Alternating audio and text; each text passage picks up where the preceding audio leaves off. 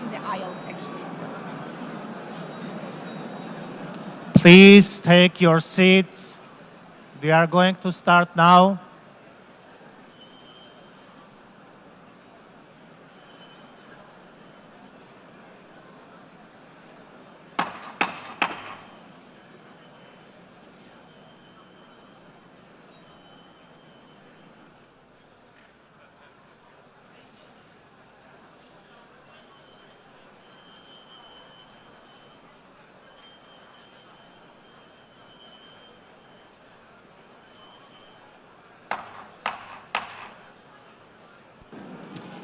Good morning.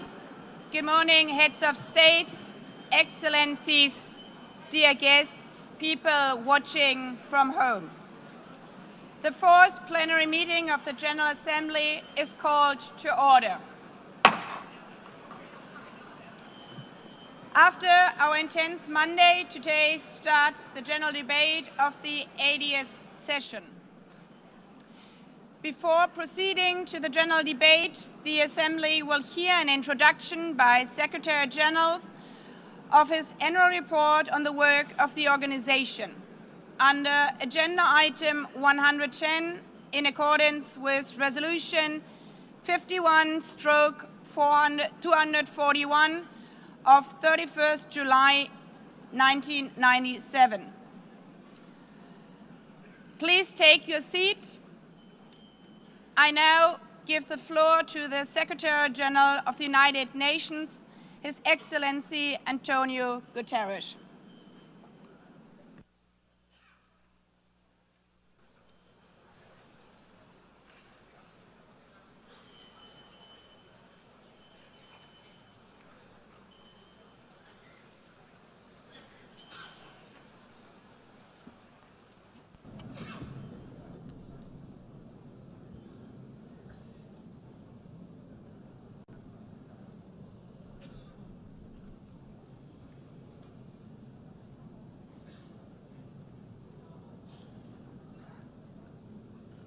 Please, could you take your seats?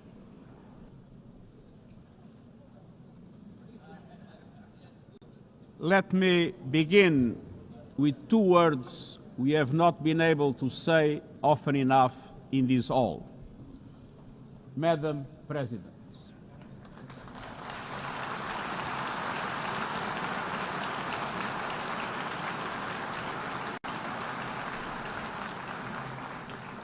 Excellencies, ladies and gentlemen, 8 years ago, in a world scorched by war, leaders made a choice: cooperation over chaos, law over lawlessness, peace over conflict.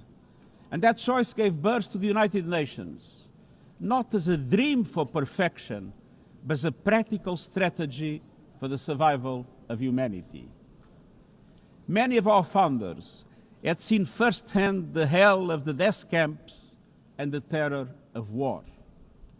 They knew that true leadership meant creating a system to prevent a replay of those horrors, a firewall against the flames of conflict and World War III, a forum for sovereign states to pursue dialogue and cooperation, and a concrete affirmation of an essential human truth: we are all in this together. And this General Assembly Hall is the heartbeat of that truth. It is why for decades, world leaders have come to this one-of-a-kind podium. It is why you are here today. Because at its best, the United Nations is more than a meeting place.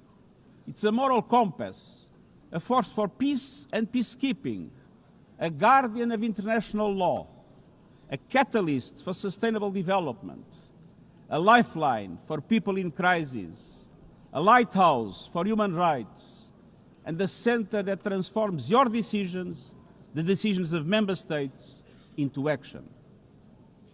80 years on, we confront again the question our founders faced, only more urgent, more intertwined, more unforgiving. What kind of world do we choose to build together? Excellencies, we have our work cut out for us, as our ability to carry out that work is being cut from us. We have entered in an age of reckless disruption and relentless human suffering. Look around. The principles of the United Nations that you have established are under siege. Listen. The pillars of peace and progress are buckling under the weight of impunity, inequality, and indifference. Sovereign nations invaded. Hunger weaponized. Truce silence. Rising smoke from bombed-out cities. Rising anger in fractured societies. Rising seas swallowing coastlines. Each one a warning. Each one a question. What kind of world will we choose? A world of raw power or a world of laws? A world that is a scramble for self-interest or a world where nations come together? A world where might makes right or a world of rights for all? Excellencies, our world is becoming increasingly multipolar, and this is positive, reflecting a more diverse, dynamic global landscape. But multipolarity without effective multilateral institutions can court chaos, as Europe has learned the hard way, resulting in World War I. It was multipolar, but there was no multilateral institutions. So let's be clear. International cooperation is not naivete. It is hard-headed pragmatism. In a world where there's leap borders, isolation is an illusion. No country can stop a pandemic alone. No army can halt rising temperatures. No algorithm can rebuild trust once it is broken. These are global stress tests of our system, our solidarity, and our resolve. I'm convinced we can pass these tests, and we must. Because people everywhere are demanding something better, and we owe them a system worthy of their trust and a future worthy of their dreams. And so we must make the choice, an active choice, to reaffirm the imperative of international law, to reassert the centrality of multilateralism, to reinforce justice and human rights, and to recommit to the principles that gave rise to our organization and to the promise contained in its first words, we the peoples.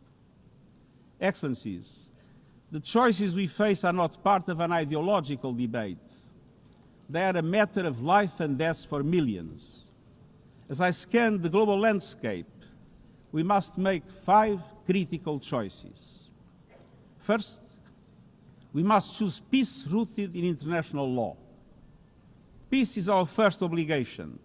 Yet today, wars rage with a barbarity we vowed never to allow. Too often, the Charter is brandished when convenient and trampled when not. But the Charter is not optional. It is our foundation. And when the foundation cracks, everything built upon fractures. Around the world, we see countries acting as if the rules don't apply to them. We see humans treated as less than human, and we must call it out. Impunity is the mother of chaos, and it has spawned some of the most atrocious conflicts of our times. In Sudan, civilians are being slaughtered, starved, and silenced. Women and girls face unspeakable violence. There is no military solution. I urge all parties, including those in this hall, end the external support that is fueling this bloodshed. Push to protect civilians, because the Sudanese people deserve peace, dignity, and hope. In Ukraine, relentless violence continues to kill civilians, destroy civilian infrastructure, and threaten global peace and security. I commend recent diplomatic efforts by the United States and others. We must work for a full ceasefire and a just, lasting peace in accordance with the Charter, UN resolutions, and international law. In Gaza, the horrors are approaching a third monstrous year. They are the result of decisions that defy basic humanity. The scale of death and destruction are beyond any other conflict in my years as Secretary General. The International Court of Justice has issued legally binding provisional measures in the case named Application of the Convention on the Prevention and Punishment of the Crime of Genocide in the Gaza Strip. Since then, a famine has been declared and the killing has intensified. The measures stipulated by the ICJ must be implemented fully and immediately.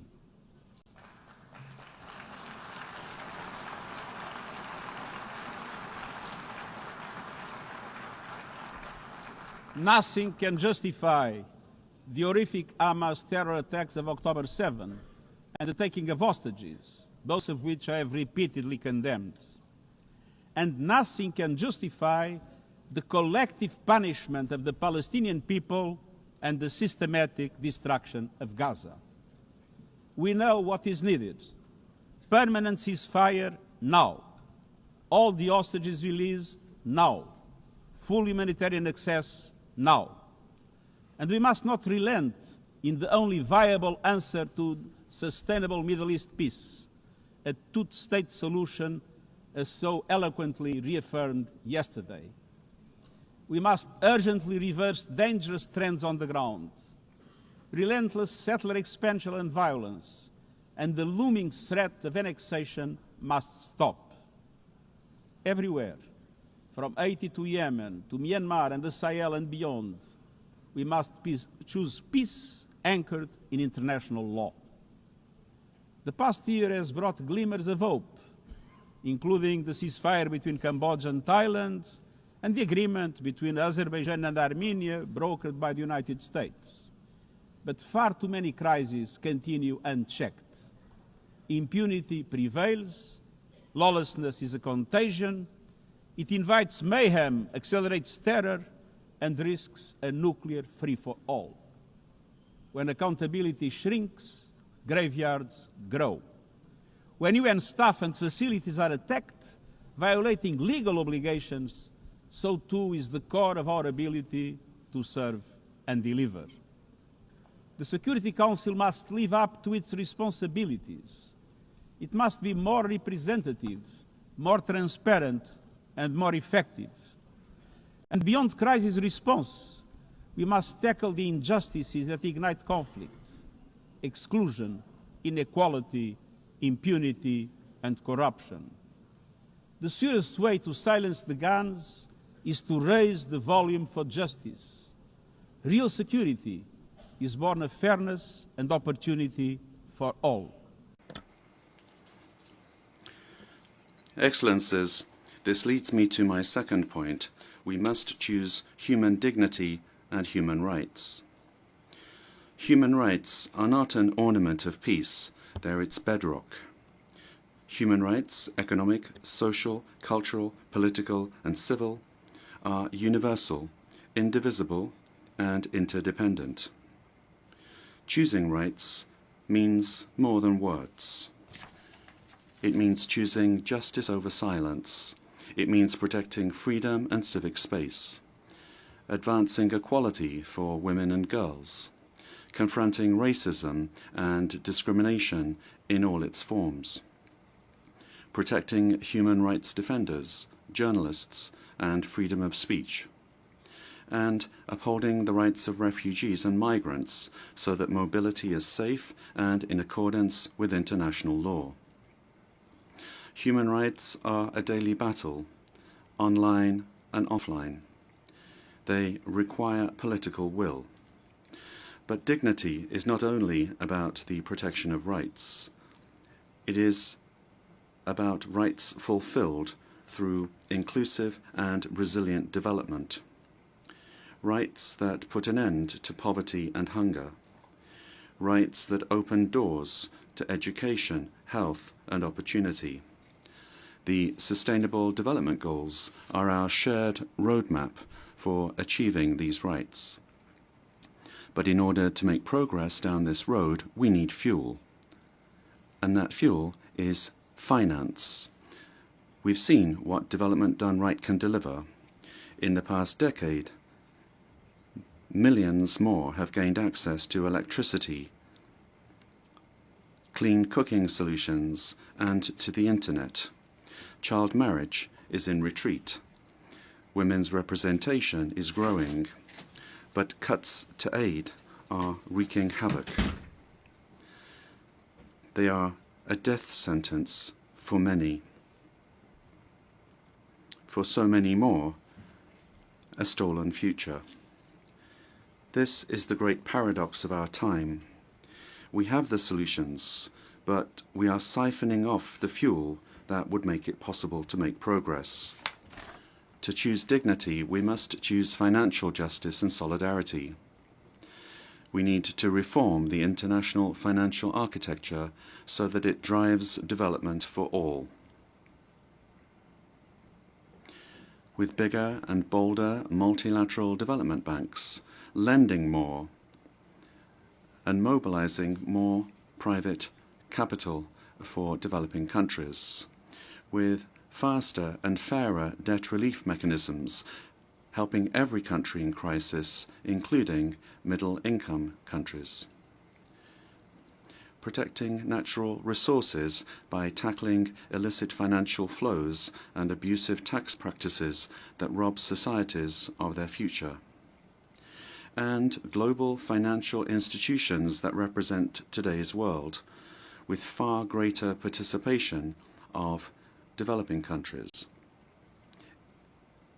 in terms of their composition and their decision-making. So let us choose a global economy that works for everyone, men and women. Let us choose human rights and dignity.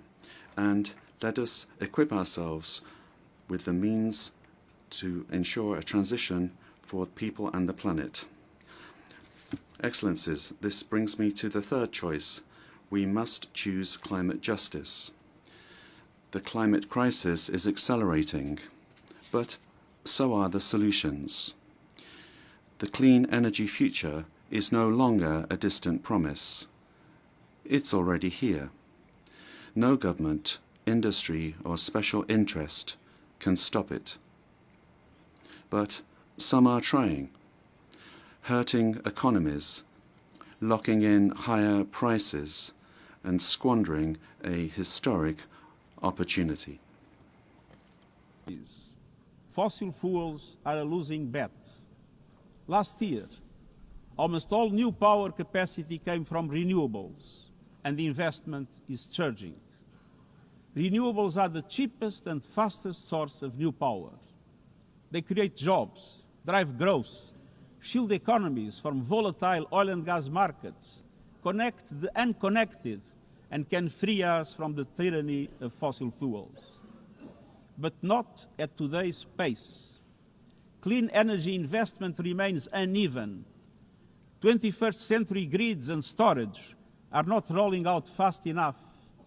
And public subsidies, taking from taxpayer money, still flow to fossil fuels over clean energy by a factor of 9 to 1. Meanwhile, emissions, temperatures, and disasters keep rising. And those least responsible suffer the most. Science says limiting global temperature rise to 1.5 degrees by the end of this century is still possible, but the window is closing. The International Court of Justice has affirmed the legal obligation of states. We must step up action and ambition, especially through strengthened national climate plans.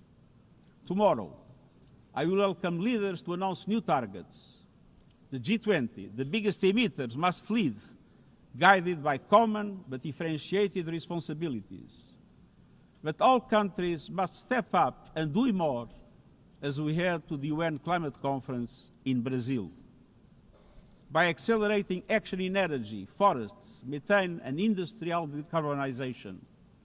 By defining a credible roadmap to mobilize 1.3 trillion US dollars annually in climate finance by 2035 for developing countries. By supporting just transitions, by doubling finance for adaptation to at least 40 billion US dollars this year, and rapidly deploying proven tools to unlock billions more in concessional finance. And by capitalizing the Loss and Damage Fund with significant contributions. All of these requires government, international financial institutions, philanthropies, civil society, and the private sector to work together, to provide fiscal space to developing countries and unlock new innovative sources of finance at scale, including solidarity levies on high-emitting sectors and debt swaps. We have the solutions and tools, but we must choose climate justice and climate action. Fourth, we must choose to put technology at the service of humanity. Artificial intelligence is rewriting human existence in real time, transforming how we learn, work, communicate, and what we can trust. And the question is not how to stop it, but how to steer it for the greater good. Technology must be our servant, not our master. It must promote human rights, human dignity, and human agency. Yet today, AI's advancement in outpacing regulation and responsibility and is concentrated in a few hands. And the risks are expanding to new frontiers, from biotech to autonomous weapons. We are witnessing the rise of tools for mass surveillance, mass social control, mass disruption, and even mass destruction. Tools that can drain energy, strain ecosystems, and intensify the race for critical minerals, potentially stoking instability and conflict. Yet, these technologies remain largely ungoverned. We need universal guardrails and common standards across platforms. No company should be above the law.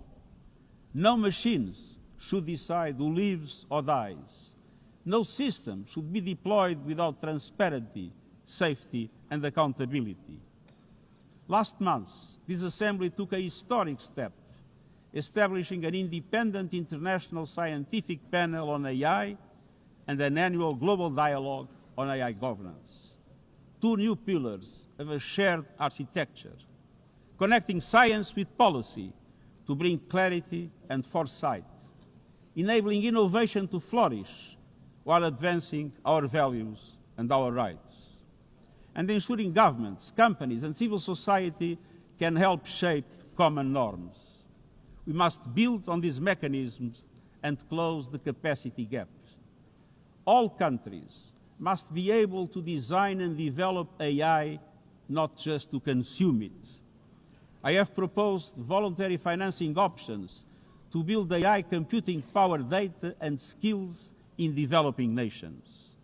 No country should be locked out of the digital future or locked into systems it cannot shape or trust. And governments must lead with vision, and companies must act with responsibility. And we, the international community, must ensure that technology lifts up humanity. So let us choose cooperation over fragmentation, ethics over expediency, and transparency over opacity. Technology will not wait for us, but we can still choose what it serves. So let us choose wisely. Fifth and finally, to meet all these goals, we must choose to strengthen the United Nations for the 21st century. The forces shaking our world are also testing the foundations of the United Nations system.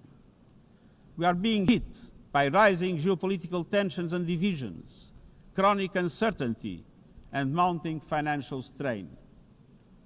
But those who depend on the United Nations must not be made to bear the cost, especially now, when for every dollar invested to support our core work to build peace, the world spends $750 on weapons of war. This is not only unsustainable, it is indefensible. In this moment of crisis, the United Nations has never been more essential. The world needs our unique legitimacy, our convening power, our vision to unite nations, to bridge divides and confront the challenges before us. The Pact for the Future has shown your determination to build a United Nations that is stronger, more inclusive, and more effective.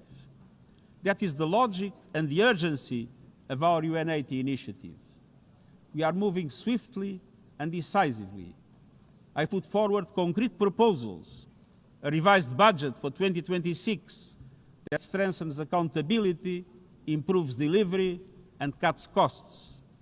Practical reforms to implement mandates more effectively and efficiently with greater impact.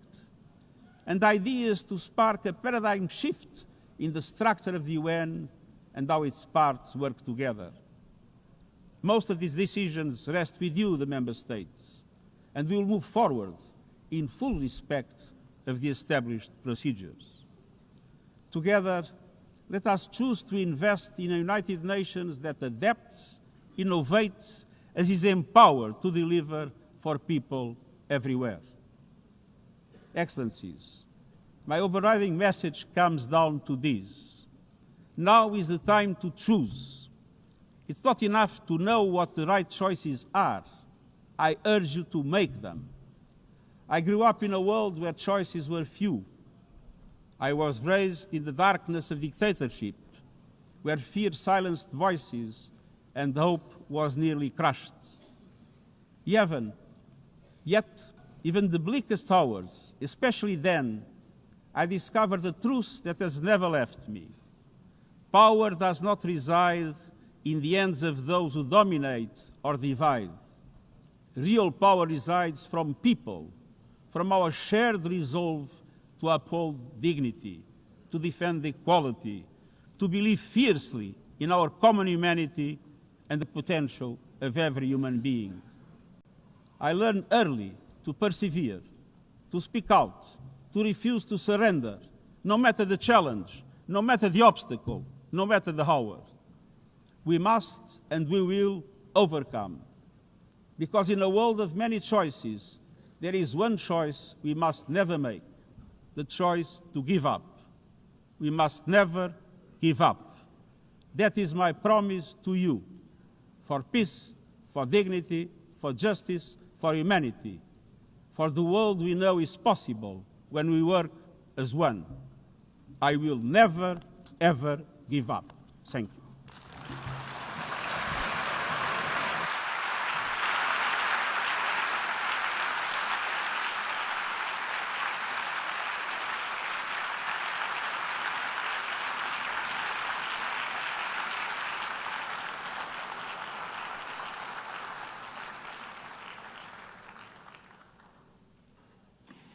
I thank the Secretary General.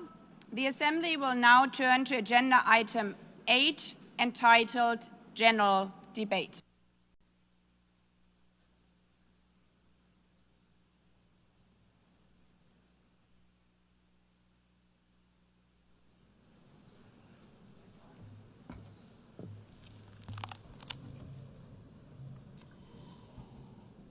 "80 years. Longer than the average human life. This anniversary of the United Nations should have been a moment of celebration. But this is not an ordinary year. Just look at the state of our world, as the Secretary General described. Thousands of orphans in Gaza are wandering around the rubble, eating sand, drinking contaminated water. 90-year-old women in Ukraine are hiding from drones, trapped in their homes instead of living their final years in peace. Children in Haiti, too afraid to walk to school, afraid they might be gunned down by gangs like their friends.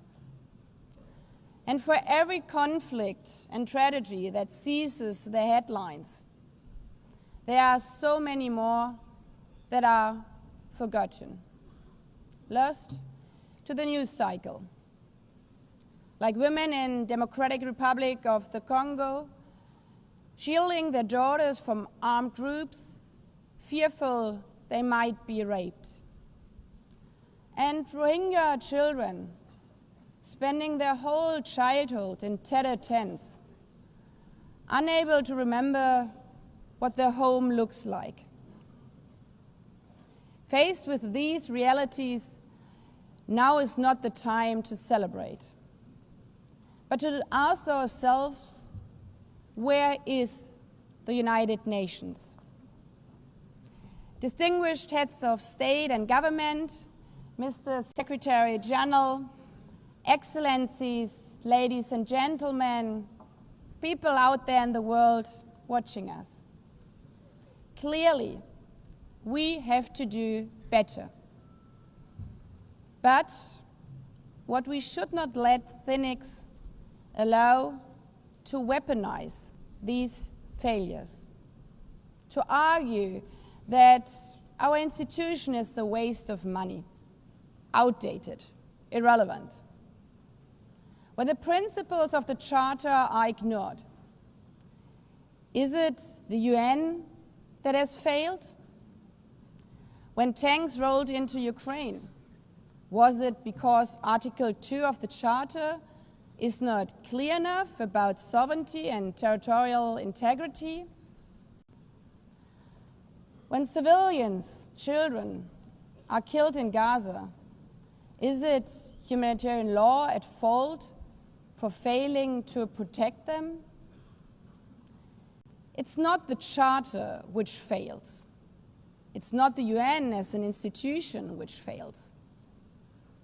The Charter, our Charter, is only as strong as member states' willingness to uphold it, and their willingness to hold to account those who violate it. Excellencies, yes, our world is in pain. Yes, we have failures. But imagine how much worse would it be without the United Nations? Would a single person be better off without it? Without UNICEF, 26 million children would not have received an education.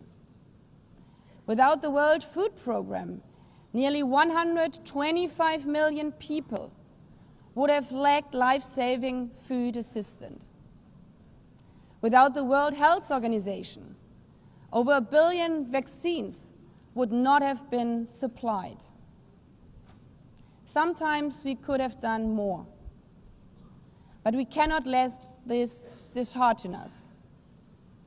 If we stop doing the right thing, evil would prevail. This 80th session is not about big celebrations. It's about finding the resolve not to give up, the resolve to be better together, just as our predecessors did 8 decades ago. This institution was born in a world on fire and desperate for reprieve. 750 million, nearly a third of humanity back then, still under colonial rule. 2 world wars in a generation, 70 million dead. The horrors of the Holocaust revealed to our collective shame. This was a generation that knew almost nothing but suffering and despair. The signing of the Charter in 1945 gave hope to millions, gave us a North Star that guided our path from the ashes of war, helped guide nations from colonial rule into independent states, helped end apartheid. Across the decades, the United Nations has been a compass pointing toward peace, humanity, and justice. We have not always succeeded, but the story of this institution is not a story of easy victories. It's a story of falling and rising, of pulling ourselves and each other back up and trying harder. We gather here for the 80th time, not for empty celebration, not out of ritual, not to hear our own voices. We gather to prove that this institution matters, and that through this institution, every nation represented here, no matter how big or small, can summon again the strength and unity first shown in San Francisco 80 years ago. The courage and resolve of world leaders, who even while some called them back then naive, believed they could build a better world from the wreckage of the old. They showed then what true leadership is. It's not about imposing your will or putting others down. True leadership is about lifting others up, not out of altruism, but for our mutual benefit, and even out of our self-interest. Because as our founders and every architect of peace since then has understood, helping others is what makes ultimately our own countries stronger.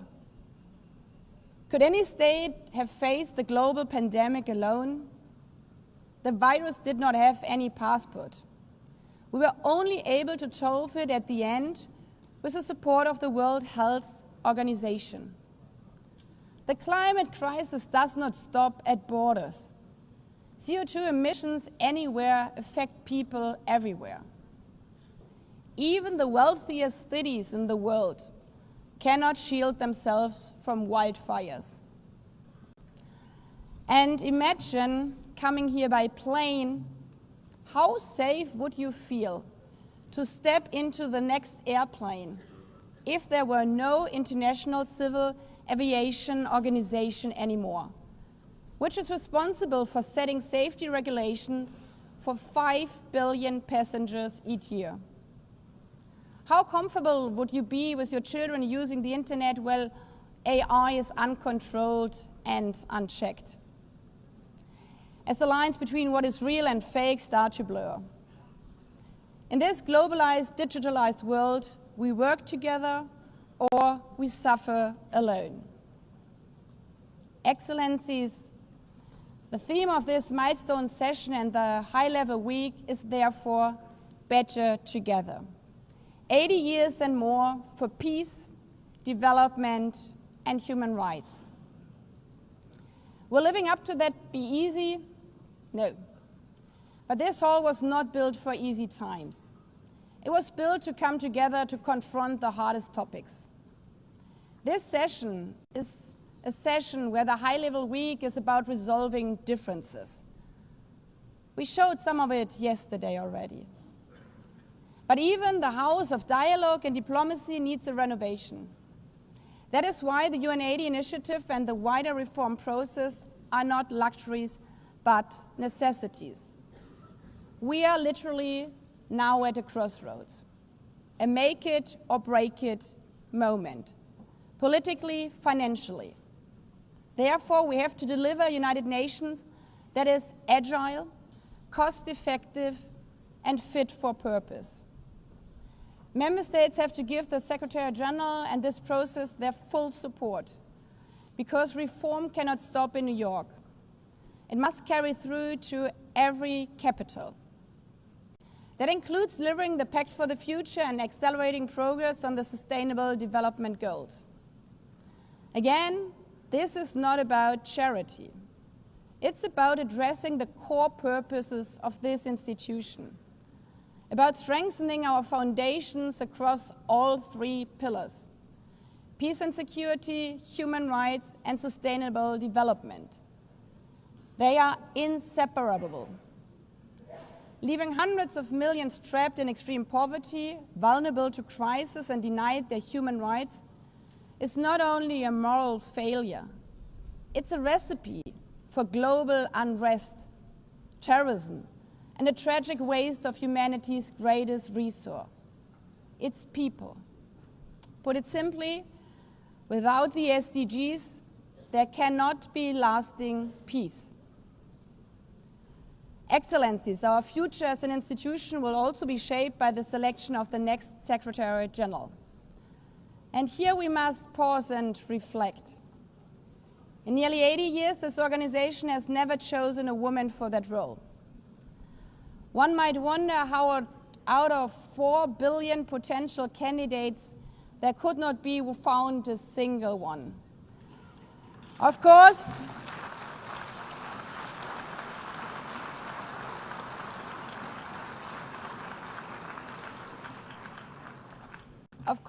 the choice rests with member states. But those of you having been there yesterday celebrating Beijing, one strong female leader after the other from all our continents. Like 80 years ago, we are standing at a crossroads.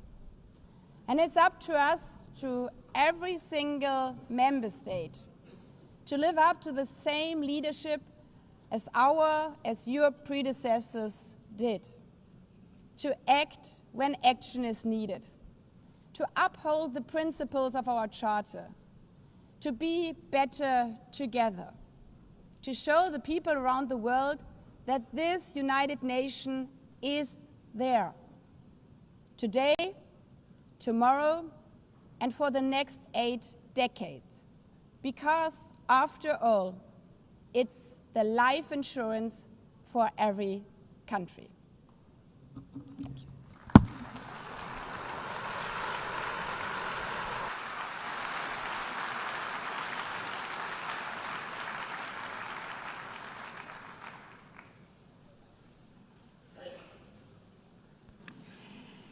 Before giving the floor to the first speaker for this morning, I would like to remind member states that the list of speakers for the general debate has been established on the agreed basis that statements should be no longer than 15 minutes to enable all the speakers to be heard at a given meeting.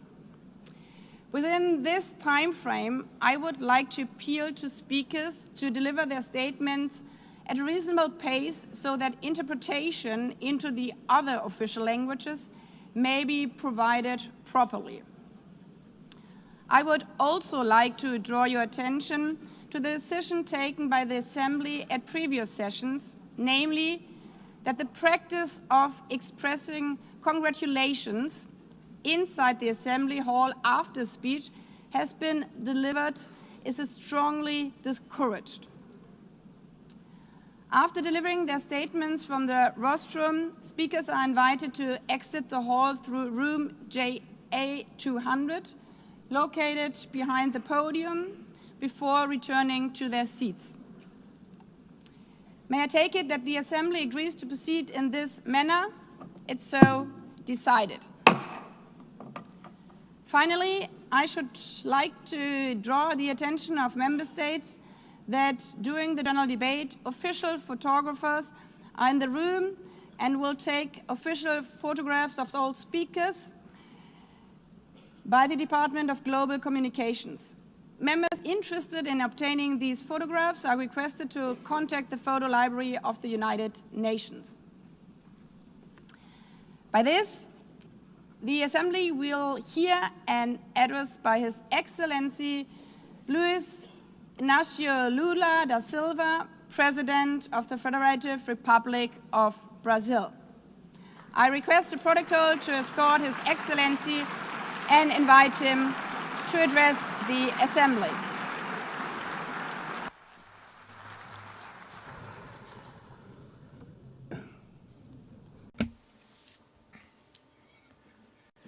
Madam President of the General Assembly, Annalena Baerbock, Mr. Secretary General Antonio Guterres, dear heads of state and government, and representatives of the member states gathered here. This should be a time to celebrate the United Nations.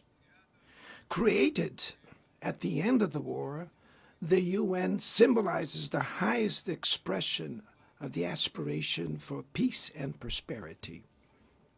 Today, however, the ideals that inspired its founders in San Francisco are under threat as never before in their history.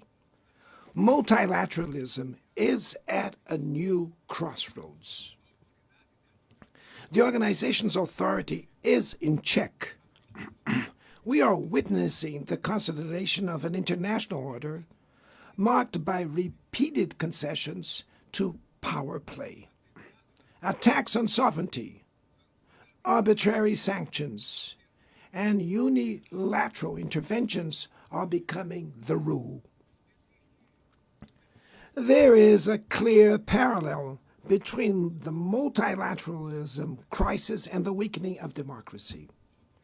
Authoritarianism is strengthened when we fail to act in the face of arbitrary acts, when the international society falters in defending peace, sovereignty, and the rule of law. The consequences are tragic. Throughout the world, anti-democratic forces are trying to subjugate institutions and stifle freedoms. They worship violence, praise ignorance, act as physical and digital militias, and restrict the press. Even under an unprecedented attack, Brazil chose to resist and defend its democracy, regained 40 years ago by its people after 2 decades of dictatorial governments. There is no justification for unilateral and arbitrary measures against our institutions and our economy. The aggression against the independence of the judiciary branch of power is unacceptable. This interference in domestic affairs is aided by a subservient far right who is nostalgic of past hegemonies. False patriots plan and publicly promote actions against Brazil. Peace cannot be achieved with impunity. A few days ago, and for the first time in 525 years of our history, a former head of state was convicted of attacking the democratic rule of law. He was investigated, indicted, trialed, and held accountable for his actions in a meticulous process. He has the right to defend himself was secured, a prerogative that dictatorships deny to their victims. Before the eyes of the world, Brazil sent a message to all aspiring autocrats and those who support them. Our democracy, our sovereignty are non-negotiable.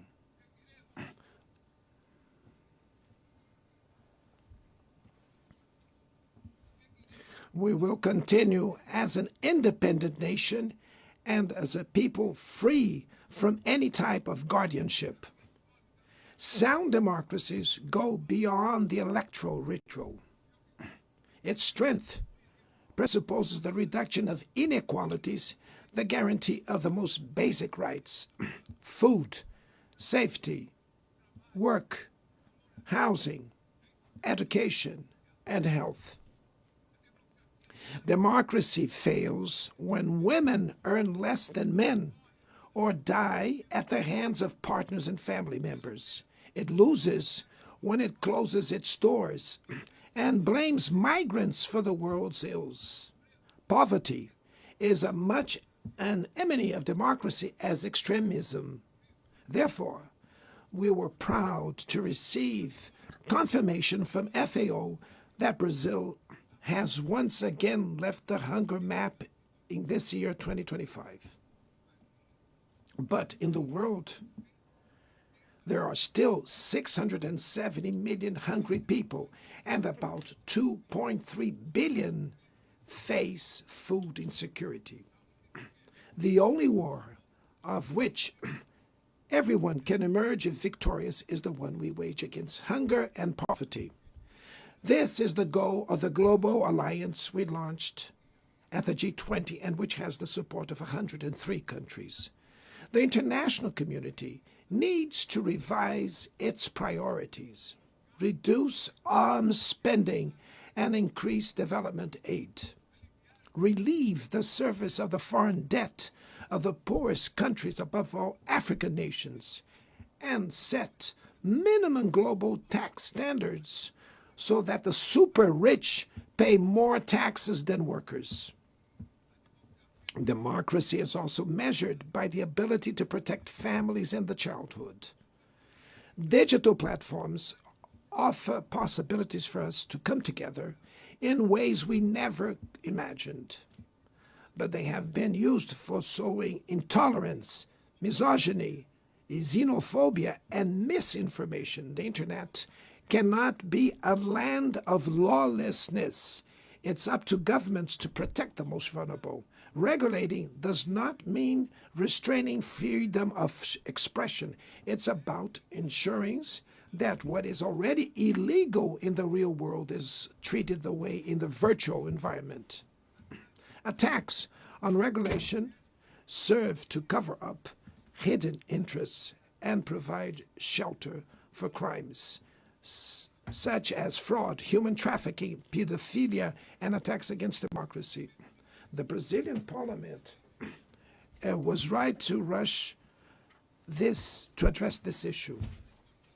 Last week, I proudly enacted one of the world's most advanced laws for the protection of children and adolescents in the digital environment.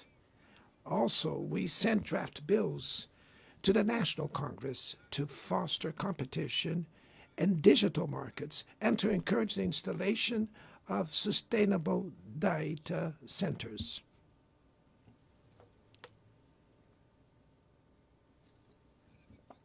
To mitigate the risks of artificial intelligence, we are committed to building multilateral governance in line with the Global Digital Compact that was approved in this plenary last year.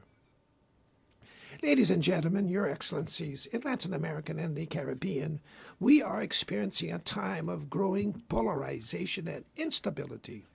Maintaining the region as a zone of peace is and was our priority. We are a continent free of weapons of mass destruction, without ethnic or religious conflicts. The comparison between crime and terrorism is worrying.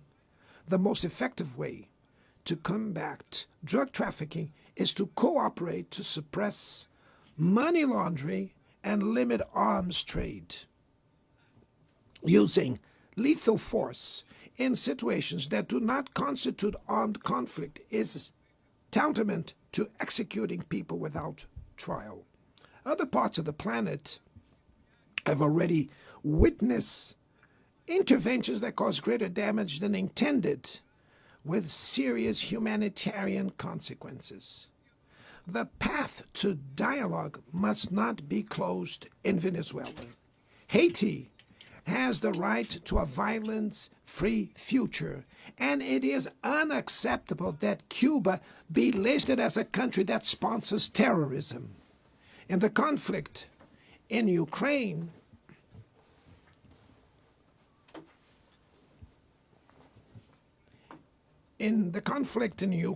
we all already know that there will be no military solution. The recent meeting in Alaska raised hopes for a negotiated way out.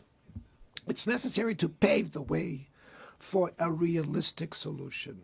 This implies taking into account the legitimate security concerns of all parties. The African Initiative and the Friends for Peace group created by China and Brazil can help promote dialogue and a diplomatic solution. No situation is more emblematic of the disproportionate and illegal use of force than the one occurring in Palestine. The terrorist attacks perpetrated by Hamas are indefensible from any angle, but nothing, absolutely nothing, justifies the ongoing genocide in Gaza.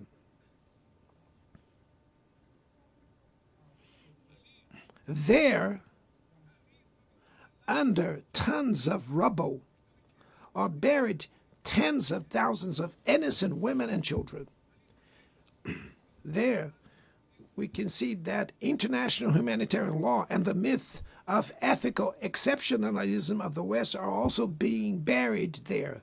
This massacre would not have happened without the complicity of those who could have prevented it. In Gaza, hunger is used as a weapon of war, and the forced displacement of populations goes on unpunished. I express my admirations to the Jews who, inside and outside Israel, oppose this collective punishment. The Palestinian people are at risk of disappearing.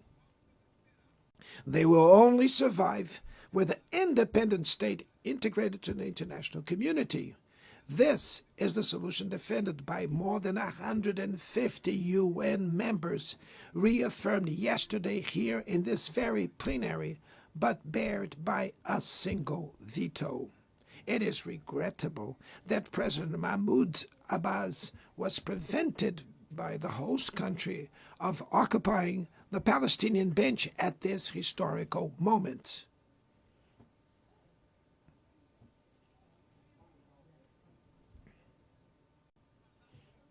The spread of this conflict to Lebanon, Syria, Iran, Qatar is fueling an unprecedented arms build-up.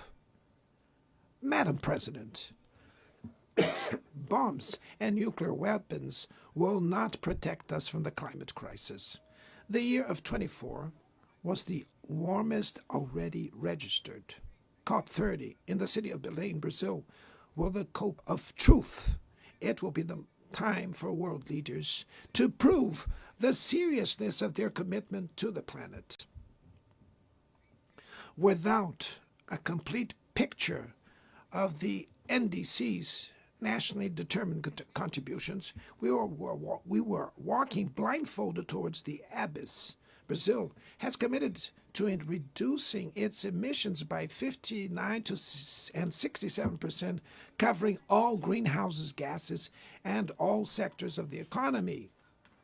Developing nations face climate change while grappling with other challenges.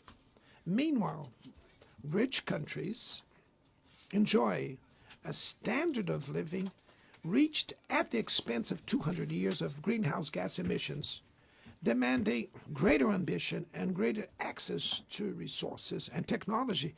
It's not a matter of charity, but of justice. The race for critical minerals essential for energy transition cannot reproduce the predatory and asymmetrical logic that has characterized recent centuries. In Belém City, the world will learn about the reality of the Amazon. Brazil has already reduced deforestation by half in the region in the last 2 years. Eradicating it requires ensuring decent living conditions for its millions of inhabitants. Promoting sustainable development is the objective of the Tropical Forest Forever facility, which Brazil intends to launch to compensate countries that keep their forests standing. But the time has come to move from the negotiation phase to the implementation stage. The world owes a lot to the regime created by the Climate Convention. Climate change needs to be brought to the heart of the UN so that it gets the attention it deserves. A council linked to the General Assembly with the power and legitimacy to monitor commitments provide coherence to climate action. This is a fundamental step towards a broader reform of the organization, which would also include an expanded Security Council in the 2 member categories. Few areas have worsened as much as the multilateral trading system.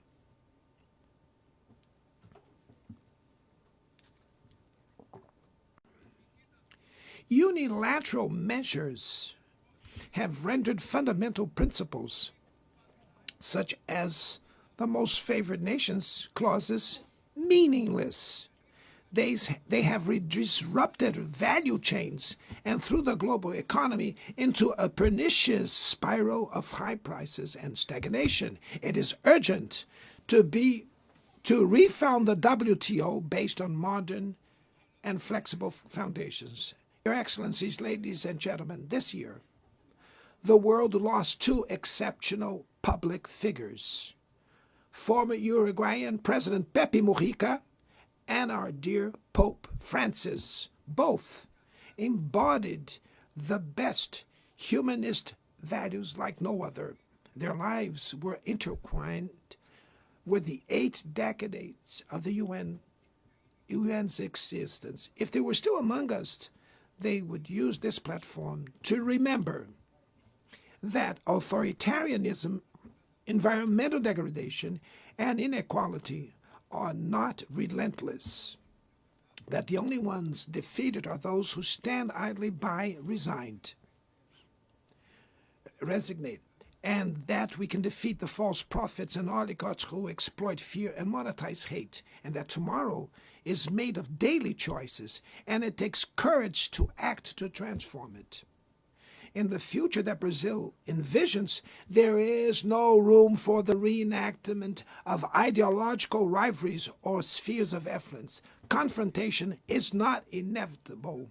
We need leaders with clear visions who understand that the international order is not a zero-sum game. The 21st century will be increasingly multipolar. For it to remain peaceful, it cannot fall to multilateral. Brazil is giving increasing importance to the European Union, the African Union, ASEAN, CELAC, BRICS, and the G20. The voice of the Global South must be heard. The UN has today almost 4 times more members than the 51 who were at its foundation. Our historic mission is to make it once again a barrier of hope and a promoter of equality, peace, sustainable development, diversity, and tolerance. May God bless us all. And thank you very much.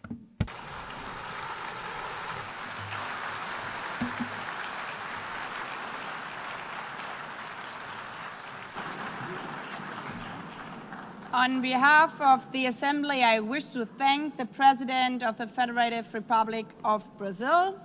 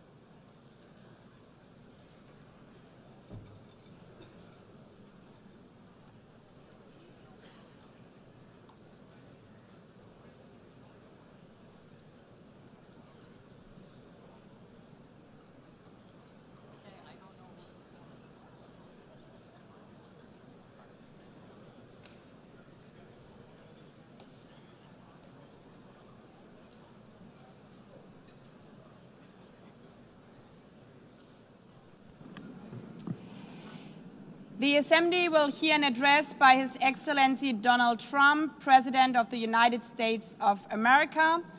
I request protocol to escort His Excellency and invite him to address the Assembly.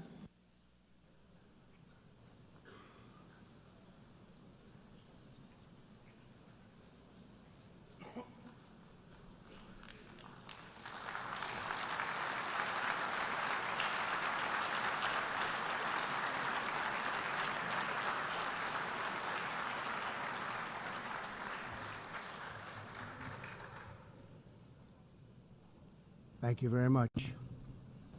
Very much appreciated.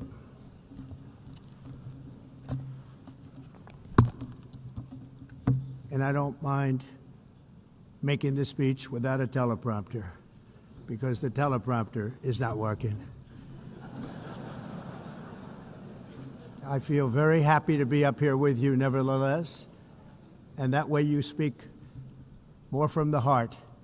I can only say that whoever's operating this teleprompter is in big trouble.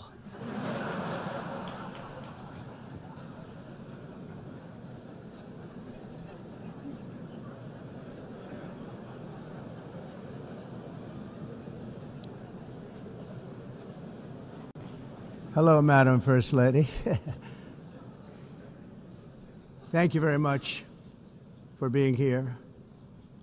And Madam President, Mr. Secretary General, First Lady of the United States, distinguished delegates, ambassadors, and world leaders. 6 years have passed since I last stood in this grand hall and addressed a world that was prosperous and at peace in my first term. Since that day, the guns of war have shattered the peace I forged on 2 continents. An era of calm and stability gave way to one of the great crises of our time. And here in the United States, 4 years of weakness, lawlessness, and radicalism under the last administration delivered our nation into a repeated set of disasters. 1 year ago, our country was in deep trouble, but today, just 8 months into my administration, we are the hottest country anywhere in the world, and there is no other country even close. America is blessed with the strongest economy, the strongest borders, the strongest military, the strongest friendships, and the strongest spirit of any nation on the face of the earth. This is indeed the golden age of America. We are rapidly reversing the economic calamity we inherited from the previous administration, including ruinous price increases and record-setting inflation like we've never had before. Under my leadership, energy costs are down, gasoline prices are down, grocery prices are down, mortgage rates are down, and inflation has been defeated. The only thing that's up is the stock market, which just hit a record high. In fact, it hit a record high 48 times in the last short period of time. Growth is surging, manufacturing is booming. The stock market, as I said, is doing better than it's ever done. And all of you in this room benefit by that, almost everybody. And importantly, workers' wages are rising at the fastest pace in more than 60 years. And that's what it's all about, isn't it? In 4 years of President Biden, we had less than $1 trillion of new investment into the United States. In just 8 months since I took office, we have secured commitments and money already paid for $17 trillion. Think of it, 4 years, less than $1 trillion, 8 months, much more than $17 trillion is being invested in the United States, and it's now pouring in from all parts of the world. We've implemented the largest tax cuts in American history and the largest regulation cuts in American history, making this once and again the best country on earth to do business. And many of the people in this room are investing in America, and it's turned out to be an awfully good investment during this 8-month period. In my first term, I built the greatest economy in the history of the world. We had the best economy ever, history of the world. And I'm doing the same thing again, but this time it's actually much bigger and even better. The numbers far surpass my record-setting first term. On our southern border, we have successfully repelled a colossal invasion. And for the last 4 months, and that's 4 months in a row, the number of illegal aliens admitted and entering our country has been 0. Hard to believe, because if you look back just a year ago, it was millions and millions of people pouring in from all over the world, from prisons, from mental institutions, drug dealers, All over the world they came. They just poured into our country with the ridiculous open border policy of the Biden administration. Our message is very simple. If you come illegally into the United States, you're going to jail, or you're going back to where you came from, or perhaps even further than that. You know what that means. I want to thank the country of El Salvador for the successful and professional job they've done in receiving and jailing so many criminals that entered our country. And it was under the previous administration that the number became record-setting, and they're all being taken out. We have no choice. And other countries have no choice because other countries are in the exact same situation with immigration. It's destroying your country, and you have to do something about it. On the world stage, America is respected again like it has never been respected before. You think about 2 years ago, 3 years ago, 4 years ago, or 1 year ago, we were a laughingstock all over the world. At the NATO summit in June, virtually all NATO members formally committed to increase defense spending at my request from 2% to 5% of GDP, making our alliance far stronger and more powerful than it was ever before. In May, I traveled to the Middle East to visit my friends and rebuild our partnerships in the Gulf and those valued relationships with Saudi Arabia, Qatar, and the UAE and other countries are now, I believe, closer than ever before. My administration has negotiated one historic trade deal after another, including with the United Kingdom, the European Union, Japan, South Korea, Vietnam, Indonesia, the Philippines, Malaysia, and many, many others. Likewise, in a period of just 7 months, I have ended 7 unendable wars. They said they were unendable. You're never going to get them solved. Some were going for 31 years, 2 of them, 31, think of it, 31 years. One was 36 years. One was 28 years. I ended 7 wars. And in all cases, they were raging with countless thousands of people being killed. This includes Cambodia and Thailand, Kosovo and Serbia, the Congo and Rwanda, a vicious, violent war that was, Pakistan and India, Israel and Iran, Egypt and Ethiopia, and Armenia and Azerbaijan. It included all of them. No president or prime minister, and for that matter, no other country has ever done anything close to that. And I did it in just 7 months. It's never happened before. There's never been anything like that. I'm very honored to have done it. It's too bad that I had to do these things instead of the United Nations doing them.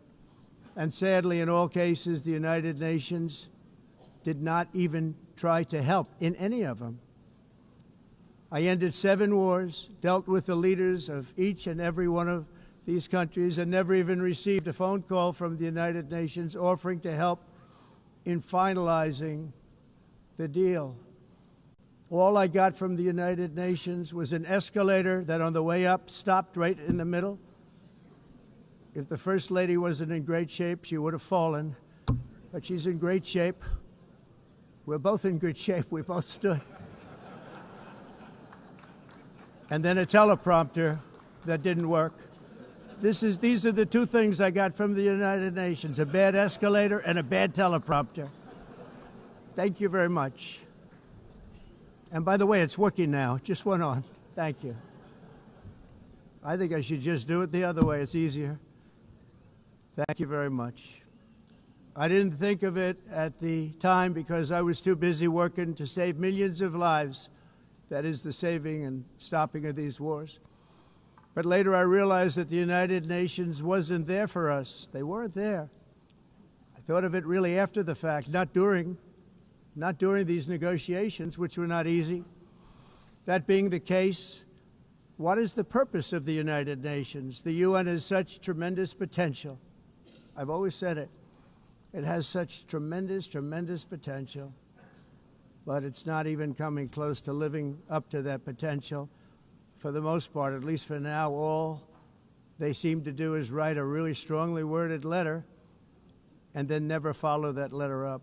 It's empty words, and empty words don't solve war. The only thing that solves war and wars is action.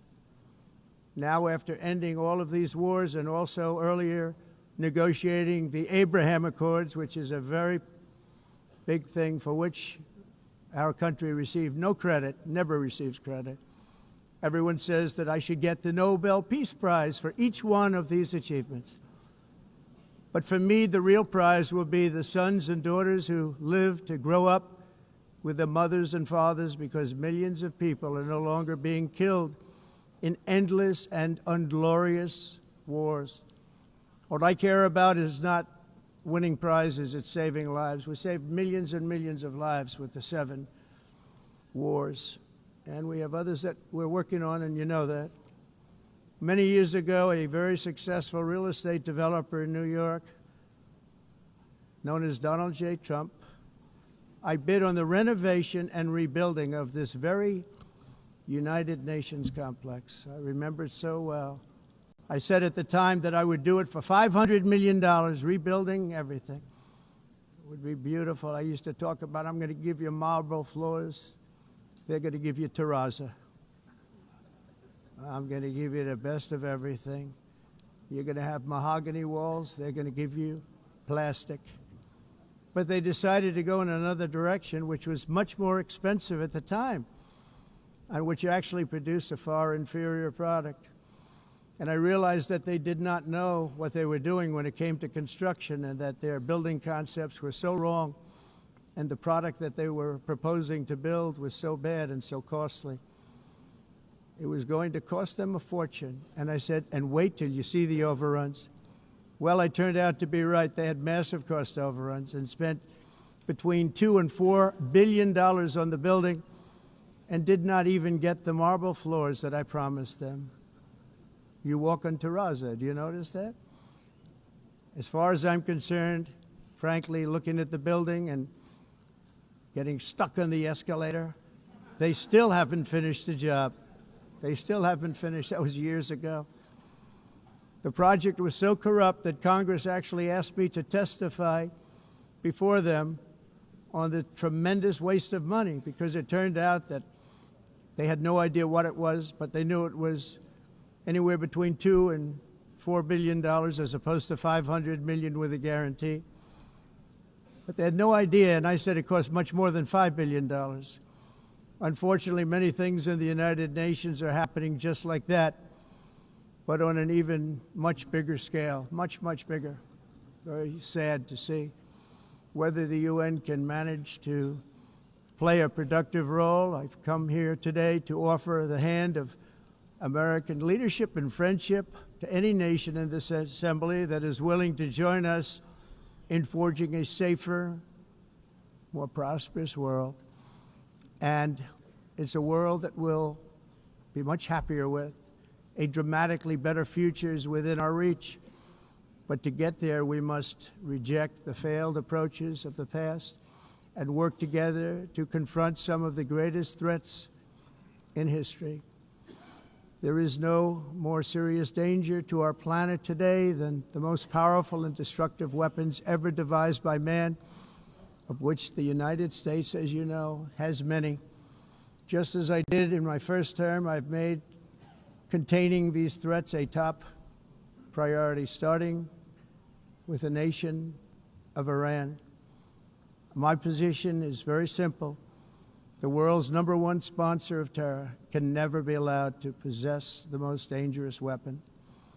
That's why shortly after taking office, I sent the so-called Supreme Leader a letter making a generous offer. I extended a pledge of full cooperation in exchange for a suspension of Iran's nuclear program. The regime's answer was to continue their constant threats to their neighbors and U.S. interests throughout the region, and some great countries that are right nearby. Today, many of Iran's former military commanders, in fact, I can say almost all of them, are no longer with us. They're dead. And 3 months ago, in Operation Midnight Hammer, 7 American B-2 bombers dropped the 14 30,000-pound each bombs on Iran's key nuclear facilities, totally obliterating everything. No other country on earth could have done what we did. No other country has the equipment to do what we did. We have the greatest weapons on earth. We hate to use them. But we did something that for 22 years people wanted to do. With Iran's nuclear enrichment capacity demolished, I immediately brokered an end to the 12-day war, as it's called, between Israel and Iran, with both sides agreeing to fight no longer. As everyone knows, I have also been deeply engaged in seeking a ceasefire in Gaza. Have to get that done. Have to get it done. Unfortunately, Hamas has repeatedly rejected reasonable offers to make peace. We can't forget October 7th, can we? Now, as if to encourage continued conflict, some of this body is seeking to unilaterally recognize a Palestinian state. The rewards would be too great for Hamas terrorists for their atrocities. This would be a reward for these horrible atrocities, including October 7th, even while they refuse to release the hostages or accept a ceasefire. Instead of giving to Hamas and giving so much, because they've taken so much, they have taken so much. This could have been solved so long ago. But instead of giving in to Hamas's ransom demands, those who want peace should be united with one message: release the hostages now. Just release the hostages now. Thank you.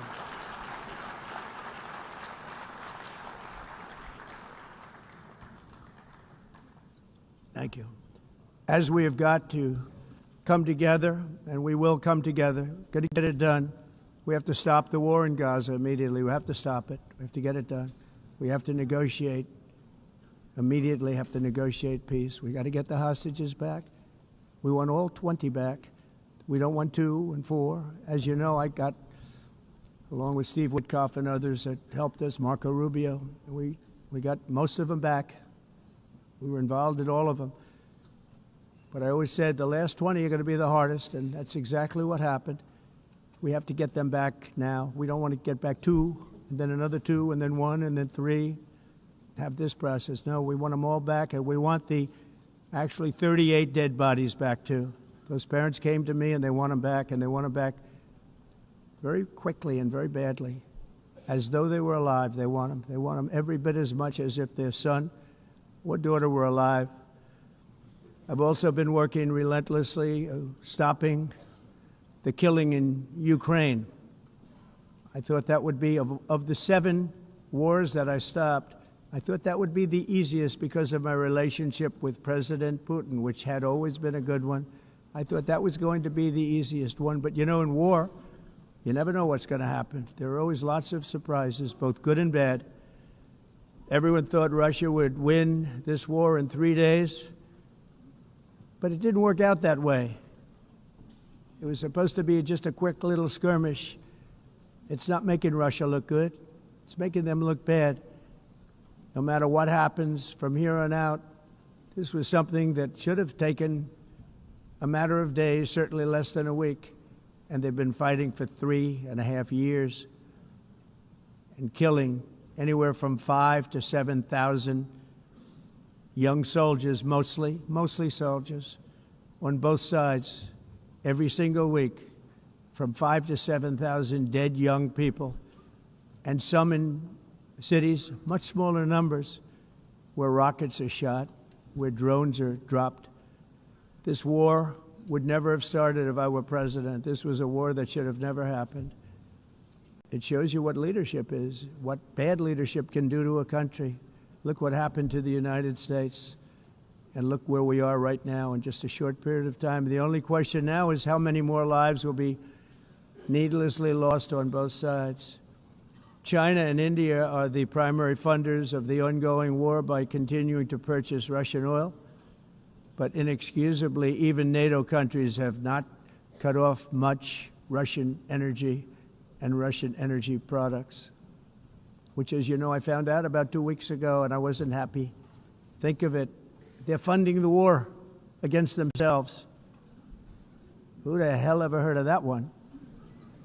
In the event that Russia is not ready to make a deal to end the war, then the United States is fully prepared to impose a very strong round of powerful tariffs, which would stop the bloodshed, I believe, very quickly. But for those tariffs to be effective, European nations, all of you are gathered here right now, would have to join us in adopting the exact same measures. I mean, you're much closer to this. We have an ocean in between. You're right there. And Europe has to step it up. They can't be doing what they're doing. They're buying oil and gas from Russia while they're fighting Russia.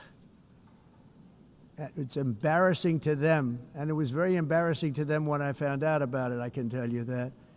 But they have to immediately cease all energy purchases from Russia. Otherwise, we're all wasting a lot of time.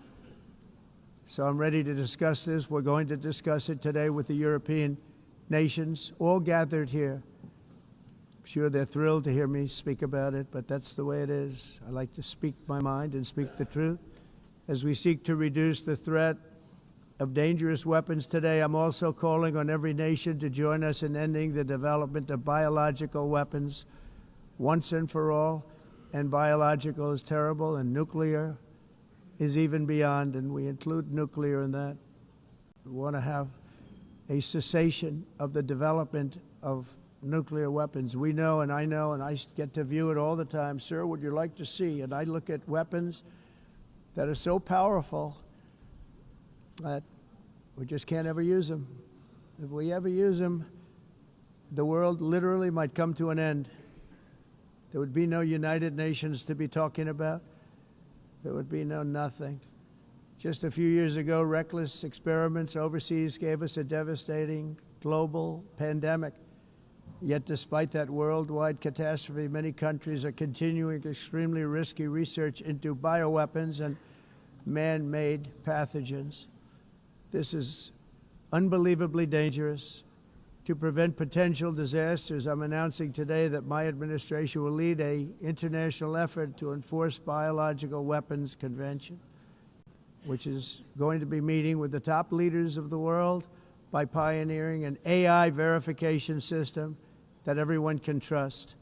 Hopefully the UN can play a constructive role, and it will also be one of the early projects under AI. Let's see how good it is, because a lot of people are saying it could be one of the great things ever, but it also can be dangerous, but it can be put to tremendous use and tremendous good, and this would be an example of that.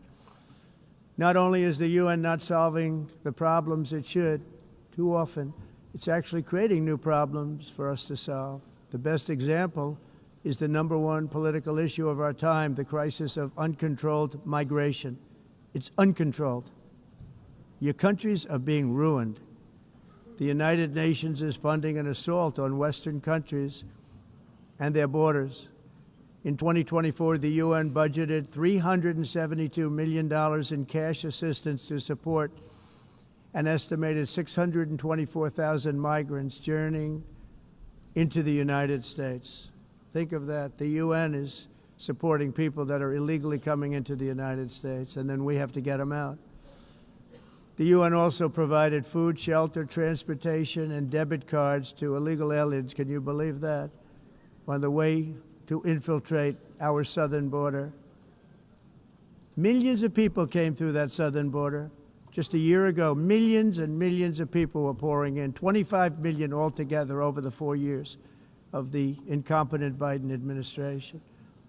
And now we have it stopped, totally stopped. In fact, they're not even coming anymore because they know they can't get through.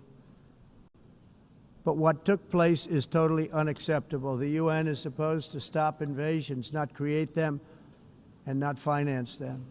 In the United States, we reject the idea that mass numbers of people from foreign lands can be permitted to travel halfway around the world, trample our borders, violate our sovereignty, cause unmitigated crime, and deplete our social safety net.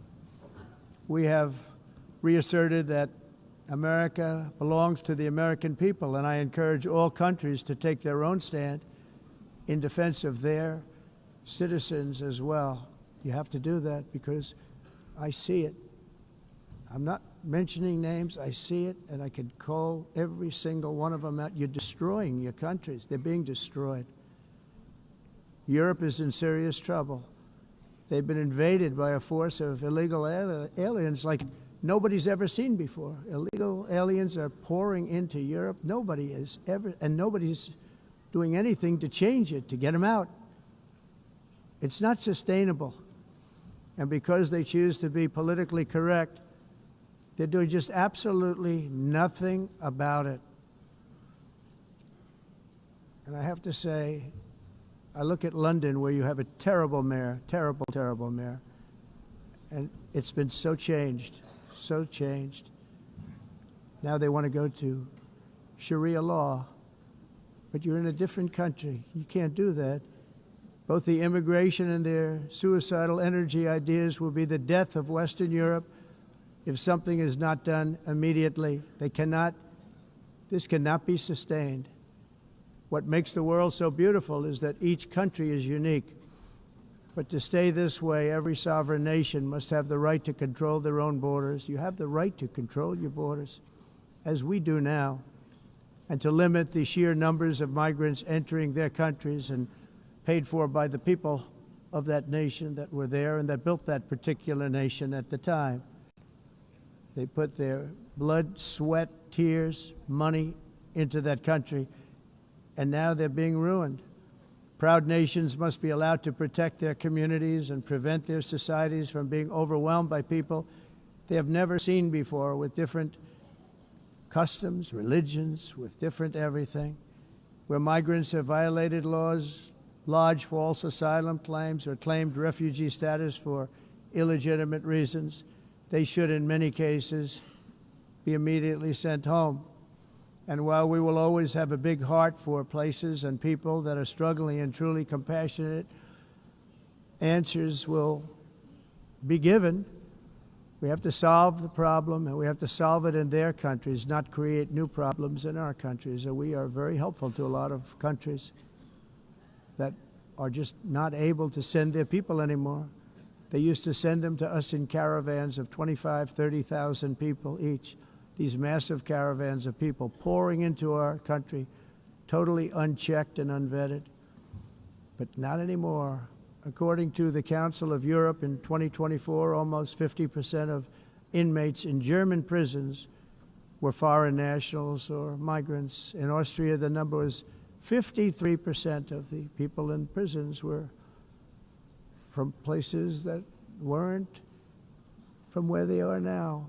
In Greece, the number was 54%, and in Switzerland, beautiful Switzerland, 72% of the people in prisons are from outside of Switzerland. When your prisons are filled with so-called asylum seekers who repaid kindness, and that's what they did, they repaid kindness with crime. It's time to end the failed experiment of open borders. You have to end it now. See, I can tell you. I'm really good at this stuff. Your countries are going to hell. In America, we've taken bold action to swiftly shut down uncontrolled migration. Once we started detaining and deporting everyone who crossed the border and removing illegal aliens from the United States, they simply stopped coming. They're not coming anymore. We're getting a lot of credit, but they're not coming anymore. This was a humanitarian act for all involved because on the trips up, thousands of people a week were dying. Women were being raped. Nobody's ever seen anything like it. Raped, horribly beaten, raped.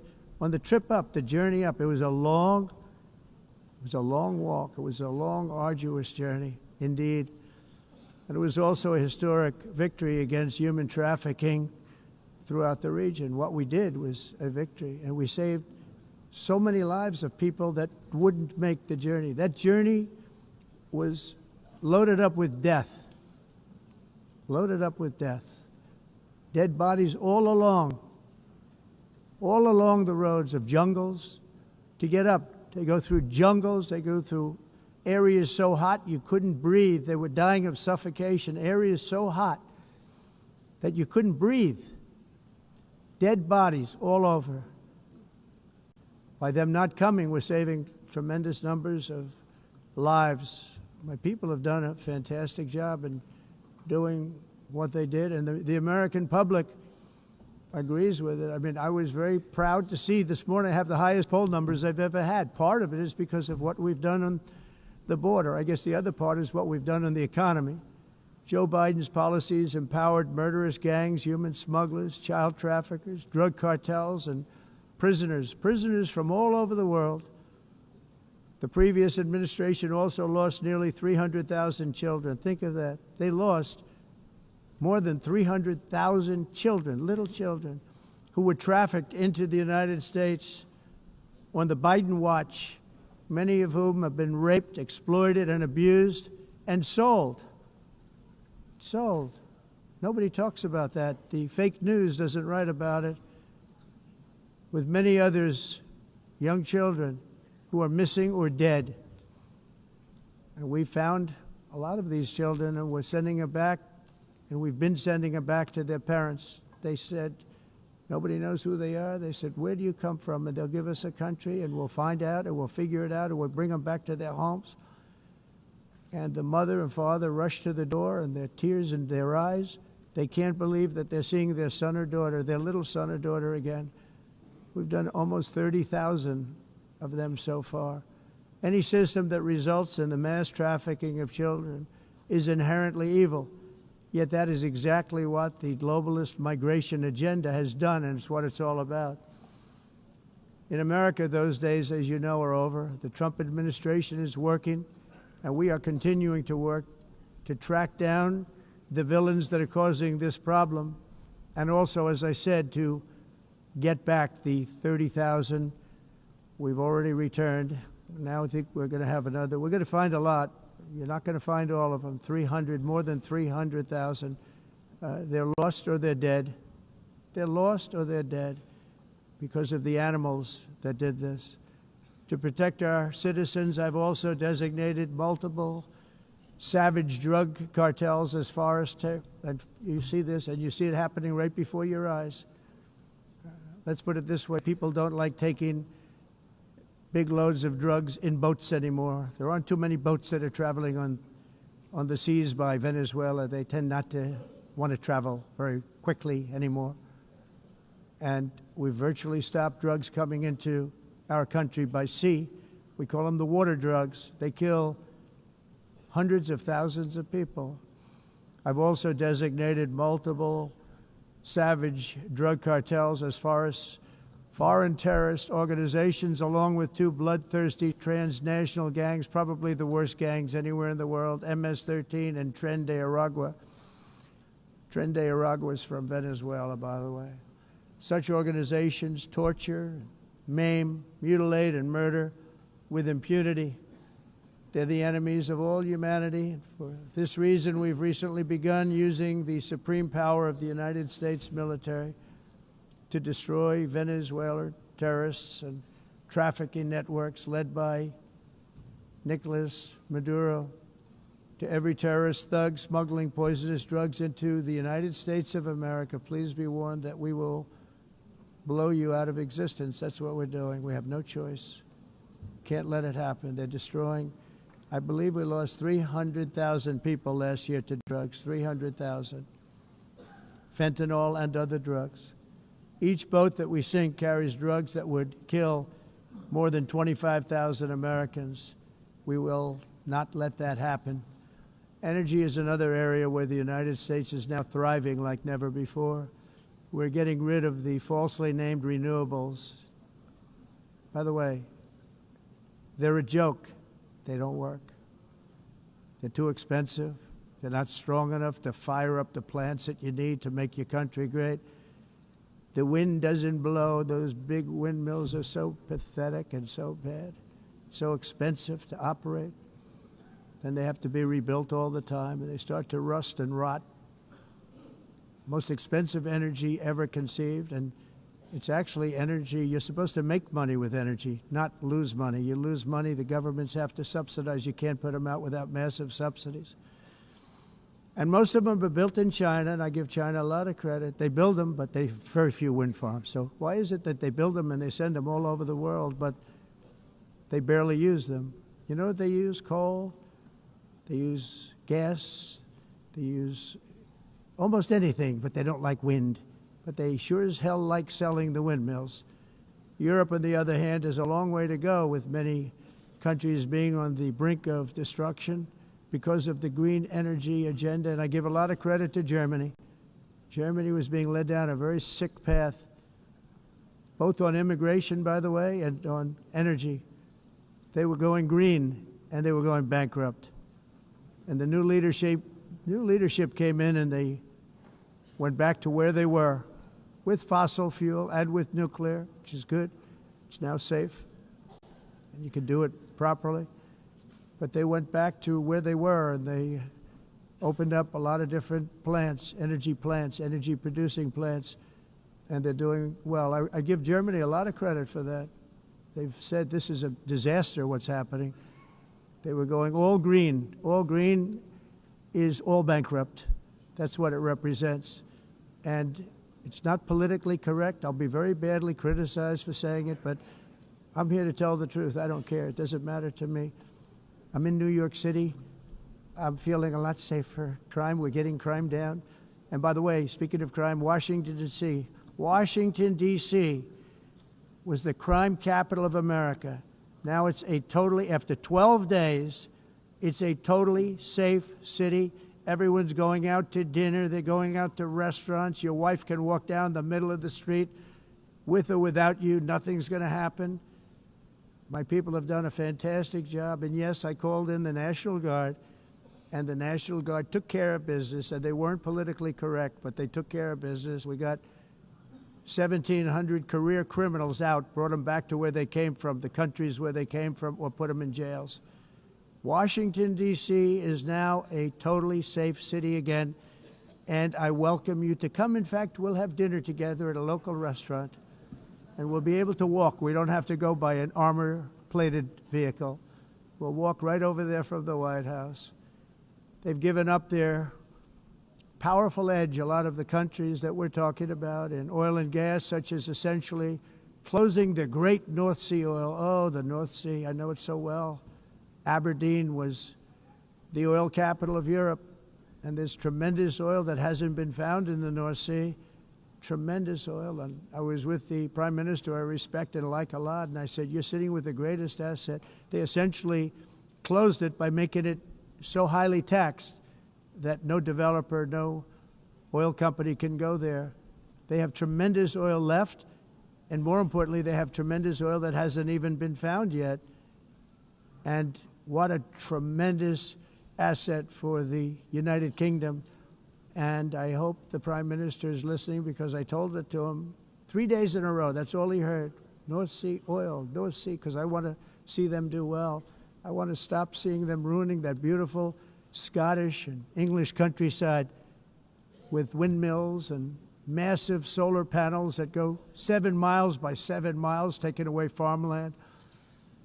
But we're not letting this happen in America. In 1982, the executive director of the United Nations Environmental Program predicted that by the year 2000, climate change would cause a global catastrophe. He said that it will be irreversible, as any nuclear holocaust would be. This is what they said at the United Nations. What happened? Here we are. Another UN official stated in 1989 that within a decade, entire nations could be wiped off the map by global warming. Not happening. You know, it used to be global cooling. If you look back years ago in the 1920s and the 1930s, they said, global cooling will kill the world. We have to do something. Then they said global warming will kill the world, but then it started getting cooler, so now they could just call it climate change, because that way they can't miss. It's climate change, because if it goes higher or lower, whatever the hell happens, there's climate change. It's the greatest con job ever perpetrated on the world, in my opinion. Climate change, no matter what happens, you're involved in that. No more global warming, no more global cooling. All of these predictions made by the United Nations and many others, often for bad reasons, were wrong. They were made by stupid people that have cost their countries fortunes and given those same countries no chance for success. If you don't get away from this green scam, your country is going to fail. And I'm really good at predicting things, you know. They actually said during the campaign they had a hat, the best-selling hat. Trump was right about everything. And I don't say that in a braggadocious way, but it's true. I've been right about everything. And I'm telling you that if you don't get away from the green energy scam, your country is going to fail. And if you don't stop people that you've never seen before, that you have nothing in common with, your country is going to fail. I'm the President of the United States, but I worry about Europe. I love Europe. I love the people of Europe. And I hate to see it being devastated by energy and immigration. This double-tailed monster destroys everything in its wake, and they cannot let that happen any longer. You're doing it because you want to be nice. You want to be politically correct, and you're destroying your heritage. They must take control strongly and immediately of the unmitigated immigration disaster and the fake energy catastrophe before it's too late. The carbon footprint is a hoax made up by people with evil intentions, and they're heading down a path of total destruction. You know, the carbon footprint was a big, big thing a few years ago. I remember hearing about the carbon footprint, and then President Obama would get into Air Force One, a massive Boeing 747, and not a new one, an old one with old engines that spew everything into the atmosphere. He'd talk about the carbon footprint, we must do so. Then he'd get in and he'd fly from Washington to Hawaii to play a round of golf.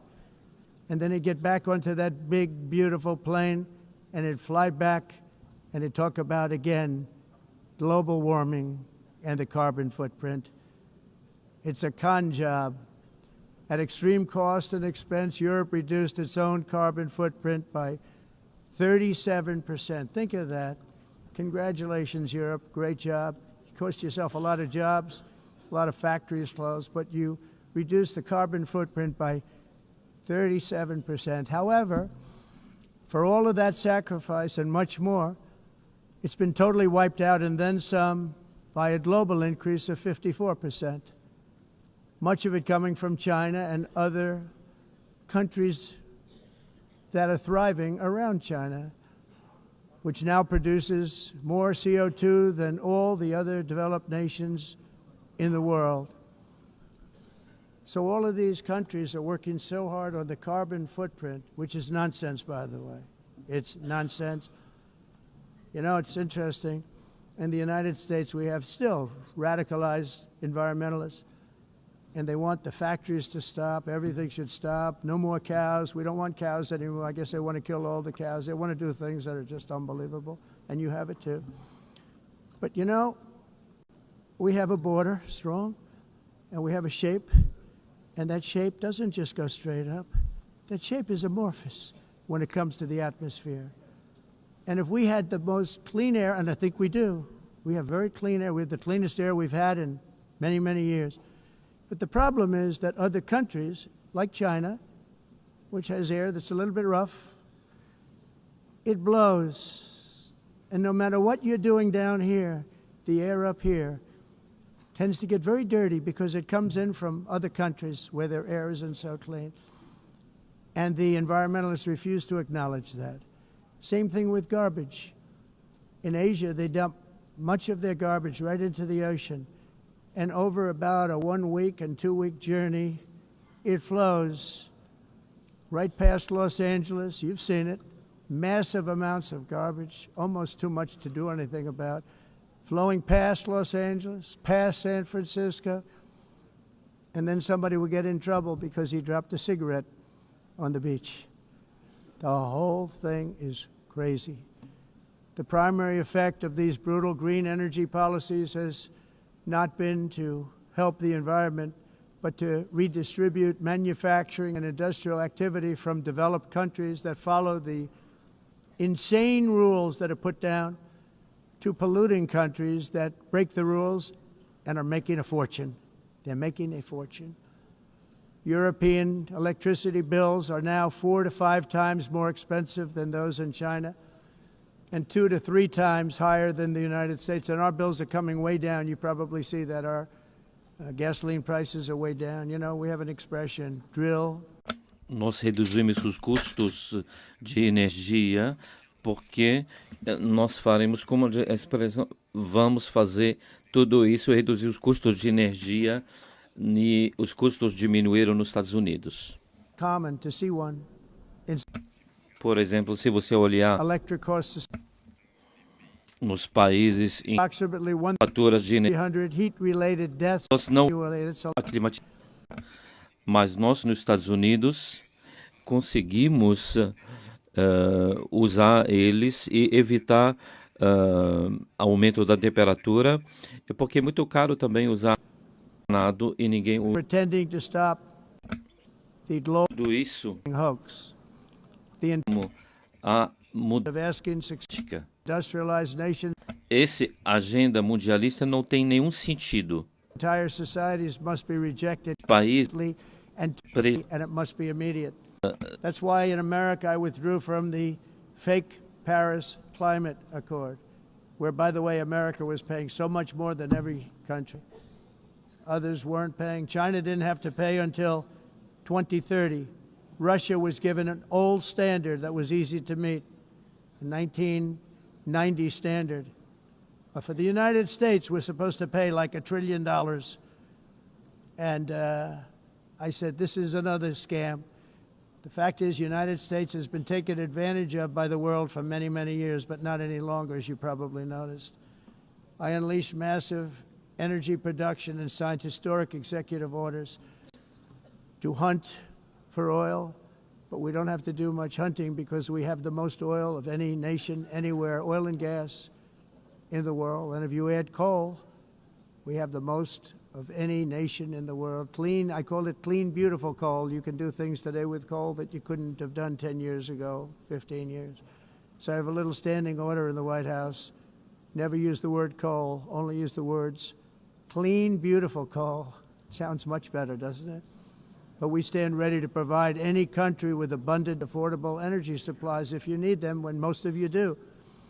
We're proudly exporting energy all over the world. We're now the largest exporter. In the United States, we want trade and robust commerce with all nations, everybody. We want to help nations. We're going to help nations. But it must also be fair and reciprocal. The challenge with trade is much the same with climate. The countries that followed the rules, all their factories have been plundered. It's really sad to watch. They've been broken. They've been broken by countries that broke the rules. That's why the United States is now applying tariffs to other countries, and much as these tariffs were for many years applied to us, uncontrollably applied to us. We've used tariffs as a defense mechanism under the Trump administration, including my first term, where hundreds of billions of dollars in tariffs were taken in. And by the way, we had the lowest inflation, and now we have very low inflation. The only thing different is that we have hundreds of billions of dollars flowing into our country. But this is how we will ensure that the system works for everyone and is sustainable into the future. We're also using tariffs to defend our sovereignty and security throughout the world, including against nations that have taken advantage of former U.S. administrations for decades, including the most corrupt, incompetent administration in history, the sleepy Joe Biden administration. Brazil now faces major tariffs in response to its unprecedented efforts to interfere in the rights and freedoms of our American citizens and others, with censorship, repression, weaponization, judicial corruption, and targeting of political critics in the United States. I have a little problem saying this because I must tell you, I was walking in and the leader of Brazil was walking out. We saw him and I saw him, he saw me, and we embraced. And then I'm saying, can you believe I'm going to be saying this in just 2 minutes? but we actually agreed that we would meet next week. We didn't have much time to talk, like about 20 seconds. They were in retrospect, I'm glad I waited because this thing didn't work out too well.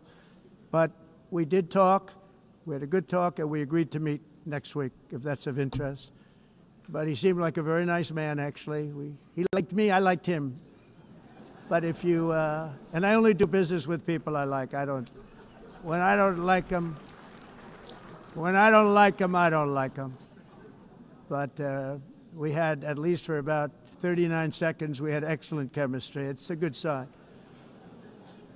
But also in the past, Brazil, can you believe this, unfairly tariffed our nation, but now because of our tariffs, we are hitting them back, and we're hitting them back very hard. As president, I will always defend our national sovereignty and the rights of American citizens. So I'm very sorry to say this, that Brazil is doing poorly and will continue to do poorly. They can only do well when they're working with us. Without us, they will fail, just as others have failed. It's true. Next year, the United States will celebrate the 250th anniversary of our glorious independence, a testament to enduring power and American freedom and spirit. We will also be proudly hosting the 2026 FIFA World Cup, and shortly thereafter, the 2028 Olympics, which is going to be very exciting. I hope you all come. I hope that countless people from all over the globe will take part of these will be great celebrations of liberty and human achievement, and that together we all can rejoice in the miracles of history that began in July 4th, 1776, when we founded the light to all nations. And it's something really that an amazing thing came out of that date. It's called the United States of America. In honor of this momentous anniversary, I hope that all countries who find inspiration in our example will join us in renewing our commitment, values, and those values really that we hold so dear. Together, let us defend free speech and free expression. Let us protect religious liberty, including for the most persecuted religion on the planet today. It's called Christianity. And let us safeguard our sovereignty and cherish qualities that have made each of our nations so special, incredible, and extraordinary. In closing, I just want to repeat that immigration and the high cost of so-called green renewable energy is destroying a large part of the free world and a large part of our planet. Countries that cherish freedom are fading fast because of their policies on these two subjects. You need strong borders and traditional energy sources if you are going to be great again. Whether you have come from north or south, east or west, near or far, every leader in this beautiful hall today represents a rich culture, a noble history, and a proud heritage that makes each nation majestic and unique, unlike anything else in human history or any other place on the face of the earth. From London to Lima, from Rome to Athens, from Paris to Seoul, from Cairo to Tokyo and Amsterdam to right here in New York City, we stand on the shoulders of the leaders and legends, generals and giants, heroes and titans who won and built our beloved nations, all of our nations, with their own courage, strength, spirit, and skill. Our ancestors climbed mountains, conquered oceans, crossed deserts, and trekked over wide open plains. They charged into thunderous battles, plunged into grave dangers, and they were soldiers and farmers and workers and warriors and explorers and patriots. They built towns into cities, tribes into kingdoms, ideas into industries, and small islands into mighty empires. You're a part of all of that. They were champions for their people who never gave up and who never, ever gave in. Their values defined our national identities. Their visions forged our magnificent destiny. Everybody in this room is a part of it in your own way. Each of us inherits the deeds and the myths, the triumphs, the legacies of our own heroes and founders who so bravely showed us the way. Our ancestors gave everything for homelands that they defended with pride, with sweat, with blood, with life, and with death. Now the righteous task of protecting the nations that they built belongs to each and every one of us.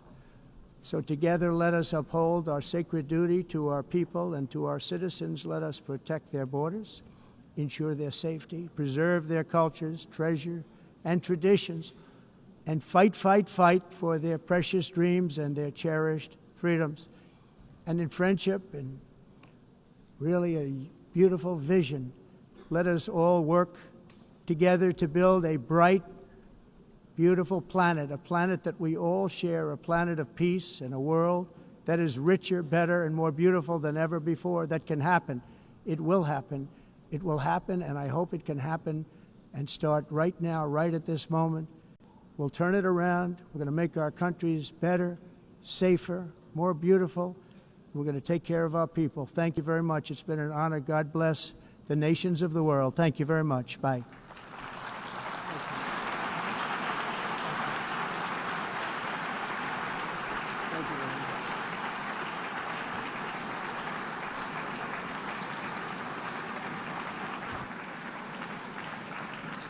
On behalf of the Assembly, I wish to thank the President of the United States,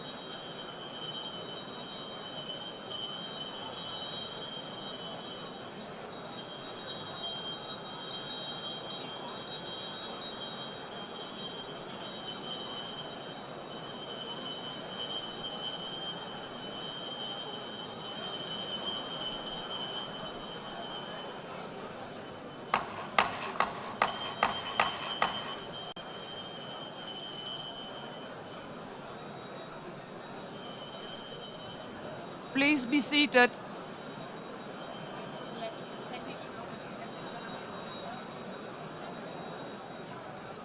Please be seated.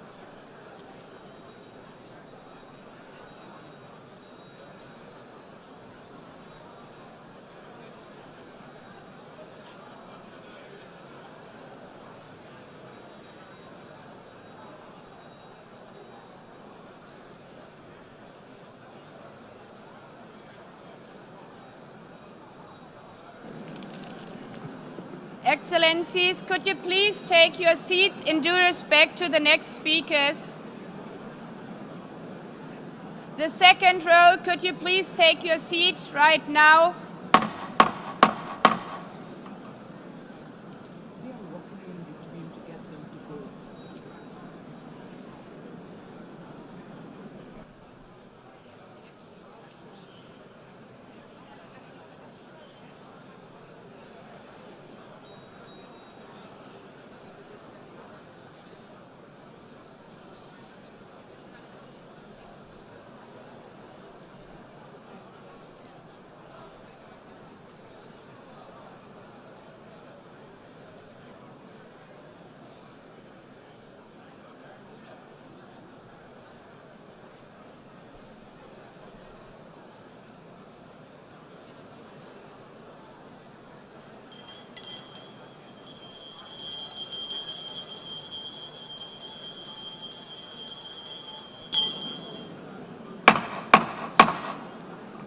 Please take a seat now. With due respect to the next speakers, I would kindly ask you, gentlemen in the left row, please take your seats. We will continue.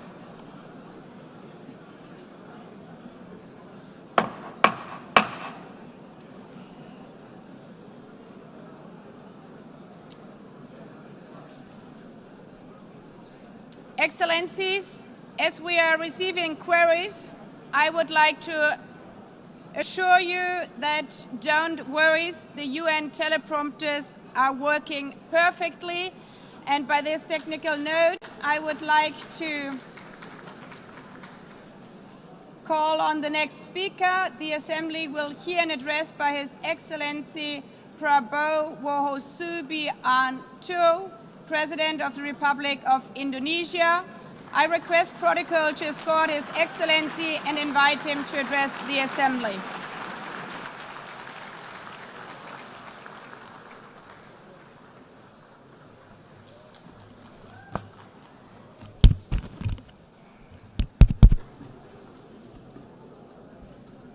His Excellency, Mr. Antonio Guterres, Secretary General of the United Nations, Her Excellency, Madame Annalena Baerbock, President of the United Nations General Assembly, His Excellency, Mr. Moses Abelian, Under Secretary General for General Assembly and Management, Excellencies, Heads of States, Heads of Governments, distinguished delegates, ladies and gentlemen. It is indeed a great honor for me to stand in this august General Assembly Hall among leaders and representatives who represent almost all of humanity. We differ in race, religion, and nationality, yet we gather together today as one human family. We are here first and foremost as fellow human beings, each created equal, endowed with unalienable rights to life, liberty, and the pursuit of happiness. The words of the United Nations Declaration of Independence have inspired democratic movements across continents, including the French Revolution, the Russian Revolution, the Mexican Revolution, the Chinese Revolution, and Indonesia's own struggle and journey to freedom. It also gave birth to the Universal Declaration of Human Rights, adopted by the United Nations in 1948. All men are created equal was the creed that opened the way to unprecedented global prosperity and dignity. And yet, in our own era of scientific and technological triumphs, an era capable of ending hunger, poverty, and environmental ruin, we also continue to face today grave dangers, challenges, and uncertainties. Human folly, fueled by fear, racism, hatred, oppression, and apartheid, threatens our common future. My country knows this pain. For centuries, Indonesians lived under colonial domination, oppression, and slavery. We were treated less than dogs in our own homeland. We Indonesians know what it means to be denied justice and what it means to live in apartheid, to live in poverty, and to be denied equal opportunity. We also knew what solidarity can do in our struggle for independence, in our fight to overcome hunger, disease, and poverty.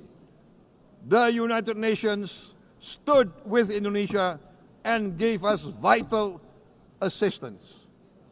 Decisions made here based on human solidarity by the Security Council and this Assembly gave Indonesia independence, international legitimacy, opened doors, and supported our early development through the efforts of the United Nations Children's Fund, the United Nations Food and Agriculture Organization, the FAO, the World Health Organization, and many, many other United Nations institutions.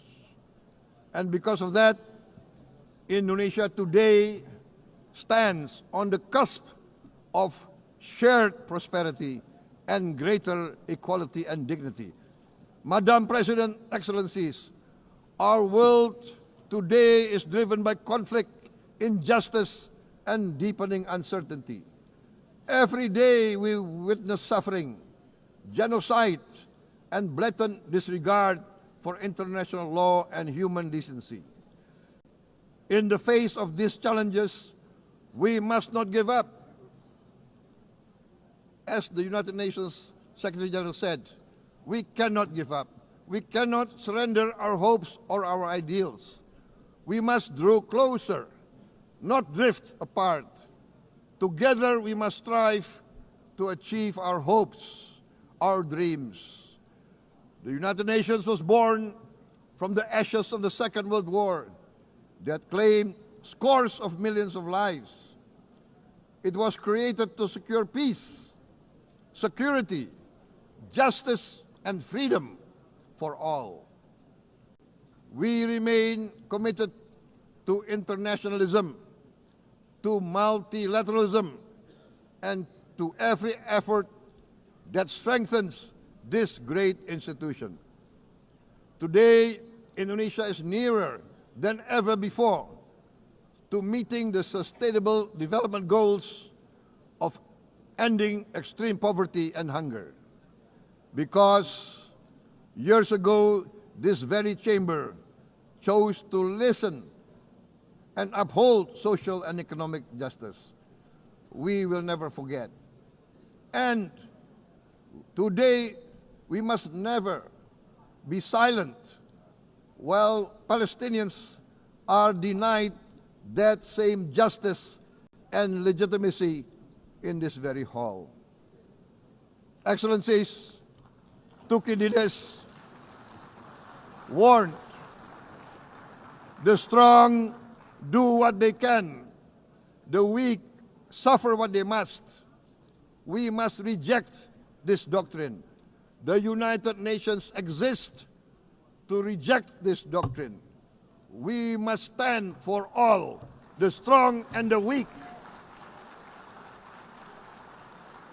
Might cannot be right. Right must be right.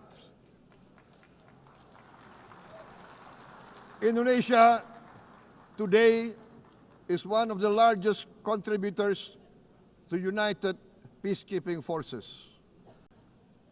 We believe in the United Nations. We will continue to serve where peace needs guardians, not with just words, but with boots on the ground. If and when the United Nations Security Council and this great assembly decide Indonesia is prepared to deploy 20,000 or even more of our sons and daughters to help secure peace in Gaza or elsewhere,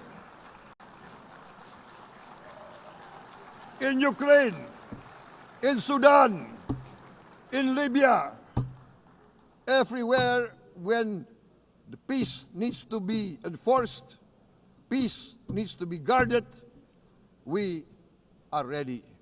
We will take our share of the burden, not only with our sons and daughters, we are also willing to contribute financially to support the great mission to achieve peace by the United Nations.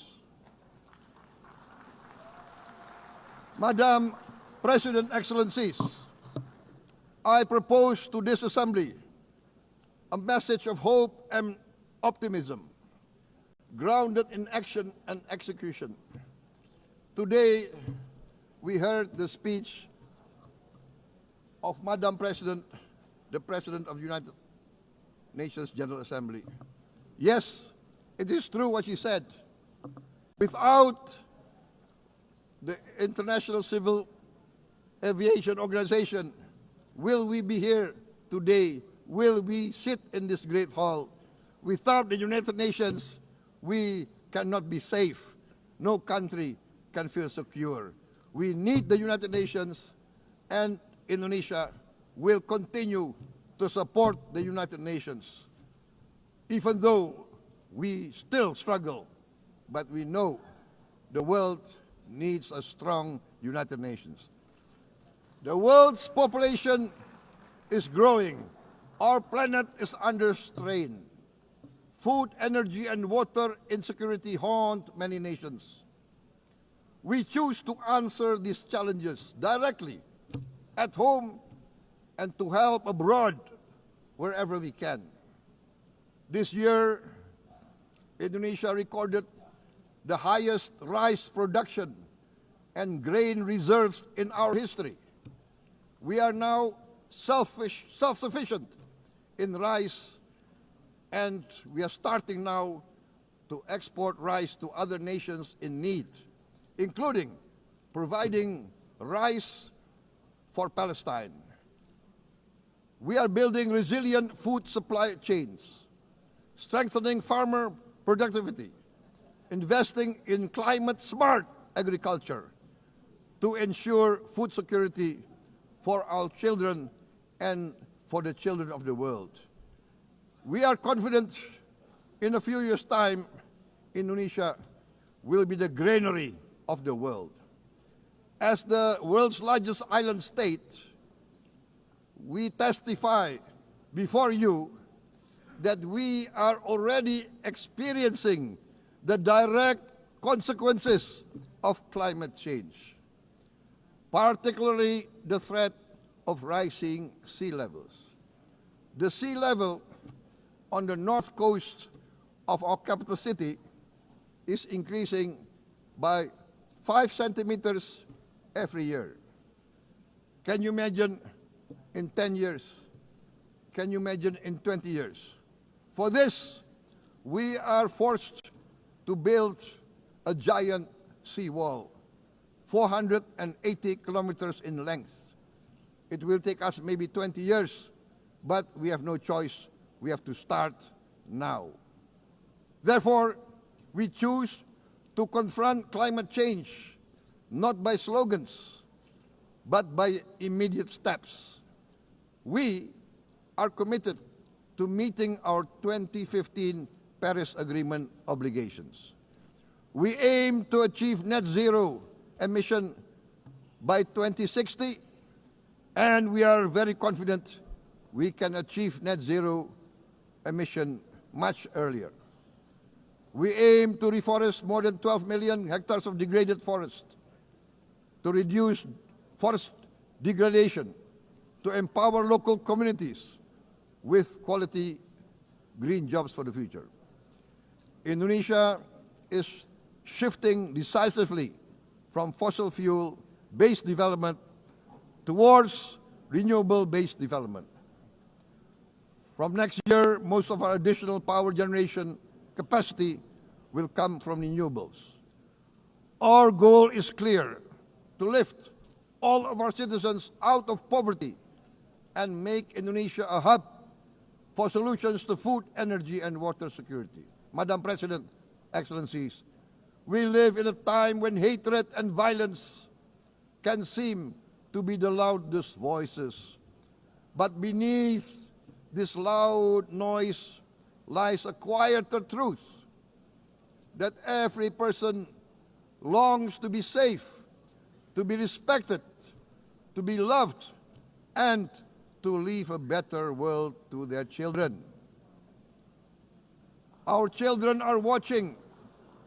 They are learning leadership not from textbook, but from our choices. Today, still, a catastrophic situation in Gaza is unfolding before our eyes. At this very moment, the innocent are crying for help, are crying to be saved. Who will save them? Who will save the innocent? Who will save the old and women? Millions are facing danger at this very moment. As we sit here, they are facing trauma. They are facing irreparable damage to their bodies. They are dying of starvation. Can we remain silent? Will there be no answer to their screams? Will we teach them that the human family can rise to the challenge? Madam President, we must act now. Many speakers have said that. We must stand for a multilateral order where peace, prosperity, and progress are not the privilege of a few, but the right of all. With a strong United Nations, we can build a world where the weak do not suffer what they must, but live the justice that they deserve. Let us continue humanity's great journey of ideals, the selfless aspirations that created the United Nations. Let us use science to uplift, not use science to destroy. Let rising nations help others to lift themselves. I am convinced that the leaders of the great world civilizations of the West, of the East, of the North, of the South, leaders of America, Europe, of India, China, the Islamic world, the whole world, I am convinced they will rise to their role demanded by history. We are all hopeful that the leaders of the world will show great statesmanship, great wisdom, restraint, humility, overcome hate, overcome suspicion. Madam President, distinguished delegates, we are greatly heartened by the events of the last few days, where significant leading countries of the world have chosen to side with history, to choose the right side of history, the path of the moral high ground, the path of rectitude, the path of justice, the path of humanity, to shun hatred, to overcome suspicion, and to avoid the use of violence. The use of violence will beget violence. No one country can bully the whole community of the human family.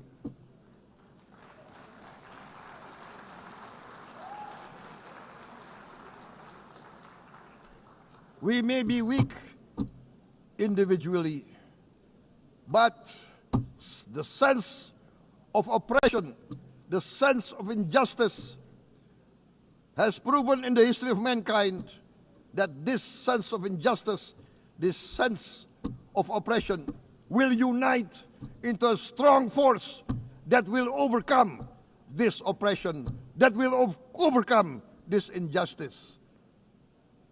To close, I would like to reiterate again Indonesia's complete support for the two-state solution in Palestine.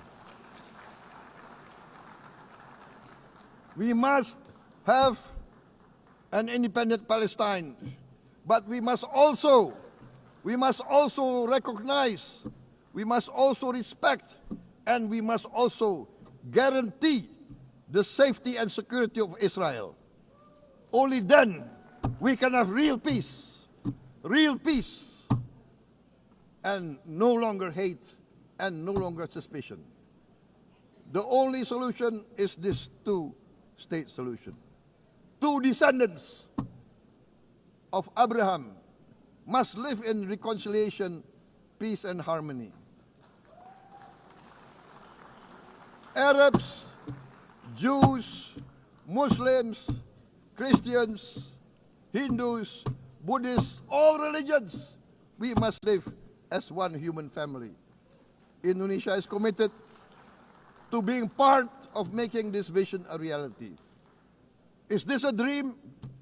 Maybe, but this is the beautiful dream that we must work together towards.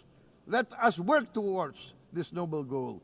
Let us continue humanity's journey of hope, a journey started by our forefathers, a journey that we must complete. Thank you. Wassalamualaikum warahmatullahi wabarakatuh.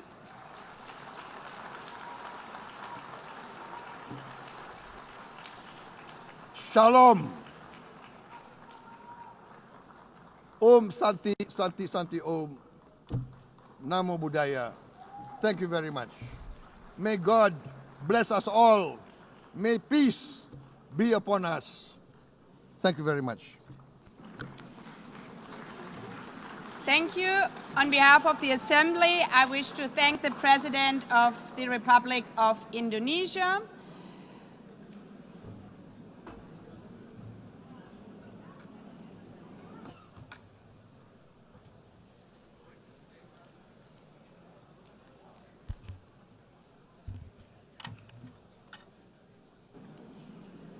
The Assembly will hear an address by His Excellency Recep Tayyip Erdogan, President of the Republic of Turkey. I request protocol to escort His Excellency and invite him to address the Assembly.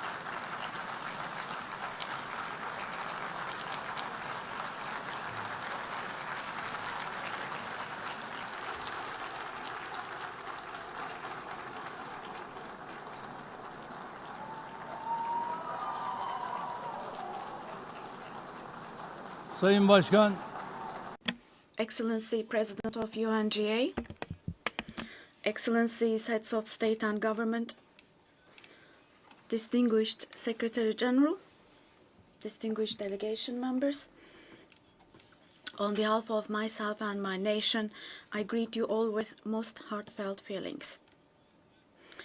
I wish for the 80th United Nations General Assembly to bring blessings to all humanity.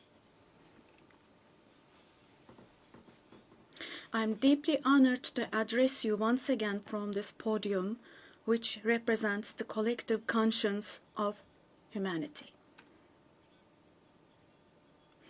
I congratulate Mr. Young, who has completed his term as President of the General Assembly, and I wish success to Ms.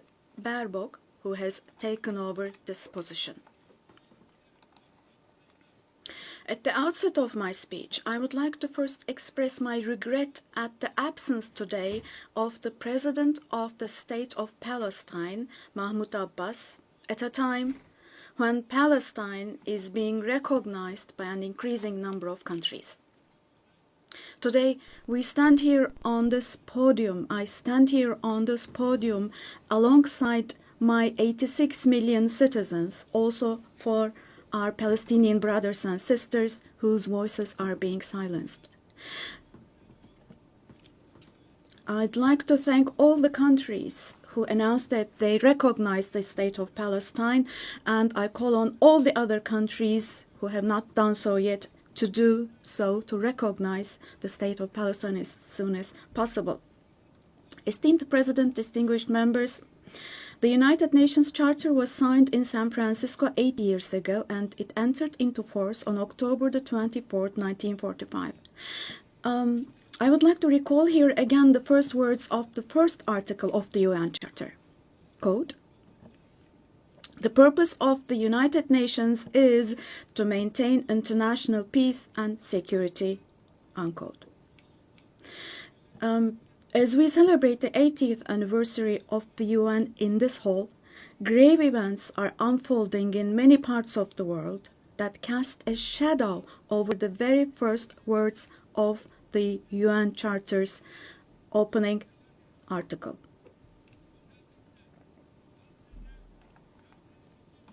Particularly in Gaza, right before our very eyes, genocide has been going on for over 700 days now. Even as we gather here, as we speak now, Israel is currently massacring civilians in Gaza. The number of civilian casualties in Gaza has surpassed 65,000. Unfortunately, the number of people who are still trapped under the rubble is not yet known, and more than 20,000 of those who died were children. For the last 23 months, a child has been murdered by Israel in Gaza every hour. Yes, every hour. These are not just figures, dear friends. All of these, each one of these is a person, a human being, innocent people. People are now being killed not with weapons, but with the weapon of starvation. In the 21st century, under the gaze of the civilized world, 428 people died of starvation. Out of those 428, 146 were children, and this number is increasing every day. Now, I will show you a photo, which is a picture from daily life in Gaza. The first photo, as you see, these are people. These are women with these cups that they are holding in their hands, cups and buckets. Just feel your conscience and answer the following question. Can we possibly have a reasonable reason for this brutality in 2025? But this shameful picture in Gaza has been unfolding and is being repeated every day for 23 months now. And there are 2.5 million Gazans who live in 365 square kilometers. And every day what happens is they are being dragged from one place to another. The healthcare infrastructure of Gaza is completely collapsed. Doctors have been killed or they have disappeared while under custody. Ambulances have been hit. Hospitals targeted and destroyed. Treatment is not possible. Surgery is not possible. It's not possible to find medications.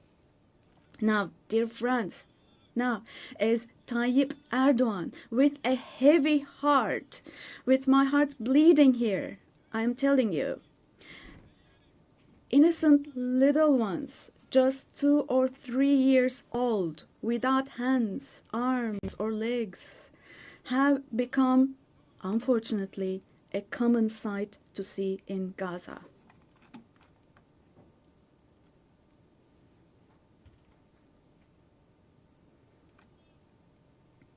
This one.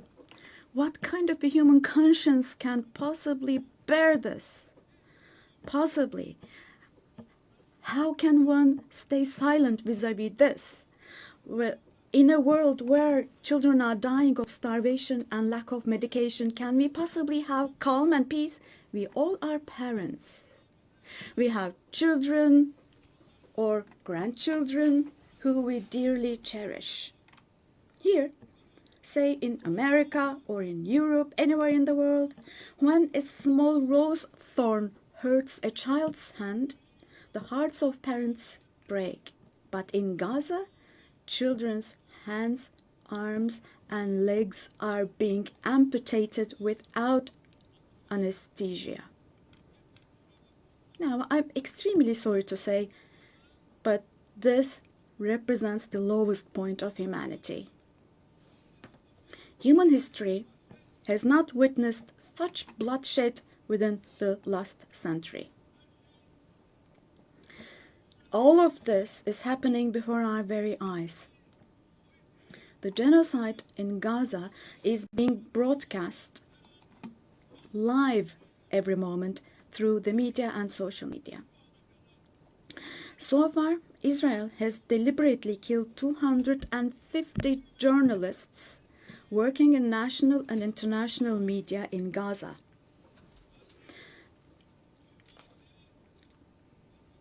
And they have closed all the entrance into Gaza, but they still have not been able to cover up the genocide. I wholeheartedly support Secretary General Guterres because he consistently draws attention to the ongoing genocide in Palestinian territories, and I would like to once again congratulate him for his courage.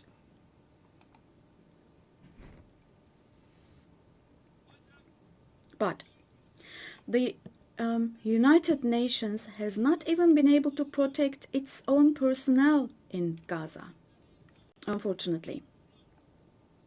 In Gaza, 500 people rushing to help others have been killed. Out of those 500, 326 were UN staff members.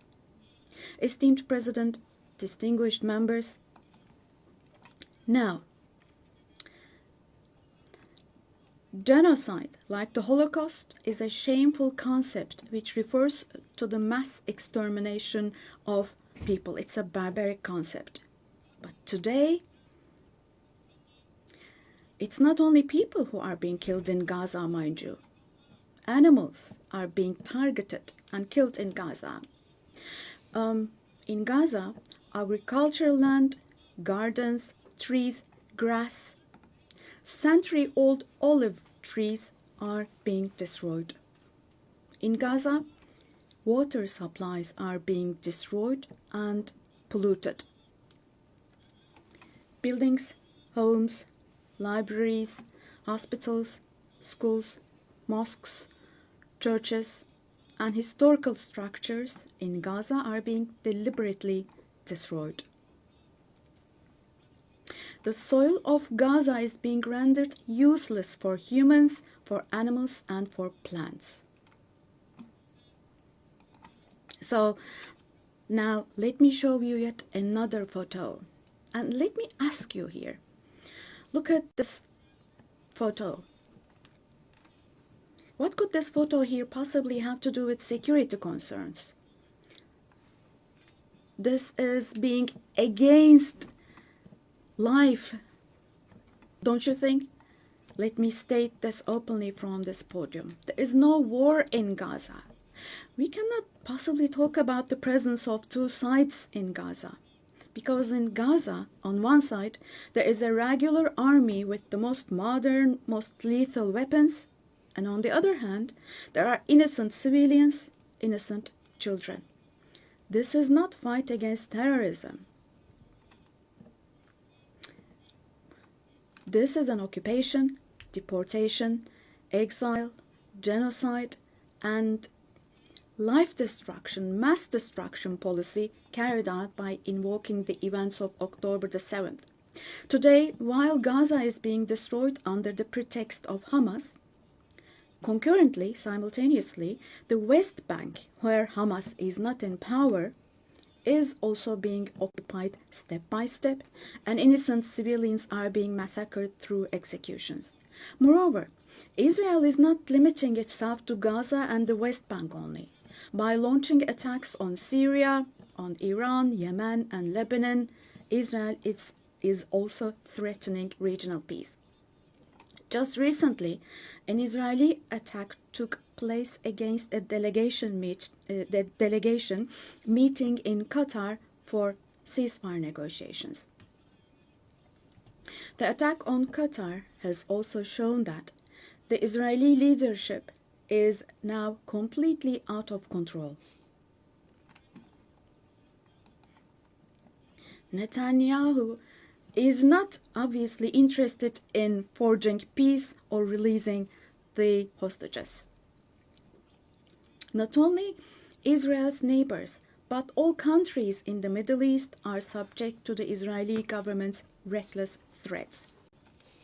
And we must realize the following. Due to the increasing aggression of Israel, in Europe and the West in general, the values that emerged after the Second World War have been eroded. The most fundamental human rights, such as freedom of expression, freedom of the press, freedom of assembly and protest, women's rights, children's rights, democracy, equality, and justice, have been shelved away. At this point, we all have to see the following truth, my dear friends.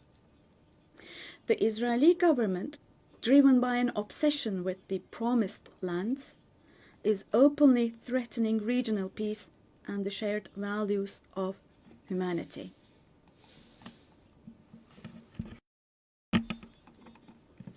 Three celestial religions.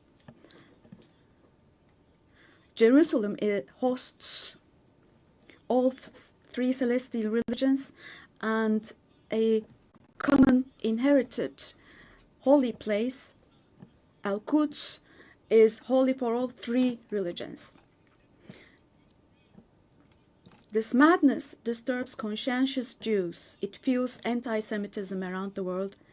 We cannot continue with this madness anymore.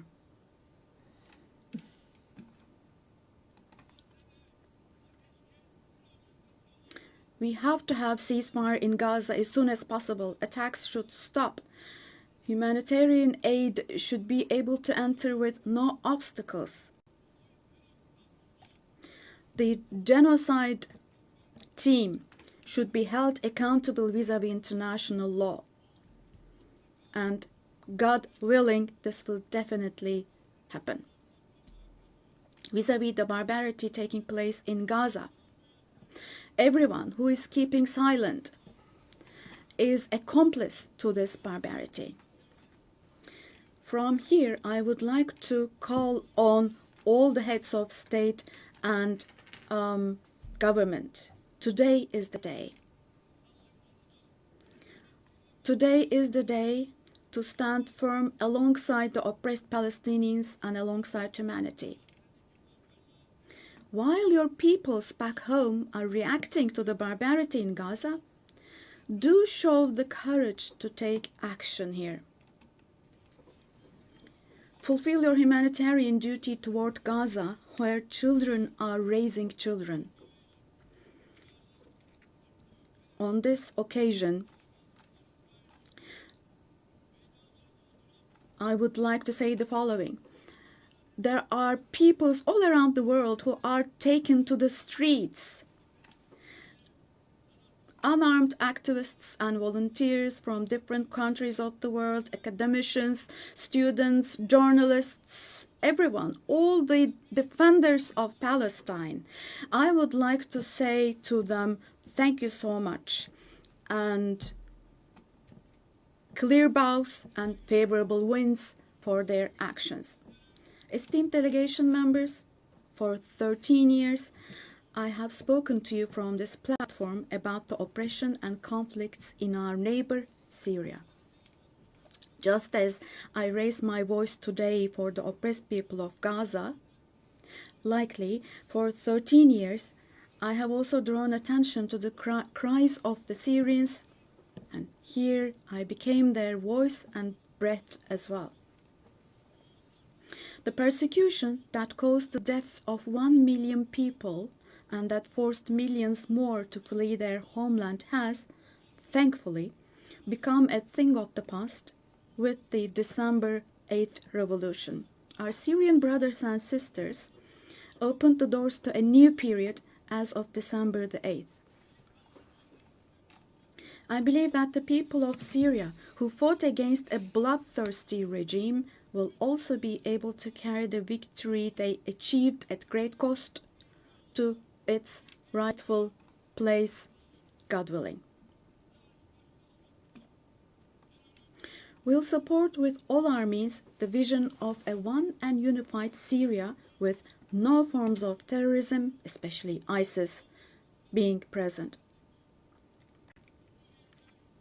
A free Syria where security is established is what we want. As stability takes root in Syria, the winners for sure will be all the neighboring countries, our entire region, along with Syrians.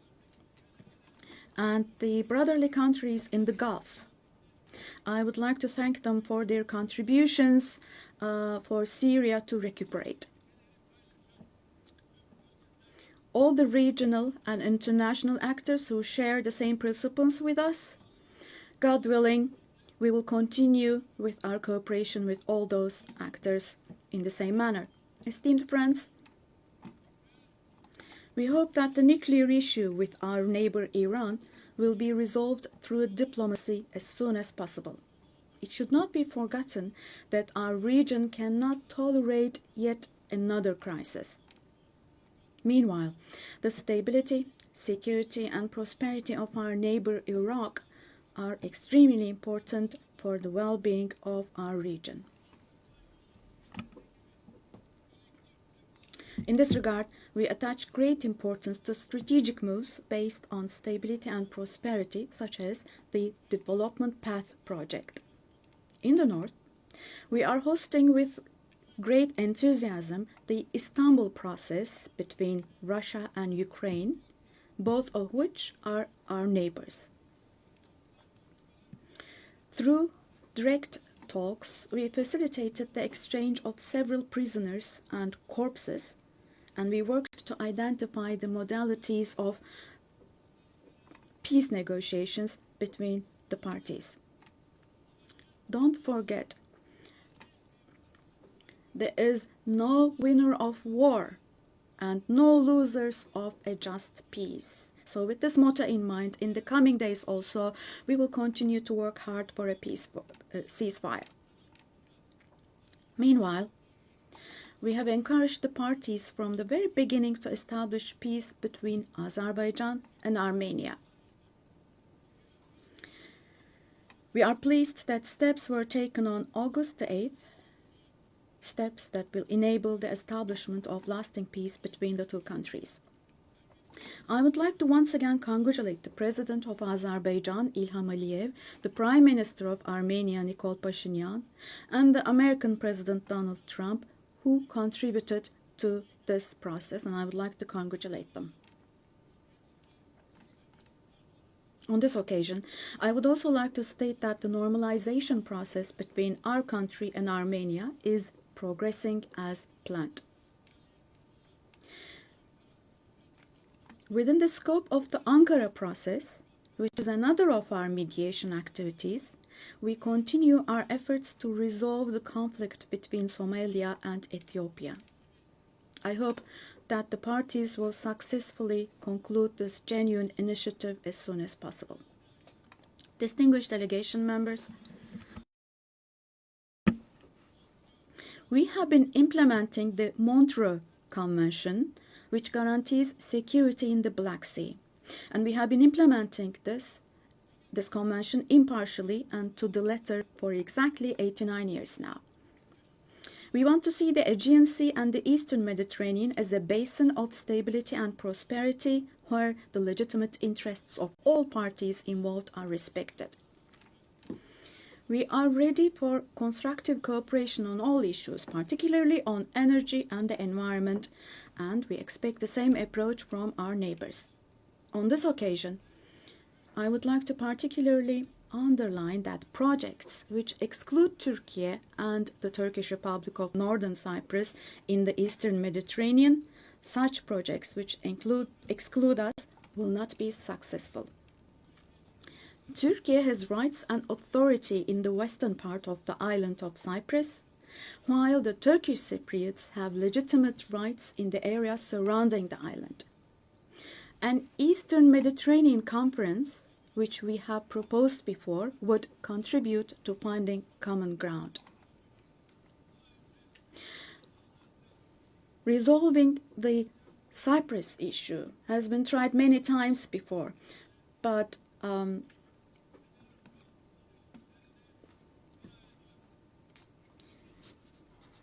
due to the rigid stance of the Greek Cypriot side, no resolution has been found. We cannot possibly have this as a foundation for a resolution of the issue.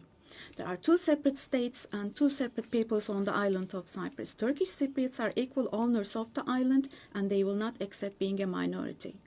The international community must put an end to the unfair and inhumane isolation that the Turkish Cypriots have been subjected to for half a century now. I reiterate the call I made at the last 3 UN General Assemblies. Let me repeat. I call on the international community to recognize the Turkish Republic of Northern Cyprus and to establish diplomatic, political, and economic relations with it. Esteemed President, distinguished members, in the coming period, we desire a new beginning and vision in Turkey-European Union relations. This should not be a vision that just saves the day, but rather a vision that redefines the horizon and shapes our shared future. For this, it is of course important that the European Union is as willing and determined as we are. As a net security provider, we continue to contribute to the operations and missions of the United Nations, NATO, OSCE, and the European Union. The annual NATO summit next year will be held in Turkey, in Ankara. The USA, who is our NATO ally, our relations with them are continuing on trade, investments, energy, defense, industry, in addition to other many areas, and we're strengthening our relations with them. Meanwhile, we attach great importance to the peace, stability, and prosperity of our brotherly countries in Central Asia, which is our ancestral homeland. Our Organization of Turkic States is moving forward with confidence on the path to becoming a global actor, going beyond being merely a regional umbrella. We are making intensive efforts to ensure the continuation of peace and stability in the Balkans, where we have strong historical, cultural, and people ties. The Balkan Peace Platform, which we established in July, is the newest and most concrete manifestation of our efforts in this direction. And this October, we'll once again assume the command of KFOR forces. In Afghanistan, our fundamental desire is that the current administration demonstrates an approach that embraces the society and that takes human values into consideration. In this process, it is essential that the international community does not leave Afghan people alone, and as Turkey and as the Turkish nation will stand by the Afghan people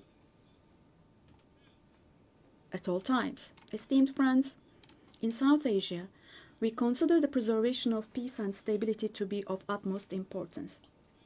We are pleased with the ceasefire achieved following the tensions last April between Pakistan and India, the tension which had escalated into a conflict. It is important to see a cooperation between the two countries when it comes to counterterrorism. The issue of Kashmir should be resolved on the basis of resolutions of the UN for the best for our brothers and sisters in Kashmir through dialogue, we hope. In the continent of Africa, from education to health, from infrastructure to in other areas, our relations are improving annually. And while providing all possible support to Somalia, we are also continuing our humanitarian aid activities. In Sudan, the conflict that has been going on for over 2 years saddens us deeply. Stopping the bloodshed in Sudan and establishing sustainable peace is the shared responsibility of the international community. And Turkey's efforts in this direction will continue. The Great Lakes region has suffered greatly from years of ongoing instability and conflict. Our hope is that these conflicts in the east of the Democratic Republic of the Congo will give way to lasting peace and stability. We wholeheartedly support the efforts being carried out under the mediation of the US and the facilitation of Qatar. The increasing terrorist activities in West Africa, particularly in the Sahel Basin, are also of great concern to us. We will continue our unwavering efforts to ensure peace, tranquility, and stability for the peoples of this region with whom we share historical ties. Drawing inspiration from the historical double-headed Turkish Selçuk eagle, I would like to emphasize that our relations with Asian countries in Turkish foreign policy are of great strategic importance. We pursue a 360-degree approach in this policy. Within the framework of our Return to Asia initiative, we are deepening our engagement with regional organizations such as ASEAN, the Indian Ocean Rim Association, for example. We will continue to develop new partnerships with Asian countries, and we attach great importance to developing our relations with Latin America and the Caribbean region in a spirit of partnership and a win-win approach.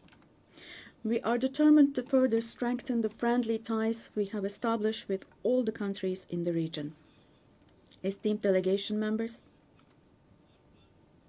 increasing protectionist trends in international trade and disruptions in supply chains are leading to fundamental changes in the global economy.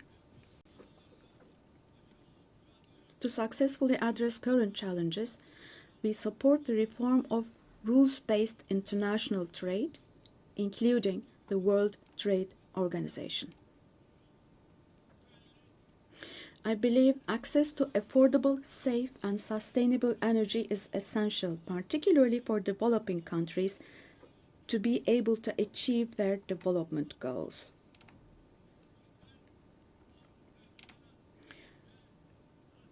We are resolutely advancing the strategically important Trans-Caspian East-West Middle Corridor project, which extends from China to Europe.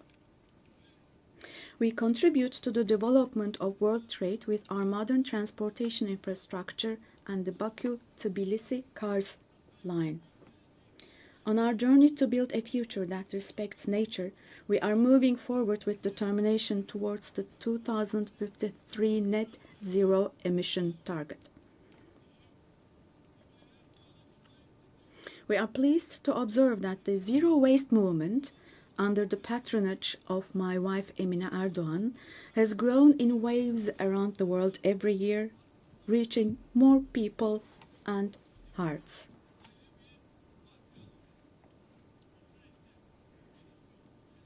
In this process, it is no longer a choice for developed countries to fulfill their responsibilities. It has now become an obligation for them. As one of the countries providing the most development aid in the world, we are striving to achieve the UN Sustainable Development Goals.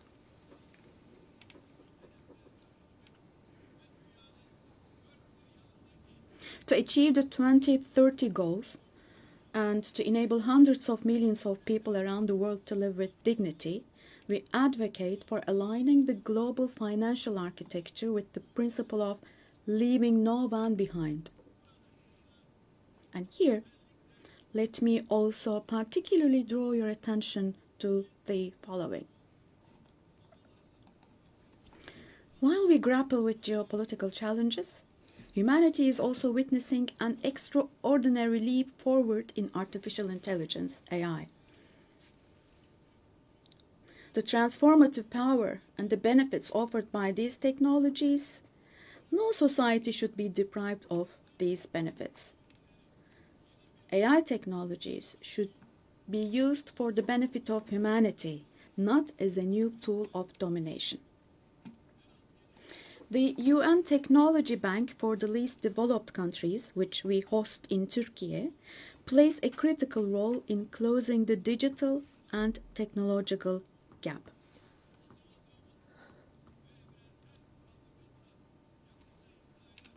We have prepared a children's rights convention in the digital world, and we will soon open this up for ratification. I'm sure this will create a lot of awareness in this area, and we expect your support for this. On the other hand, in today's world, where racism, xenophobia, and particularly Islamophobia have reached alarming levels, combating these trends that directly threaten the culture of coexistence has now become an essential duty for humanity. It is significant that Mr. Moratinos, High Representative of the Alliance of Civilizations, has also been appointed as the UN Secretary General's Special Envoy on combating Islamophobia. As I stated here last year, the institution of the family is under threat today as never before. Defending the family, consisting of a woman and a man, means defending humanity, defending nature, life, and the future. Turkey will continue to defend the family in the face of ever-increasing attacks. Distinguished delegation members, the roots of the UN, established to prevent humanity from experiencing the disaster of war again, are filled with values that will eliminate the dark era we are in. We fully support the UN 80 initiative launched by Secretary General Guterres to make our organization more effective and more efficient. I hope this initiative succeeds as a process that will further strengthen all the activities of the UN. I express our readiness to provide strong support to this process, also driven by our vision of making Istanbul a UN hub. I sincerely believe that it is our shared responsibility to take steps that will restore the founding spirit of the UN in its 80th year. We will continue to say, the world is bigger than 5 until a system is established where the righteous are powerful, not the powerful are righteous. Our duty is not to abandon the system, but rather to repair it and to make it work again. Without a doubt, a more just, a fairer world is possible. Turkey will patiently continue its fight for the construction of a more just world. So may God help and aid us all. Once again, let me greet you all with kind regards and thank you.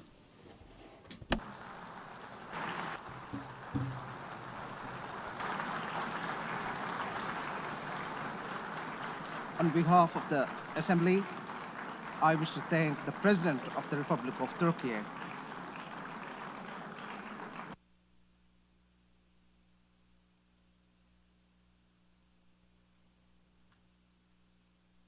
Assembly will hear an address by Her Excellency Dina Ercilia Boluarte Segara, President of the Republic of Peru.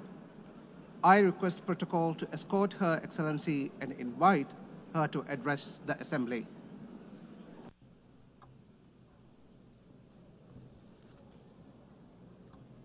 Señora. Madam President of the General Assembly, Annalena Baerbock. Secretary General of the United Nations, Antonio Guterres. Ladies and gentlemen, heads of state, ladies and gentlemen present here in this august forum.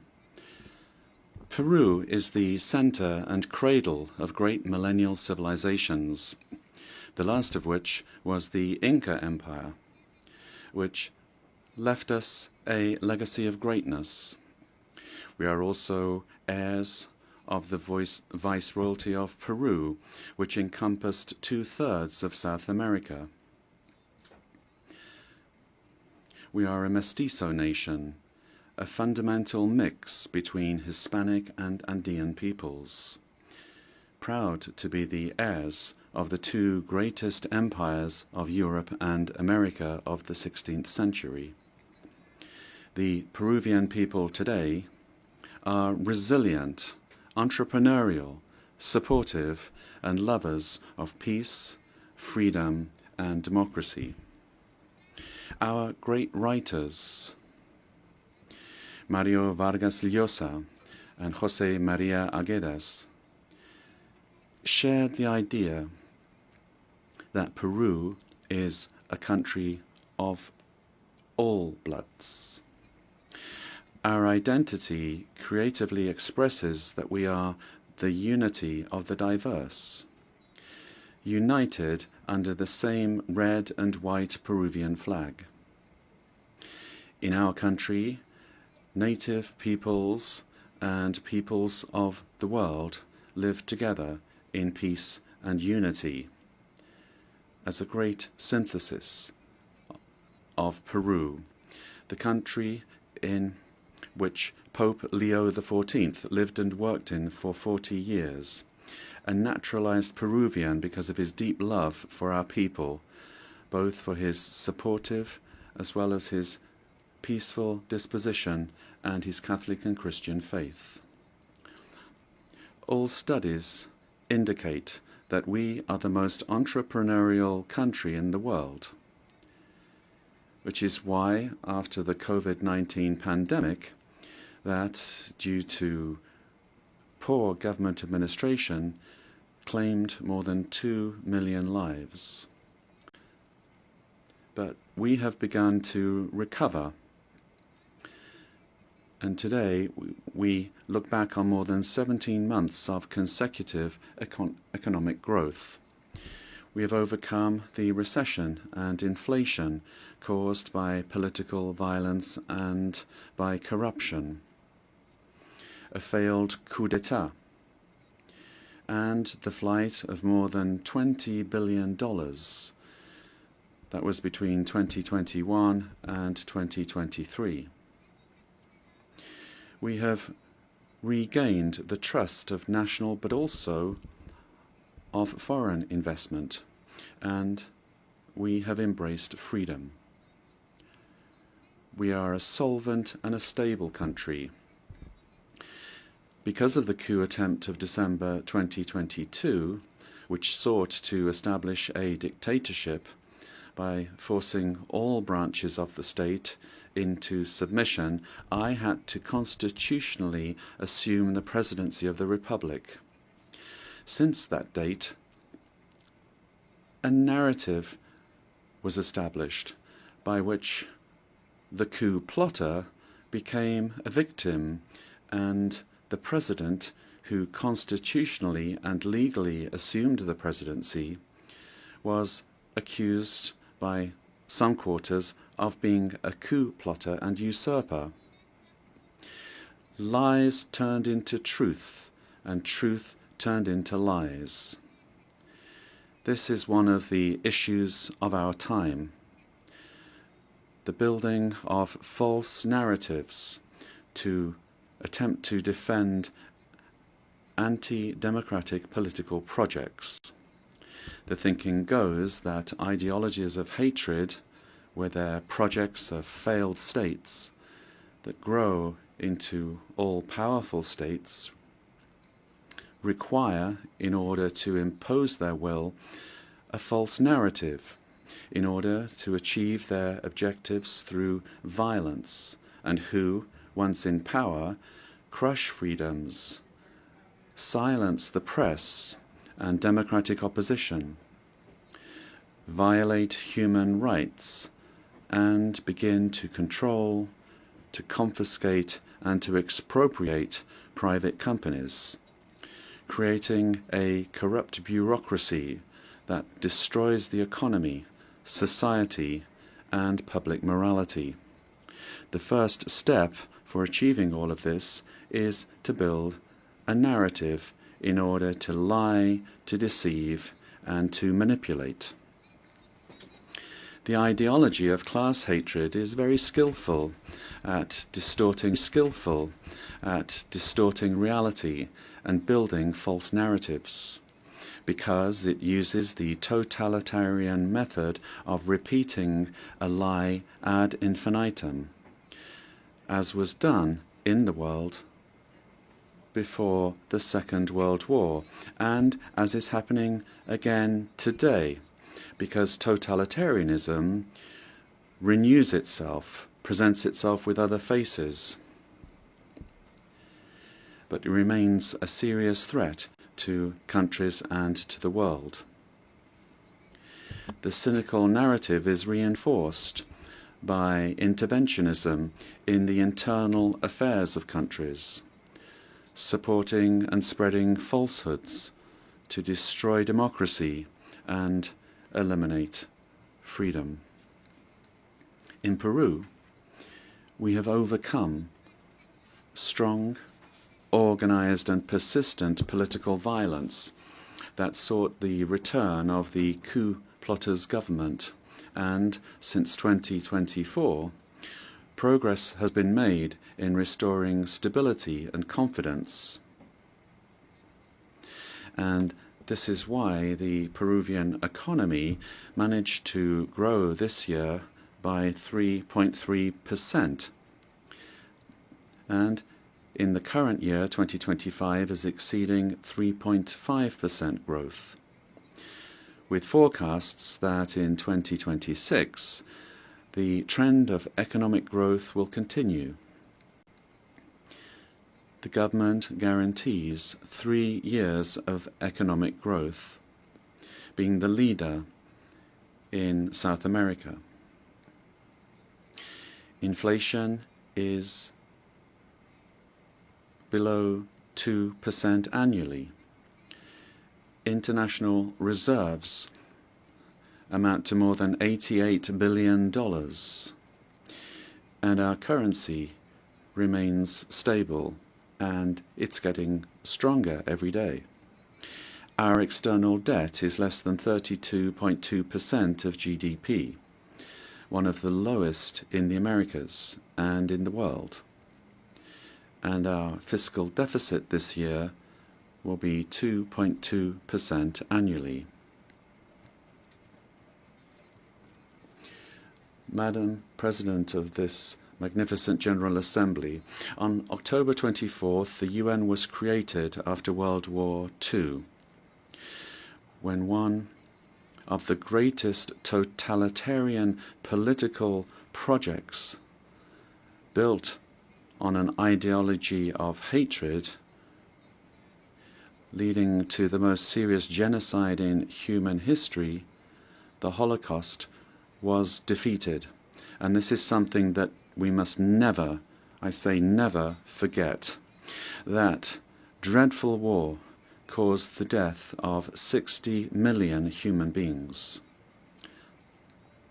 All ideologies of hate, class hatred, and its elevation as a principle and driver of history, racial hatred, nationalist hatred, religious hatred, ethnic hatred, hatred against women, amongst others, are the causes for the worst crimes committed in human history. Ideologies of hatred build narratives as absolute truths that instrumentalize people and nations. The political constitution of my homeland, Peru, affirms that the defense of the individual and their dignity is the supreme goal of society and of the state. Peru, therefore, rejects the two principal hate narratives in the world, namely class hatred and religious hatred. These are the origins of wars and inhumane violence. In Peru, we suffered for more than 20 years from a messianic, dogmatic, violent and genocidal terrorism that cost the lives of more than 70,000 Peruvians. The terrorist hates elections and the citizens' right to choose and to stand for election. When they participate, they do so to destroy democracy from within. However, the narrative that they wanted to impose is a flagrant lie. The armed forces and the police, who defended the life and the freedom of Peruvians, are now accused of violating human rights. Thus, the heroes who defended life, democracy, and freedom are turned into victimizers, and the terrorists are turned into victims.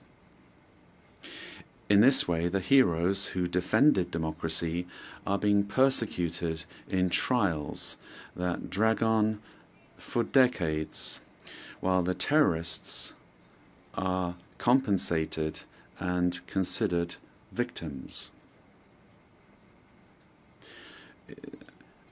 This is the world in reverse. The UN was a fundamental milestone in the 20th century, but in the 21st century, we must be more vigilant. It is our duty to prevent the world from plunging into new genocides and new violence. It is not acceptable in a civilized world that one country invade another using a false narrative to justify a war that first and foremost attacks the civilian population. It is not acceptable to slaughter civilians, to capture hundreds of young people, women, and even children, and use them as hostages. We live under the threat of international organized crime. In Peru, international crime based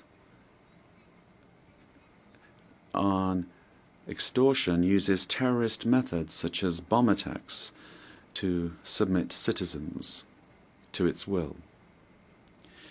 These criminal organizations that use weapons of war have created financial mechanisms to launder blood-stained money, sending large sums back to their countries of origin. They seek to normalize this violence, which requires, in order to be defeated, recognition by the UN as terrorist organizations and new national and international legislation to stop them being a threat to the democratic system and to the development of peoples. It is also imperative that we act against drug trafficking and illegal mining that destroys the environment, pollutes rivers, and condemns peoples and individuals to slavery. International crime has subjected thousands of women taken from their home countries through violence and deception and being exploited and deprived of their freedom. Ladies and gentlemen, we are living through times that recall the darkest chapters of our modern history, and Peru is convinced that the world does not need less UN, but more and a better UN, one that is in tune with the times. In times in which ideologies of hatred that cause and cause so much damage to humanity have taken refuge in lies, in misinformation, and which have penetrated democratic societies. Peru, as a founding member, is committed to an open multilateral system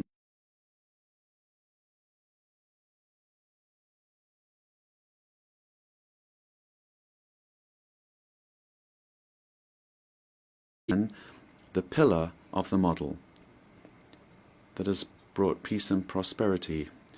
But we have to look at what's happening around us in the world.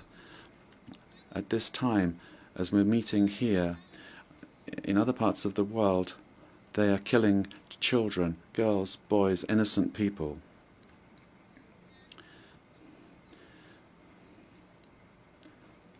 Prosperity will only come if we are united and work together. And we have to adapt to new threats. Each of our countries has the duty to make their contribution towards finding solutions to the problems that we all face together. And my country is striving to do this. But the interconnection of our societies and economies means that it is only through international cooperation that we can resolve the crises which we face. If we do not reform the United Nations, our common home, to restore representativeness and effectiveness to its action, then we run the very serious risk of seeing one of the most precious instruments that the international community has for world stability disappearing.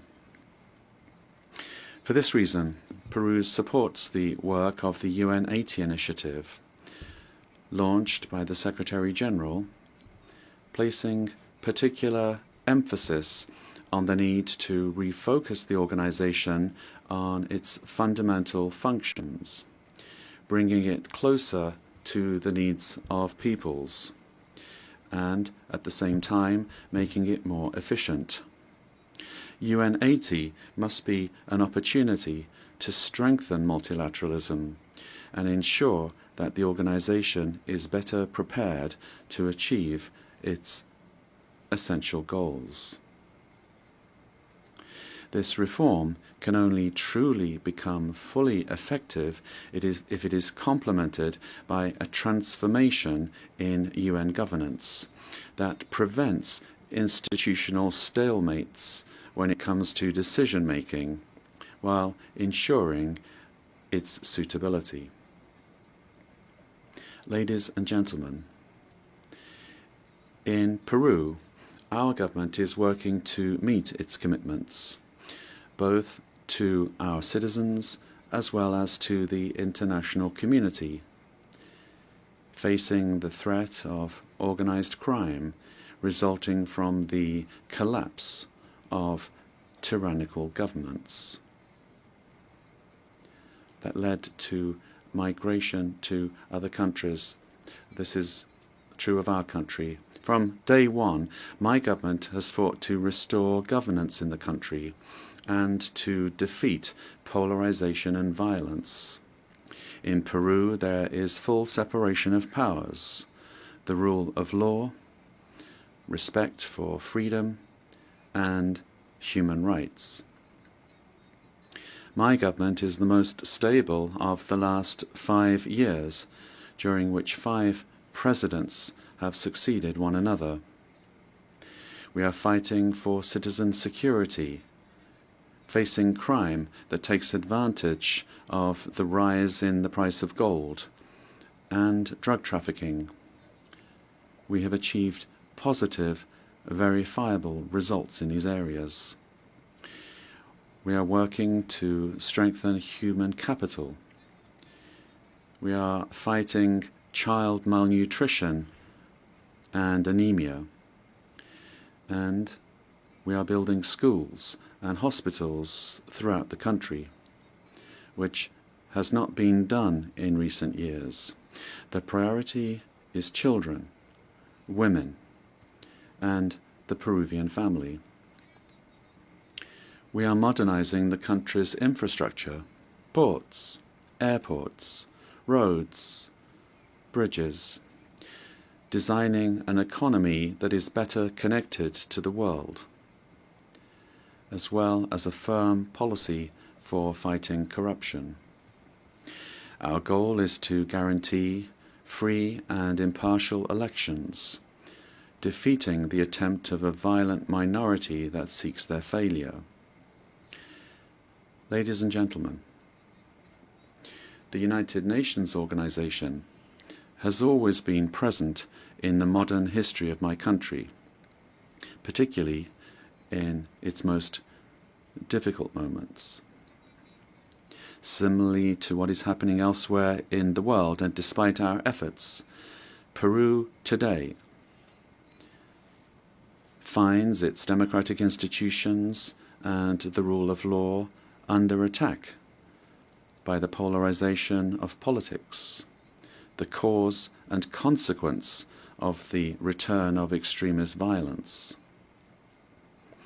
We suffer from the scourge of transnational organized terrorist crime, which causes deaths, attacks, insecurity, and drug trafficking that destroys the social fabric. We face the threat of climate change that is destroying our Amazon, causing the melting of our glaciers, and putting our biodiversity at risk. We promote inclusive and sustainable growth in a context of opposing powers. But none of these problems is merely national, but global.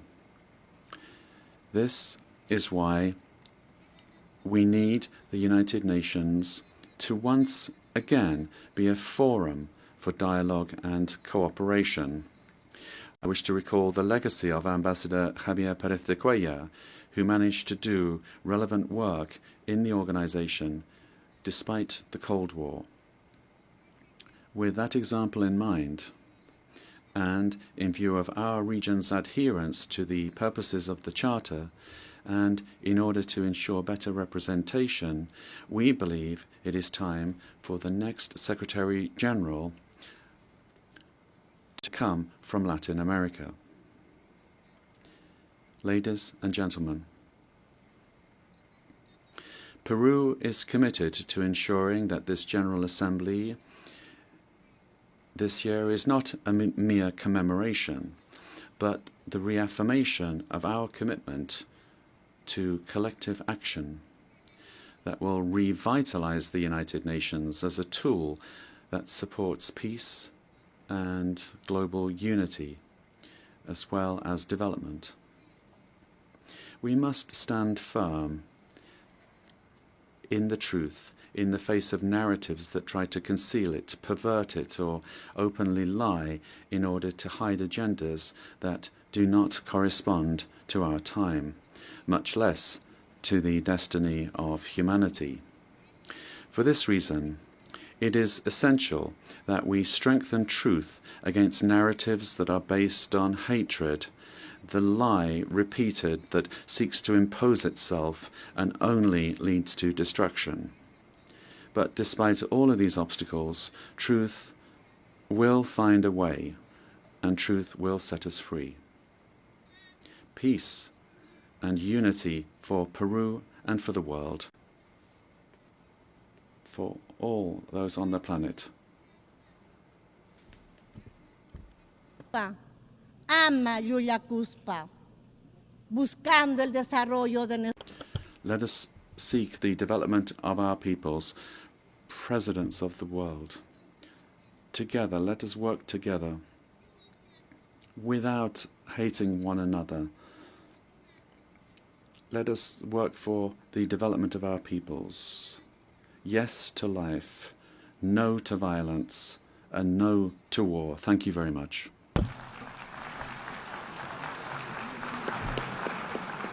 On behalf of the General Assembly, I wish to thank the President of the Republic of Peru.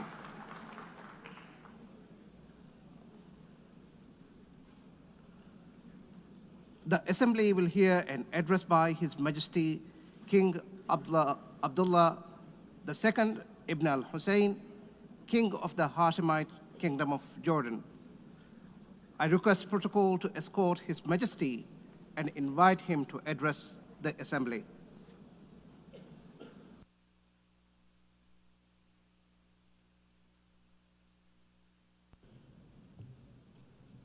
Bismillah ar-Rahman ar-Rahim.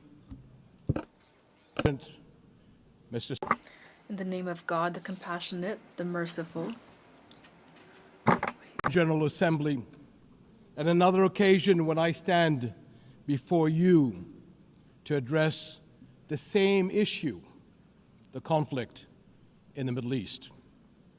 And not for the first time, developments on the ground have made me question the worth and utility of words in capturing the magnitude of the crisis. Yet not speaking about it would signal acceptance of the situation and abandonment of our humanity. And that I will not do. Our UN General Assembly was born 80 years ago, pledging to learn from, not repeat, history. The world vowed never again.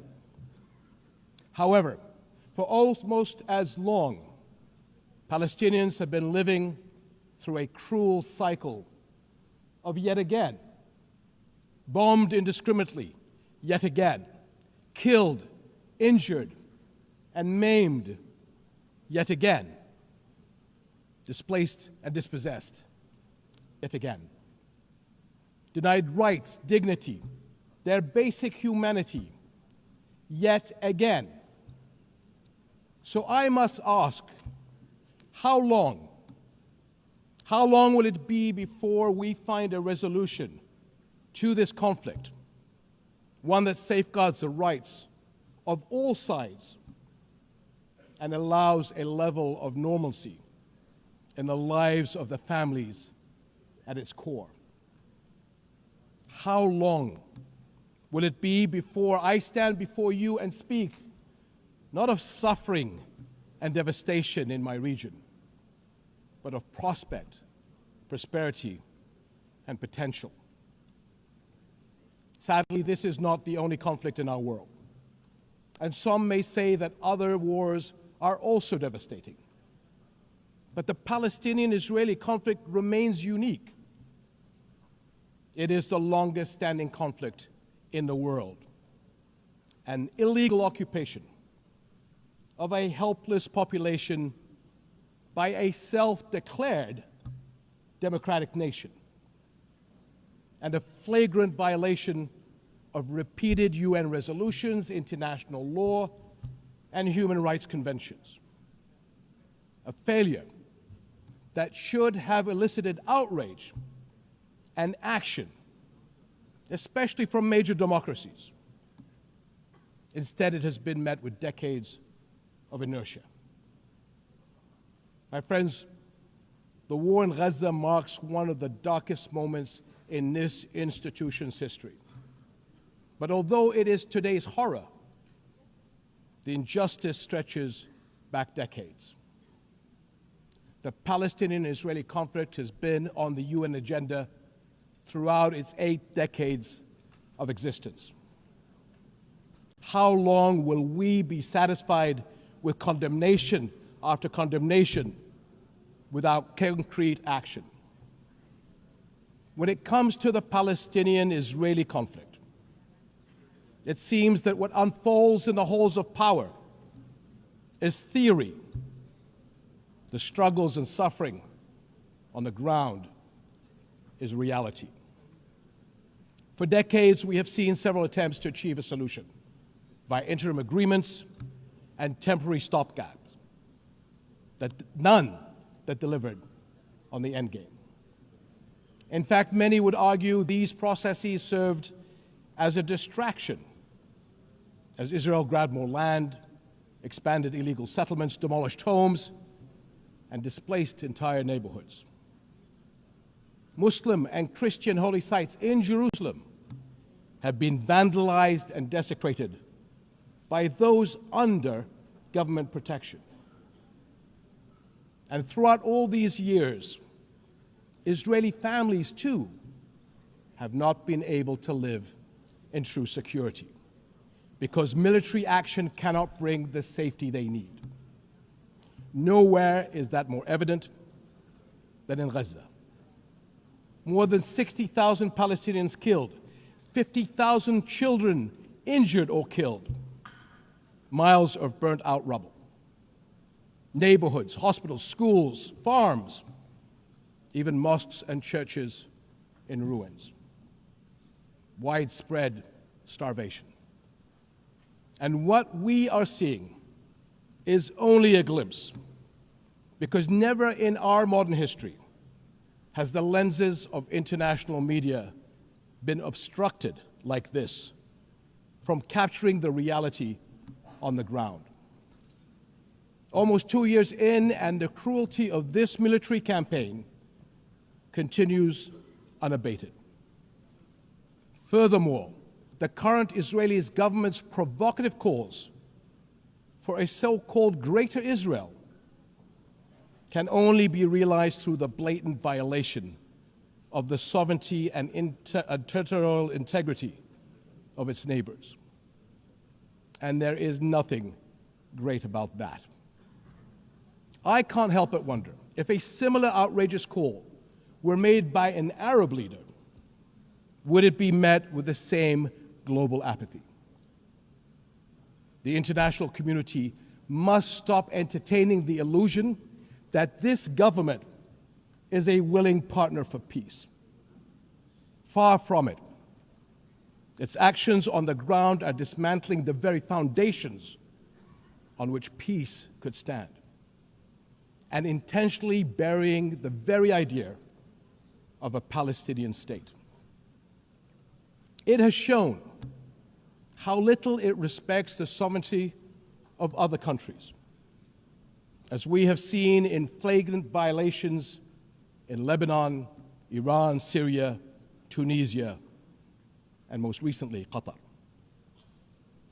And its hostile rhetoric calling for the targeting of Al-Aqsa Mosque will incite a religious war that would reach far beyond the region and lead to an all-out clash that no nation would be able to escape. How long before we hold all nations to the same standards? How long before we recognize the Palestinians as people who aspire to the same things you and I do, and we act on that recognition? how long before we recognize that statehood is not something Palestinians need to earn? It is not a reward. It is an indisputable right.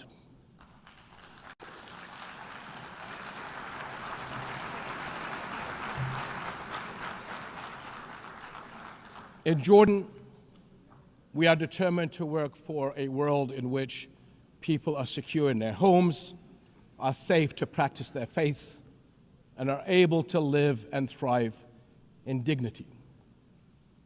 As custodians of Muslim and Christian holy sites in Jerusalem, we safeguard these holy places against actions that violate the city's legal and historical status quo. Compromising the delicate balance in the holy city will turn it into a tinderbox that ignites global conflict. And Jordan is serving as the main base for international humanitarian response in Gaza, working by all possible means to provide critical supplies of aid and food. And we appreciate our regional and international partners. I'm also immensely proud of the many Jordanians, including men and women of Jordan armed forces, who are at the heart of this effort. Ground convoys, aircraft crews, doctors, nurses, and mobile medical staff who work even under fire to provide relief. These and countless others carry forward Jordan's deep heritage of compassion and generosity to a people in grave need. My friends, amid such darkness, there is a glimmer on the horizon. We are seeing more nations stepping up on behalf of a permanent ceasefire in Gaza, one that ensures the release of all hostages, unhindered humanitarian aid, and support for the Palestinian people as they rebuild. We all know that force is no foundation for security.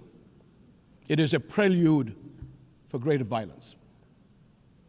Repeated wars are teaching generations of Israelis and Palestinians that their only recourse is the gun.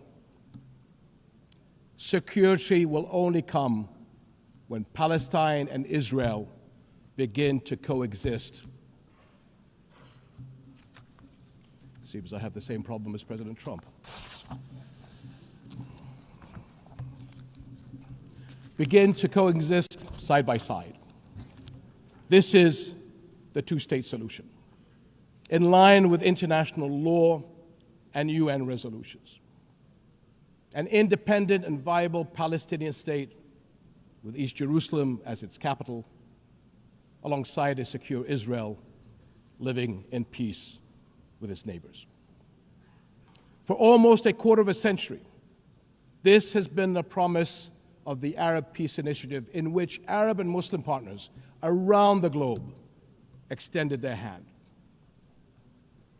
My friends, for the past 2 years, we have finally seen the world's conscience stirring in the courage of ordinary people from every walk of life and every corner of the globe, raising their voices as one and declaring, it has been too long.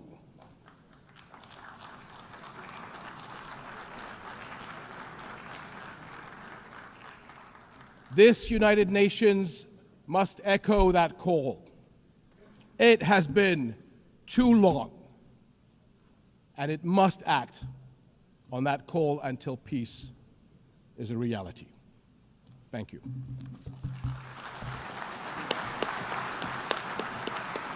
On behalf of the Assembly, I wish to thank the King of the Hashemite Kingdom of Jordan.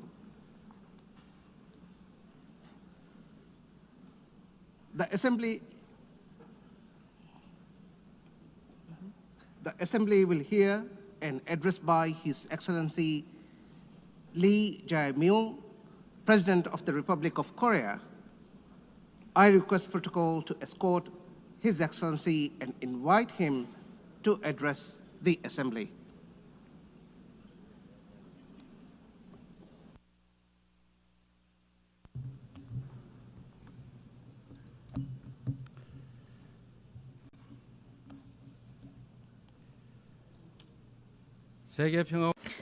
I would like to express my respect and gratitude to all members of the United Nations and staff of the UN Secretariat for their contribution to world peace and shared prosperity.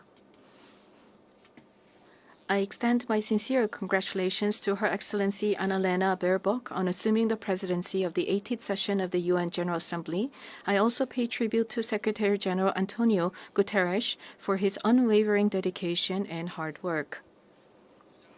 I hope the 18th session of the UN General Assembly will achieve even more meaningful results under their outstanding leadership. Madam President, Mr. Secretary, and distinguished delegates, this year is a meaningful year marking the 80th anniversary of the founding of the United Nations. The past 80 years of the UN have been a valuable journey of protecting the dignity and values of humanity and at seeking a path forward for future generations.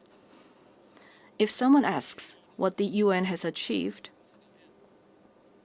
I would confidently reply, look at the 80-year history of the Republic of Korea. It is no exaggeration to say that the Republic of Korea's history, dotted with challenges and responses, is the history of the United Nations, which has constantly confronted enormous challenges facing humanity. Liberated from colonial rule the very year that the United Nations was founded, the Republic of Korea emerged from the scars of division and ashes of war through UN assistance, maintaining national identity while achieving industrialization and blooming into a democracy. Therefore, the Republic of Korea in itself is a country that has proven the value of the UN's existence. Whenever the Republic of Korea revived the hopes of lives as precious as the weight of the universe amidst horrific wars and disasters, the UN flag fluttered at the center of that intense solidarity. The United Nations has strived to provide equal rights and opportunities to everyone without discrimination, and has provided education and vaccines to make children's lives blossom. The small country in the East, which rose with the support of the UN and the international community, has become a proud UN member that is drawing the world's attention. It is raising its role and responsibility as a member of the international community more rapidly than any other country. There were times when democracy and peace were in crisis, but each time the Republic of Korea rose with indomitable strength. Even a safe coup could not break the people of the Republic of Korea's strong will, desiring democracy and peace. The revolution of light that the people of the Republic of Korea achieved against the darkness of the insurrection last winter was a historic moment that demonstrated the brilliant achievement of the UN spirit. The remarkable resilience and strength of democracy that the Republic of Korea has shown will be ours as well as that of the entire world. I need you to take my hand and guide me away from all this, away to where the light shines through, to where the flowers bloom. As the novelist Han Gang, laureate of the Nobel Prize in Literature, wrote, the Republic of Korea will be a milestone of light for all those who join the journey toward democracy. Today, at the UN General Assembly, where world peace and humanity's shared prosperity is discussed, I proudly announce that a new Republic of Korea, which will be a beacon of light for global citizens, has completely returned to the international community. Thank you. The Republic of Korea, which has grown thanks to the support and assistance of the UN, will not hesitate to take on the role of a leading nation, generously sharing its experience and history of restoring democracy. Despite ceaseless efforts from all corners of the world, the international community's determination and aspiration to maintain international peace and security 80 years ago still remains an unfinished task for everyone.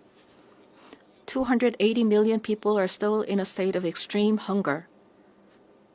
Armed conflicts around the world, including in Ukraine and the Middle East, as well as the climate crisis, which has already become a real problem, threaten the survival of humanity. The answer lies in the wisdom of the pioneers who founded the United Nations, as well as the path that the people of the Republic of Korea demonstrated. There is only one way: more democracy.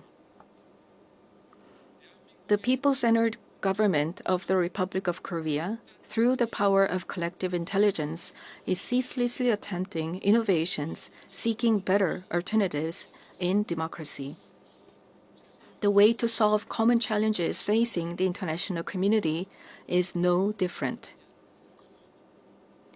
When all the countries experiencing the same problems gather here at the United Nations and continue multilateral cooperation, putting their heads together, we will all be able to move toward a bright future of peace and prosperity. I look forward to the UN 80 initiative presented by the Secretary General, taking root as a vision that achieves UN's evolution and advancement in line with the demands of our time. I also hope the UN Security Council can increase the number of seats of non-permanent members, reflecting changes in the international environment, and enhance its effectiveness and representation. As a member of the UN Security Council for the term 2024 to 2025, the Republic of Korea is making efforts so that the UN Security Council can respond proactively to threats to the international peace and security. Madam President, Mr. Secretary General, and distinguished delegates, the Republic of Korea, having restored democracy, dreams of a better future.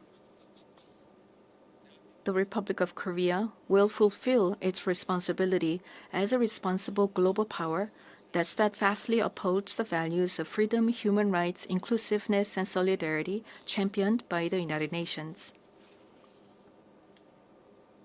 We will further develop our institutions and cultures so that everyone residing in the Republic of Korea, both nationals and foreigners, can be respected as an equal member of society in all fields of life.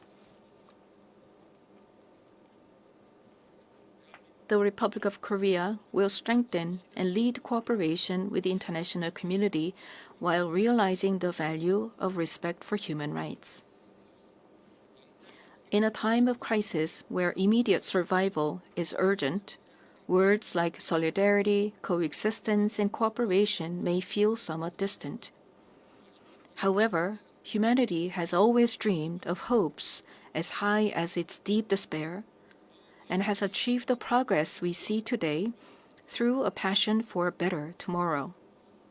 The more difficult the times are, the more we must return to the basic spirit of the UN, which is trust in universal values of humankind. Just as the determination to not pass down the devastation of wars led to the founding of the UN and has prevented conflicts and preserved peace, we today must cooperate more, trust more, and join hands more firmly in order to build a better future, a better world for future generations. Democratic Korea will lead the way in multilateral cooperation toward a sustainable future. Peace is a value that is more important than anything else. In the Republic of Korea, as well as elsewhere in the world, peace is the basic foundation for democracy and economic development. The disputes and conflicts we are currently facing vividly show how easily the ideals of human dignity and sustainable development can crumble without peace. Today, the Republic of Korea is fulfilling its responsibility as a key contributor to the United Nations peacekeeping and peacebuilding activities. Our brave soldiers, who have steadfastly defended the Republic of Korea, a divided nation, are helping to pave the way towards sustainable peace led by the UN. Threats to peace are not only physical elements. In an era where artificial intelligence technology is critical to security capabilities and cyber attacks threaten national security, we must confront not only visible enemies, but also invisible enemies. If we passively let ourselves be dragged along by the changes of the AI era, we will meet a dystopia of deepening polarization and inequality, unable to shake off the dark shadows of human rights abuses caused by the misuse of technology. However, if we proactively respond to these changes, we can use the high productivity as a driving force to build a foundation for innovation and prosperity, and create a useful base for strengthening direct democracy. I hope the open debate that I will preside over as UN Security Council President tomorrow will significantly contribute to the international community's efforts to promote the responsible use of AI. Furthermore, we intend to share our vision for the future of AI through the APEC AI initiative at the APEC Economic Leaders Meeting, which will be held in Gyeongju, Korea next month. We will strive to ensure that the vision of AI for all, where advances in cutting-edge technology contribute to the universal values of humanity, becomes a new normal for the international community. AI-driven technological innovations will be an important new tool for solving global challenges like the climate crisis. Over the past 80 years, the United Nations has paved the way for sustainable development and spearheaded efforts to address climate crisis threatening the survival of humanity. Nations around the world must respond to these efforts. The Republic of Korea is pursuing a great energy transition, leveraging science and technology and digital innovation to increase energy efficiency and expand the share of renewable energy. We will submit a responsible, nationally determined contribution within this year, joining the united will of the international community. At the 4th UN Ocean Conference that will be co-hosted by the Republic of Korea and Chile in 2028, we will also work to build substantive solidarity for the sustainable development of oceans. Such efforts by the Republic of Korea to actively address global challenges are based on a firm commitment to fulfilling humanity's shared promise of sustainable development. Since the United Nations established the Sustainable Development Goals 10 years ago, the international community has made much progress in eradicating poverty and reducing inequality. However, the demand for development financing is continuously increasing, and the most vulnerable are still suffering. Let us squarely face this grave reality and create new momentum for change. We must move toward structurally reforming global development governance while enhancing the quality of financial resources. I trust that we will pull together in order to bring about more cases like the Republic of Korea growing and developing from an aid recipient country to an aid donor country. This year marks the 80th anniversary of the founding of the United Nations, as well as the 80th anniversary of the division of the Korean Peninsula. New challenges, as well as unresolved tasks, await us. Democratic Korea will begin a new journey toward peaceful coexistence and shared growth on the Korean Peninsula.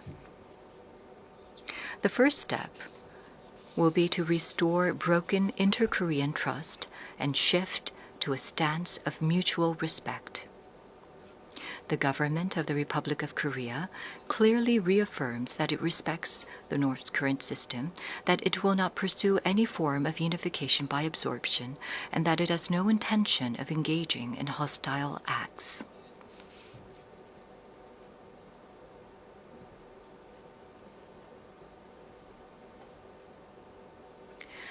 Based on these three principles, we intend to end the vicious cycle of unnecessary inter-Korean military tension and hostile acts.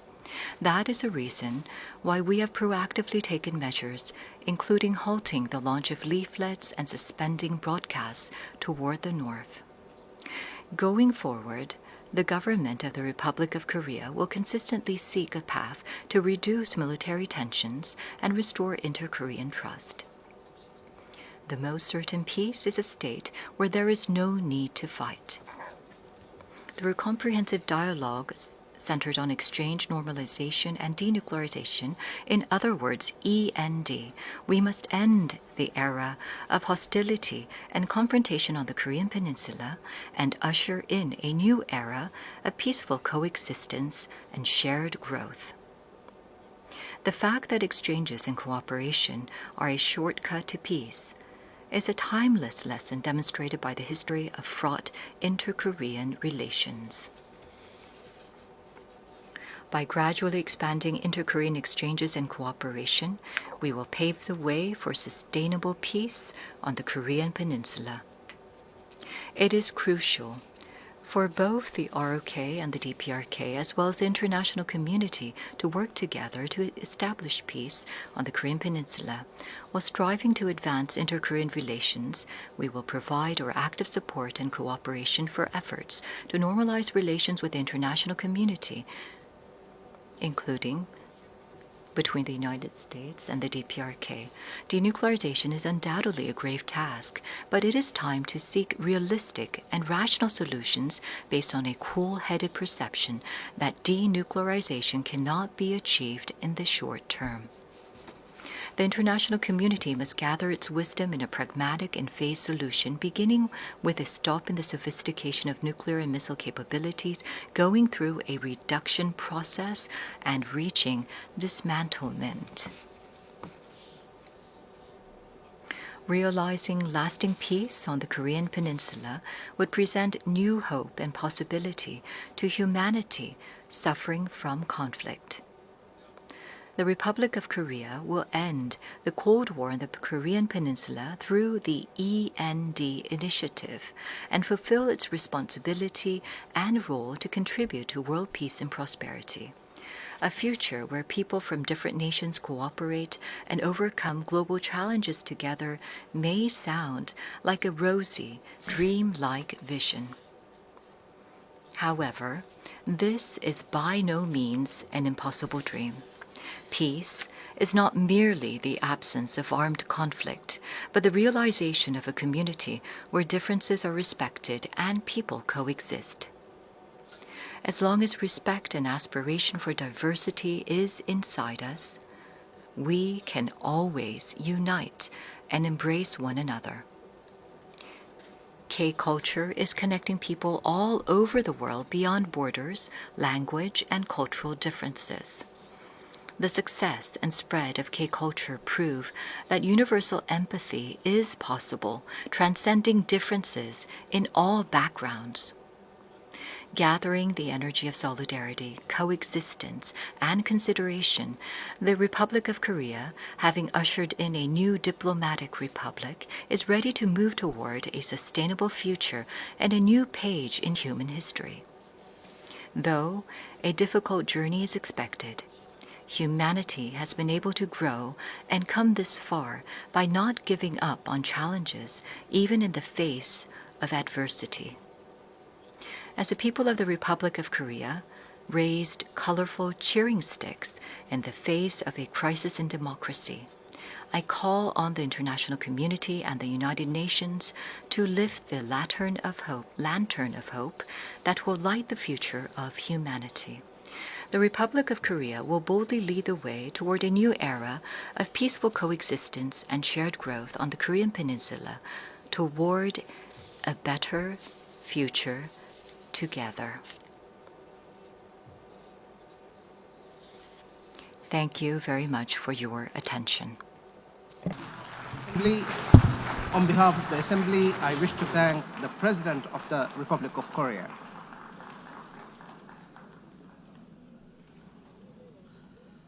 The Assembly will hear an address by His Highness Sheikh Tamim bin Hamad Al Thani, Amir of the State of Qatar. I request protocol to escort His Highness and invite him to address the Assembly.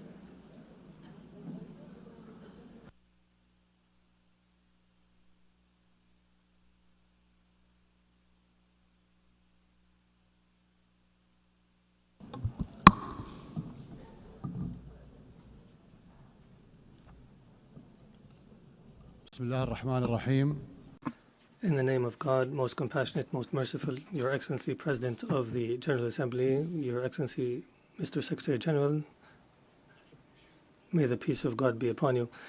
The United Nations has been established 8 decades ago on the basis of principles that humanity has reached after 2 world wars. These rules are based on the maintenance of international peace and security and the respect for human dignity and state sovereignty and a non-interference in internal affairs, and to cooperate for the benefit of our peoples. This means if we allow violations to continue, it means allowing the rule of the jungle, where perpetrators and violators enjoy benefits just because they can. This is the political realism that we are facing, that has been reduced to the ability to impose a status quo. This is a crisis. Such conduct finds that violators consider that tolerating them is a weakness. What must prioritize the discussion in the international community now is how to restore collective security as per the UN Charter, and how to restore the legitimacy of the international system. Your Excellencies, as you know, Doha on the 9th of September has suffered a treacherous attack that targeted the negotiating delegation of Hamas in a residential neighborhood that includes schools and diplomatic missions. As a result of this attack, 6 martyrs have fallen, including a Qatari national who serves in the internal security forces, and 18 people have been injured. This aggression was a violation against our sovereignty and a blatant violation that is unjustified of international law. But the whole world was shocked because of the circumstances of this heinous act, which we have classified as state terrorism. Unlike the claim of the Prime Minister of Israel, this attack is not a legitimate right to follow perpetrators of terrorism. It is an act of a diplomacy that is dedicated to political assassinations,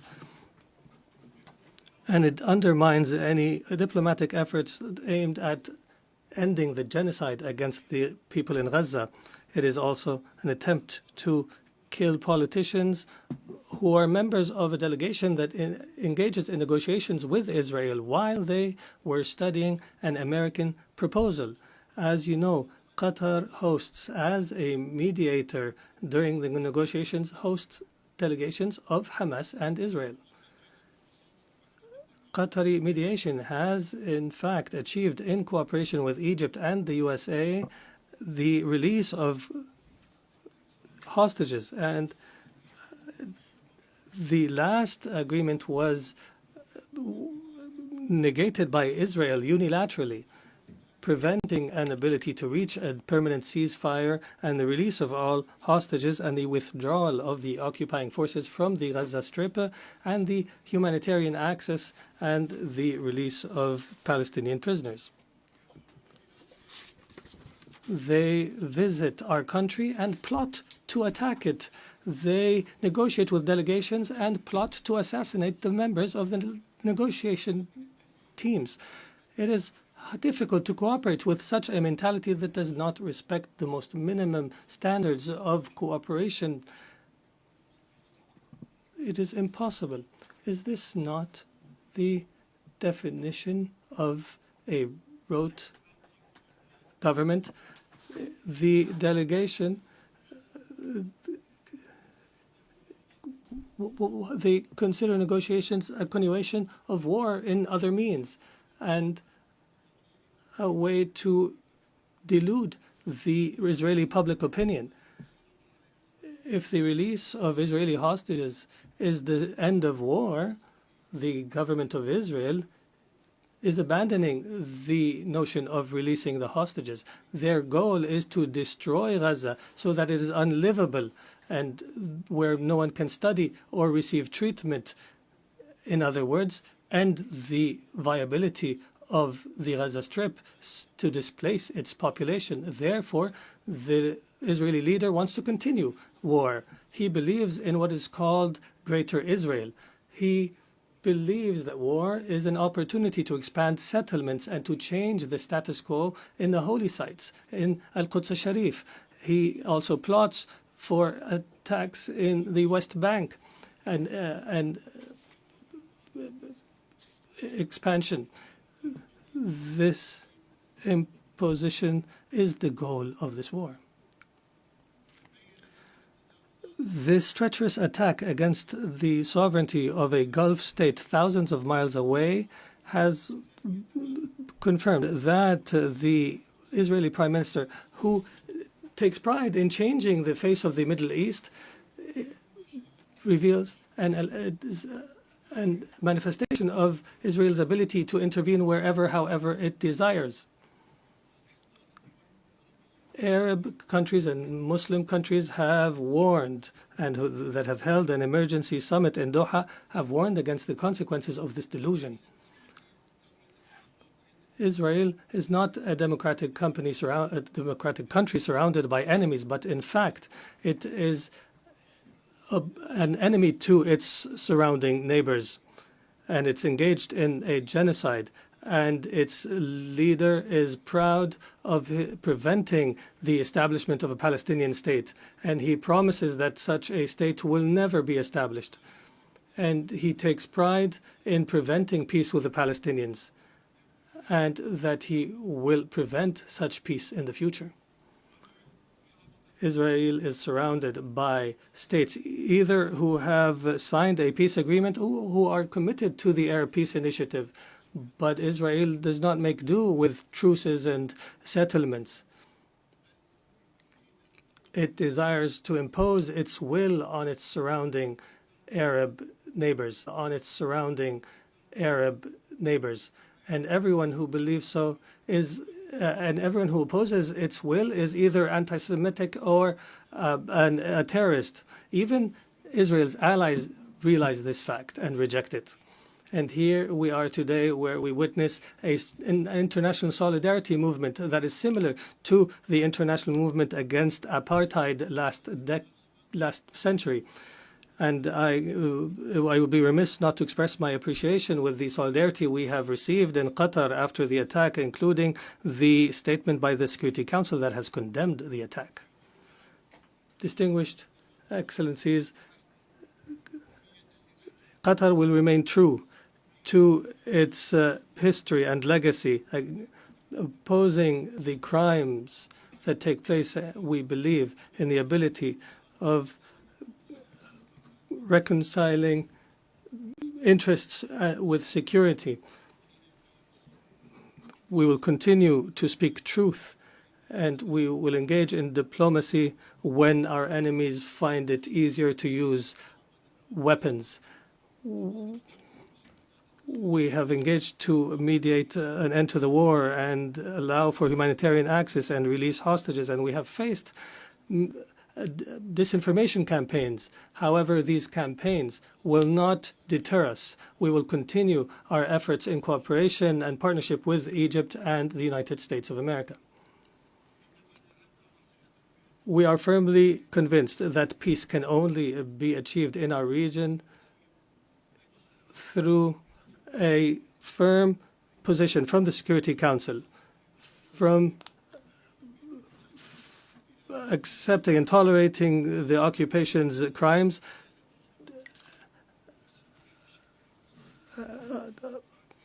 until allowing to the Palestinian people to enjoy their right to self-determination and establish their state with East Jerusalem as its capital on the borders of 1967 as per UN resolutions and the two-state solution that has been the consensus of the international community. We appreciate the role of states that have recognized the state of Palestine. There is no doubt that such recognition is morally important because it sends a message that violence and more violence will not succeed in liquidating a just cause such as the cause of Palestine, and we urge more states to recognize the state of Palestine. We believe that instability knows no border and that humanity's destiny is intertwined. Therefore, Qatar has continued its diplomatic efforts to contribute to the settlement of other crises, such as in Ukraine and wars in Africa. And our persistence have continued with partners in Africa in order to draft peace agreements. Most importantly was the signing of a declaration of principles in Doha between the DRC and the Congo River Alliance in March. Our efforts support the leadership of the U.S. to achieve a peace agreement in the east of the country, and Qatar will continue to engage as an international partner in order to achieve the peaceful settlement of conflicts and to seize opportunities to establish global peace. Your Excellencies, some states in our region still suffer the lack of security and stability. However, there is hope through some positive developments. In our dear Syria, since the end of last year, is going through a new phase that we hope will be a path towards achieving the aspirations of the Syrian people towards stability, development, and the rule of law after the end of a dark phase of the country's history. Egypt has stood by the Syrian people throughout the previous years. I recalled and urged to support Syria from this podium, even when it seemed to fall off the international agenda. The international community is called upon to assist Syria now in order to succeed through the transition phase after decades of suffering. Our experience in other Arab countries has taught us that building state institutions and establishing relations between a state and others is based on equality, and internal stability on the basis of respect for diversity are paramount issues at this stage. Qatar will not spare an effort to provide the necessary support to our brothers and sisters in Syria, and we have no doubt that the Syrians will be able to overcome this phase and to reject sectarianism in all its forms, and that they will reject external interference, especially the Israeli attempts to divide Syria and the conduct of Israel that is as though all areas south of Damascus are areas of Israeli influence. The Middle East has also witnessed positive developments through the election of President Ahmed Joseph Aoun in Lebanon and the appointment of Mr. Nawaf Salam as a prime minister, which is a step towards stability in the country. Qatar will continue to support Lebanon government and people and institutions, and will continue to support the Lebanese army We emphasize the need to implement Security Council Resolution 1701 and the withdrawal of Israeli forces from the areas it occupied during the last war, and to end Israeli interference in internal Lebanese affairs. For Sudan, the people in Sudan continue to suffer an unprecedented humanitarian crisis because of the continued violence. We call once again on all parties to prioritize the national interest and to engage in a comprehensive dialogue that leads to a permanent peace and that preserves the unity of Sudan and its territorial integrity and independence, and that achieves development and stability. We declare our support for all international efforts that aim to achieve this goal. Distinguished Excellencies, Doha has always been a global capital that hosts major events in all spheres, and an area where leaders convene and decision makers from around the world to engage in negotiations and the formulation of solutions. Doha will host the Second World Summit for Social Development from the 4th to 6th November this year, and we look forward to welcoming you all during this conference. There is no doubt that the trust of the international community in Qatar is based on our successes in the past throughout the years. And accordingly, based on this legacy, we have submitted our application to host the Olympics, believing that sports is not just competition, but a bridge between cultures and a means to promote peace and understanding. And as such, we have also organized and hosted the FIFA World Cup, proving that we are able of hosting sporting events of this magnitude. In conclusion, the state of Qatar, realizing the seriousness of the challenges facing the international community, commits to our partnership in seeking truth, peace, and justice in international relations. Thank you, and may the peace of God be upon you.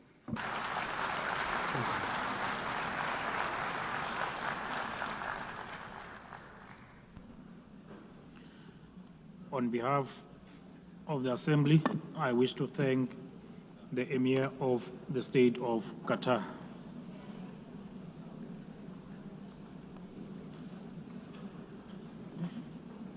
The Assembly will now hear an address by Her Excellency Jennifer Gillings-Simons, the President of the Republic of Suriname.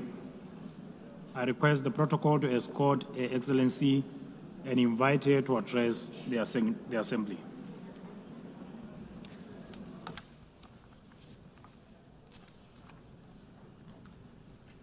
Good morning.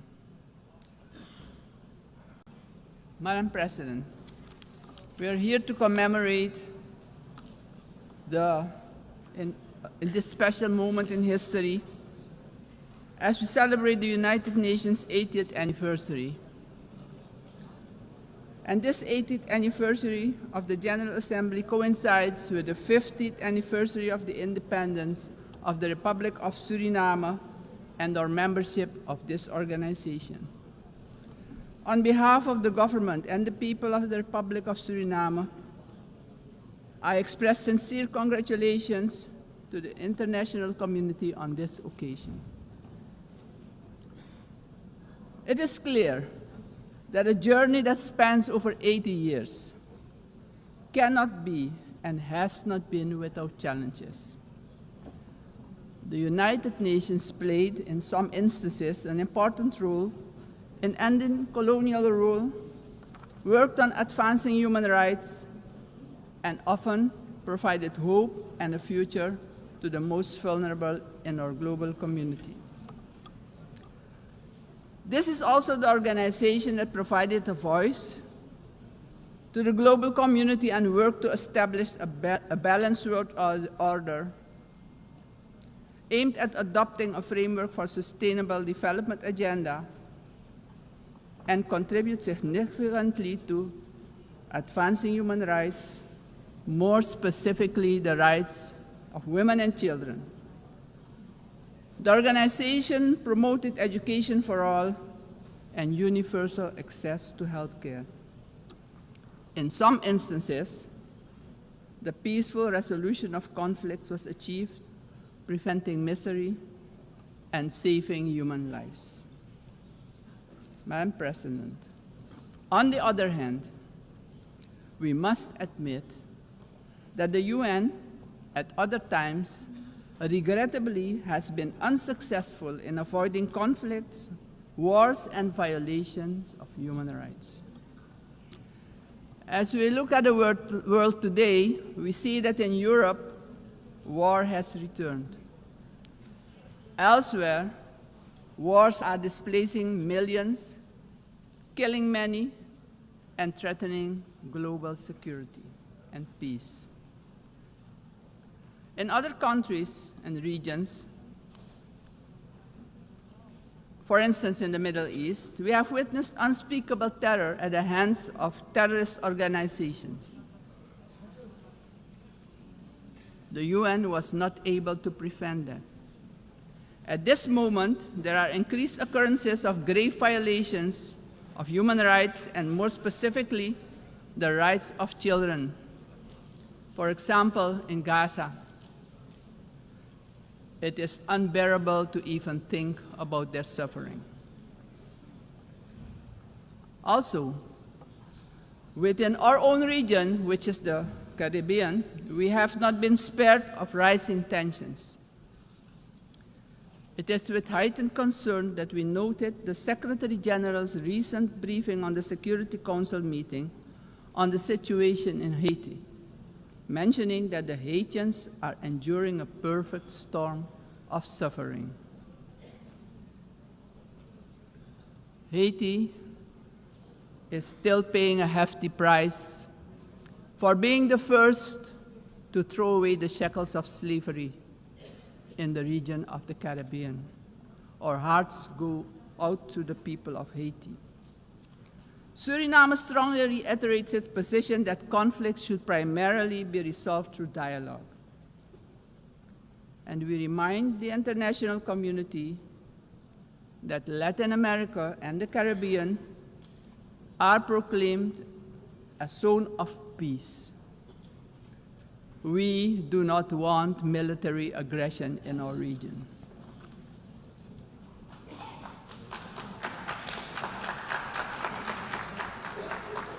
Madam President, this is the moment, on the 80th anniversary, we should reflect and ponder on the next 80 years. What do we have to change and what needs to be done differently?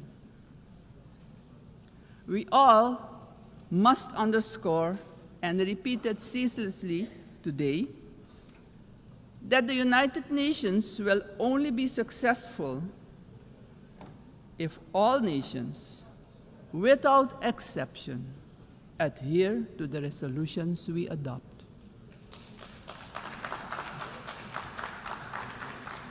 We can only keep the peace if we stop allowing that the votes of all the countries in the world can be nullified by one veto. Today,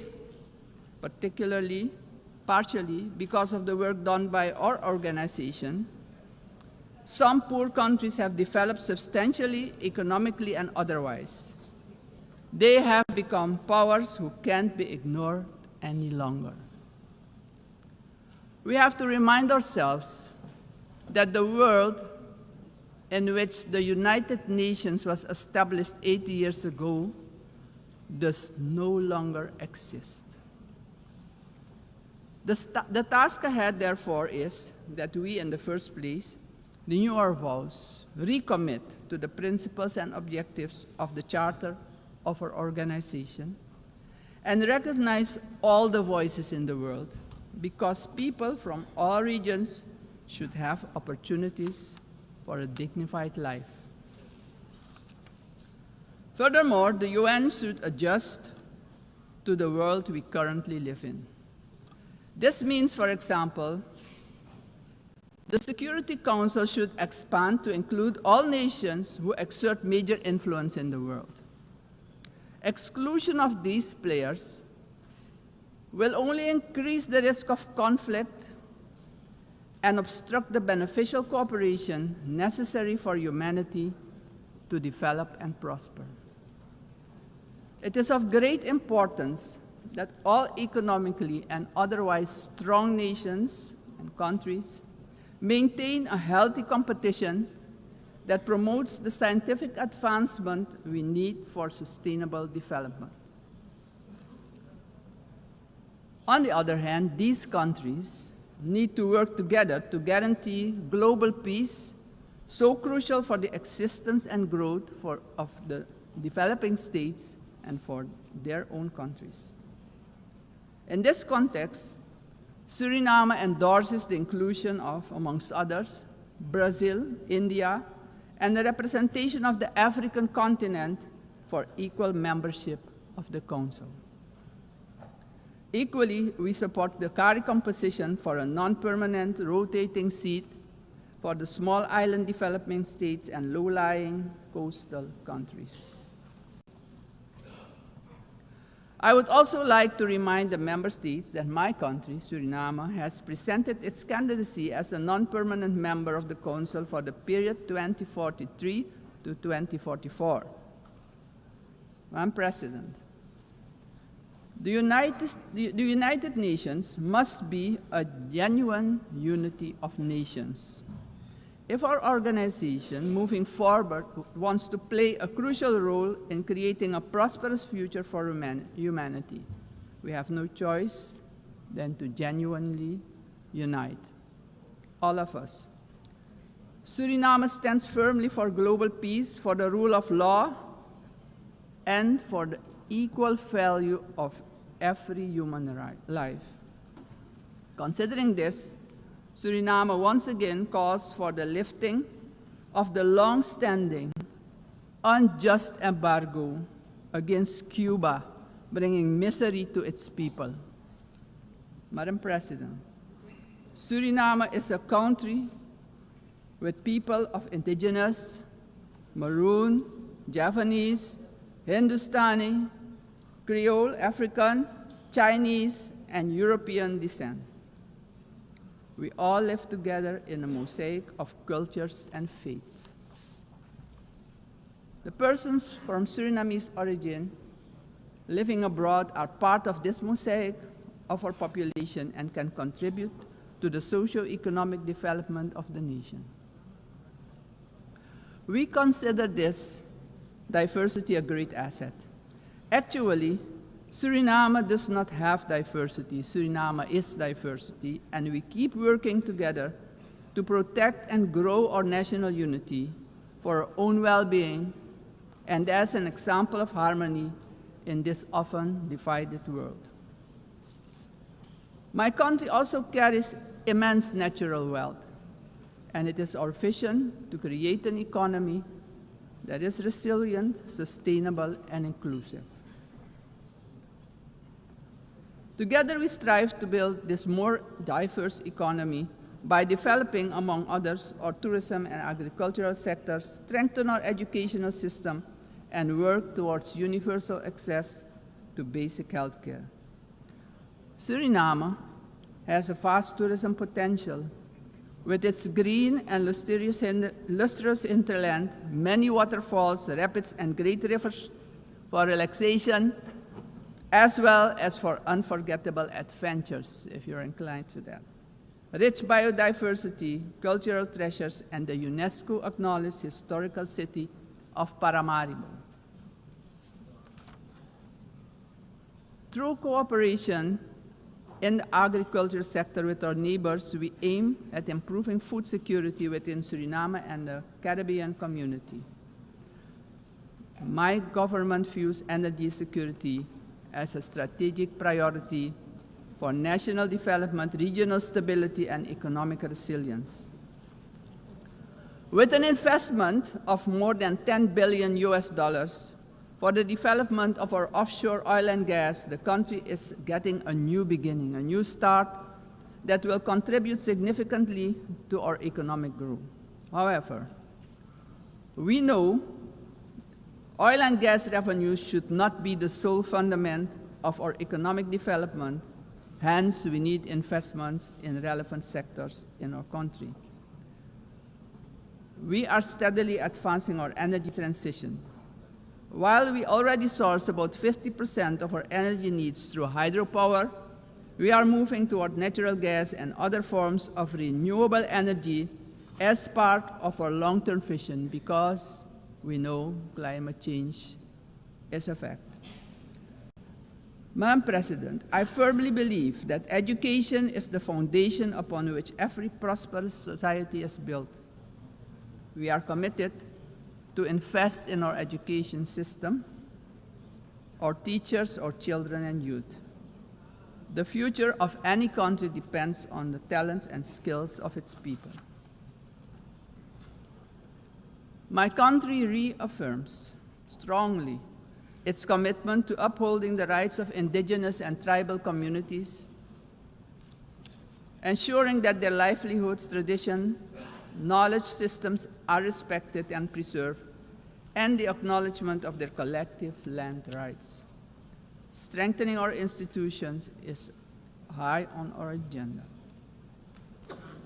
Suriname has worked tirelessly on the prevention of diseases, and despite challenges, we have achieved results that we as a country can be proud of.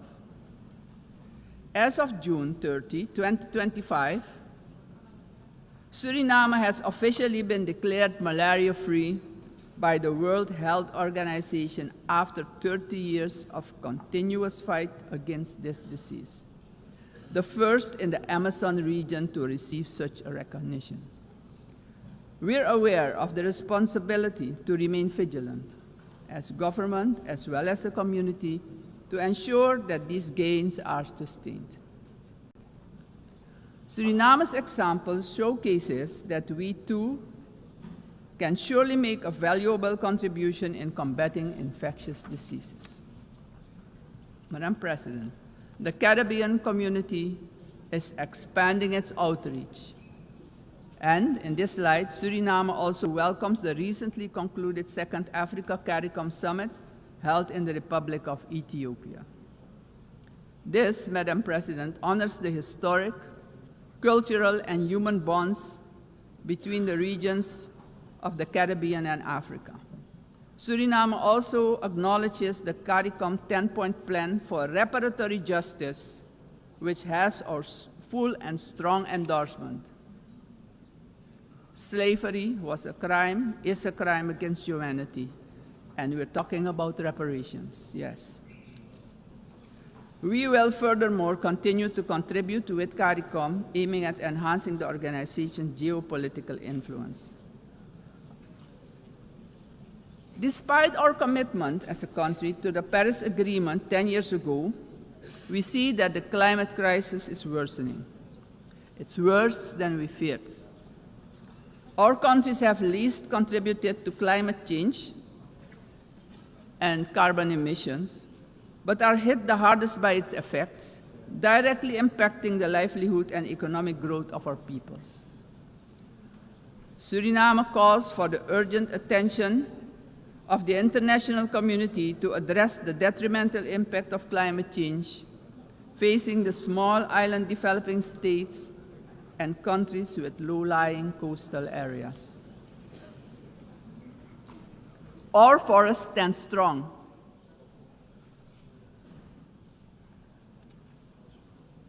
More than 90% of our land is covered by rainforest. And this makes us the most forested country in the world. Your eyes have never seen so much green. Suriname is one of the 3 carbon-negative countries on Earth. Since 1992, our forest has absorbed nearly 290 million tons of carbon, and each year we capture more than we emit, and we want to keep it that way. The protection and conservation of our forest has been a priority. It doesn't stand by default, but by design.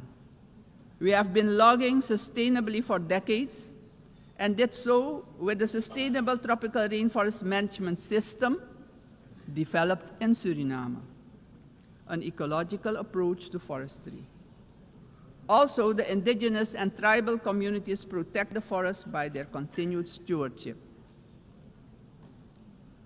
We are proud of the way we did it, but pride alone does not pay the bills and does not develop the indigenous and tribal communities. Madam President, we must not forget that these forests, our forests, are in competition with vast resources such as gold, diamond, bauxite, and more. We will need to make difficult choices.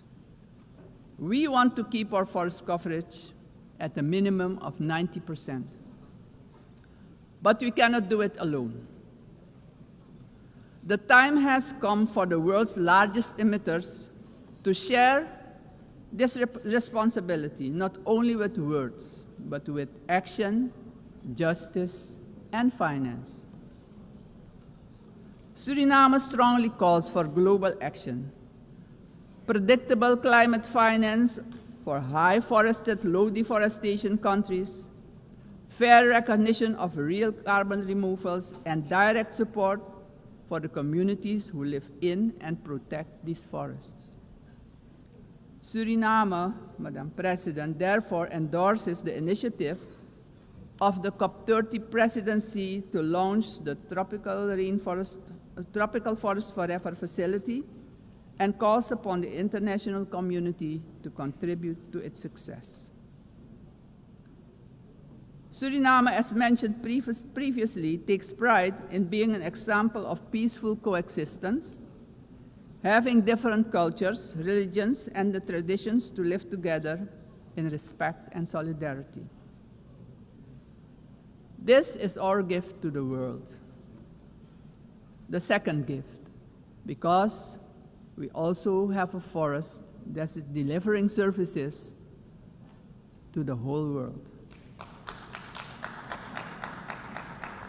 This gift proves that harmony can prevail. As stated upon our admission to the United Nations in 1975, our republic indicated our willingness to engage with the international community. My country reiterates its strong commitment to multilateralism, one of humanity's most important achievements, which needs our protection in this time of change.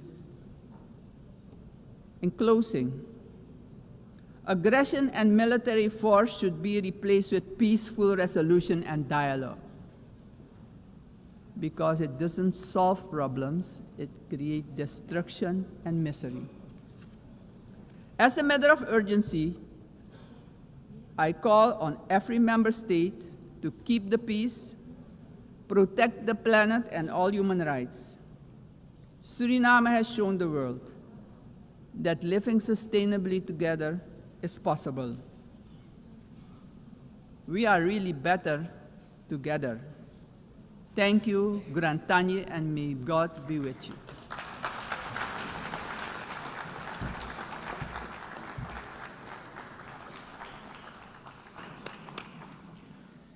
On behalf of the Assembly, I wish to thank the President of the Republic of Suriname. The Assembly will hear an address by His Excellency Katinas Nauseda, President of the Republic of Lithuania. I request protocol to escort His Excellency and invite him to address the Assembly.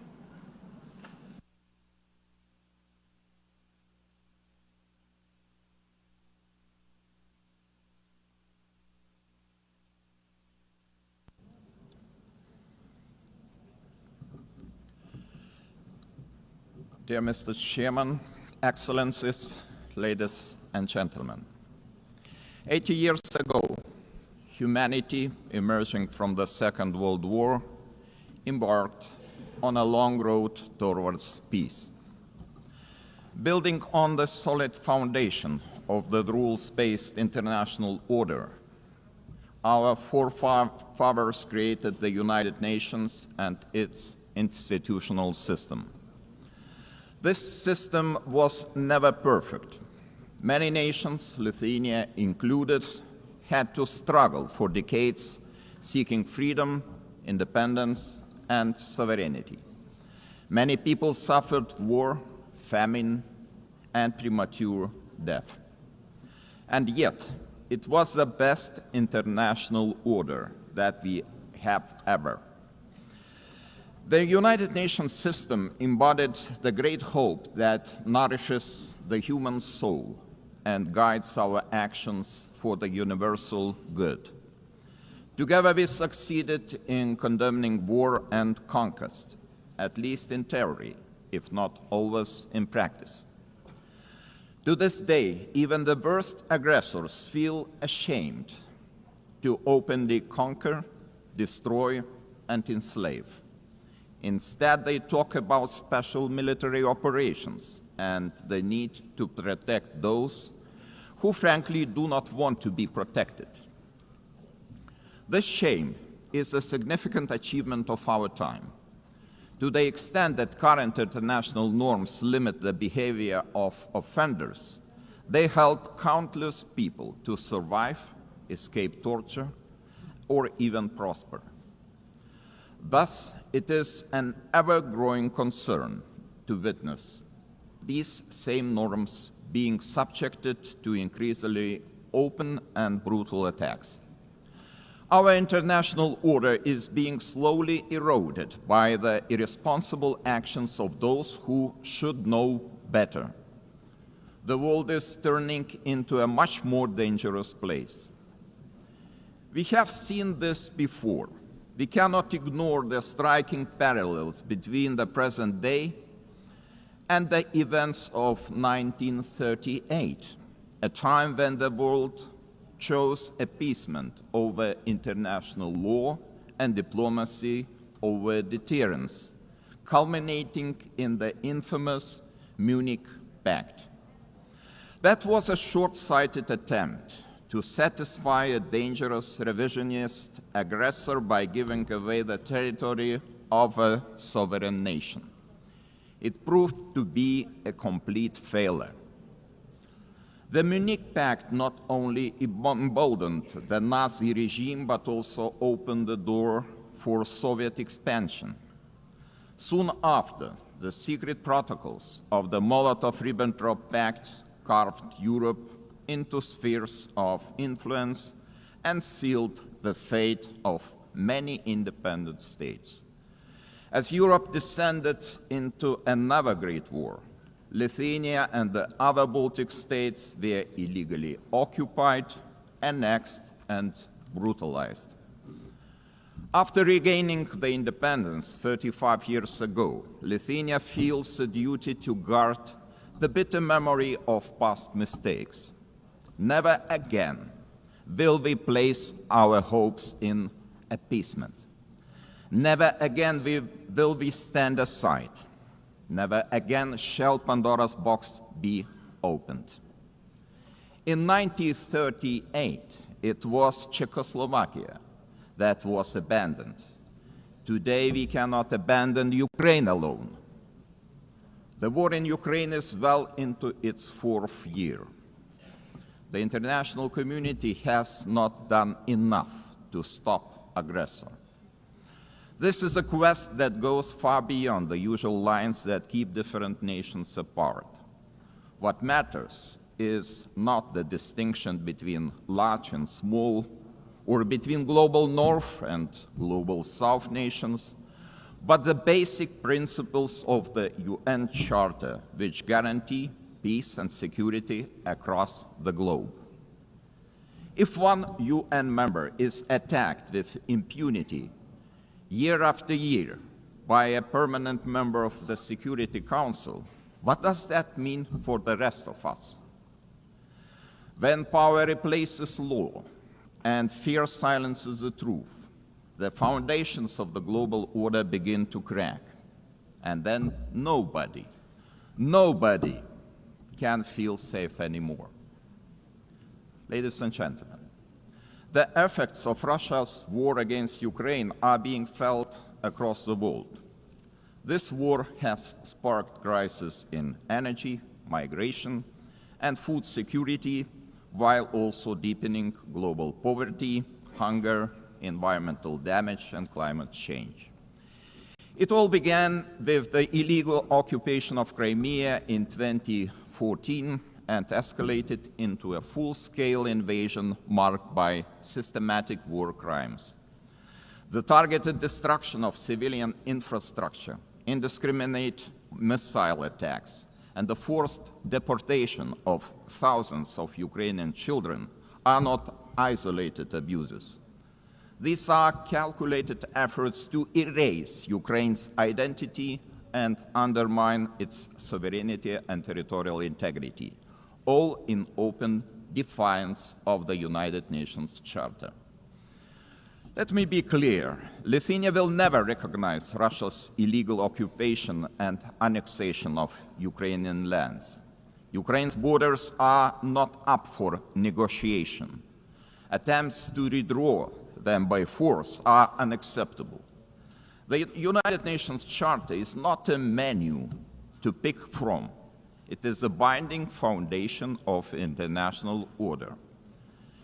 Ukraine is also not the only target. Russia continues to occupy two Georgian regions, destabilizes Moldova, and uses proxies and mercenaries to spread instability across the Sahel, the Middle East, and beyond. These are not isolated episodes. They are part of a calculated policy to undermine international norms and export chaos for strategic gain. Russia is not acting alone. The countries enabling Russia's war against Ukraine also violate international law. They prolong the war and deepen unnecessary suffering. Their actions damage us all, every sovereign nation. Lithuania therefore calls on the international community to maintain strong political, military, humanitarian, and economic support for Ukraine. Having already provided more than 1 billion euros in assistance, half of which for reconstruction and long-term recovery, we are setting an example to follow. It is equally vital that the international community stop buying Russia's energy resources. Without all that oil and gas money, Moscow's war machine would finally stop. If history is any indicator, Russia will never stop using energy for its geopolitical goals. Wherever Russian energy resources flow, corruption, blackmail, and sabotage will follow. Let me remind you, this is a country that understands only the language of force. Ukraine's ability to deter aggression will be the decisive factor in the future. Moreover, peace will never be sustainable without justice. Russia's numerous war crimes, from mass killings and attacks on hospitals to the abduction, deportation, and indoctrination of children, demand accountability. My country strongly supports the Special Tribunal for the Crime of Aggression under the auspices of the Council of Europe. We call on all states to endorse this initiative. Accountability must have real consequences, legal, political, and financial. As a co-founder of Register of Damage for Ukraine, Lithuania calls on all eligible states to join this vital effort. Russia's frozen assets must eventually be used to help Ukraine defend itself and rebuild. I also cannot stress strongly enough that the return of all deported Ukrainian children and illegally detained civilians must be a global priority. We urge all states and institutions to strengthen international efforts and to ensure their safe homecoming. Ladies and gentlemen, as crucial as Russia's war of aggression against Ukraine is, it is only part of the broader global upheaval. Lithuania watches the current situation in the Middle East with deep concern. We join the international community in calling for the full and immediate implementation of the ceasefire in the Gaza Strip. To prevent starvation, humanitarian aid must be allowed to reach those in need without obstruction. At the same time, the unconditional release of all remaining Israeli hostages remains a crucial step towards ending hostilities. Lithuania is firmly committed to a just and lasting peace in the Middle East. We condemn all the actions that undermine this goal. The ongoing mediation efforts led by the United States, Qatar, and Egypt deserve our full support. There is no alternative but to revitalize a credible political process towards a two-state solution, ensuring that the state of Israel and an independent, democratic, contiguous, sovereign and viable state of Palestine can live side by side in peace, security and mutual recognition, with Jerusalem as the future capital of both states. Sadly, many states remain trapped in cycles of conflict, crisis and long-term fragility. It is our shared responsibility to support those in need as destabilization spreads far and wide across international borders, regions, and continents. Our attention must also focus on the growing challenge of disinformation, which is increasingly being used to undermine democratic institutions and destabilize entire nations and societies.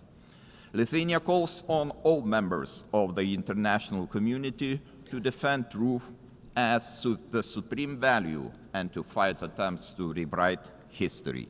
Historical memory must be preserved. Ladies and gentlemen, as we face high global uncertainty, one choice remains entirely clear.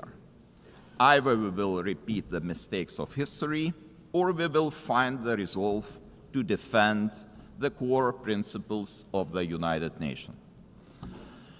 Today, Lithuania chooses to act. We call on the international community to respond to today's challenges with unity and determination. We call on the United Nations to return to its founding purpose, to prevent the scourge of war, to protect human dignity, and to uphold the rights of nations large and small. Together, we must ensure that no permanent seat on the Security Council grants any state permanent impunity. We must support those who defend the very principles of the UN Charter. In this spirit, I welcome the Secretary General's UNAT reform agenda, a timely blueprint for adapting this institution to the realities of today's world. His call for a more inclusive, effective, and accountable United Nations deserves our broad support. Lithuania stands firmly behind these efforts to reimagine multilateralism. We call on all states to strengthen our collective ability to act across all three pillars: peace and security, human rights, and development. Our message must be simple and straightforward. Aggression cannot win, and the principles of the UN Charter must prevail. Let us rise to the demands of this moment. Thank you very much.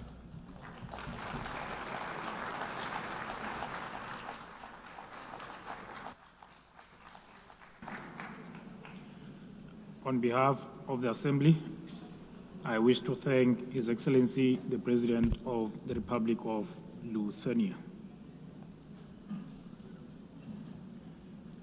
The Assembly will hear an address by His Excellency Marcelo Rebelo da Sousa, the President of the Portuguese Republic.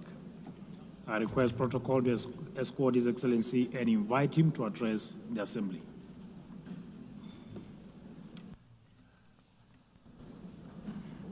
Mr. Chairman, Excellencies, symbolic moment this one for United Nations, the celebration of 80 years, and for us, Portuguese, 70 years of membership. The time of judgment, of compromise, of renewal, multilateral ambition. Portugal is today what always aspired to be, an open country to the world, listening, dialoguing, building bridges, deeply multilateralist and guided by the Charter of the United Nations. A world with more cooperation and respect for international law is safer, more predictable, stable, peaceful, prosperous, plural, representative, and able to respond collectively to global challenges. 70 years ago, we were living still in dictatorship.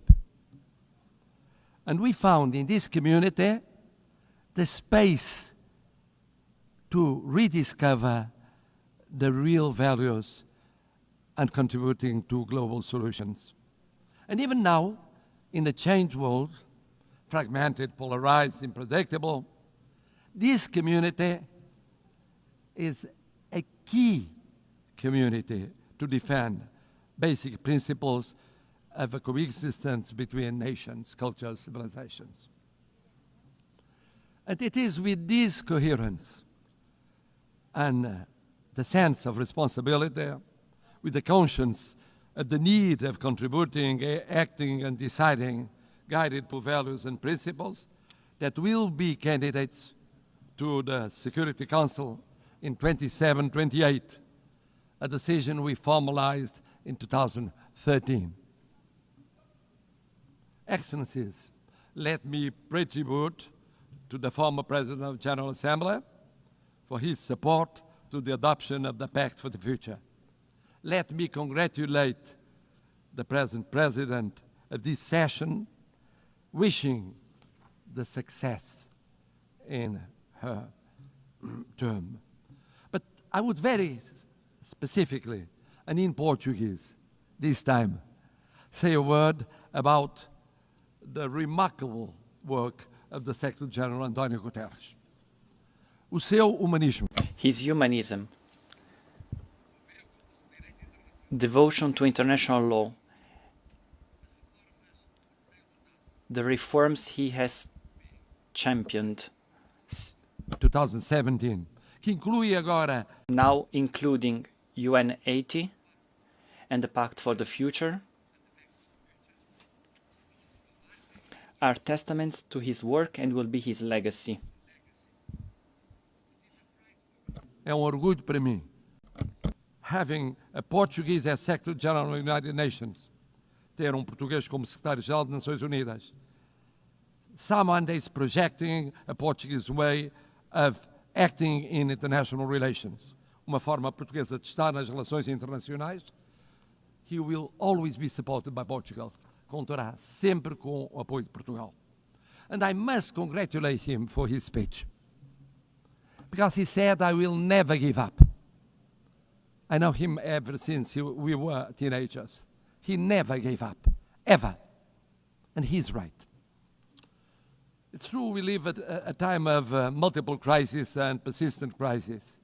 Division, polarization, violations of international law, cleavage between power exercise and responsibility, technology and ethics, urgency of crisis and capacity of response and action. United Nations faces an existential moment. Without change, without renewal, the United Nations will be marginalized, and we could be left to the law of force. No G1, no G2, no G3, no G1 plus 1, 1 plus 2, or 2 plus 1 will be an alternative. No absence of multilateralism will avoid the need of multilateralism. The world is multipolar, will be multipolar. Just think of the situation in Ukraine or the situation in Middle East. In Ukraine, for years, and now for months, for 8 months, one is waiting the mediation of the most powerful in the world. Do we have a ceasefire? No, we don't. In the case of Middle East, we waited and waited for the intervention of the most powerful in the world. Did we have a ceasefire? Without the multipolar, multilateral intervention of so many countries, here in New York, with the recognition of the existence of the state of Palestine, some Europeans, others non-Europeans, we won't change soon. This means we need United Nations, we need multilateralism, we need dialogue between countries from every continent. And the same for international law. We need international law. We need international law for the reform of United Nations. We need international law as a foundation of peace and justice. A world governed by rules is a safer and more predictable and equitable world. We need a Charter of United Nations as a common compass. Of course, we must adjust United Nations, but we must never forget the lesson of the League of Nations. When one forgets the principles, when one abandons the principles on account of pure realpolitik, I mean the power or the powers of the moment, one forgets that no power is eternal. No personality is eternal. Empires went up and went down. We know by experience it. Colonial empires, European empires inside Europe, all kinds of empires went up and went down. We believe that in the reform of United Nations, we have 3 pillars: prevention, partnership, and protection. Preemptive action before the conflict, not just afterwards. Mediation, preventive diplomacy, intervention of the Secretary General and of the PBC. Avoiding destruction and institution collapse. Building peace, fighting against the deep causes of violence, promoting resilient and peaceful societies. But development, peace building without development, preventive action without development, doesn't work. We co-presided, together with an African partner, Burundi, the preparation of the 4th conference on financing of development. Ideas, dialogue, determination, results. Without sustainable development, no lasting peace is possible. Never forget to implement the 2030 agenda and the reform of the international financial architecture. It's a priority involving the digital, the space, the artificial intelligence technologies as force for peace, not tools for domination. Bridging the digital and technological divides as central to build resilient societies. C'est aussi très fier que... And with great pride, we share in the priority of prioritizing oceans, addressing climate change. We can talk about combating climate change, but we must first and foremost admit that there is this change. That's why we prepared for UNOC 2 in Lisbon, and we were at UNOC in in Nice. We were one of the first European states to ratify the BBNJ Treaty. We protect 27% of our marine surface area. That is 3% of the objective for 2030. Speaking of the appeal of partnership, the United Nations must deepen partnerships, strategic partnerships with regional organizations. Portugal has the experience that is very specific. We have the experience of the community of Portuguese-speaking countries. Portuguese-speaking community, present in 9 countries, 4 continents, 1 language. Presentes em 9 países, 4 continentes, uma língua, A language, a short platform with its own voice at the UN. We hosted the 10th Global Forum of the Alliance of Civilizations. For the Alliance of Civilizations. Also, the conference, UN Conference on Racism. Portugal hosted the first UN Conference on Racism. And we promoted the implementation of the Durban Declaration. Formamos. We are part of the Ibero-American community.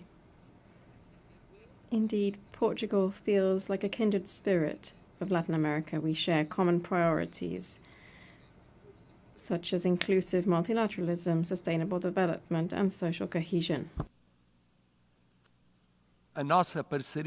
Our South is made of respect and solidarity. We launched the first EU-African Union summits. Initiative of the first and second summits between European Union and the African Union. We cooperate actively with the PMA, CITES, and LLDC. At the same time, we think that protecting means also protecting the role of women, youth as agents of change, the access to education, leadership, political participation. The world needs more women and more youngest as leaders in the procedures of decision.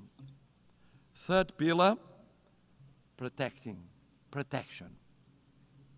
We participate for 65 years in peacekeeping.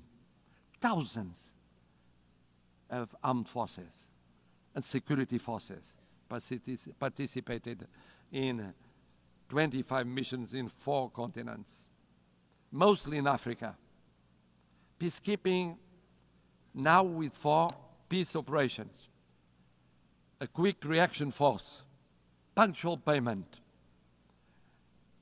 example of intervention in every continent, defense of a predictable and stable financing, including for the missions that are promoted by Security Council or accepted by Security Council, but initiative of African Union. This year, we celebrate the 25th anniversary of the additional protocol to the Convention of Rights of Children involved in armed conflicts. It's a drama. It's a drama. Children going on being victims in every war scenario. We have the legal duty, the political and the moral duty of protecting them. And then, of course, humanitarian international law. One spoke of it, about the situation in areas of conflict. Geneva Conventions are not suggestions. They involve duties.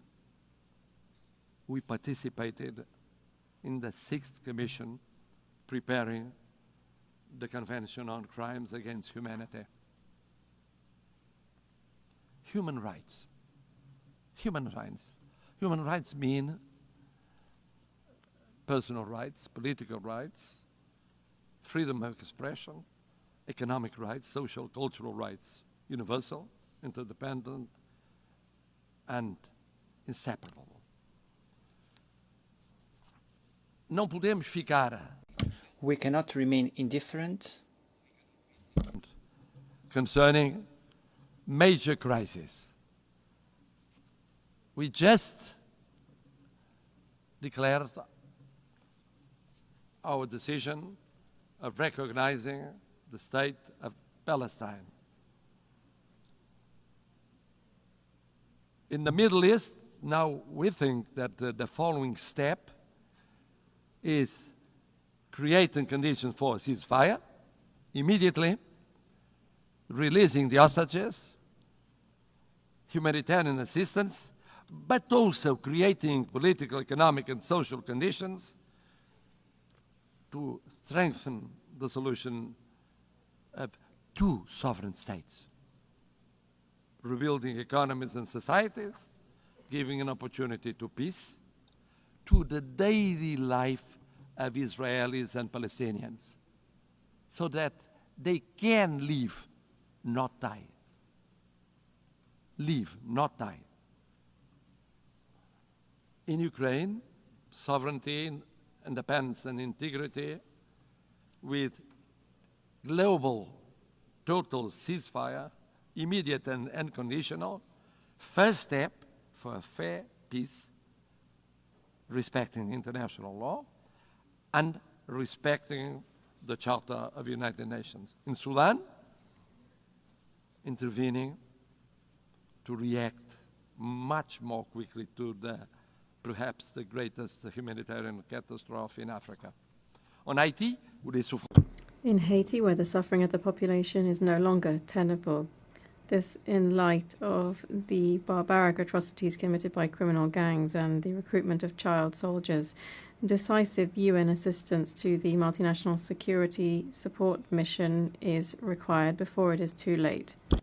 Excellencies, at a time when we are witnessing the largest number of armed conflicts since the creation of the United Nations, Portugal is ready to take on greater responsibilities and represent a global voice in the Security Council, bringing the experience of almost lessons learned in recent decades and proximity to all the states here represented, without discrimination. And for that, our vision for the Security Council will act to prevent and creating partnership and protection, and with the reform of the Security Council to make it more representative and effective, to reflect the geopolitics of the 21st century and doesn't remain stuck in 1945, with representation of the African continent, with seats represented, and recognition of major emerging powers such as Brazil and India, with more transparent, a council that is more plural and consistent with the content and the spirit of the Charter. A Security Council which in 2024 met frequently since 1989. But it met frequently with less resolutions adopted and the highest number of vetoes casted. It's unacceptable that the use of veto continues to paralyze essential decisions. It is therefore unacceptable in the face of human suffering. The Charter is clear. A party to a conflict shall not be the judge of its own case. Portugal supports the ACT Group's code of conduct, measures to restrict the use of veto, and all initiatives that strengthen transparency and accountability within the Council. A last word. Portugal is presenting itself to the Security Council without hidden agendas, but rather with an agenda aligned with the values and objectives of the UN, with humility, but with confidence, contributing to a council that is more effective, representative, and close to those who expect protection from it. We are a predictable country, a bridge builder, a reliable partner, an uncompromising defender of the UN Charter.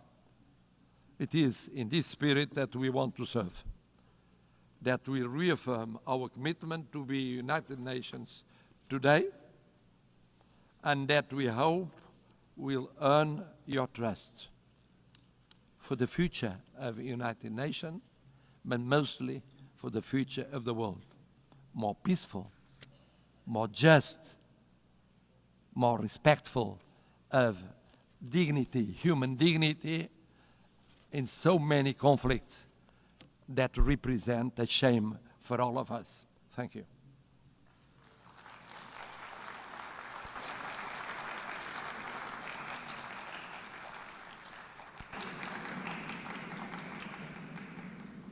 On behalf of the Assembly, I wish to thank His Excellency, the President of the Portuguese Republic.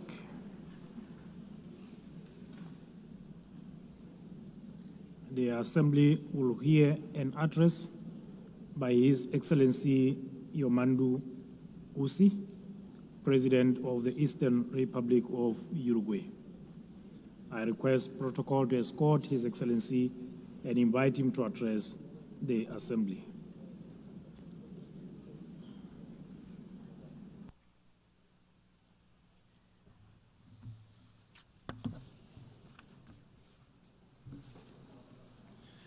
Señora Presidenta.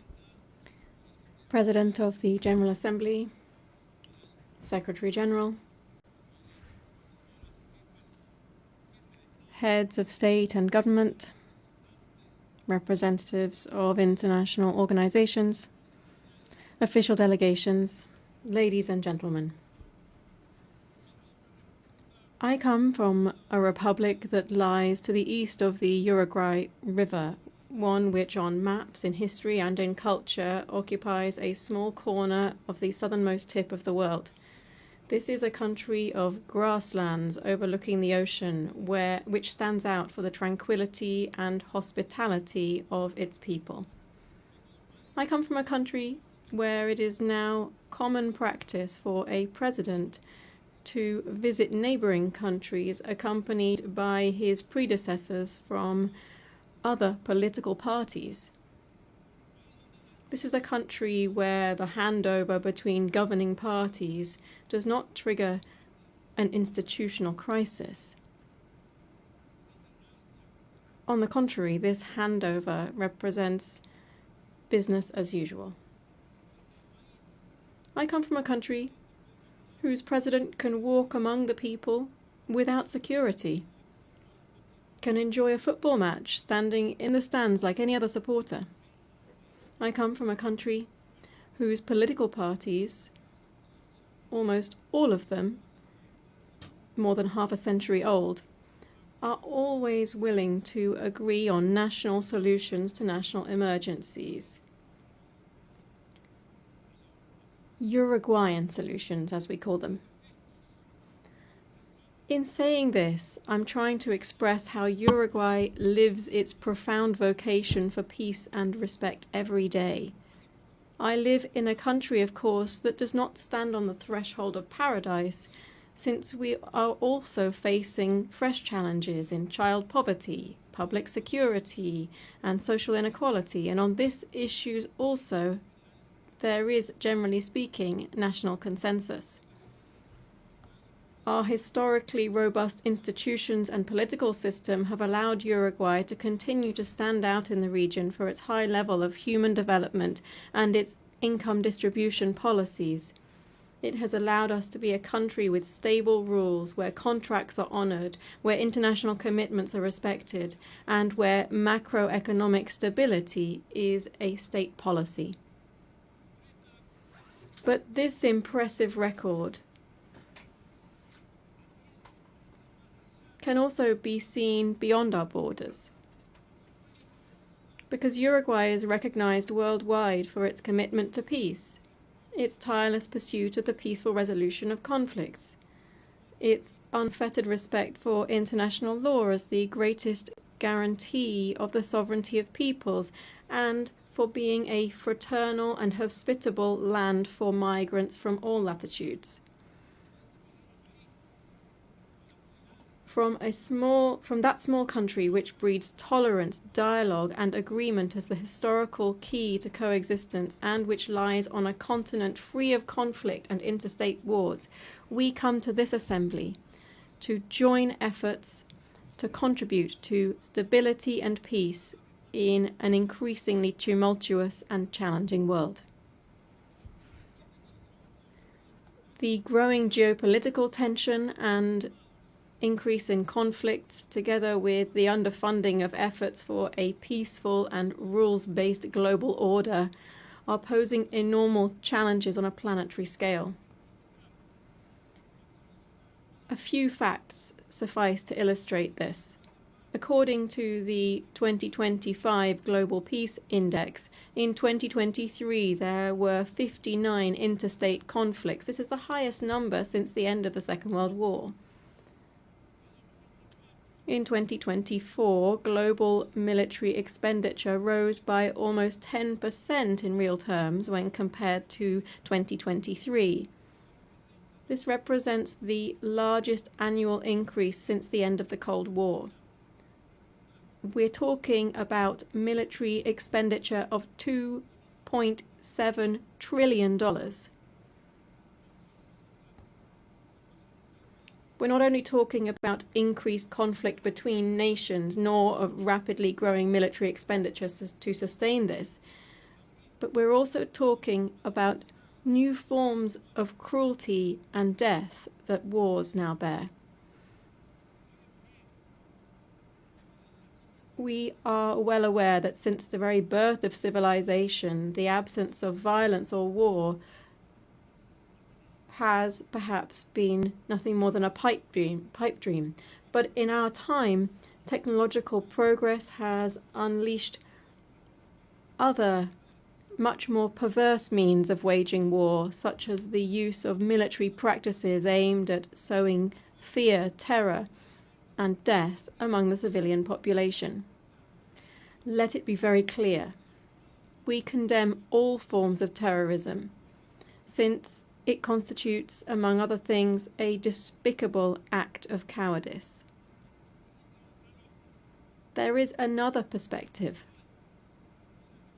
a current perspective, one that leads us to believe that the main objective of current wars seems to be the systematic practice of extermination. The end has never justified the means.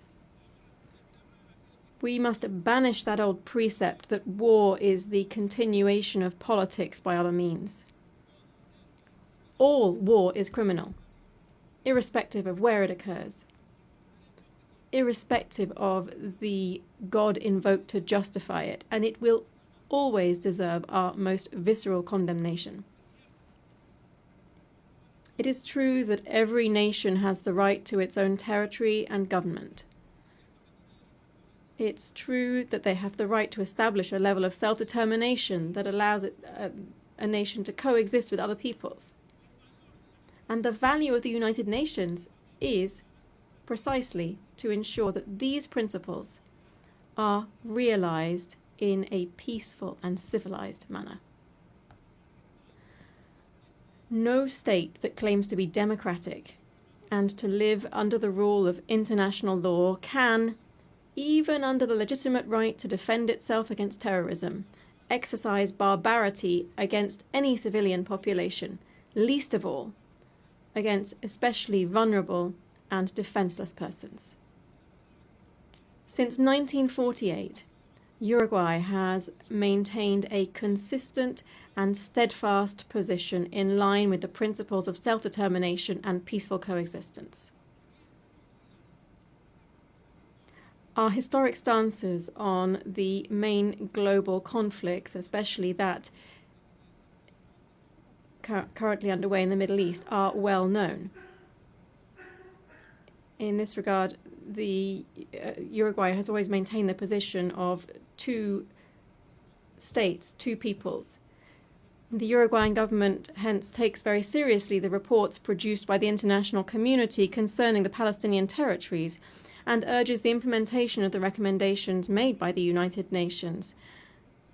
At the same time, we urge the immediate suspension of military operations of death. We urge the suspension of death of innocent civilians. And we request the release of the hostages.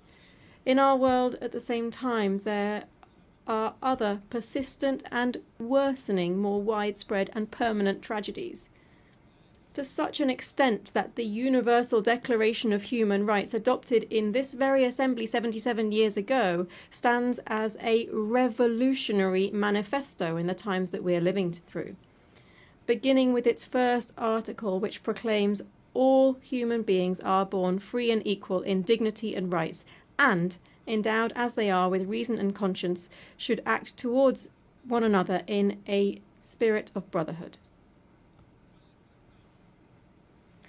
How far we are from our own principles and commitments when we see that the gap between those who have the most and those who suffer the most is ever greater.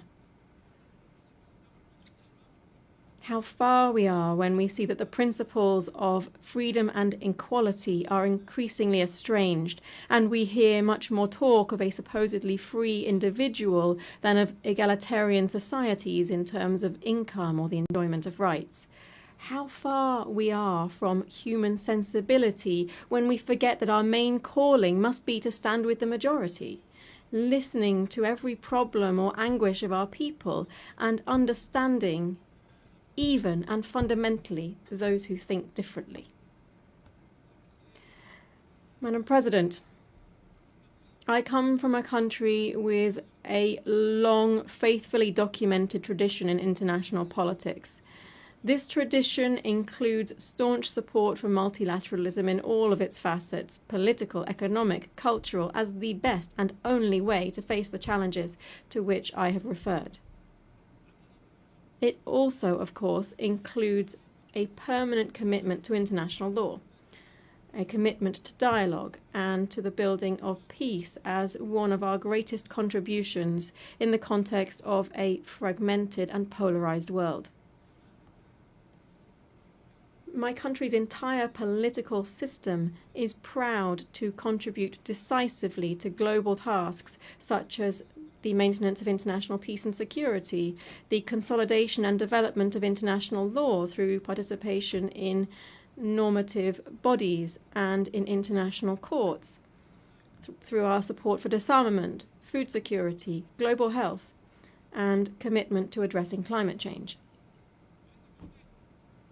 In this context, I wish to highlight my country's historic commitment to the multilateral peacekeeping system.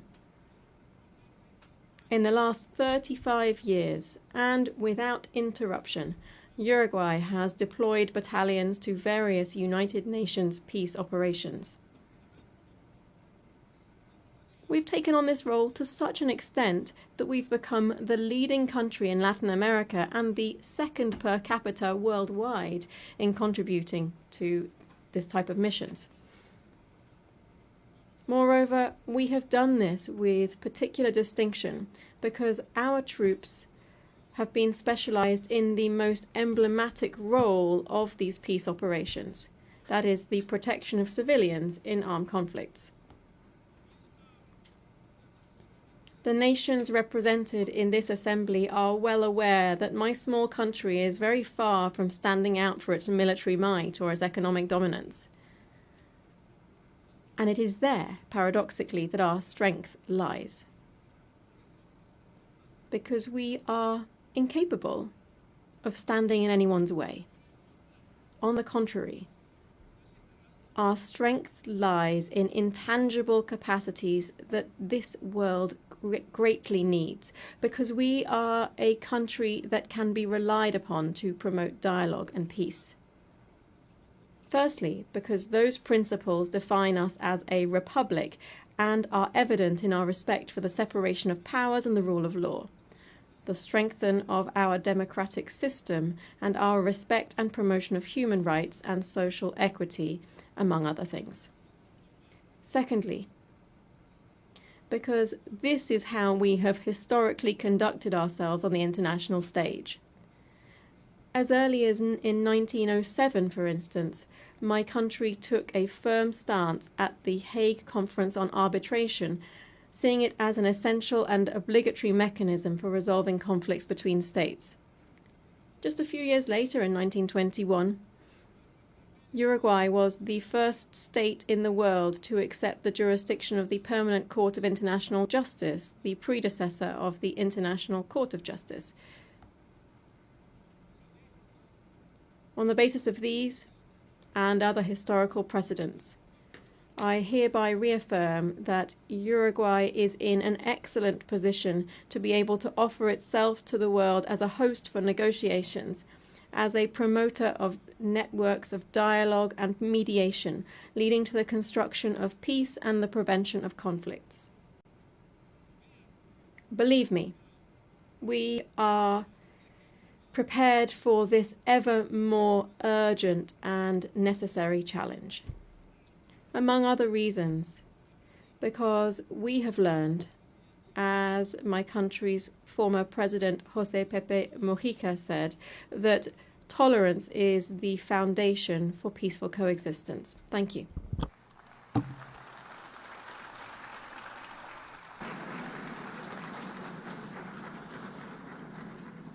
On behalf of the Assembly, I wish to thank the President of the Eastern Republic of Uruguay.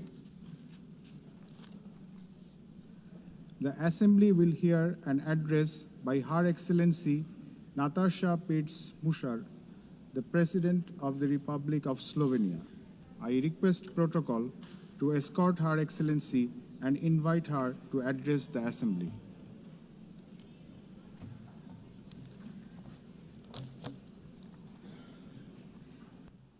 Madam President, please accept my warmest congratulations on your election at this historic 80th anniversary of the United Nations.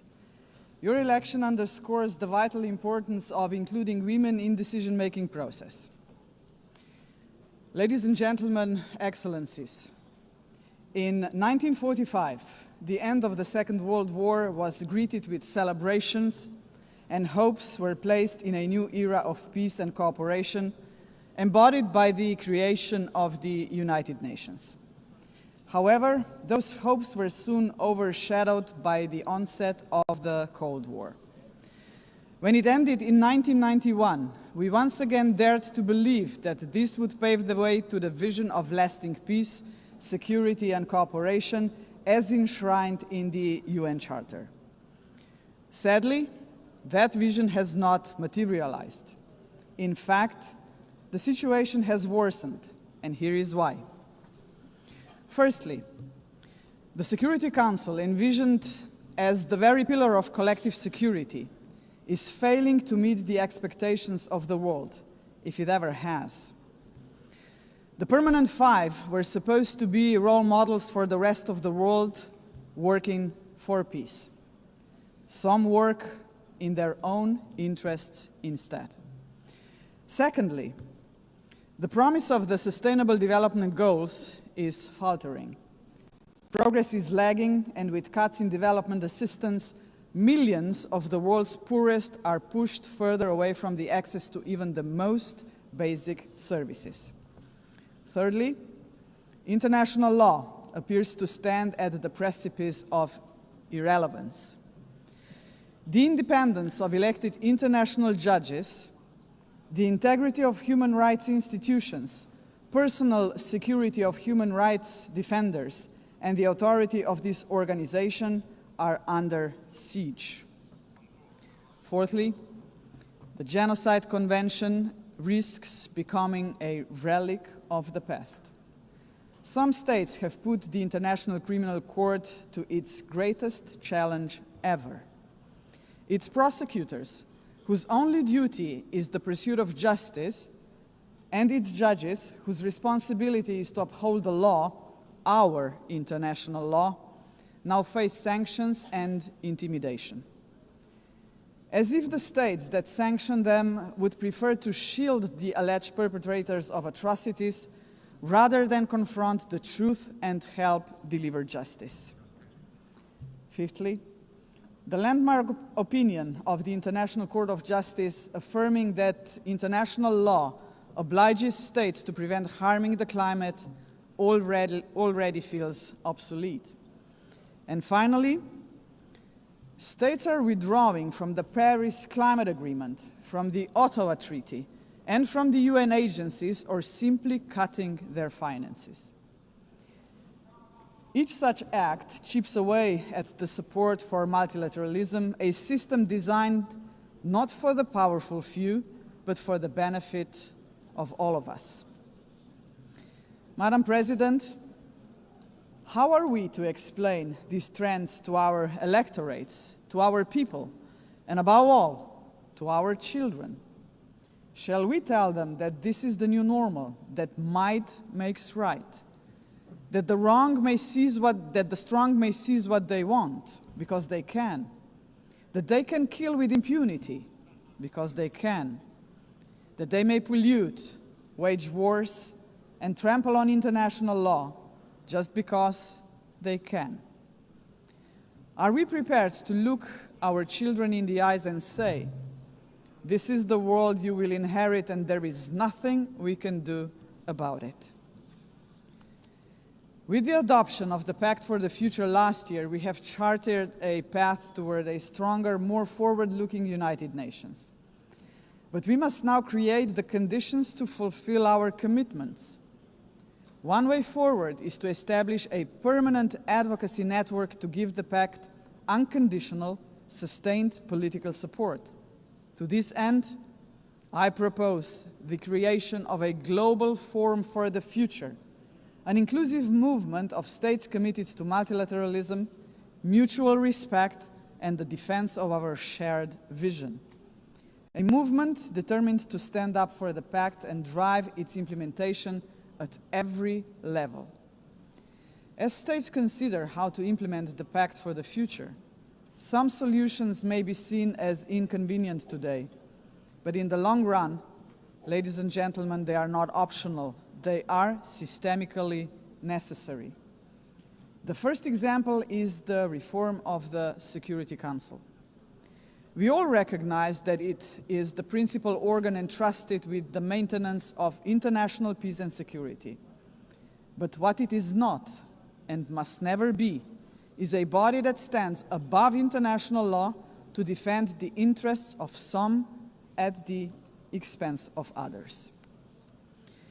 Jus cogens norms must be safeguarded as a matter of principle. If the prohibitions against genocide and crimes against humanity are accepted as jus cogens norms, can any permanent member claim a legitimate veto right in such circumstances? Member states have attempted to address this question through many reform proposals, but with minimal progress. This is why we must dare to go further now. We, the General Assembly, must take a bold step and request an advisory opinion from the International Court of Justice on this very question. Second, we must confront the gap between our words and actions on gender equity. Progress has been made, but far too modestly. Over the past 80 years, 13% of leaders in multilateral organizations have been women. And no woman has ever served as Secretary General of the United Nations. And this, ladies and gentlemen, must change. So, Excellencies, ladies and gentlemen, let us make history. Today, the 80th session of the General Assembly is led by only the 5th woman to hold the presidency. By the end of this session, she would be joined by a Madam Secretary General-elect, a living proof to 4 billion women that even the most impossible job is not beyond their reach. But gender representation is not enough. What we must achieve is actual gender equity because it benefits not only women and girls, but entire societies. True equity requires systemic change, and so women's empowerment must remain at the heart of our global agenda. International organizations must weave a gender perspective into every strand of policy making. And that should be a result of effective participation of women and girls themselves. Electing a Madam Secretary General would be historic, but it must only be the beginning of a much deeper transformation. Madam President, the Pact for the Future sets out clearly what must be done to change our world for the better. I have mentioned only two of the many challenges we must confront decisively. But we can only succeed as a community if we accept that there is no future for humanity without a fundamental change. The mandate of the Global Forum for the Future would be to push towards such a change. This is why it must be inclusive. It must not be merely a coalition of countries.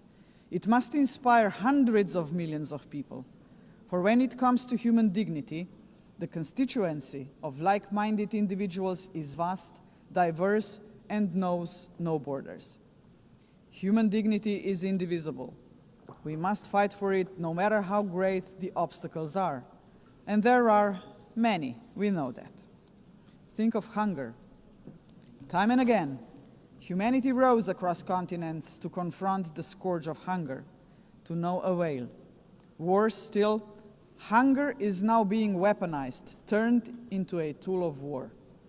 We receive reports on a daily basis of how women and children are starved because they are marked as legitimate targets, as enemies.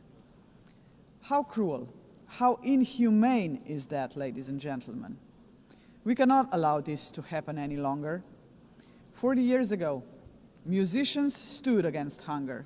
Instead of guns, they, the Band Aid, used music. The world heard them, but they were not loud enough, as hunger has not been eradicated. Today, we have science.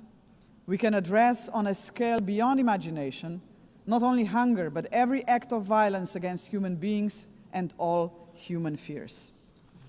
Granted, science, technology, and global connectivity are too often twisted by cynical leaders and warmongering regimes. But they can also be harnessed for the common good. Artists, influencers, and visionaries with audiences of millions can join forces with the governments of like-minded nations. Together, their voice in defense of humanity could become irresistible. Together, we can demand real action by all governments, all world and community leaders on the Pact for the Future, and hold to account those who betray human dignity to its very core, through wars of aggression, genocidal policies, and crimes against humanity. If we join forces and make ourselves heard, nobody can ignore us, not even the most arrogant governments and individual politicians. Of course, such initiatives cannot emerge out of thin air. They require leadership, strong, inclusive, and fearless leadership. We, the leaders of today, are only transient custodians of power. Some of us may not be here after the next election, but that is precisely why we must act now. Our responsibility and destiny will be judged by how we treat our planet and its people today. We simply cannot afford silence, ignorance, or passivity, not while we hold power and possess the power of the word. Hesitation is not an option, Madam President. For most of us, members of the UN, is not might that makes right. It is the opposite. We must not allow the powerful few to ignore us. We must not surrender to a world where power alone prevails. We, the majority of United Nations members, must be role models. We must work for a different world.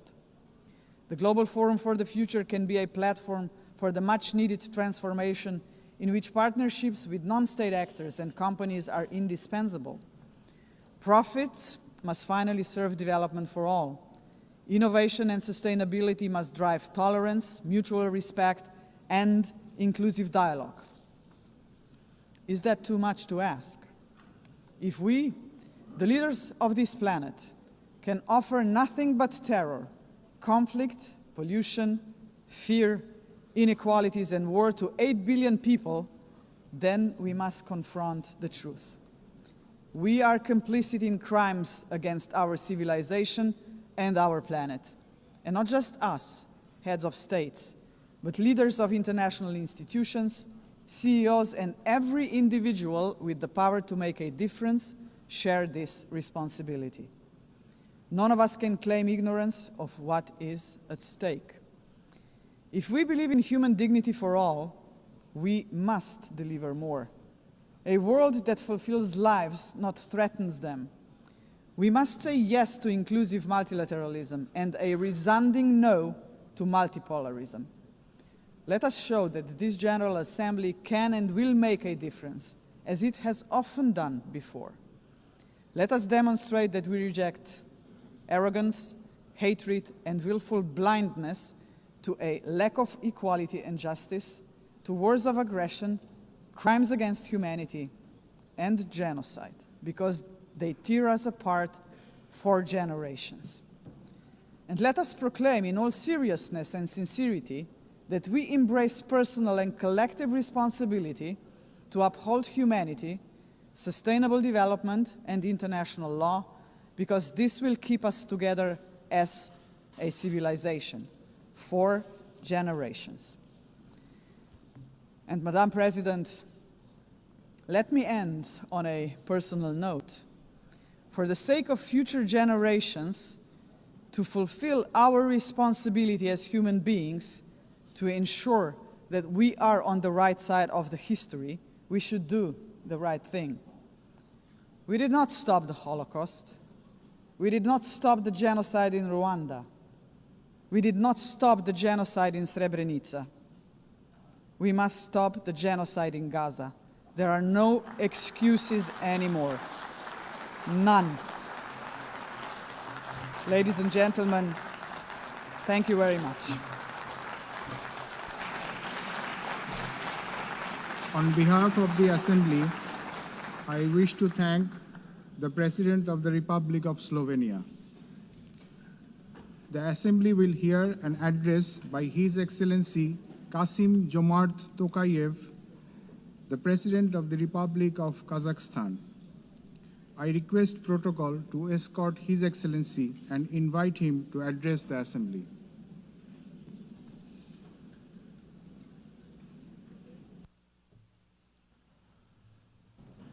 Madam President, Mr. Secretary General, distinguished delegates, for 8 decades, the United Nations has played a pivotal role in combating humanity's global challenges.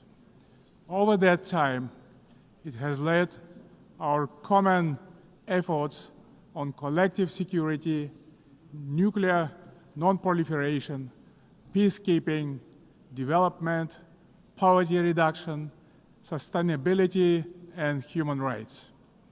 But we must also face the truth. The world around us has changed profoundly and, unfortunately, not for the better.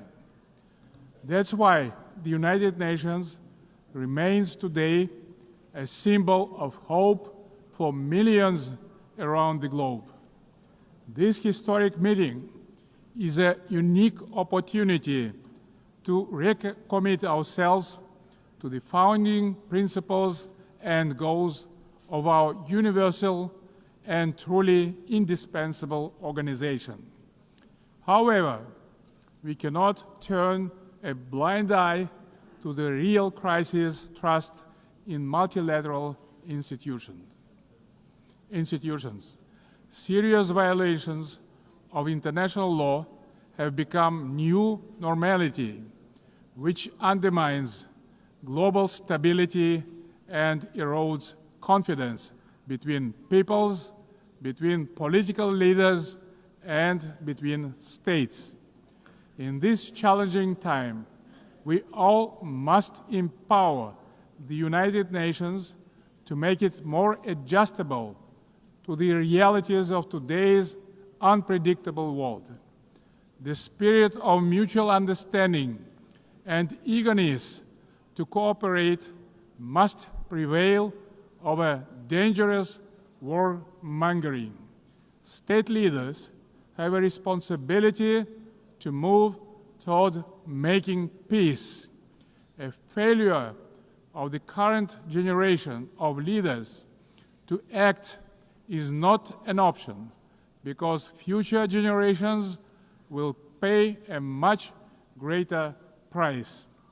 In this regard, comprehensive reform of the United Nations is a strategic necessity, not a subject for endless contemplations.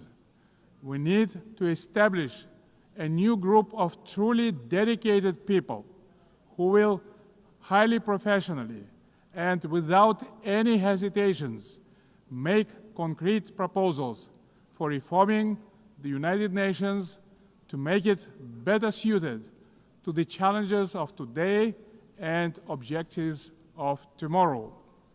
A central pillar of this bold effort to renew the United Nations should be a reform of the Security Council.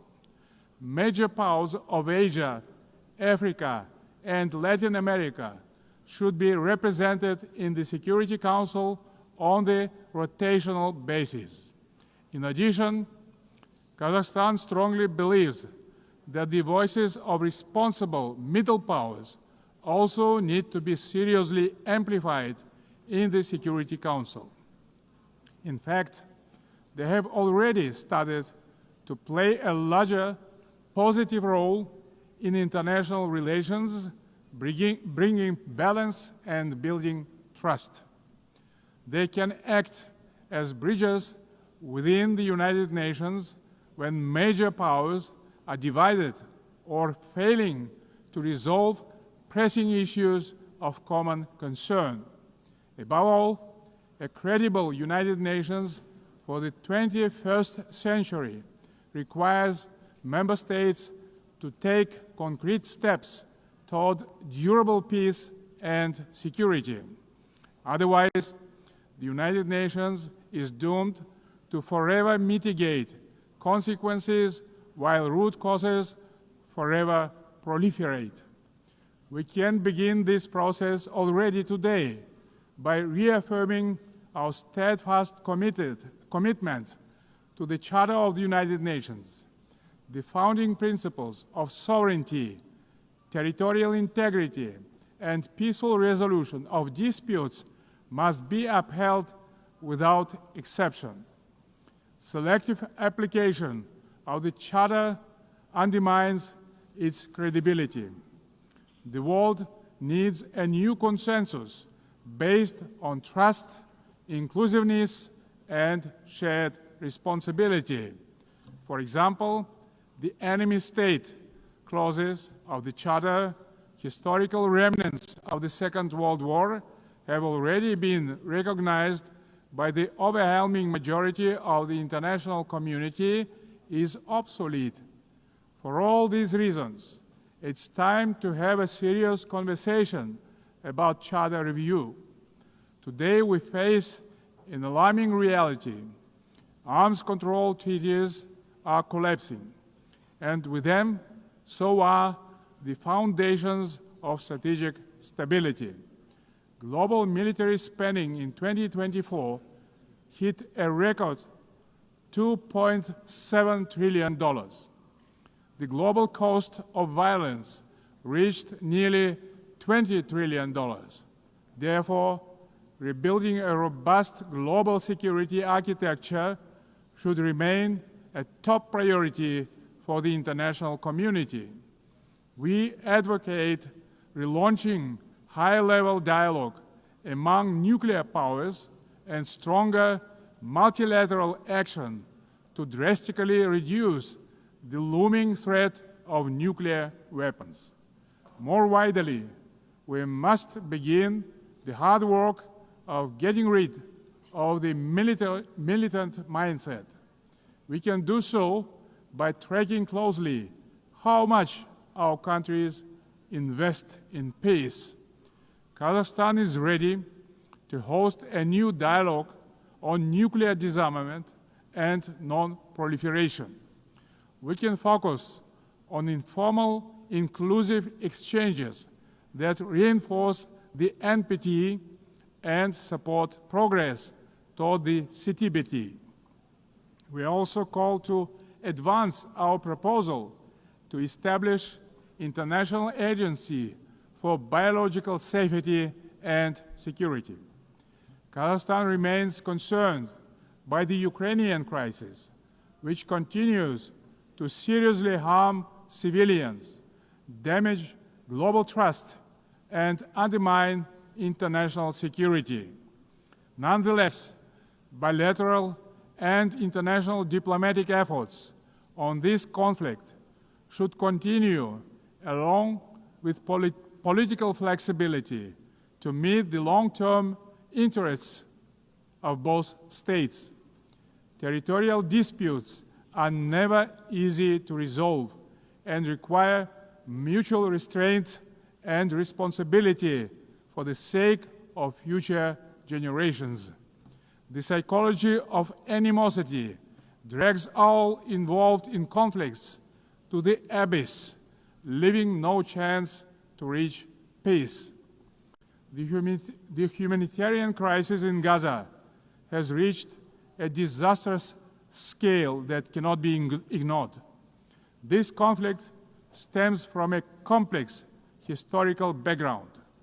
We cannot ignore the root cause of this belligerence. Kazakhstan calls for full protection of all civilians and unhindered humanitarian access in strict compliance with international humanitarian law. We reaffirm our support of the two-state solution, with the United Nations playing a central role. Kazakhstan acknowledges diplomatic initiatives aimed at regional reconciliation in the Middle East, including the Arab Peace Initiative, the New York Declaration, and the Abraham Accords, and others. They demonstrate that leadership and political will can turn division into cooperation and shared benefit. We also welcome the normalization of relations between Azerbaijan and Armenia under the mediation of the United States President. It shows that even entrenched conflicts can be settled through diplomacy and common sense. Guided by this principle, Kazakhstan consistently favors diplomacy over escalation and dialogue over force. Current geopolitical tensions sometimes tempt some leaders to claim that a clash of civilizations is inevitable. Yet, these divisions are not fact or fate. They are political choices. Global public goods such as science, medicine, sports, religion, and culture should not become subjects of geopolitical divisions and sanctions. These spheres of human activity bind us together under a humanitarian umbrella. When political leaders make irresponsible statements or take reckless decisions, manipulating religion and identity for political gain, they in fact seriously damage the trust and goodwill in striving for peace. Political leadership must be rooted in mutual understanding and respect, not mutual suspicion and arrogance. Tolerance and wisdom are the foundation of lasting peace and must be upheld through the rule of law.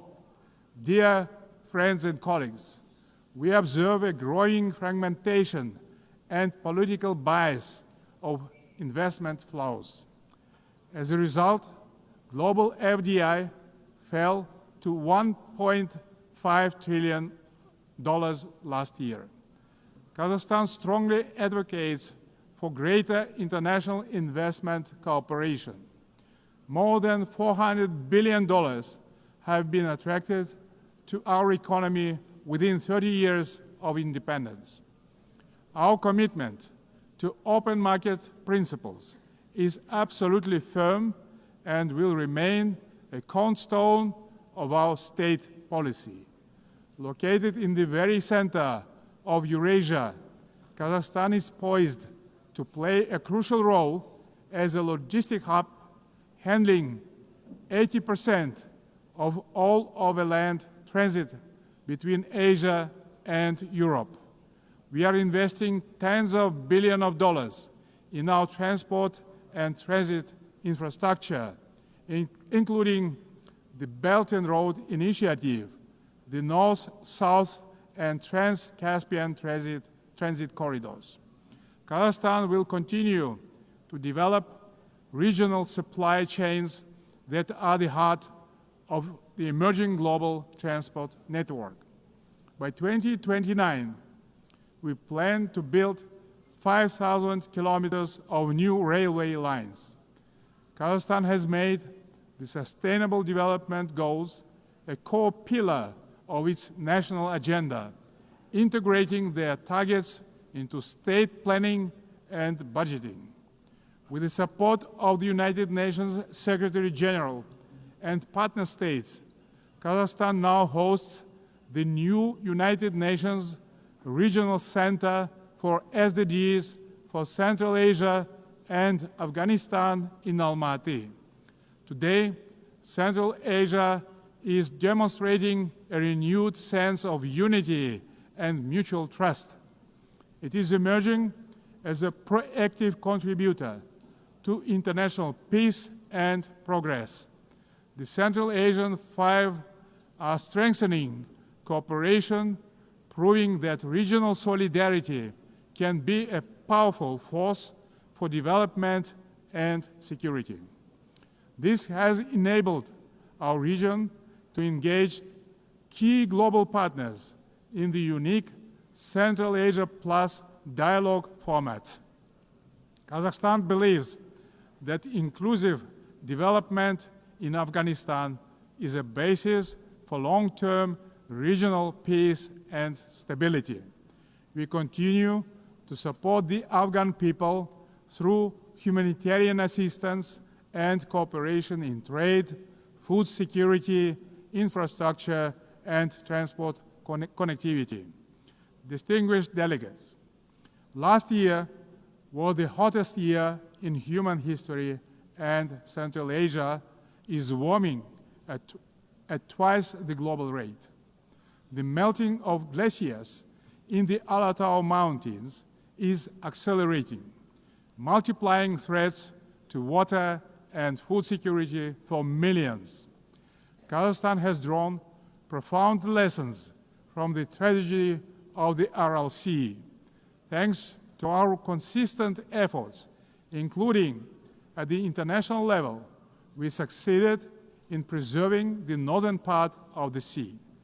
As the current chair of the International Fund for Saving the Aral Sea, Kazakhstan will continue to play a proactive role in this common priority.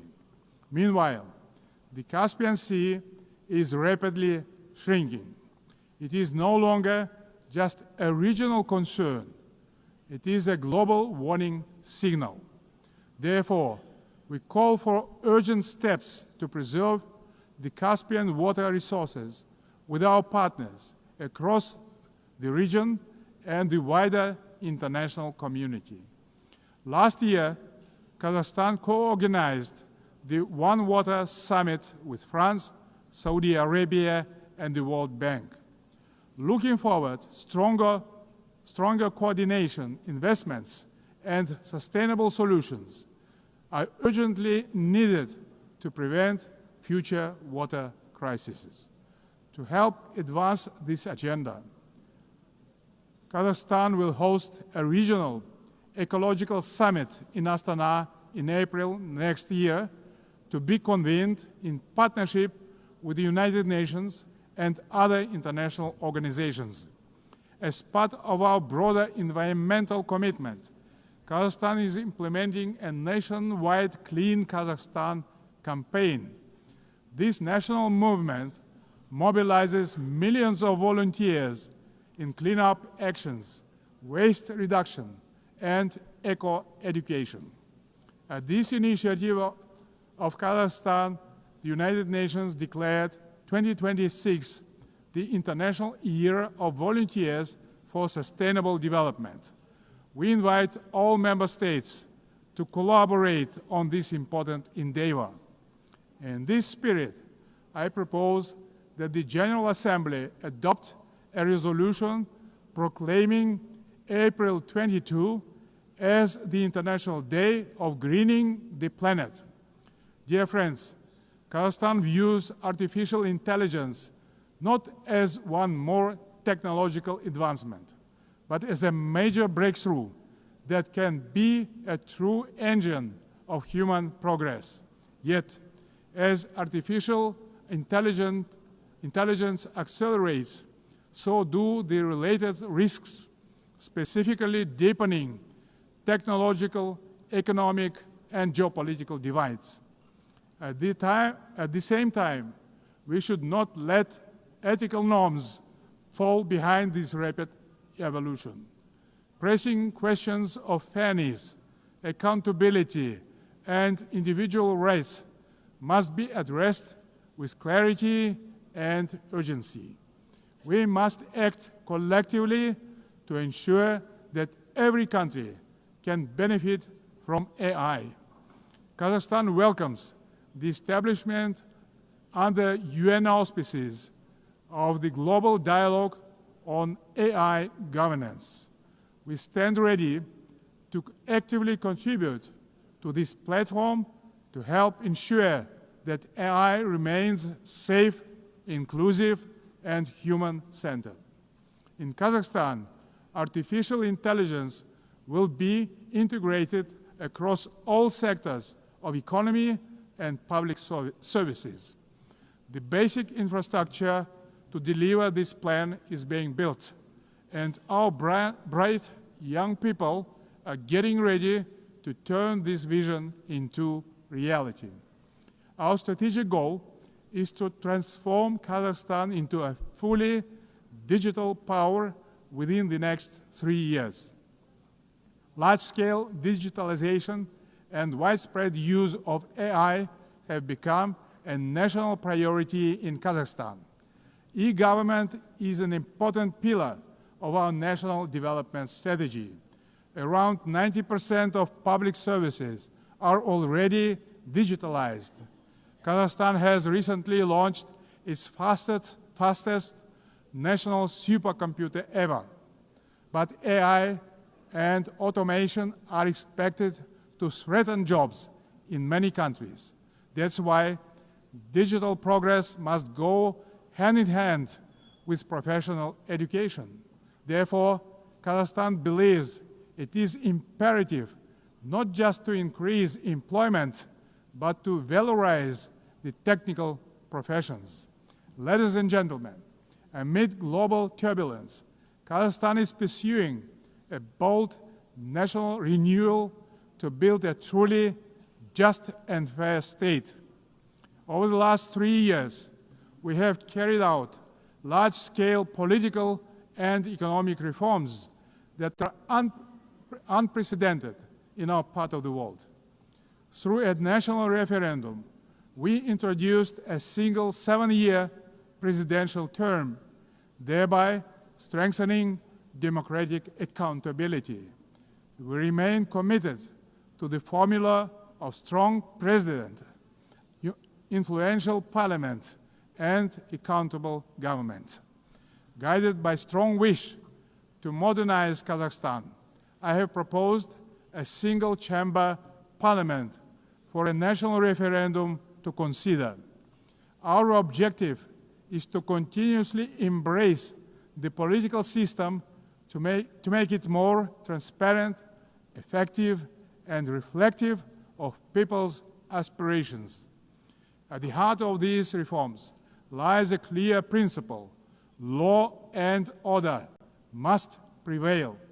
We believe that only governance rooted in common sense and the rule of law can ensure public order and protect the rights of all citizens. It creates good conditions for international investment, trade, cooperation, and more broadly, the dynamic development of our country. The interests of law-abiding people and decent citizens must always come first, maintained through justice, accountability, and mutual respect. Kazakhstan's economy is showing clear signs of sustainability and resilience. This year, economic growth is expected to exceed 6%, underscoring the sustainability of our economy as the largest in our part of the world. But we are not complacent. We will continue our efforts to ensure a long-term growth. Kazakhstan's energy strategy is based on 4 pillars: oil and gas, coal, uranium, and critical minerals. These precious assets are the basis of reliable energy partnerships. Climate change and the green agenda cannot be accepted by all countries that have huge deposits like coal, which nowadays can be cleaned up by advanced technologies. That's why we have committed to decarbonize our country in 35 years. Renewable energy is not the single solution to all energy problems. Agriculture is another driver of our development with huge potential for global markets. Kazakhstan's grain export capacity has amounted to 12 million tons, reaching a great number of international markets, creating new opportunities for trade expansion using enhanced transport connectivity. We will continue our cooperation with all major international partners and regional stakeholders to further diversify our external trade and economy, making it more inclusive and resilient. Excellencies, we will remain firmly on this path, deepening governance reforms at home while supporting global governance abroad. Kazakhstan will continue to serve as a bridge builder and peacemaker. It will also continue to choose balance over domination, cooperation over confrontation, and peace over war. We stand ready in cooperation with other players, stakeholders in the international community to renew the promise of the United Nations as a beacon of peace, justice, and cooperation. Thank you very much. On behalf of the Assembly, I wish to thank the President of the Republic of Kazakhstan. The Assembly will hear an address by His Excellency Matamela Cyril Ramaphosa, President of the Republic of South Africa. I request protocol to escort His Excellency and invite him to address the Assembly.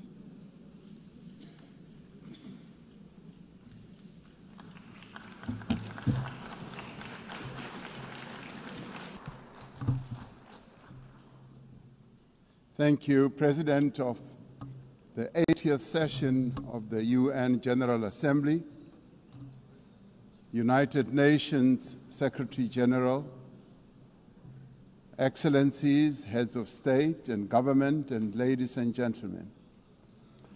80 years ago, the United Nations was established to save succeeding generations of humanity from the scourge of war and to build a peaceful, prosperous, and just world arising from the devastation brought about by global conflict. Through the UN Charter, the nations of the world pledge to uphold peace, development, and human rights, which would be underpinned by international law. Now more than ever, we are called upon to uphold the values and advance the purpose of the United Nations. We are also called upon to advance cooperation and solidarity between nations. We are called upon to promote multilateralism and safeguard the institutions that enable it.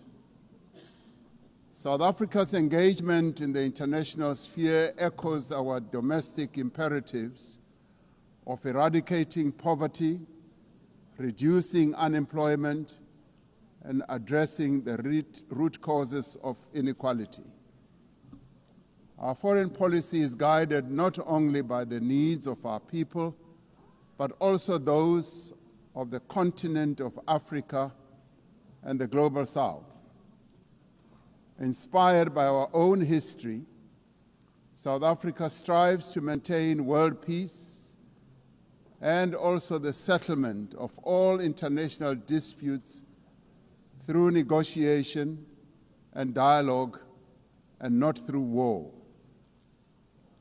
We therefore welcome the strong partnership between the African Union and the United Nations in promoting peace, security, and stability on the African continent. This year, South Africa is honored to preside over the G20. This is the first time that G20 Leaders Summit will be held on the African continent, the cradle of humanity. South Africa's G20 presidency is guided by the theme equality, solidarity, and sustainability. To give full meaning to our theme of equality, solidarity, and sustainability, we have invited the G20 countries to join us in prioritizing the following areas. Firstly, in discussion to strengthen disaster resilience and response by addressing the increasing frequency and impact of climate-induced natural disasters. Secondly, to ensure that we have debt sustainability for low-income countries by crafting innovative ways to support countries to have low levels of debt to maintain economic stability. Thirdly, to discuss how to mobilize finance for a just energy transition by encouraging investments in renewable energy and sustainable technologies without foregoing what we would call baseload energy sources. Fourthly, by harnessing critical minerals for inclusive growth and sustainable development through the value addition processes, that is, beneficiation of these minerals at the source where the minerals are extracted to foster the development of communities where these minerals are found. These priorities reflect South Africa's commitment to addressing global challenges and promoting inclusive growth and sustainable development. Our country's G20 presidency is a significant opportunity for South Africa to advocate for Africa's development agenda and to amplify African voices in global economic governance for a continent that is irreversibly on the rise. As member states of the United Nations, we have all adopted the Sustainable Development Goals.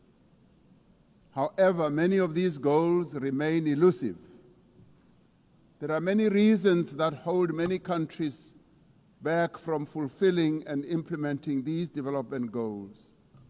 Some of these reasons are lack of sufficient financial resources that can finance the advance that these countries need to make to fulfill those goals. Many countries with developing economies, especially in Africa and the global South, do not have adequate capital to finance their development goals.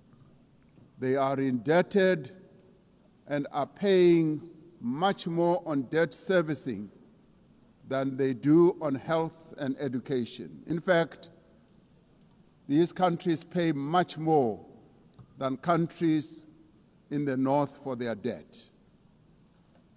Yet through global solidarity, by having fairer lending rules, especially for several of the global South countries, we can achieve our shared commitment. Through the G20 process, we are working towards building consensus on how this problem can be tackled, including the reform of international financial institutions, particularly multilateral development banks, to better tackle global challenges that many countries face.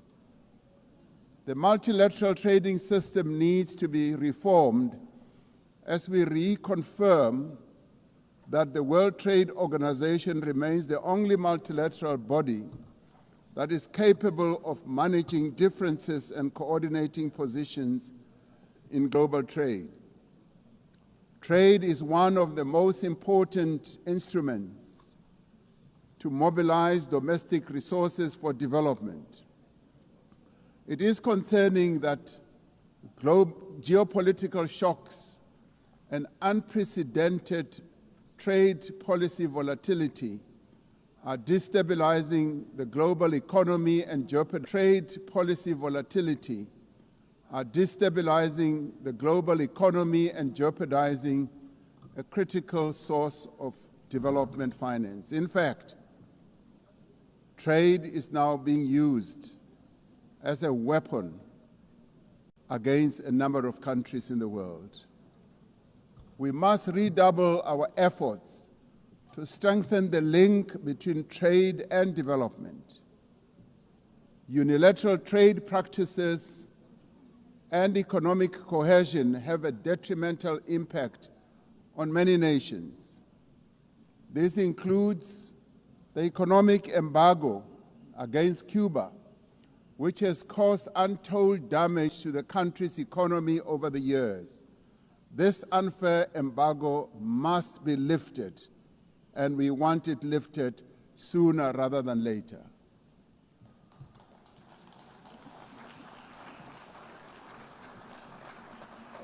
In the midst of global trade uncertainty, the African continent is providing a pragmatic example of constructive collaboration and cooperation by using the African Continental Free Trade Area as an engine for sustainable growth and development.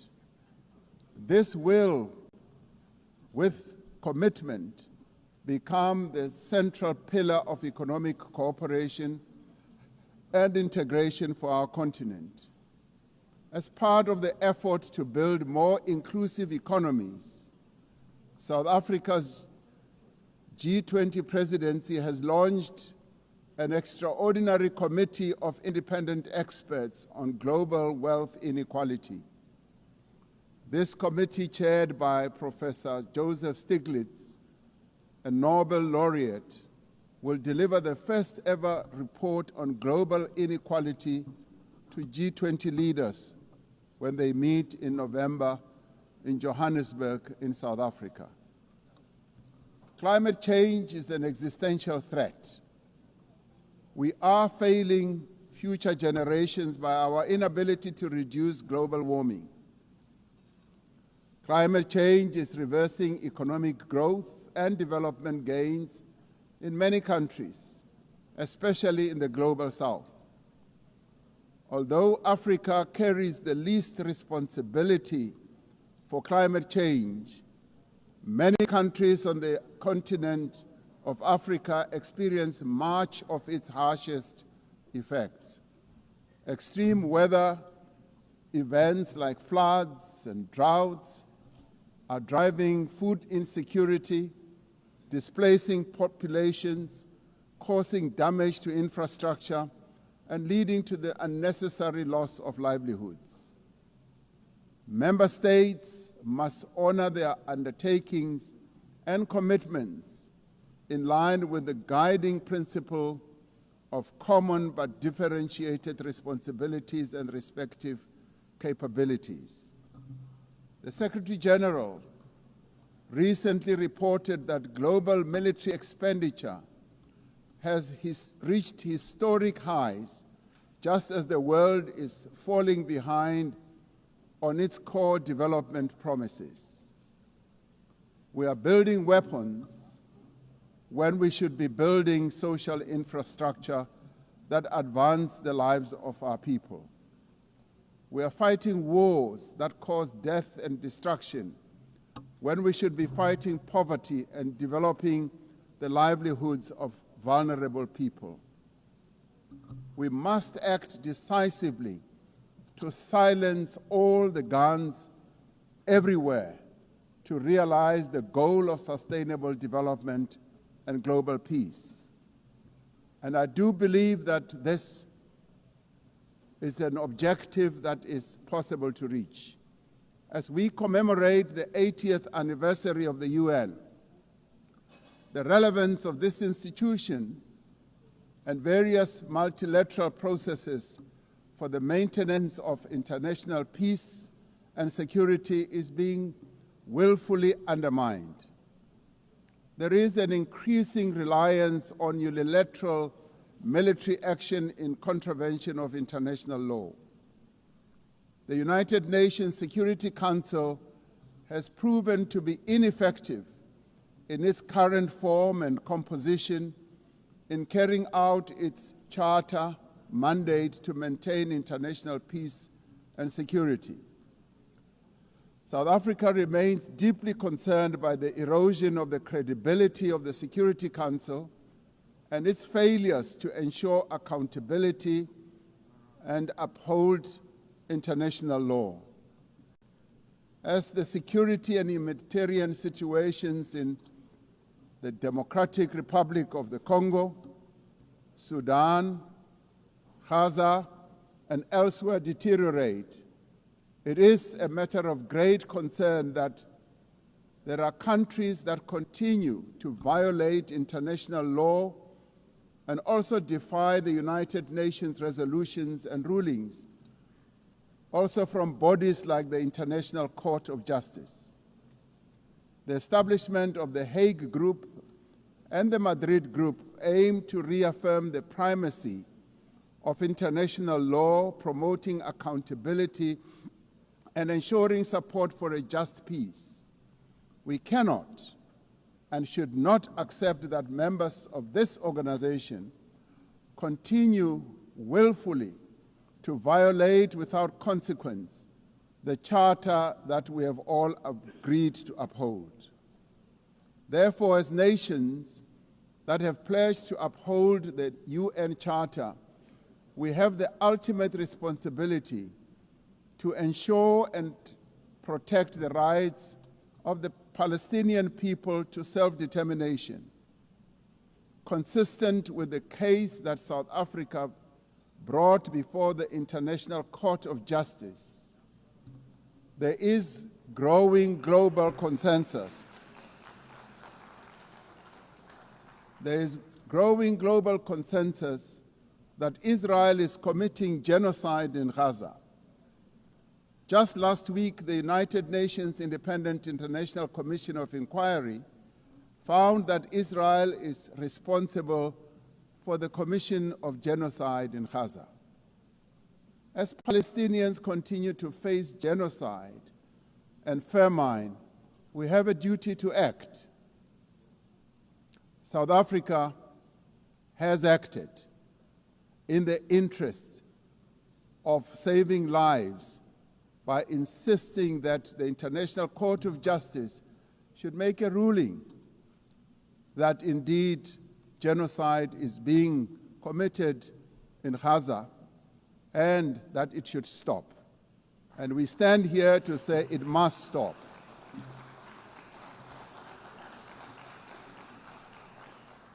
We welcome the historic high-level meeting held yesterday on the two-state solution yesterday in this very chamber. This reflects the determination of the global majority, a global majority that now stands at 142 and more countries, that Palestinians deserve a peaceful state alongside a peaceful Israel.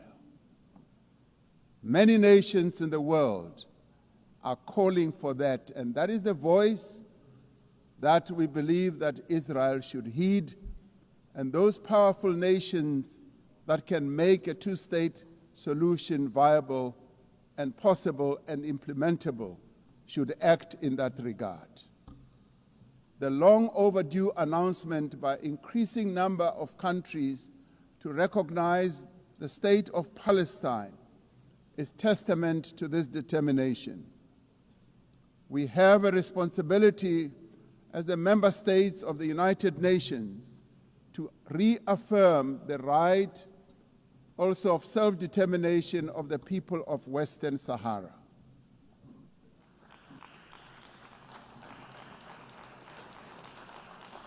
The very first resolution of the United Nations General Assembly in January of 1946 called for the elimination of atomic weapons. The resolution was passed shortly after the catastrophic use of atomic bombs on Hiroshima and Nagasaki that killed thousands of people. Decades later, we have not made significant progress in the fulfillment of the commitment to nuclear disarmament. In 2026, next year, South Africa will be presiding over the first review conference of the Treaty on the Prohibition of Nuclear Weapons. This treaty reaffirms that there is no greater assurance of non-proliferation than the complete prohibition of nuclear weapons. I was glad to hear that a number of leaders stood here to speak against nuclear weapons and the use thereof. This year we celebrate the 30th anniversary of the Beijing Declaration and Platform for Action as a roadmap for the achievement of gender equality, the empowerment of the women and girls of the world. South Africa reaffirms its unwavering commitment to the empowerment of women and their full, equal, and meaningful participation in all spheres of life. Yes, we would support also the election of a female Secretary General of the United Nations. The Beijing conference milestone reminds us of our shared responsibility to advance human rights, dignity, and justice for all. We are all equal, men and women, and there is no reason that we continue to hold the women of the world backwards. The right to development must be central to the policies and operational activities of the United Nations and its specialized agencies, programs, as well as funds. It must be at the core of the policies and strategies of the international financial and multilateral trading systems. As we celebrate 80 years of the United Nations, we must seize the opportunity to build a better United Nations for the next 80 years. What is needed now is a stronger, and more capable United Nations, a United Nations that is based on the renewed commitment to its founding principles. We must invigorate the negotiations on the Security Council reform at the intergovernmental negotiations in the General Assembly, including by initiating text-based negotiations. The Security Council must be accountable. It must also be representative. It must be democratic and effective in executing its mandate. We can no longer accept that a large portion of the world's population is not represented in the United Nations Security Council.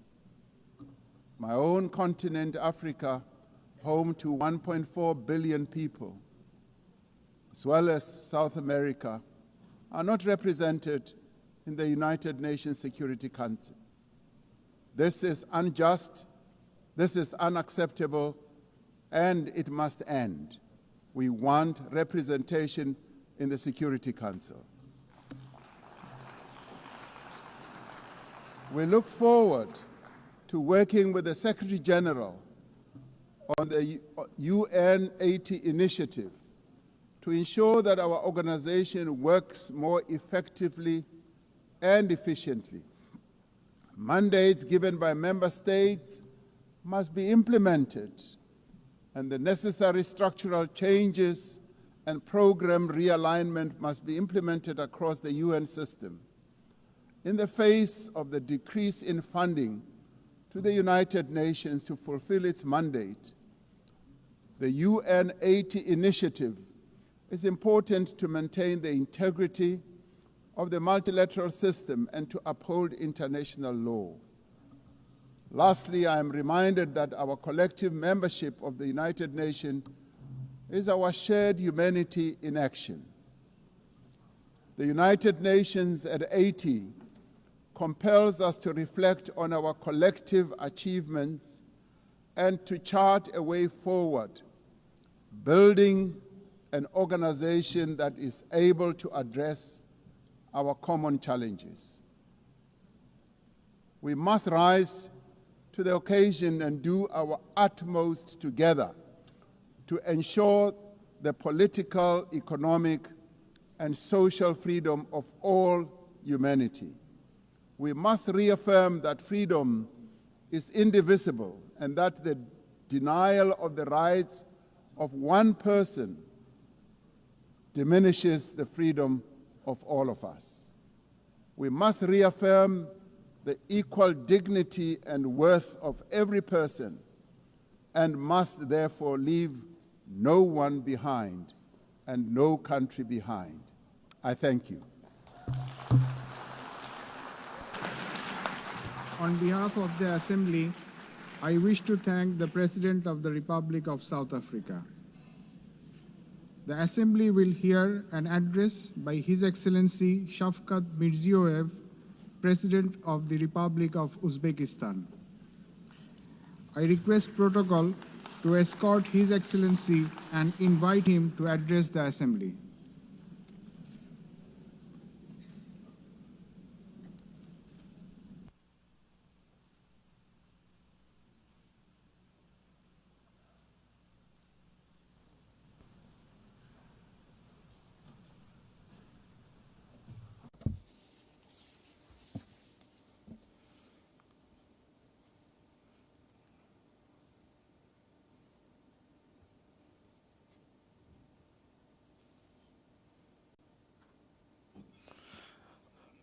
Distinguished Madam President, distinguished Secretary General, heads of delegations, ladies and gentlemen. I am truly delighted to extend my congratulations to you with the 80th anniversary session of the United Nations General Assembly. Our meeting today is taking place in a complex, rapidly changing global situation that calls for new approaches to the work of our organization and its future. Today, across the world, the role and place of international institutions are weakening. Confrontations, conflicts, and wars are intensifying. Technological and social inequality is increasing. An economic and humanitarian crisis are deepening. All of this is creating an entirely new and unsettling geopolitical reality. We highly commend the efforts of His Excellency Secretary General Antonio Guterres aimed at maintaining our organization as the main platform for the peaceful resolution of the most difficult and pressing global issues. In this regard, we fully support the UNAT initiative and reaffirm our strong commitment to the Pact for the Future.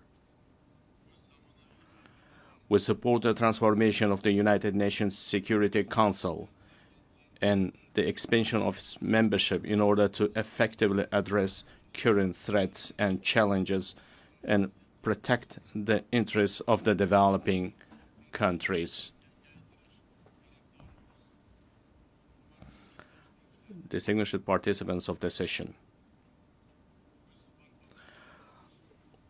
we are pursuing a policy to build a democratic, law-governed, social, and secular new Uzbekistan in full alignment with the Sustainable Development Goals. To this end, we are consistently continuing our irreversible reforms. Our top priority goal is to fundamentally transform the lives of each and every family and citizen in our country to enhance human dignity and well-being. In recent years, we have managed to reduce the poverty rate in Uzbekistan from 35% to 6.6%. We have achieved this result primarily through the transformation of the education and science sector, establishment of innovative industries and high-tech manufacturing enterprises, modernization of green energy and transport infrastructure, comprehensive development of small businesses, and as a result, the creation of millions of jobs. In our country, preschool education coverage has increased from 27% to 78%, while the higher education uptake among our youth has risen from 9% to 42%. Most importantly, we consider enhancing the prestige of the teaching profession as a key issue. In order to create a single international platform for the exchange of teachers' experience and knowledge, we propose to hold a World Summit on Professional Education in Uzbekistan. We are also creating an advanced healthcare system in our country. We invite all our foreign partners to participate in a high-level event dedicated to the fight against childhood cancer and other serious diseases, which will be held tomorrow at our initiative at the United Nations headquarters. Another important area is gender policy. We aim to further strengthen the role of women in social, political, and business life of our country. We advocate for holding the Asian Women's Forum on a regular basis in our region, turning it into a permanent platform. I would like to emphasize once again, we remain committed to our obligations in achieving the Sustainable Development Goals. By the year 2030, we intend to join the ranks of upper middle income countries. To this end, we will consistently continue our open and pragmatic policy. Ladies and gentlemen,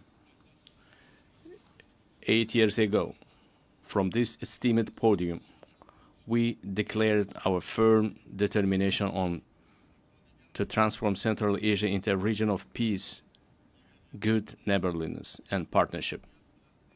Today, we can confidently declare that we have achieved this strategic goal. The era of closed borders, unresolved disputes, and conflicts is in the past. In recent years, the volume of mutual trade, investments, and transportation of goods in our region has increased fivefold. We are implementing joint investment funds, cross-border trade, and industrial cooperation zones, and major infrastructure projects. We also recognize as a common achievement that the consultative meeting of the heads of the state of Central Asia have become an effective mechanism for deepening regional integration. I can confidently affirm that as of now, we are at the beginning stage of the forming a new Central Asia. Our region, thanks to its unity, stability, and distinct identity, is steadily securing a stronger position in the system of international relations as an independent actor. In order to achieve our goals, we intend to give top priority to expanding mutually beneficial ties with all our foreign partners. In this regard, together with UN structures, we propose to implement a number of new projects and programs in our region. In particular, we propose holding an international forum under the auspices of ECOSOC and UNCTAD, dedicated to the economic development of the Central Asian states, establishing a regional hub for green technologies in industry jointly with UNIDO, adopting program on the rational use of water resources, the creation of green spaces, and the achievement of demographic resilience in our region.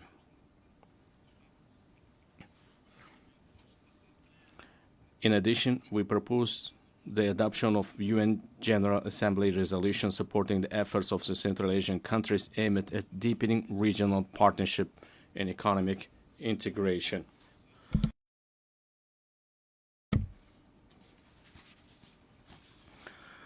Distinguished heads of delegations, speaking about global and regional security and sustainable development, it is impossible to overlook the issue of Afghanistan. Supporting the aspirations of Afghan people for a peaceful and stable life requires the united efforts of the international community. I would like to emphasize that it is of utmost importance to prevent this country's isolation. We intend to implement large-scale economic and infrastructure projects in that country. We propose to adopt a dedicated UN resolution on the development of transport and energy corridors of international significance through the territory of Afghanistan. At the same time, we cannot turn a blind eye to the deeply worsening humanitarian crisis in the Gaza Strip. We call for an immediate cessation of hostility and the continuation of political negotiations. In line with the UN resolutions, we remain steadfast supporters of the two-state solution principle. We are also deeply concerned by the situation around Ukraine. We welcome the start of the high-level dialogue aimed at resolving the crisis through diplomatic means. Distinguished participants of the event, effective measures are being undertaken to implement the global counterterrorism strategy in Central Asia. In cooperation with the UN Office of Counterterrorism, a regional council on rehabilitation and reintegration was established. We propose to transform this council into an international competence center. This very body will serve as an important platform for exchanging experiences on adapting to peaceful life for those repatriated from conflict zones. Furthermore, we stand ready to provide all the necessary conditions for the establishment of the Regional Office of Counterterrorism in Uzbekistan. Dear ladies and gentlemen, in today's world full of threats, we are witnessing how vulnerable the global transport system is. These challenges primarily have a negative impact on the stability of landlocked developing countries. It is of utmost importance to ensure the security of international transit corridors and to establish efficient logistics networks. In this regard, we believe the time has come to introduce a global mechanism on strengthening transport connectivity to achieve sustainable development goals. I would also like to draw special attention to the increasingly acute challenges of climate change. For instance, the consequences of the RLC desiccation must remain at the constant focus of the international community. We are consistently continuing our work to restore the RLC ecosystem. In recent years, salt-tolerant desert plants have been planted on 2 million hectares of the dried seabed of RLC. By the year 2030, green cover will be created on 80% of this area. Another serious issue is a water scarcity. As of now, more than 2 billion people in the world do not have access to clean drinking water. We are planning to hold a World Forum on water saving in our country. The outcomes of this conference are expected to recognize the water crisis as a serious threat to sustainable development. We intend to adopt a special roadmap for the wide introduction of innovation technologies in a global level. Another adverse consequence of climate change is the intensifying trend of climate migration. Unfortunately, clear international mechanisms and the legal framework in this direction have not yet been created. We advocate for the adoption of the Global Pact for a broad international partnership and coordinated policy on this serious issue. Dear participants of the meeting, it is of great importance to prevent inequalities in digital development and the use of artificial intelligence between countries. We propose to create an international cooperation mechanism aimed at the gratis exchange of practical solutions and models of artificial intelligence in healthcare, education, and culture. I would like to emphasize another priority issue. Our future, the destiny, and the prosperity of the world are in the hands of the younger generation. It is our urgent task to instill in the hearts and minds of our sons and daughters the most noble ideas, such as peace, humanism, and friendship, mutual trust, and respect. In this regard, we put forward a proposal to establish the World Youth Movement for Peace and to locate its headquarters in Uzbekistan. We are consistently implementing a policy of tolerance in our society. At the same time, we will actively continue our efforts to deeply study the ideas of Islamic enlightenment and promote them to the world. In the coming months, we will open the Center of Islamic Civilization, which is unique for our wider region. We intend to hold a special presentation at the United Nations of the rich spiritual and scientific heritage of our great ancestors, thinkers and scholars such as Imam Bukhari, Imam Tirmizi, and Imam Maturidi. Dear ladies and gentlemen, the new Uzbekistan is a supporter of mutual solidarity, open dialogue, and close partnership with all countries. We are always ready to contribute to strengthening dialogue among peoples, cultures, and civilizations, and to achieving universal human goals. I thank you very much for your attention. On behalf of the Assembly, I wish to thank the President of Republic of Uzbekistan. We have heard the last speaker in the general debate for this meeting. The next plenary meeting to continue with the general debate will be held immediately following the adjournment of this meeting. The meeting is adjourned.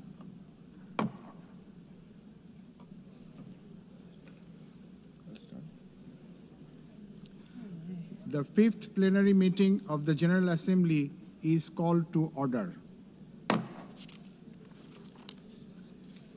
The Assembly will hear an address by His Excellency Hurel Suk Ukna, President of Mongolia. I request protocol to escort His Excellency and invite him to address the Assembly.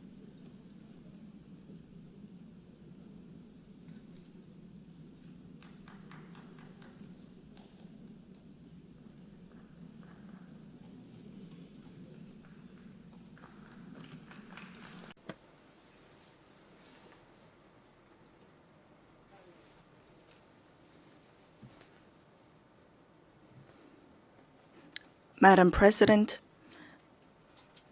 Mr. Secretary General, distinguished delegates, ladies and gentlemen, at the outset, I wish to extend my sincere congratulations to Ms. Annalena Baerbock on assuming the important role of the President of the General Assembly at this historic moment marking the 80th anniversary of the United Nations, and my best wishes for a successful session. 8 centuries ago, the great Chinggis Khan established the great Mongolian Empire, bringing together the West and the East under the rule of justice and principled statecraft. Spanning the vast expanse of Eurasia, the Pax Mongolica era heralded a period of remarkable progress and flourishing for humankind. The Pax Mongolica embodied progressive ideals that form the basis of today's collective efforts to maintain global peace and stability.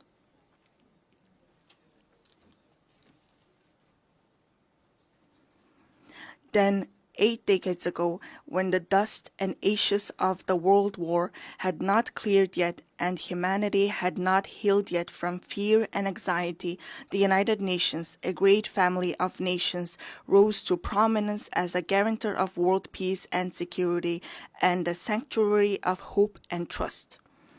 Since its establishment, the United Nations has illuminated humanity's path, serving as a steadfast beacon of hope and trust for nations to maintain peaceful coexistence and share a prosperous future.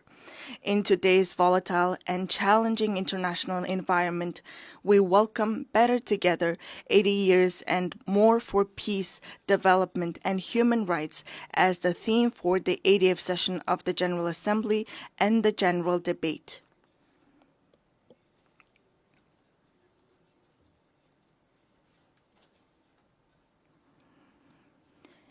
Indeed, this theme calls upon us to assess and reflect upon the United Nations' achievements and challenges over the past 80 years, further strengthen its work in accordance with the United Nations Charter and the principles of international law, and combine our collective voices and efforts in pursuit of concrete and tangible outcomes. Distinguished delegates, Mongolia has consistently upheld the United Nations Charter and universally recognized principles and norms of international law, respecting the independence, sovereignty, and territorial integrity of all states, resolving disputes by peaceful means, respecting human rights and freedoms, and fostering equal and mutually beneficial cooperation. Since becoming a full-fledged member of the United Nations in 1961, Mongolia has steadfastly supported the organization's efforts to strengthen international peace and security. It has demonstrated its enduring commitments to disarmament and non-proliferation and declared its territories nuclear weapon-free status. Furthermore, Mongolia has actively collaborated with the United Nations at all levels, including establishing a dialogue mechanism in Northeast Asia, participating in the United Nations peacekeeping operations, and putting forward various proposals and initiatives in the areas of socio-economic development, environment, and climate change to advance the implementation of development policy and goals. During his visit to Mongolia in 2022, United Nations Secretary-General Mr. Antonio Guterres described our nation as a symbol of peace in a troubled world. It is a profound recognition of Mongolia's humble contributions and dedication to the work of the United Nations and its enduring commitment to the cause of peace. Over the past 23 years, Mongolia has continuously deployed personnel from its armed forces to United Nations peacekeeping operations, making a meaningful contribution to global and regional peace and security. During this period, Mongolia has deployed more than 23,000 peacekeepers to 16 United Nations peacekeeping missions and consistently ranked among the top 20 troop and police contributing countries out of more than 120 member states. As we mark the 25th anniversary of UN Security Council Resolution 1325 on women, peace, and security, it is a pleasure to announce that through the steady increase in the deployment of female military personnel, the proportion of women peacekeepers from Mongolia has reached 14% in 2025. Mongolia will continue to extend its unwavering support to the United Nations in its efforts to maintain international peace and security, and it remains committed to contributing to peacekeeping operations. Distinguished delegates, at this critical juncture, with only 5 years remaining until the 2030 agenda deadline, global progress toward achieving the Sustainable Development Goals stands at the mere 17%.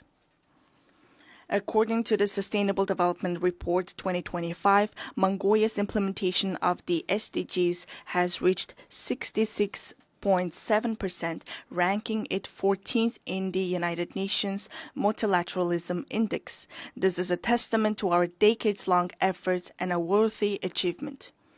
I want to acknowledge the tremendous efforts of the international community and all member states in advancing the implementation of the Sustainable Development Goals.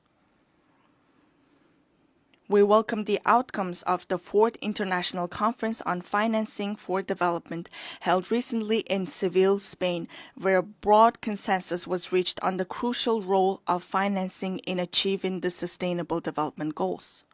We also appreciate that the conference agreed to increase the engagement of developing countries and take comprehensive actions aimed at reforming the current international financial architecture. Within the framework of implementing the Seville commitment adopted at the conference, it is essential to direct international development cooperation towards supporting the most vulnerable groups and addressing their challenges.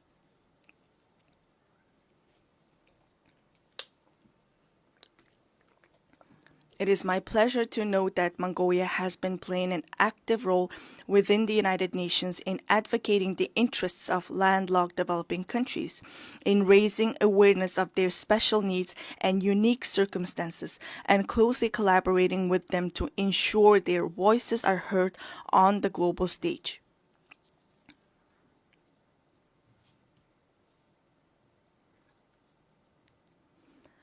The 3rd United Nations Conference on Landlocked Developing Countries convened in August in Turkmenistan and adopted the Avaza Program of Action for 2024 and 2034. Landlocked developing countries have long faced trade and economic development challenges due to their geographic location.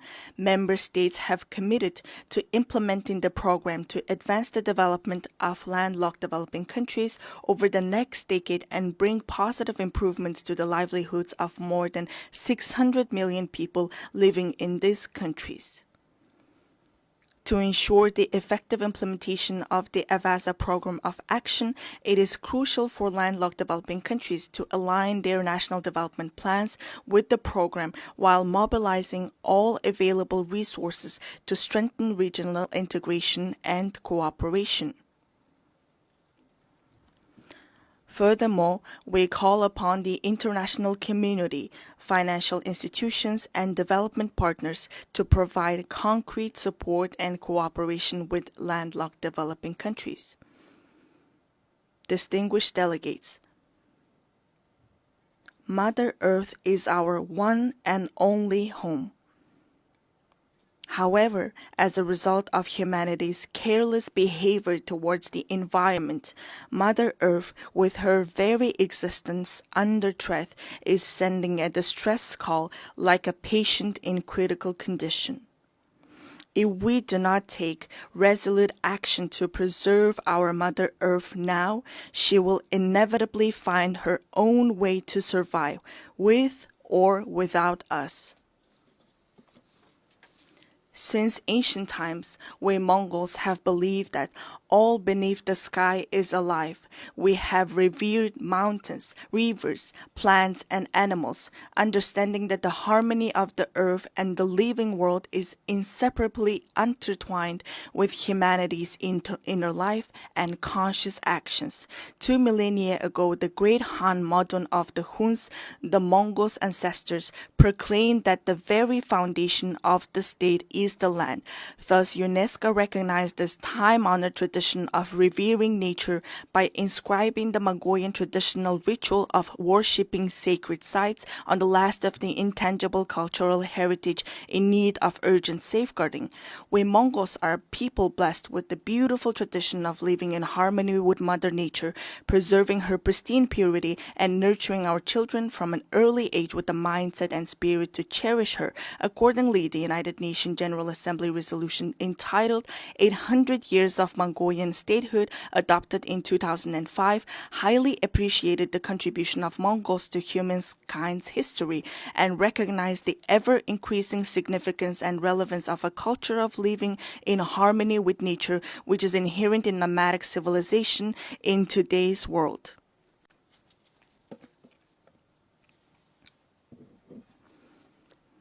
Today, we are committed to sharing our cultural heritage and traditional knowledge, rooted in a profound respect for living in harmony with nature, with the international community as a valuable contribution to building resilience and enhancing adaptation to climate change. In 2026, Mongolia will host the 17th session of the Conference of the Parties to the United Nations Convention to Combat Desertification and observe the International Year of Rangelands and Pastoralists. In this spirit, our country, in partnership with the United Nations, spearheads the International 10-Year Rangeland Flagship Initiative.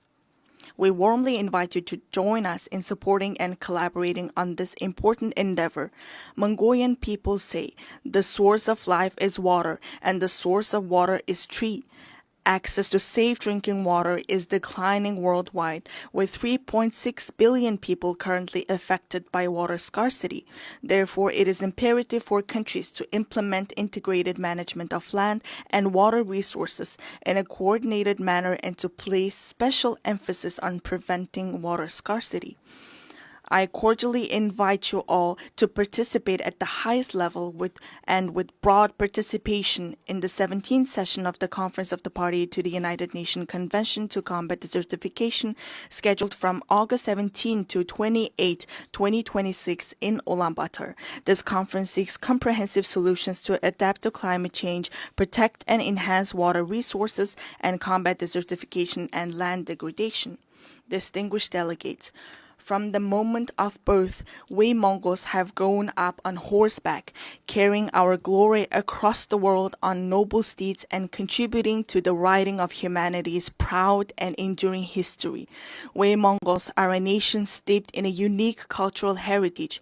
We honor our noble horse in our state emblem, craft our state flag with the mane and tail hair of our swift steeds, and the souls of people around the world are spellbound by the haunting melody of horse fiddle known as the morning whore. Since ancient times, horses have been integral to human livelihoods, culture, and civilization. With the goal of preserving and safeguarding cultural heritage and traditions associated with horses and highlighting their enduring role in humankind's livelihoods, Mongolia proposed a resolution to designate July 11th as World Horse Day. This resolution was adopted during the plenary meeting of the 79th session of the United Nations General Assembly on June 3, 2025. On this occasion, I would like to extend my deepest gratitude on behalf of the horse-loving people of Mongolia to all UN member states for their support in adopting this resolution to designate and observe World Horse Day on the day of Mongolia's National Nadam Festival, which is also inscribed on UNESCO's representative list of the intangible cultural heritage of humanity. Distinguished delegates, this year, countries around the world are assessing the progress made over the past 30 years since the adoption of the Copenhagen Declaration on Social Development and the Beijing Declaration and Platform for Action. Mongolia has undertaken a broad range of policies and activities to advance the social development goals outlined in these milestone documents, related legal frameworks, and the 2030 Agenda for Sustainable Development. These efforts have focused on poverty reduction, promoting social equality and inclusion, supporting families, children, and youth, and protecting the rights of the elderly and persons with disabilities. Among these efforts, the state policy on gender equality aims to ensure equal rights, opportunities, and treatment for both men and women while actively preventing and eliminating gender-based discrimination. Notably, Mongolia has greatly prioritized advancing gender equality and increasing women's participation in decision-making, with women now making up 25% of our parliament. We are pleased to underscore that, according to the Global Gender Gap Report 2025 by the World Economic Forum, Mongolia ranked 65th globally, improving by 20 places from the previous year and securing 5th place in the Asia-Pacific region. In recent years, Mongolia has regularly hosted international events dedicated to women and gender equality, including the International Conference on Strengthening the Role of Women in Peacekeeping in 2022, the Female Foreign Ministers Meeting in 2023, and the World Women's Forum in 2024 in cooperation with the United Nations. Last month, we successfully hosted the World Women Entrepreneurs Forum under the theme Inspire, Impact, Invest in Ulaanbaatar. I wish to extend my heartfelt gratitude to all countries that supported and participated in the forum. Mongolia will continue to serve as a strong bridge of partnership, cooperation, and solidarity in advancing women's leadership and participation at all levels of social and political life. Distinguished delegates, the ancient Greek philosopher Heraclitus once said, "The only constant in life is change." Supported by its member states, successive UN leadership have consistently pursued reforms to refine the organization's structure and operations across all aspects. In this context, Mongolia welcomes and supports the UN 80 initiative that the United Nations Secretary-General Antonio Guterres presented. We are confident that ensuring gender equality in senior leadership positions within the United Nations will undoubtedly have a positive impact on fostering more transparent, balanced, and inclusive decision-making processes. Therefore, we support initiatives to nominate women candidates for the UN Secretary-General and the Rotation for Equality initiative, which calls for gender rotation in the UN General Assembly President's position. Furthermore, Mongolia upholds and implements the principles of the UN Charter and universally recognized norms of international law, actively contributing to strengthening the UN-centered multilateral system. Mongolia reaffirms its commitment to the UN reform, particularly of the Security Council, to ensure it reflects current realities and embodies equitable and fair representation, inclusivity, transparency, effectiveness, democracy, and accountability.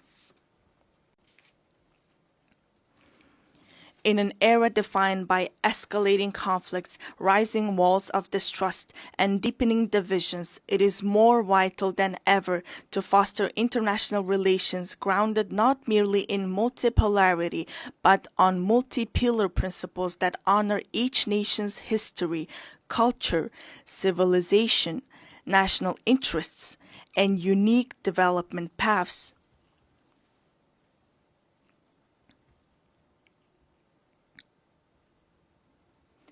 The United Nations was established 80 years ago with the noble goals of saving humanity from the scourge of war and maintaining international peace and security.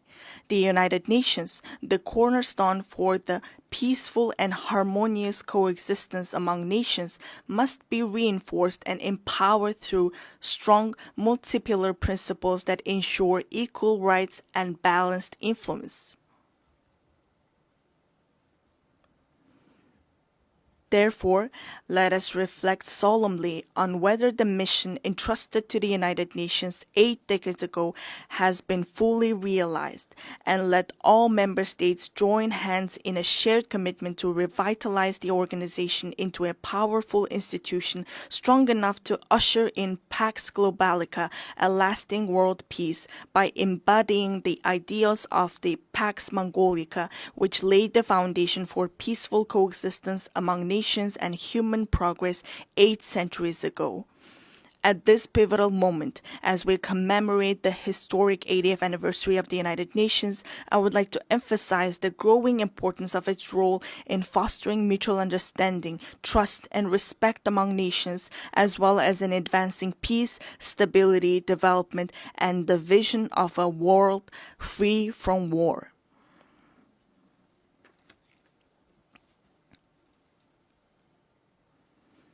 Mongolia has consistently pursued a peace-loving and multipolar foreign policy, made tangible contributions to international peace and sustainable development, and remains committed to fulfilling this responsibility with honor. I extend my heartfelt congratulations to you all on the momentous occasion of the 80th anniversary of the United Nations. May the eternal blue sky bless us with peace throughout the world. Thank you for your attention.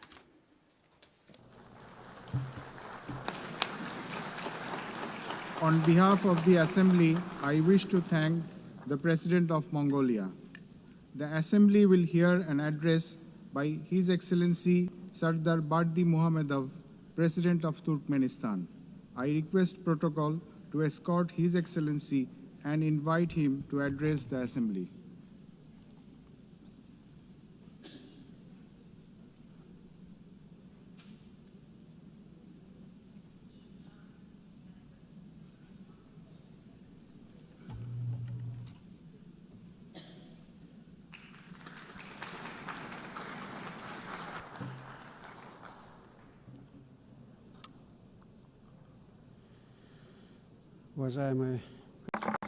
Distinguished Mr. President, distinguished heads and members of delegations, ladies and gentlemen, first of all, allow me to congratulate you on the opening of the 80th session of the United Nations General Assembly and to wish you a productive session. I would like to congratulate Ms. Annalena Baerbock on her election as President of the General Assembly and wish her every success. I would also like to express my sincere appreciation to Ambassador Philemon Yang for his skillful and effective leadership of the General Assembly during the previous session.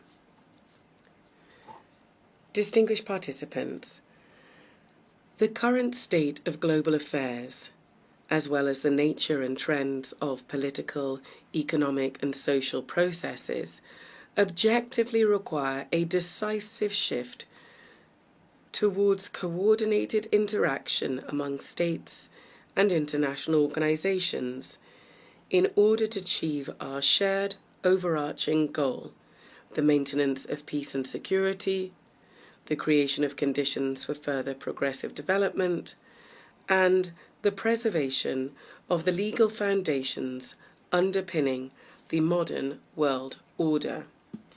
It is precisely from this standpoint that Turkmenistan views the main objectives of the 80th session of the General Assembly, placing great hopes in its role in shaping a robust, balanced, and secure global architecture. A key area of Turkmenistan's cooperation with the United Nations is ensuring international peace and security. Recognizing its responsibility as a permanently neutral state, Turkmenistan stands ready to take further practical steps to foster an atmosphere of cooperation, mutual understanding, and respectful dialogue. These are the principal defining conditions for ensuring stability and sustainable development at the global and regional levels. We are convinced that one of the most effective mechanisms for advancing and achieving these goals today is the practical application of the principle of neutrality. In this regard, Turkmenistan has initiated the inclusion of a separate item on the agenda of the 80th session of the United Nations General Assembly, entitled Neutrality for Peace and Security. We deem this important in light of the growing recognition by the international community of the significance of neutrality, as well as the awareness of its potential and utility in the context of the UN's peace-building strategy. In line with this, during this session, Turkmenistan will propose a draft resolution entitled The Role and Importance of the Policy of Neutrality in Maintaining and Strengthening International Peace, Security, and the Process of Sustainable Development. As you are well aware, this year has been proclaimed by the General Assembly the International Year of Peace and Trust on the initiative of Turkmenistan. This landmark event coincides with the anniversary of the establishment of the United Nations. In December this year, Turkmenistan will host a major high-level international forum on the Year of Peace and Trust. We see this as a tangible contribution to achieving the strategic goals of the United Nations, and we look forward to broad and representative international participation. We believe that harmonizing national approaches to global development trends, as well as to establishing and strengthening trust and mutual understanding, should be systematic and consistent. In this regard, Turkmenistan is seeking to initiate the convening of a World Summit on a culture of peace and trust. One of the key objectives of this summit would be to develop a global code of international trust. This would serve as a universal foundation for building relations between states based on the respect for sovereignty and territorial integrity, as well as on cooperation and joint efforts to address global problems. We believe that ensuring universal peace and mutual understanding is inseparable from the civilizational aspects of modern development and from the need to preserve and foster cultural and spiritual ties. In this context, Central Asia, which for centuries has played a clear role as a bridge spanning the civilizations of East and West, is now called upon to revive its historic mission to become a space for dialogue, cooperation, and the convergence of values and worldviews. Therefore, during this session, Turkmenistan will propose, in cooperation with the United Nations, an international forum to be held entitled Central Asia, a Space of Peaceful Coexistence. Countries of the region will participate, as well as other interested states and international institutions. Turkmenistan will also submit a draft resolution to the General Assembly on proclaiming an International Day of Mediation. This would emphasize the importance of diplomacy and neutral platforms in preventing and resolving conflicts. One of our country's priorities remains our active involvement in implementing the Sustainable Development Goals and in strengthening cooperation in key areas such as transport and energy. As Turkmenistan is one of the centers of multilateral dialogue on these issues, we will continue to contribute to establishing a fair, balanced, and inclusive international development system. During this session, Turkmenistan will initiate the proclamation of a United Nations Decade for Sustainable Transport for the period 2026-2035 and will submit the relevant draft resolution. We are convinced that this will help to consolidate the efforts of the international community in developing transport corridors, enhancing their sustainability and ensuring accessibility for all countries. Our country will also submit a draft resolution to the General Assembly entitled "The Key Role of Reliable and Stable Energy Connectivity in Ensuring Sustainable Development." At present, one of the priority issues on the development agenda is the digital transformation. We are convinced that this transformation must be balanced. It must reflect the realities and legitimate interests of all states, including the developing world, and also must be free from politicization and bias. In this regard, Turkmenistan intends to put forward an initiative to establish a world platform on digital integration. This is to be based on the principles of equality, trust, and on preventing the use of information and communication technologies to harm peace, security, and sustainable development. During the 80th session, Turkmenistan will continue its work on environmental and climate issues. It will strive for them to be taken into consideration systematically, as they are basic components of ensuring security, and we will advocate for the establishment of multilateral mechanisms to monitor and respond to climate, environmental, and man-made disasters. Turkmenistan will seek to bring about a regional center to combat desertification for Central Asian countries. It is our belief that the establishment of such a center would contribute to building regional capacity, to strengthening cooperation in the field of environmental protection, and would also make a significant contribution to achieving the Sustainable Development Goals, particularly in combating climate change and protecting land-based ecosystems. Our country will promote the Caspian Environmental Initiative, proposed at the 78th session of the United Nations General Assembly, which is intended to become an international platform to preserve the Caspian Sea ecosystem. An important step in this direction is the Caspian Environmental Forum, which we propose holding in 2026. We are convinced that now it is especially important to strengthen the role of the UN in fostering broad humanitarian cooperation, in promoting rapprochement and mutual understanding among peoples, and in overcoming value and spiritual barriers, as well as engaging effective channels of cultural diplomacy. To develop intercultural dialogue and to lend practical support to General Assembly resolutions on multilingualism in international relations, we are proposing proclaiming an International Day of Multilingual Diplomacy as well. Distinguished heads and members of delegations, all of Turkmenistan's international initiatives and actions are always measured against and aligned with the UN Charter and its founding documents, as well as with its long-term goals. It is no coincidence that we always emphasize that cooperation with the UN is a strategic priority for Turkmenistan.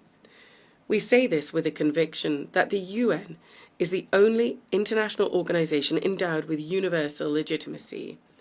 In this regard, it must remain the guarantor of peace and development, and be the backbone of global security and stability. Turkmenistan will continue to advocate consistently for strengthening the central role of the UN in international affairs. We consider strengthening the primacy of international law and in improving the international legal framework and increasing the effectiveness of the implementation of UN conventions, treaties, agreements, and other multilateral documents as key factors in this regard. In this context, Turkmenistan is initiating the proclamation of the Year of International Law in 2028. This will become an important step in strengthening the international legal foundations of peace and cooperation. Ladies and gentlemen, this session holds special significance for Turkmenistan. 30 years ago, within these very walls, the United Nations General Assembly unanimously adopted the resolution on the permanent neutrality of Turkmenistan. For our country, this was a momentous, historic event. In essence, it determined the entire subsequent course of Turkmenistan's foreign and international policy. International recognition of our neutrality also contributed to boosting the country's domestic development by providing favourable external conditions for this. I would like to take this opportunity on behalf of the people of Turkmenistan to express my gratitude to the United Nations member states and the entire international community for the decision adopted in December 1995 to recognise the permanent neutrality of Turkmenistan, a decision reaffirmed by 2 subsequent UN General Assembly resolutions. Turkmenistan will always remember the trust placed in it and will steadfastly and unswervingly uphold its international commitments. Once again, I would like to congratulate all delegations on the opening of the 80th anniversary session of the United Nations General Assembly and wish you every success in strengthening our cooperation and mutual understanding. Thank you very much indeed.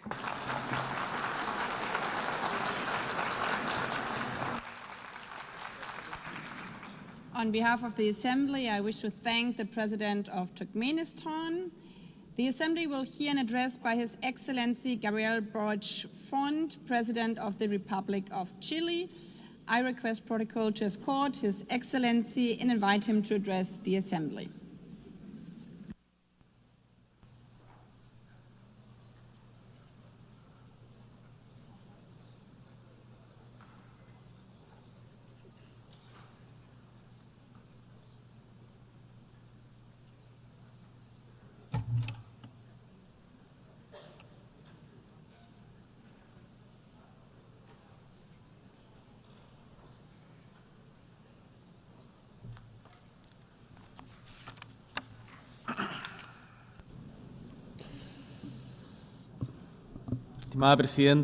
Distinguished President, members of the United Nations General Assembly, guests, peoples of the world, residents of New York. 80 years have elapsed since the creation of the United Nations. 80 years have also elapsed since Gabriela Mistral, a Chilean woman who came from the Elqui Valley, won the Nobel Literature Prize. Her voice as a poet, a teacher, as a diplomat continues to ring out in our homeland and across the world. And it was precisely here in New York in 1955 that the Chilean ambassador José Massa conveyed a message about human rights that was written by Gabriela Mistral. That message said, "I would be happy if our noble strength, our noble struggle to obtain human rights was taken up faithfully and loyally by all nations of the world. This triumph would be the greatest we could achieve in our time." We have we notched up that victory? Have we triumphed in that way? The answer is categorical no. And the fact is, at this stage, I don't really know what to say about Gaza, because many people have said everything already at this podium and at others, but there are our words and those that may be spoken by anyone, but regardless, we still have the fact that innocent people have lost their lives. We still have the empty stares of those suffering. In 2025, thousands of innocent people have lost their lives simply on the grounds of being Palestinian. 80 years ago, the same thing happens. Millions lost their lives simply for being Jewish. Instead of talking about figures, issuing condemnations or demands, as we tend to within these walls, instead of that, I want to talk about humankind. Humanity. Gaza is a global crisis because it is a crisis of humanity. And in this chamber, And for those who are listening to us in their homes, within their delegations, in their various countries, all of us are human beings. That's what I'd like to say. So when under the rubble, we have children, boys and girls, lying under that rubble, there is genuine pain and grief in our homeland in Chile. And I know that that pain is shared by the vast majority of the world's nations. And one of the problems we face as humankind is that often pain engenders hatred. But we must face up to pain and that fact and combat hatred with all of our strength. We must transform our desires to hate into a desire for justice. We can't make any concessions to violence. I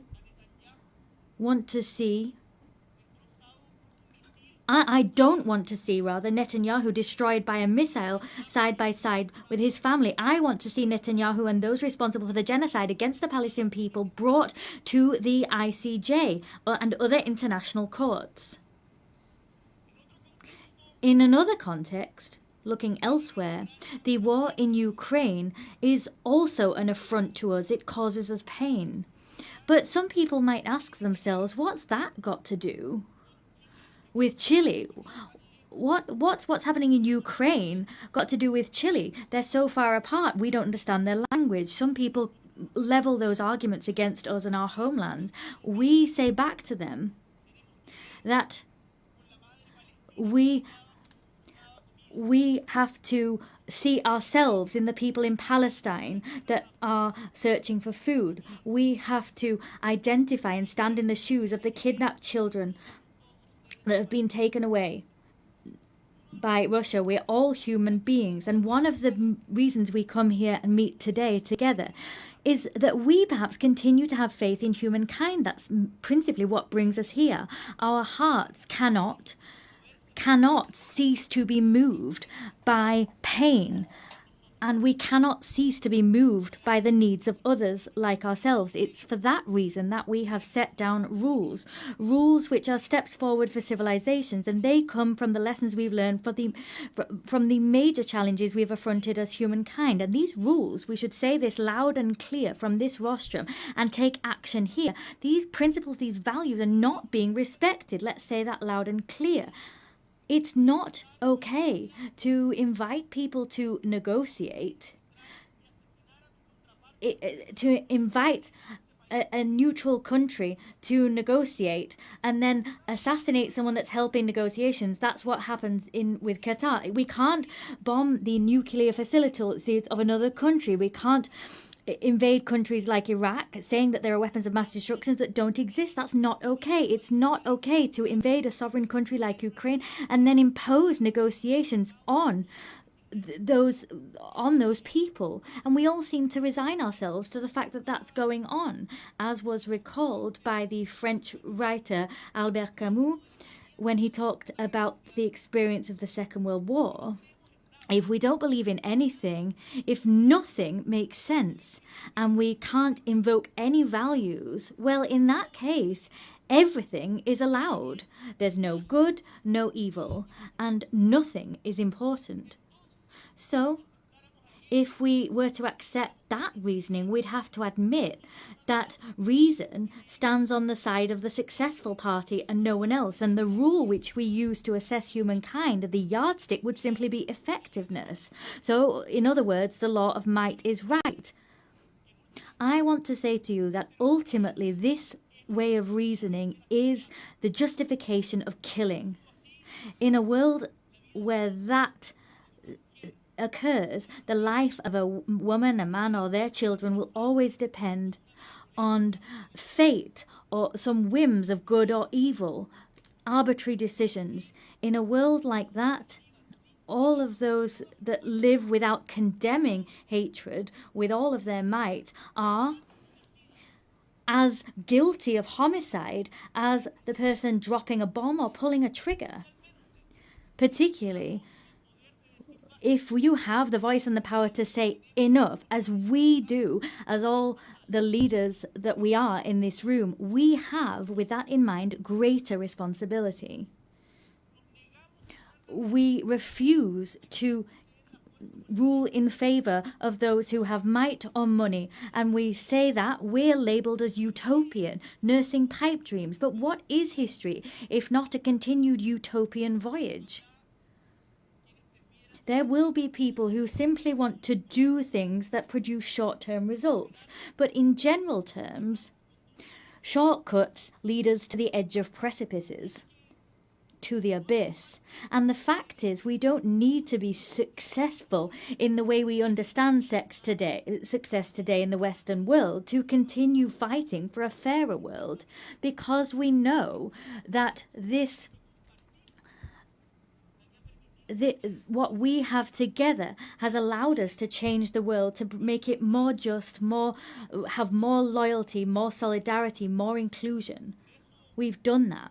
So, distinguished delegates, when we are invited to submit, to bow down, when it is said that intelligence is somehow irrelevant, when people want to show us that you can lie to get an advantage, to get ahead, we want to say no. We're not giving way to cunning trickery, violence or passivity. Let us say no to all of that. I can and I must respect the person who likes blue more than red, someone who is of a faith that's not my own, the person who thinks it's better to increase or reduce taxes according to the circumstances. Ultimately, I can and I must respect diversity of opinion. But at the same time as I respect different opinions, the opinions of those who think different to me, I face the outrage, the fact that people lie. And what's all the more outrageous is that they're aware that they're lying. Perhaps, for example, it's been said at this very rostrum today that there's no such thing as global warming. This is not an opinion. It's a lie. And lies must be fought against.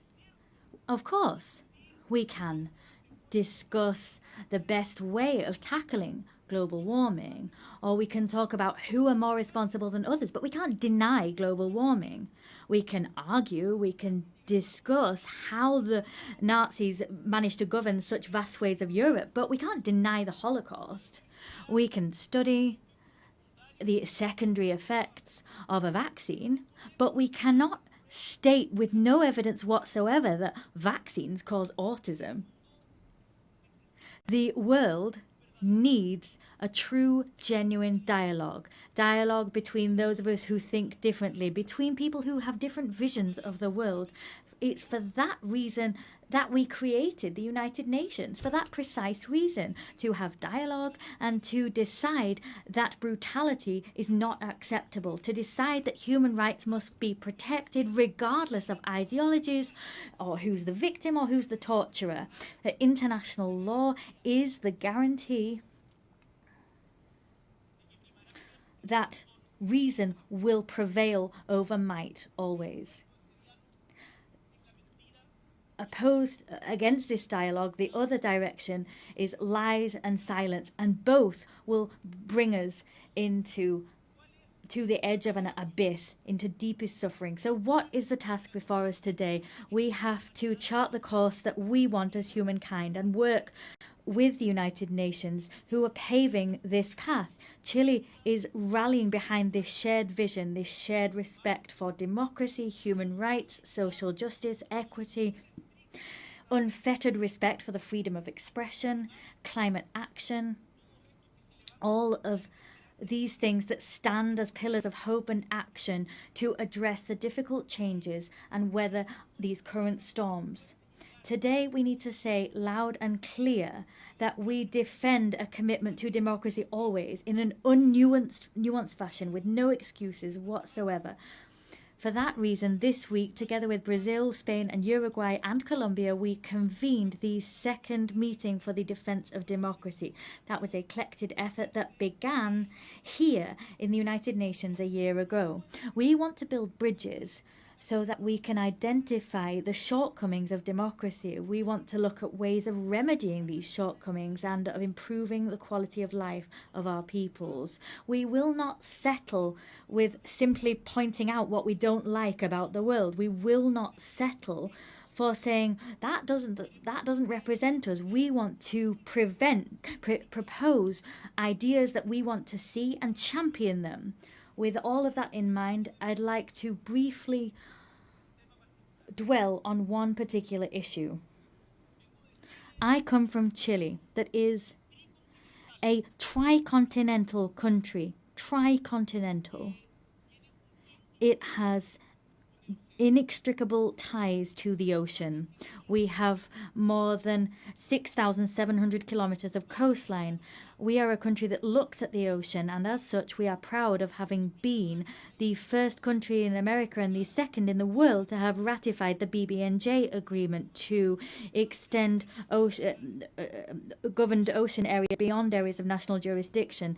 In recent weeks, we saw the 60th ratification necessary for it to enter into force. As such, the first COP of that agreement will be held next year. We do hope it will be held early next year. Here, I wish to reiterate the fact that we are ready and willing to have its secretariat established in our Pearl of the Pacific in the city of Valparaiso, because we believe that this agreement is an opportunity to make ocean governance closer to the global south. Chile is always also a country that looks towards and has an Antarctic vocation.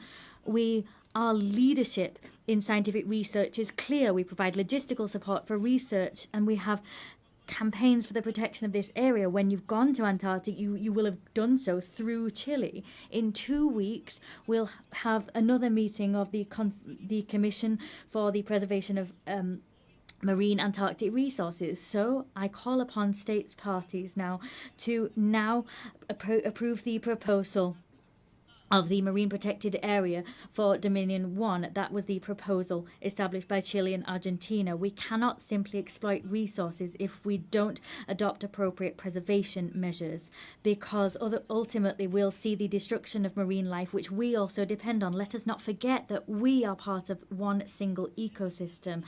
Maintaining biodiversity and sustaining life on Earth is something we must urgently grapple with, and we need to do so with a sense of responsibility towards our ancestors, towards those we share the planet with today, and with a sense of responsibility to future generations. Distinguished delegates, as we have a situation of climate crises, protracted conflicts and humanitarian crisis, against that backdrop, the selection and appointment process for the next Secretary General of the United Nations takes on particular significance. I come to this assembly convinced of the fact that always, even in the most difficult circumstances, there is room to take clear-sighted action as a collective body, action which is transformative and imbued with humanity. Human tragedy is never a foregone conclusion. We will not give up on the hope that there will be good in the world and that the United Nations we need can be built, because that conclusion depends on what we do. I want to say to you that regional balance must be respected in the Secretary General appointment process. It's time for Latin America and the Caribbean to have their moment. We are a war-free region with a rich diplomatic tradition. We forge consensus. We are unwaveringly committed to the UN Charter and have been since its very inception. Tackling the historic gender imbalance within the United Nations is important. We've never had a woman Secretary General, and that is something we must remedy. 80 years of history without a woman having been appointed Secretary General. The UN must reflect the progress made by the world and recognise that a woman at the helm is not just a symbol of equity, but also represents and reflects the fact that women are half of the population, and appointing a woman as Secretary General will send out the clear signal that women can occupy all parts of the world and nothing's closed off to them. Chile wants to actively contribute to that collective effort, and for that reason it is for me a great honour to announce from this rostrum that Chile will nominate our former President, Michelle Bachelet-Gherier, as candidate to the post of Secretary General of the United Nations. Que además nos está acompañando. She is here with us at this session. Michelle Bachelet is not only someone known to all of you on the global stage, she is a woman whose own trajectory is fully in line with the values that inspired this organization. She was head of state of Chile twice. Incidentally, she was also the first female head of state. She was also the Minister for Health and Defense. She was the Executive Director of UN Women and also High Commissioner for Human Rights at the United Nations. Michelle Bachelet has governed, has negotiated, has solved problems and has listened. Her trajectory, what she's done throughout her life, combines empathy with strength and resolve, experience with openness, and she combines all of these with a proven ability to make decisions and to take action in times of mistrust and fragmentation. I firmly believe, and I know that this conviction is shared by my nation, that Michelle Bachelet is someone able to build bridges between the North and the South, between the East and the West, between urgent needs to find solutions and the urgent need to defend principles. With her leadership, the United Nations will be able to restore credibility, effectiveness and a sense of purpose in the face of current challenges. She will build on the legacy of Antonio Guterres that I can say has given the best of himself from the good of humankind within this institution. With humility and a sense of conviction, Chile presents this candidacy with the conviction, the certainty that Michelle Bachelet will be able to make a decisive contribution to making the United Nations once more a place for meetings, place for solutions and active hope for the world as a whole. Distinguished delegates, 80 years. Let us look back at those decades and let us take stock of the strides forward seen in international governance. In spite of the challenges we're facing, we can also say that we have made progress. But we are eaten away at by the feeling that that progress is under threat. Who will draw the maps of the future? We want to believe that those cartographers will not be those waging assaults on multilateral institutions and eroding their credibility. We don't want them to be those who humiliate the weak. We want all peoples together to draw the maps of the future. Together we represent all of those people, and together we will trace out clear maps so that we have not only a possible and viable future, but one that is full of dignity for everyone and respects them. And to achieve that goal, this organization, let us remember the organization that was built on the ashes of the Second World War after the failure of the League of Nations, this organization is crucial. And renewing it, changing it, reforming it is an urgent need. So, as a renewed organization, but one with the same purpose, it will be an organization that everyone works together in. The words of Victor Jara, that great Chilean singer, great Chilean artist, he talked about this great love of earth which has helped us to live. He loved peace, to enjoy life, love and freedom for everybody.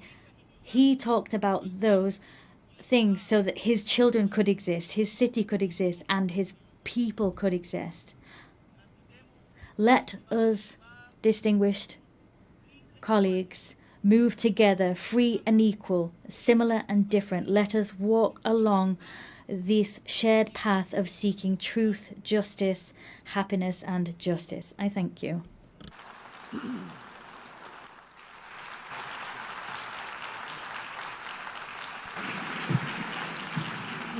Muchas gracias. On behalf of the Assembly, I wish to thank the President of the Republic of Chile. The Assembly will hear an address by His Excellency Emomali Rahmon, President of the Republic of Tajikistan. I request the protocol to escort His Excellency and invite him to address the Assembly.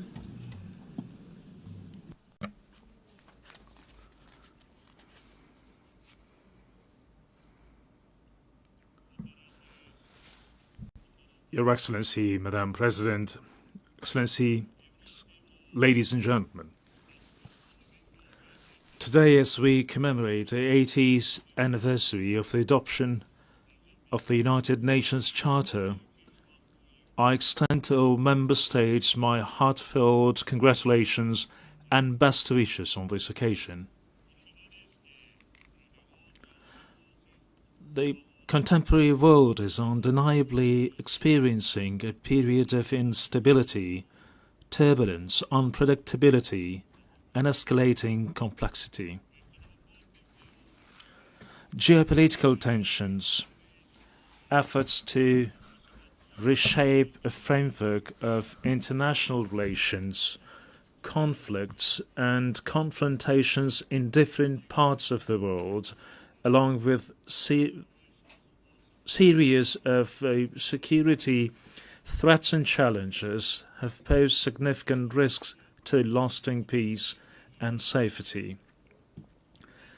At the same time, the consequences of climate change and growing social inequality impose restrictions on the process of sustainable development and sustainable global development.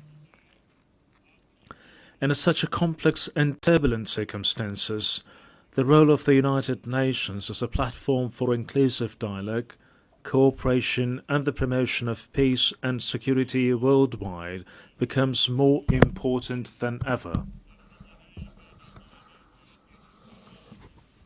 In this regard, our countries should make joint and consistent efforts in international practice to protect this principle, return to full compliance with international law. In this process, strengthening equal cooperation among small and large states is also considered to be an important and timely step. Madam President, Tajikistan's National Development Strategy 2030 is fully aligned with the Sustainable Development Goals, and we support a full and timely implementation of this item of global agenda. Unfortunately, developing countries, particularly those mountainous and landlocked, face multiple challenges and difficulties in achieving these goals. Particularly vulnerable countries feel the need to take serious measures to ensure sustainable development, financing, and improve access to financial resources. Despite significant attempts in this field, the amount of funding for sustainable development offered by the international community continues to be insufficient to address their current need. This situation necessitates timely response, the allocation of additional funds, and a review of approach to the international financial architecture and system. Tajikistan advocates for effective and fair reforms of international financial instruments. At present, we are observing varying degrees of economic progress among nations, and the influence of developed nations and international financial organizations could play a significant role in tackling this issue. Many developing and less developed countries remain vulnerable to the impacts of economic and financial crisis, poverty, infectious diseases, including COVID, natural disasters, and food insecurity. They need to implement effective financial support measures, including debt relief. In our view, now is the high time to seriously consider this important item. Ladies and gentlemen, today climate change-related issues in various countries around the world, including Tajikistan, pose serious obstacles towards achieving the Sustainable Development Goals. Our country, with 93% of its land covered by mountains, is deeply concerned of an adverse effect of this situation. Changes in the hydrological cycle, a series of floods and droughts, and severe dust storms over the past decades have had a direct impact on Tajikistan's water and energy resources and food security.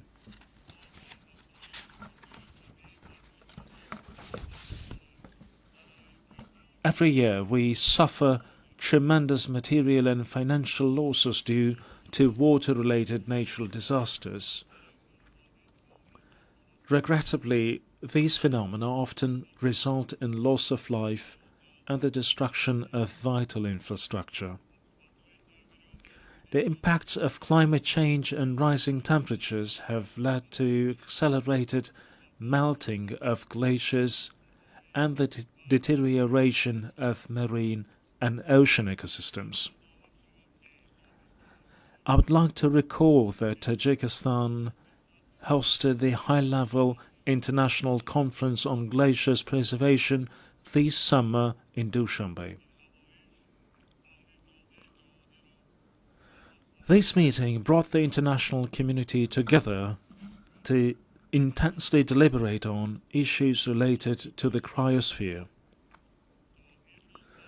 It is worth noting that of Tajikistan's 14,000 glaciers, which are one of the region's main sources of drinking water, more than 1,300 have completely melted, and the rate of melting of these ices is accelerating.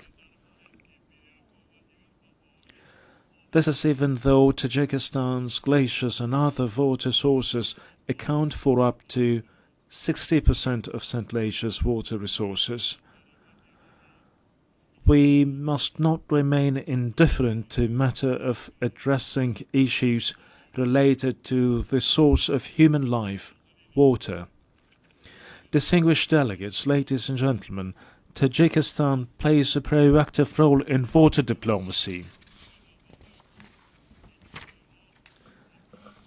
Our country is taking practical steps in cooperation with its international partners as a part of its latest initiative, the International Decade for Action Water for Sustainable Development 2018-2028.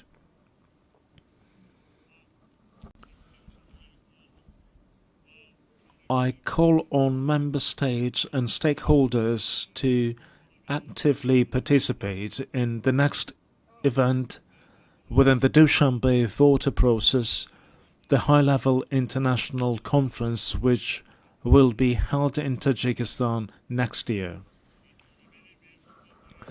This event will undoubtedly give a new impetus to our continued joint efforts within the framework of the Water Action Agenda. We are confident that it will also serve as a solid foundation for preparations for the 2028 United Nations Water Conference in Dushanbe. Madam President, strong institutions and legal literacy are the ground of a just and stable society. Today, the international community is witnessing disrespect for and violation of international law, which is the foundation of order, peace, and stability throughout the world. We emphasize the need for strict adherence to international law and the resolution of all disputes and disagreements within the framework of the law. Being deeply aware of this reality, Tajikistan proposes that the United Nations General Assembly considers proclaiming an International Year of Legal Literacy. We call on all member states to join this initiative and strengthen the global culture of transparency and justice. Ladies and gentlemen, the rapid adoption of digital technologies and the effective use of artificial intelligence can noticeably contribute to the achievement of the Sustainable Development Goals. I would like to extend my profound gratitude to all member states for their unwavering support of Tajikistan's proposal to adopt a special resolution entitled "The Role of Artificial Intelligence in Creating New Opportunities for Sustainable Development in Central Asia." I'm confident that the resolution adopted by the General Assembly on July 25th of this year will serve as a key instrument for the safe and equitable use of artificial intelligence in our region. We, in this context, consider the establishment of a regional center for artificial intelligence in Dushanbe to be favorable. This center would undoubtedly facilitate an implementation of joint initiatives and projects among Central Asian countries in the field of artificial intelligence. It is worth noting that, along with the improvement of digital technologies, the number of new security threats, particularly cybercrime, is also growing. We therefore emphasize that cybersecurity must be an important component of collective security. It is evident that, along with cybercrime, terrorism, extremism, illegal weapons smuggling, drug trafficking, and other forms of transnational organized crime continue to pose a serious threat to the global security. Tajikistan supports the further expansion of international cooperation on global security within the framework of the Dushanbe counter-terrorism process. We are determined and willing to establish constructive interaction within this process with international organizations and the UN member states to even more enhance efforts to counter the aforementioned threats and security risks. We believe that relevant UN agencies, in particular the Office of Counterterrorism, can make an effective contribution to the comprehensive implementation of global counterterrorism strategies and programs and strengthen their support to all member states in this area. Distinguished participants, Tajikistan gives full support of the resolution of all disputes and conflicts through political and diplomatic means. We must redouble our efforts to enduring, lasting, and comprehensive peace based on international law. A year ago, from this podium, I proposed considering a special United Nations resolution proclaiming a decade of promotion of peace for future generations. A year later, the adoption of such a resolution has become even more pressing. In today's complex and volatile world, this initiative will create conditions for international cooperation to achieve lasting peace. I call on all UN member states to support this proposal for the sake of our current stability and a better and prosperous life for the generations to come. Ladies and gentlemen, we emphasize our principled, invariable position on the Palestinian issue.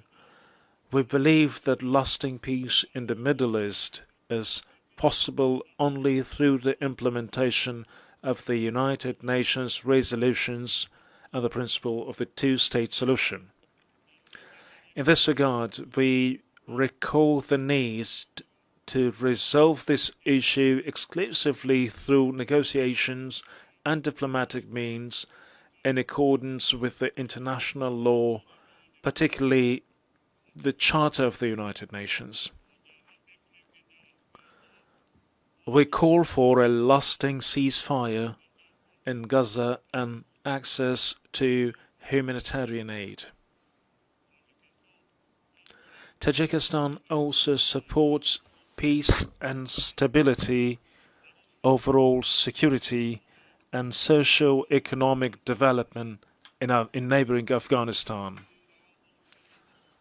We are ready to render our full assistance in these processes and in this regard call on the international community to provide humanitarian assistance, especially to regions affected by drought and recent severe earthquakes.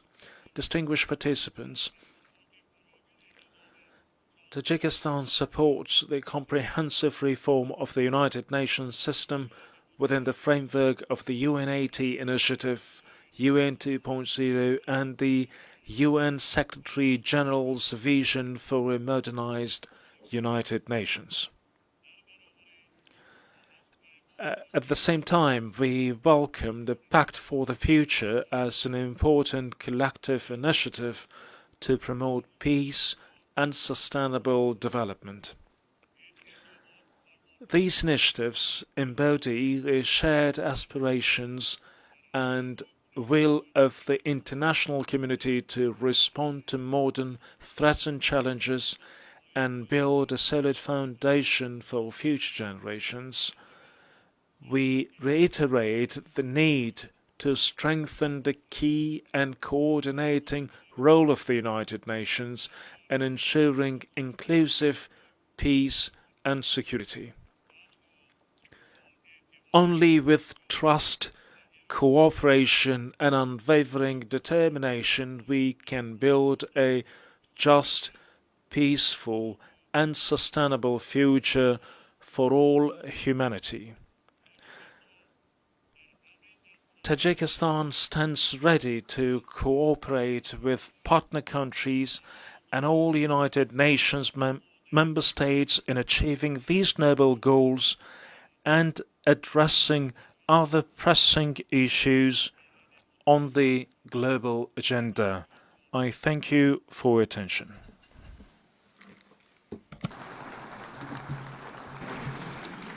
On behalf of the Assembly, I wish to thank the President of the Republic of Tajikistan.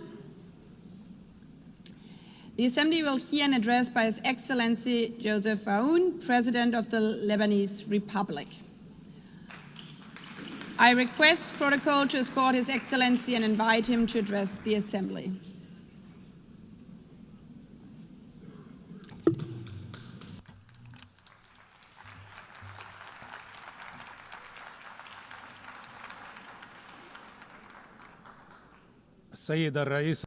Madam President, Mr. Secretary General, fellow colleagues, heads of state and delegation, I stand before you today to talk about peace, development, and human rights. At a time when some of my fellow citizens are facing death, parts of my country are under occupation, and while my homeland and my people live in uncertainty. This situation takes me back some 77 years ago to the drafting committee of the Universal Declaration of Human Rights in 1948. During one of the debates, the late, great Eleanor Roosevelt stepped in to support one member's opinion so that he is not left alone, as she said to those in attendance. The dissenting member respectfully responded, "Honorable lady, my concern is not to side with the majority or the minority, but to align with the truth." The author of these words was no other than Charles Malik, the Lebanese philosopher who worked alongside other great minds of the time to give humanity this eternal declaration. He was also granted the honor of presiding over this august assembly from 1958 to 1959 to represent my country, Lebanon. Madam President, Mr. Secretary General, colleagues, ladies and gentlemen, I recall this incident today, first, to express my profound sense of pride and my heightened sense of responsibility as I stand before you today for the first time in my capacity as President of Lebanon on the 80th anniversary of this great organization. Second, because our session focuses on examining the inherent relationship between three human virtues: peace, development, and human rights, and between these three virtues and my country, Lebanon.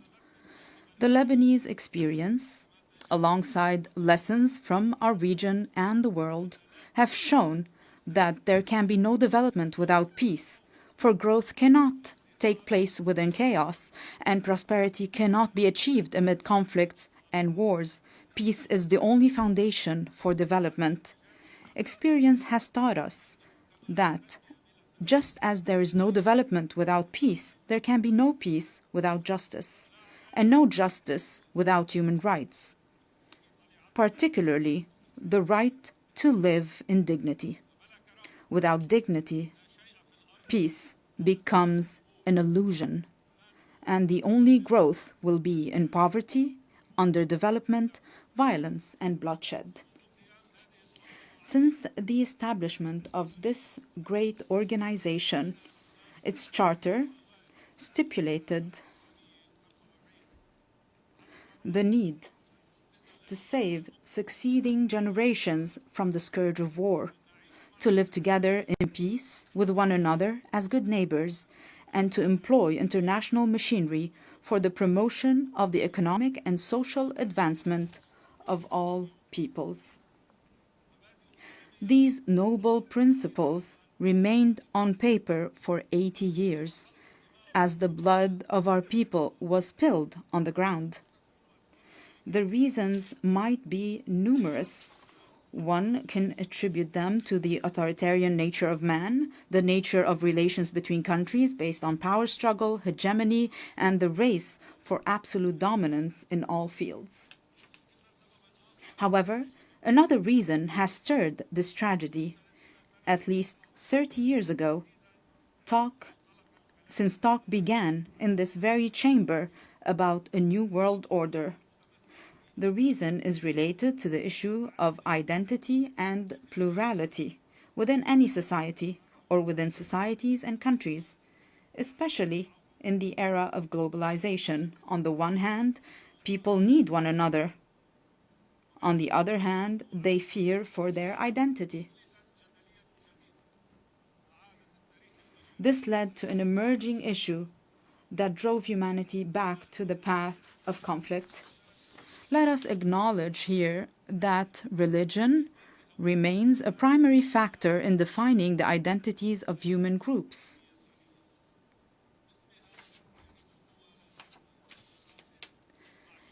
In the name of religion, countries are at war with one another.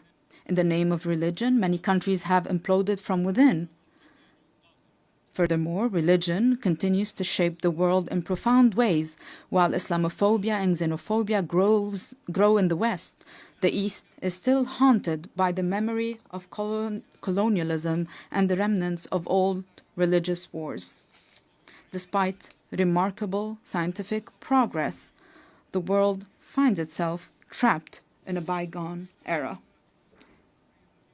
Madam President, Mr. Secretary General, colleagues, at the heart of this dilemma, Lebanon plays a unique role. This is its raison d'etre. This is the significance of Lebanon and its message to the world. Amid the global clash over religious identities, Lebanon stands out as a nation where Christians and Muslims coexist as equals under a constitution that guarantees equitable representation to both communities in the Parliament and the Council of Ministers, with full citizenship for all individuals. This model is open for progress. This model was criticized by some. However, it offers a unique, evolving approach, as the late Pope John Paul II observed. Lebanon is more than a country. It is a message of freedom and plurality for the East and the West. End of the quote. I reiterate and emphasize a message of freedom and plurality. In a region where people are killed or kill over their religious belief, or even for displaying a symbol of faith, in a weary world torn between those who want to impose religious attire and others intent on banning it, Lebanon offers a unique, unmatched, and irreplaceable model. A model that deserves to live, that must exist for the region and for the world. A model that allowed me, as an Arab Lebanese, to serve as the only Christian head of state from East Asia to the coast of Europe. My country, Lebanon, the land of human secularism with profound faith, without any imposition or prohibition of any kind. A model that requires all those who are committed to a better future for humanity to ask the following two questions. First, why would there be an international and UN obligation to preserve Lebanon? And second, how can we achieve this goal? First, indeed, there is a human obligation to preserve Lebanon. If this model falls, this model of coexistence between two different religious communities that are completely equal, where else around the world can we replicate this experience? If Christians were to disappear from Lebanon, this equation, this delicate balance will fall, and with it, justice. If the Muslim community in Lebanon no longer exists, this balance will also fall. And this will also undermine justice. The fall of Lebanon, precipitated by the loss of any of its integral components, would foster the rise of extremism, violence, and bloodshed both in our region and in the world. It is clear to me today that many of the underlying causes of the war on Lebanon, as well as the deeper, more insidious motivations behind it, have been aimed at dismantling Lebanon's unique model. These actions serve to justify an Orient fractured by conflicting identities and perpetual ethnic rivalries, destined to remain in a state of ongoing conflict. While certain may benefit from this situation, however, it is ultimately in the interest of the world and humanity to strive for international peace. Hence, the success of the Lebanese experience will set a benchmark for any country. This model today is a vibrant, steadfast, and energetic country determined to live, resolutely refusing to succumb to adversity. What it takes to save it? Simply a clear and firm stand, in words and action, aimed at liberating all the Lebanese territory and securing the exclusive sovereignty of the Lebanese state, enforced solely by its legitimate and legal armed forces over its land. This is the unanimous will of the Lebanese people since the declaration of November 27, 2024, which was adopted with the support of the United States and France and this very organization as a mechanism to enforce UN Security Council Resolution 1701.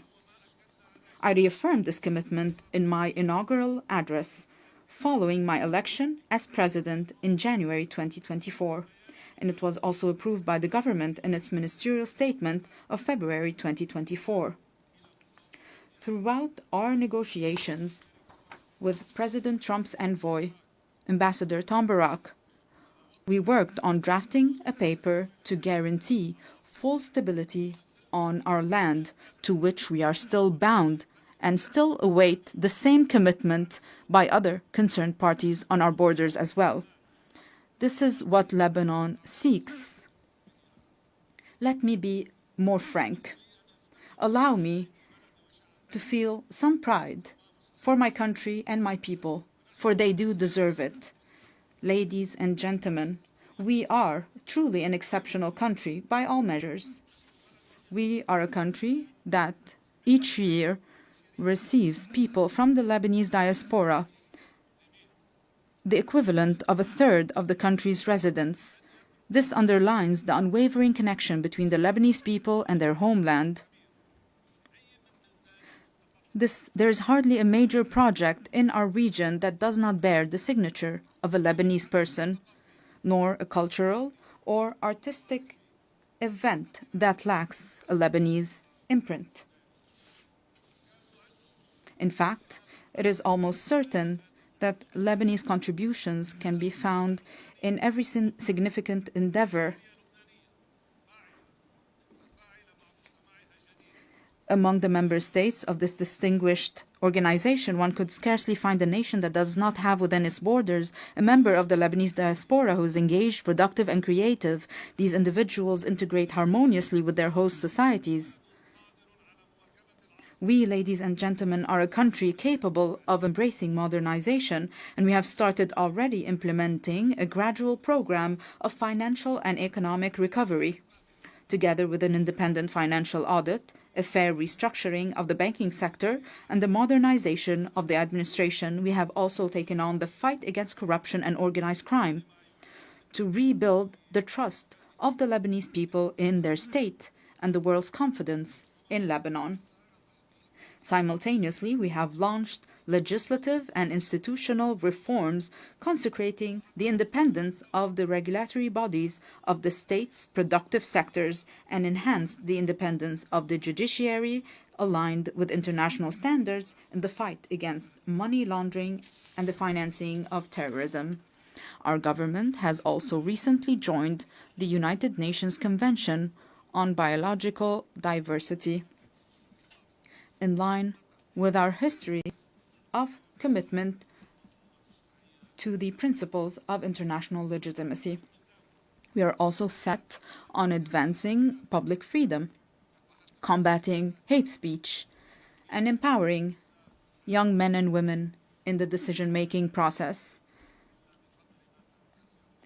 We can only be prosperous if our citizens, all our citizens, live in dignity. Ladies and gentlemen, our country is dedicated to investing in quality education, and we are expanding today this investment to encompass a knowledge economy. Lebanon is also an essential crossroad for global trade corridors.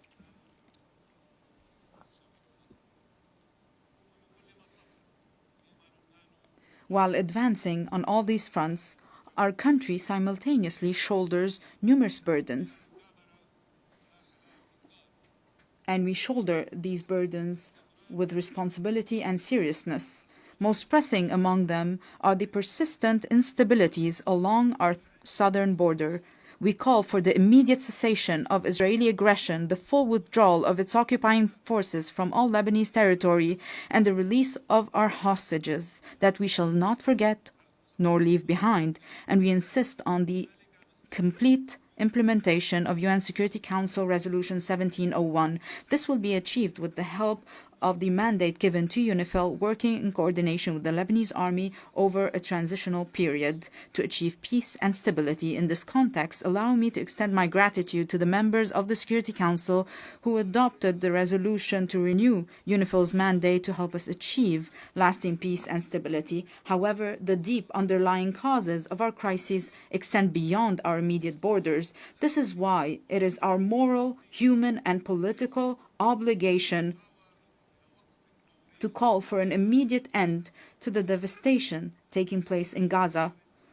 We urge the revival of a new political track aimed at finding a just and permanent solution to the Palestinian question based on the resolutions of international legitimacy, the principle of the two-state solution, ensuring the right of both states to a secure and dignified existence, as ratified by your General Assembly, with a majority of 142 states out of 164 states in the New York Declaration.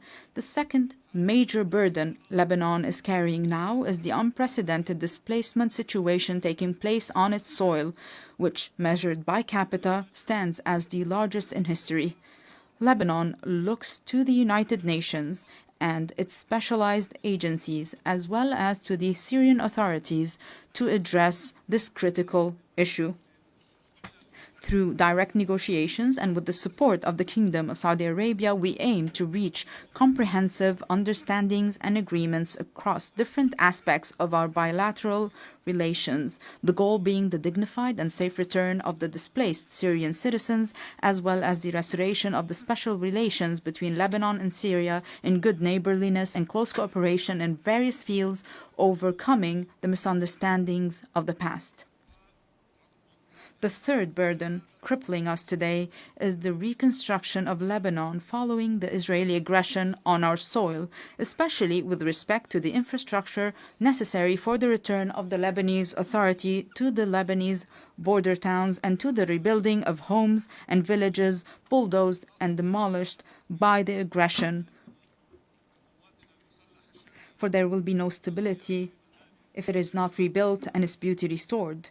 Furthermore, there's the issue of providing the necessary means to our legal armed forces so that they may take on the task of defending and safekeeping our national integrity. We remain hopeful about the public initiatives to organize international conferences dedicated to that purpose.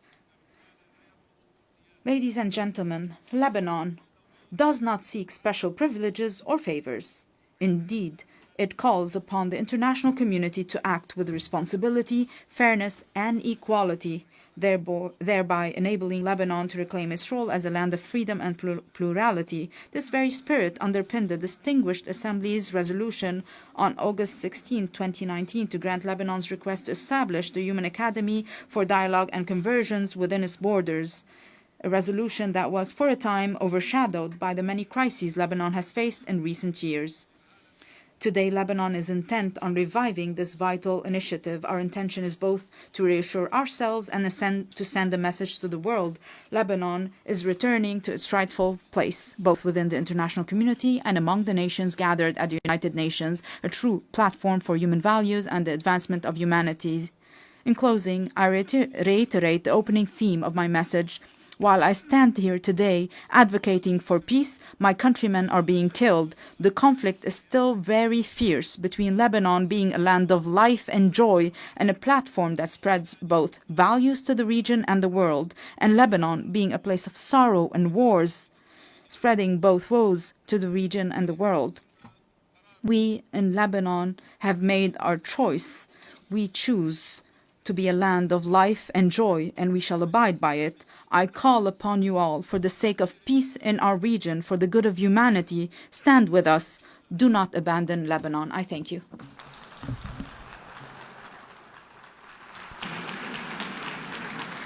On behalf of the Assembly, I wish to thank the President of the Lebanese Republic. The Assembly will hear an address by His Excellency Emmanuel Macron, President of the French Republic. I request protocol to escort His Excellency and invite him to address the Assembly.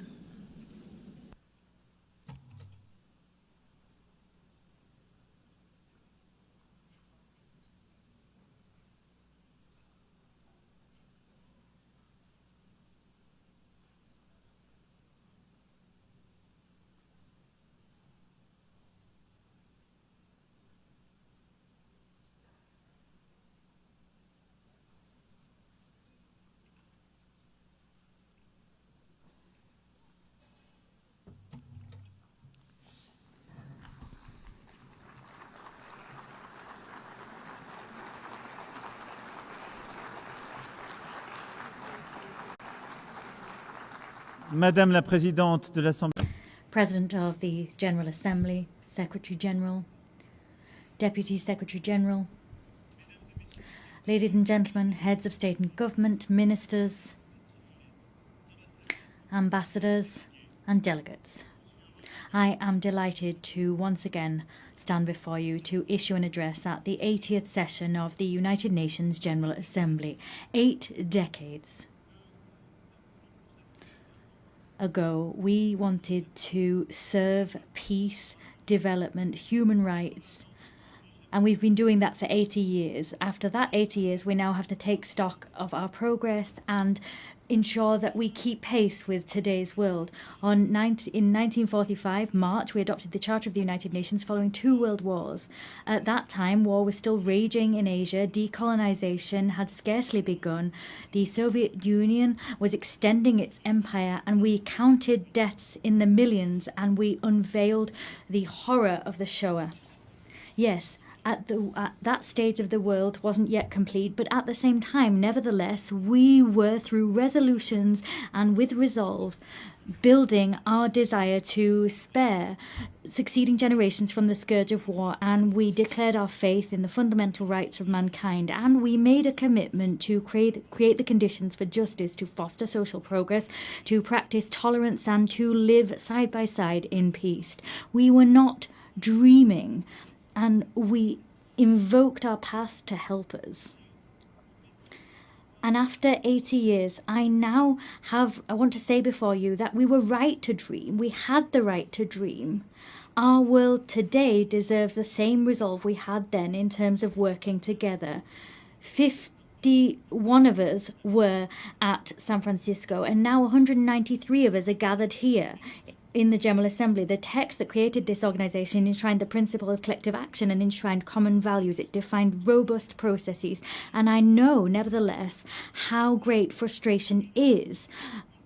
We see that states are unequally represented, particularly on the Security Council, and that fuels frustration. And that's why I unequivocally support its expansion, the reform of the Security Council, particularly its expansion for the African continent. I also know the extent to which political and social balances and states of place have changed, and different actors have taken on more responsibilities. Many people are asking about whether the United Nations promises have been upheld, whether it's in sync with reality, and whether it brings with it any benefits.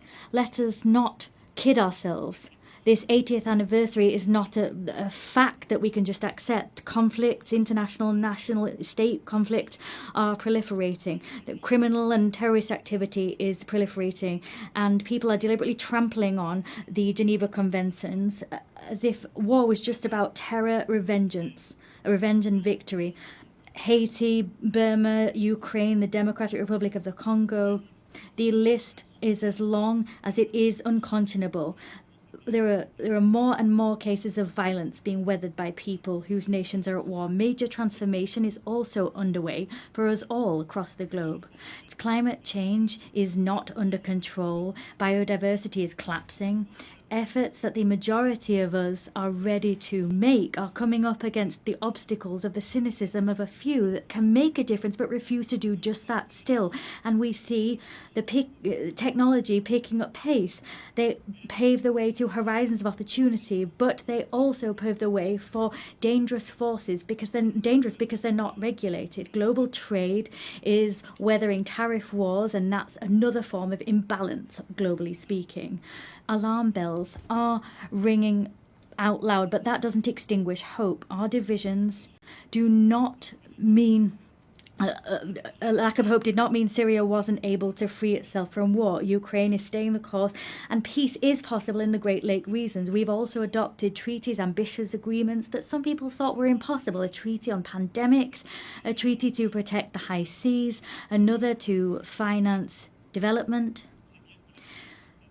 The world's complexity is not a reason to throw in the towel on our principles and our ambitions. To a certain extent, ours is a moment of paradox. We need, more than ever before, to restore the spirit of cooperation that prevailed 80 years ago.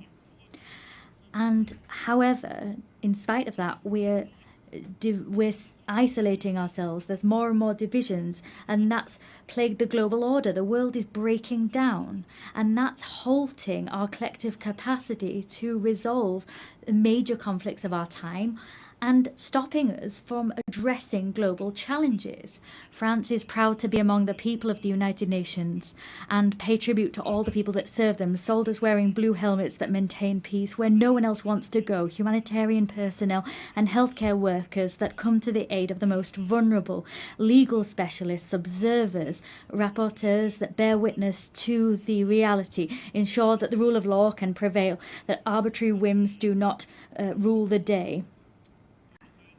I'm talking, of course, about our NGOs, our nurses, our journalists, and many other people who bear witness to the fact that this organization cannot be replaced. It is for this reason that those that are its harshest critics are also those that want to change the rule of the game, because they want to exert domination.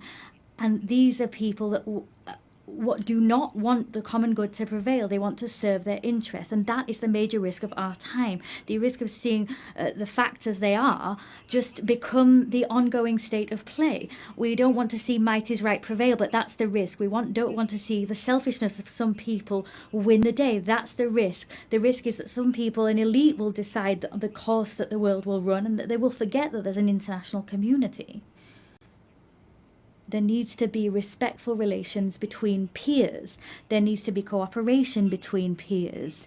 That alone makes peace possible. That alone makes it possible to address climate change, to have a successful digital transformation, or to fight against military proliferation. It is for this reason that 80 years later, our priority is to really find the crux of effective multilateralism, to get back to that gem, collective effectiveness. We need to be clear here.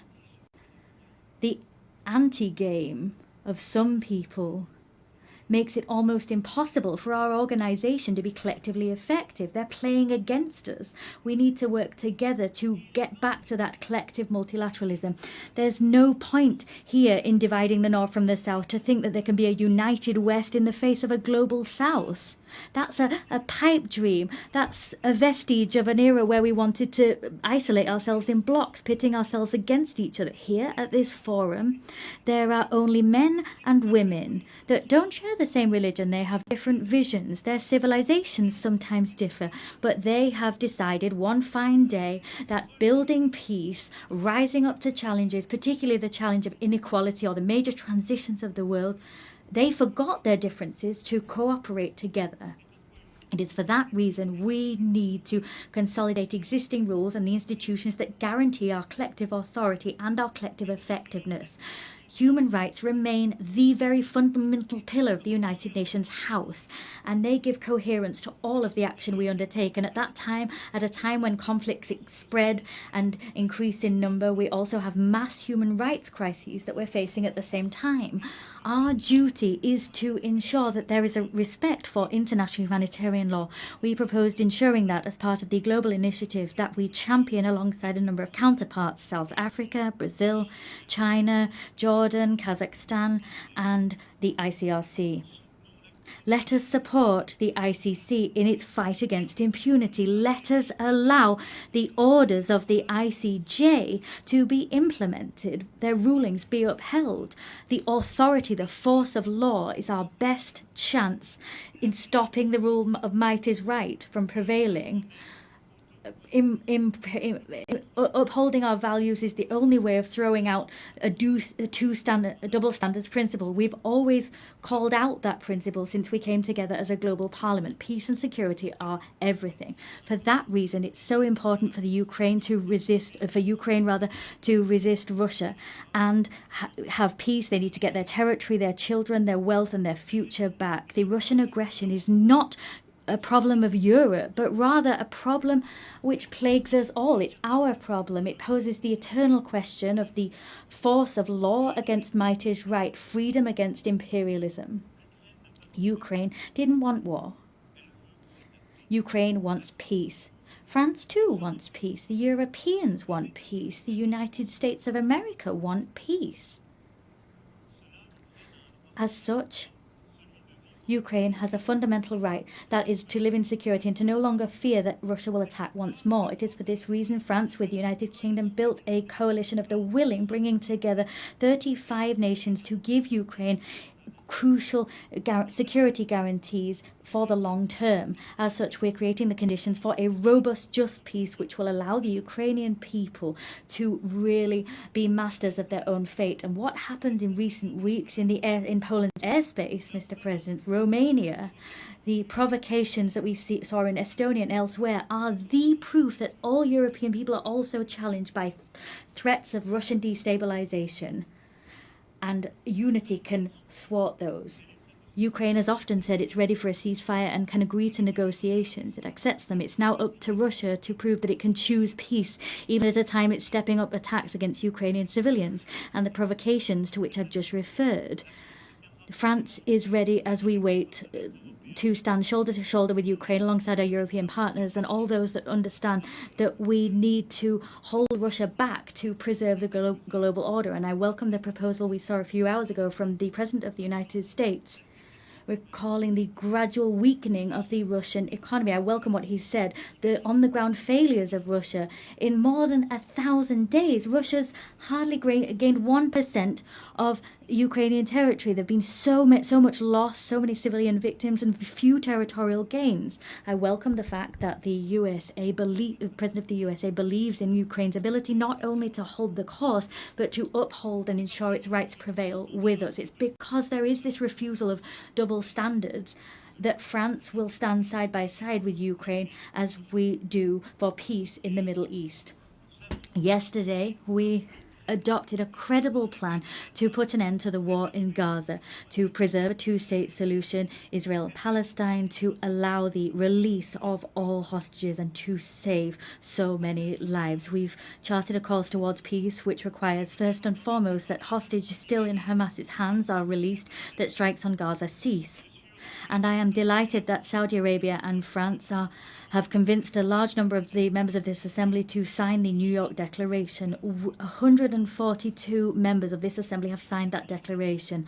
We've held out our hands to forge the path towards peace, immediate peace, release of hostages, ceasefire, stabilization of Gaza, the demilitarization and the dismantling of Hamas, and a reciprocal recognition of two states and a Palestinian state which is demilitarized, which recognizes Israel, an Israeli state which recognizes the state of Palestine, and all the states of the region that have not yet done so, we hope will recognize the state of Israel. Through this mutual recognition, that is in fact a path towards peace. It's also the stability of the region as a whole that we seek to build.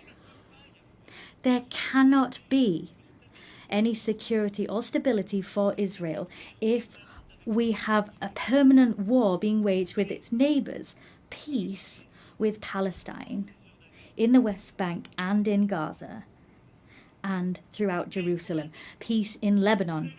There, the struggle against terrorism cannot be waged to the detriment of sovereignty of the Lebanese people. And it's for that reason I am delighted at the work that we have undertaken hand in hand with the United States of America, with the United Nations and UNIFIL to build this path that will make it possible to restore Lebanese sovereignty, to make the Lebanese armed forces once again able with UNIFIL to really anchor their sovereignty and to build this monopoly over weapons, a monopoly that can only be held by the Lebanese armed forces. Lebanon breathes easier when Hezbollah is weaker, and the rest of Lebanon will breathe even better when all of armed caches, when all of the arms held by Hezbollah are back in the hands of the Lebanese armed forces. There's no other choice. We'll soon hold a support conference for the reconstruction of Lebanon.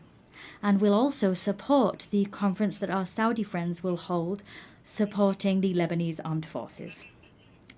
In the same vein, Syria must recover its unity and its sovereignty. Syria is freer since Assad's regime fell. I received the transitional president in Paris. I welcomed him there. I'll see him again tomorrow. And with several states of the region, we are striving so that Syria can we can respect all components of its civil society, because that's where its strength lies.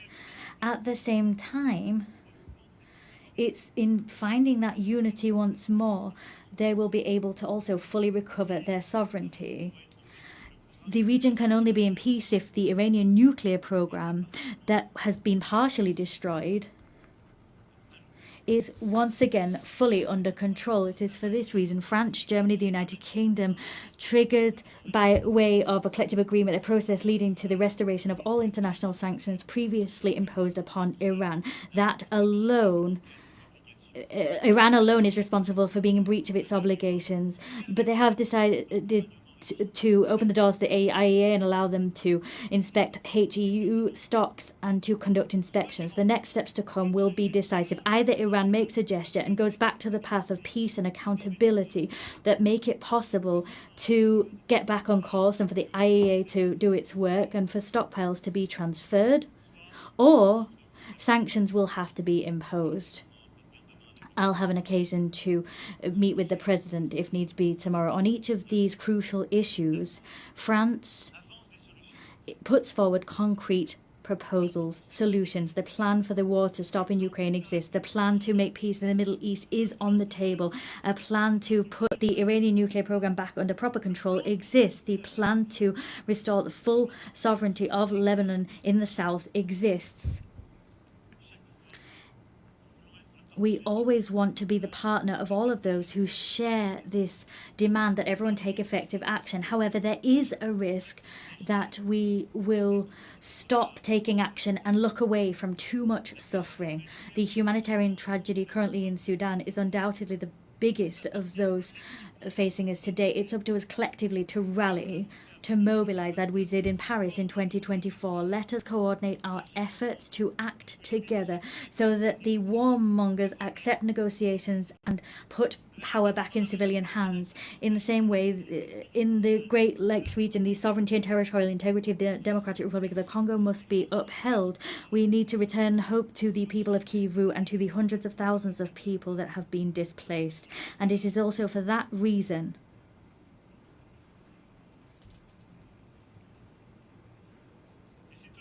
and it's also for that reason that we will meet next month in Paris, all of those able to respond to the humanitarian urgency and bring together initiatives of peace. And I'm delighted at what's been done by the African Union, by so many neighbours, Qatar, USA, but the humanitarian emergency needs to be addressed. We cannot forget any of these conflicts. We have no right at any time to lose heart.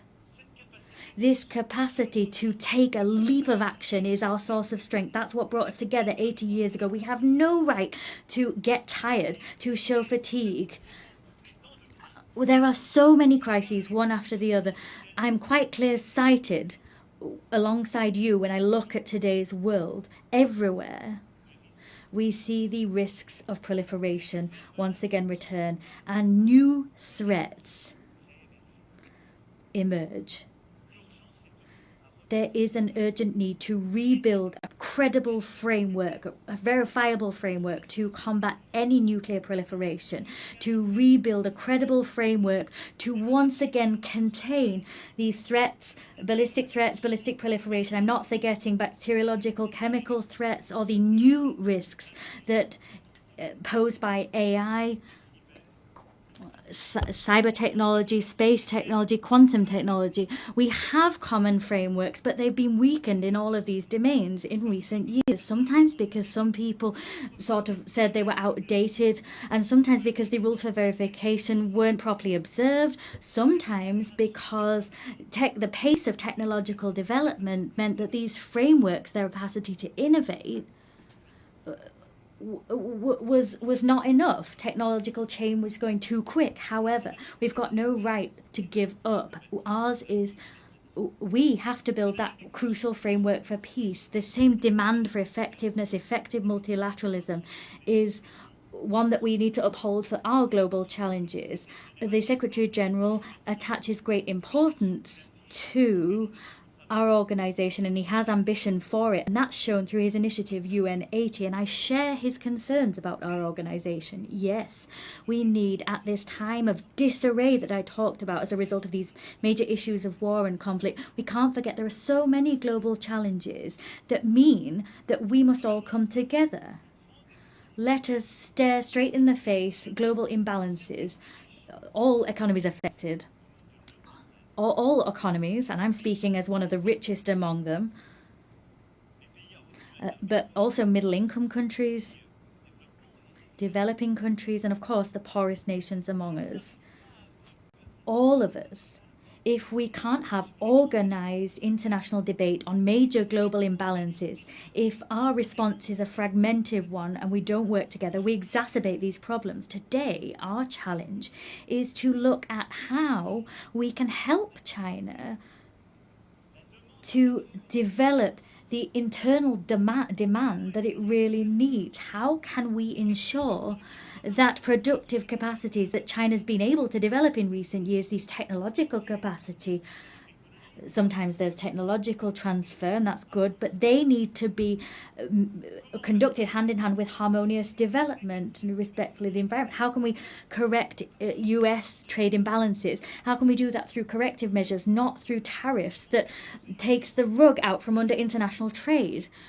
There's Europe that needs to respond to collective needs for collective investment, and we need to shoulder that responsibility. These challenges mean that we need to cooperate. There needs to be cooperation between major economies, but we can't pit the G7 against the BRICS, and that's the very rationale behind our agenda for the French G7 of 2026. Of course, we'll work with the Canadian presidency of G7 and the coming presidents of G20. We need to return to that spirit of cooperation that is vital, because that's what will allow us also to have a common agenda to finance our global challenges.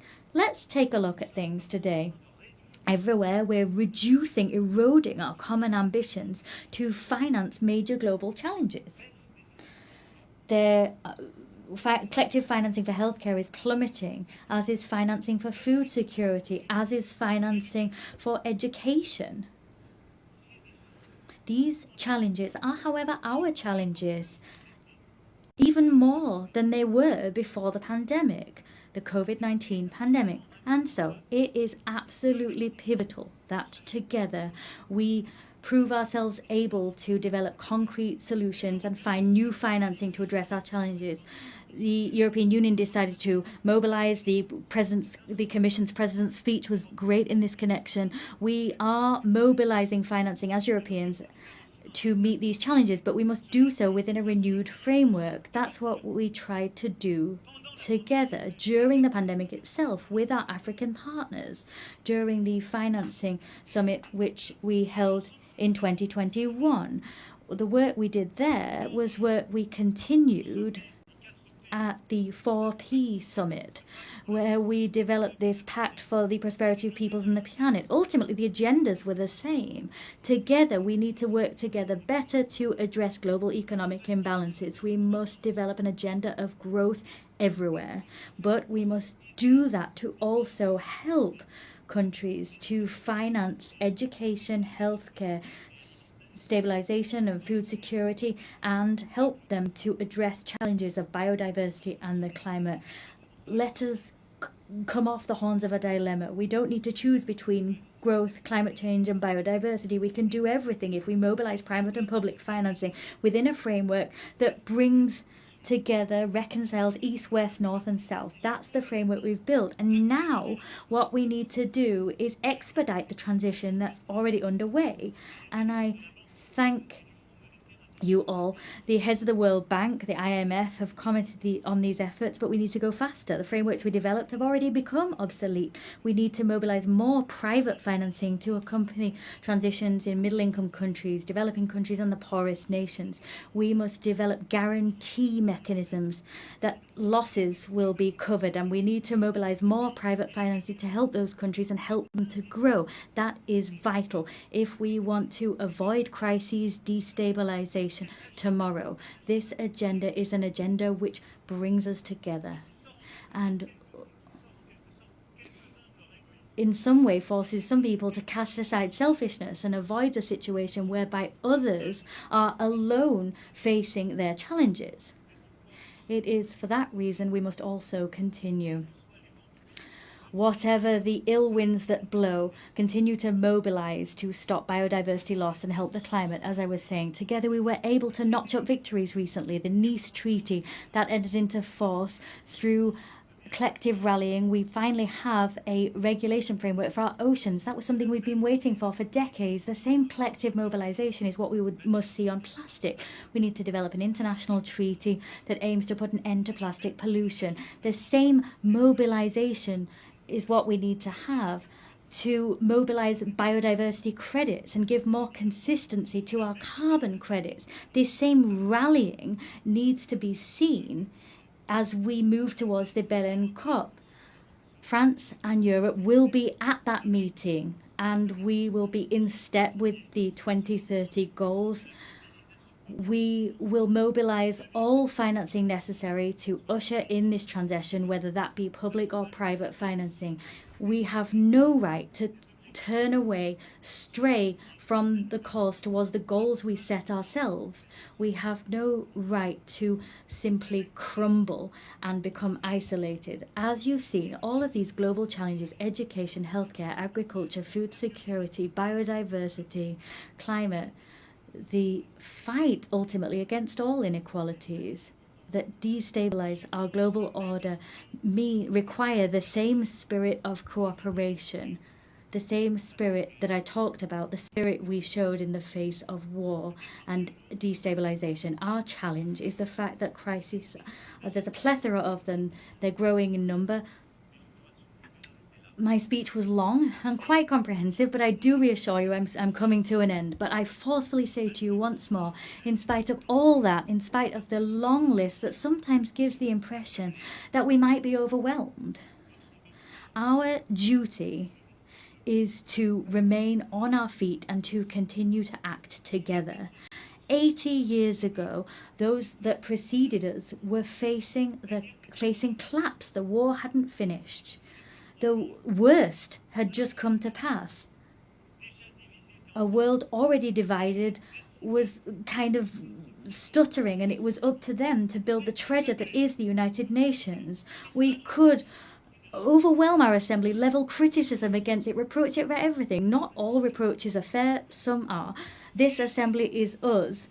If it's ineffective, it's because some people are blocking it. Sometimes it's the most powerful. If it's not going fast enough, it's because people don't have enough resolve to make things move forward. The United Nations is all of us. There's one thing. It's that we don't have a right to be cynical. We don't have the right to get fatigued. We can't have this defeated heart, because our world is here before us, and our risk, the risk that we face, is that of fragmentation, that the law might is right will prevail, the status quo prevailing, cynicism, and to some extent that we will lose control. Yes, the loss of control. That's what all of our peoples are experiencing. Fear in the face of a future they no longer control. The fear in the face of migrations that they're weathering, a climate that we can no longer control, fear of inequalities that we can't bring under control, a fear in the face of a war we can't stop. This fear has one friend, the strongest friend, the mightiest person that was able to prevail, the cynic that was allowed to prevail. We have one responsibility, that is to act together, build this multilateralism once again with the same faith, with the same resolve as the founding fathers of this assembly. We need to do that with even more effectiveness, but with the same will. We cannot give ground to injustice. We can give nothing to fatality or the sense of the inevitable. We need to act, act, and act. So it's up to us to do just that together. I thank you.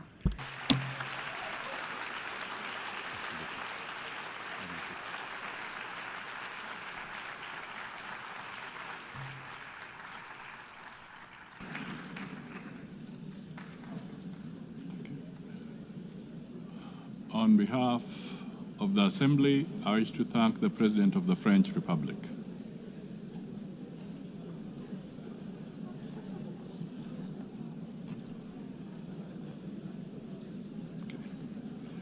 The Assembly will now hear an address by His Excellency Sadra Shadia Zaparov, President of the Kyrgyz Republic. I request protocol to escort His Excellency and invite him to address the Assembly.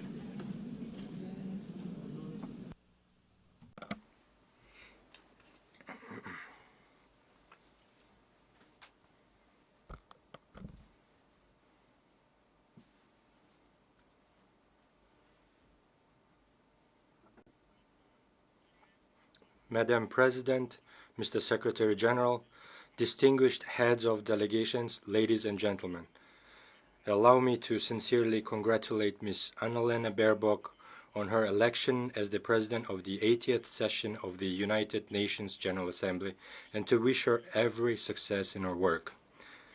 This year, we mark the 80th anniversary of the UN, a unique institution that has stood guard over peace, security, and development for nearly a century.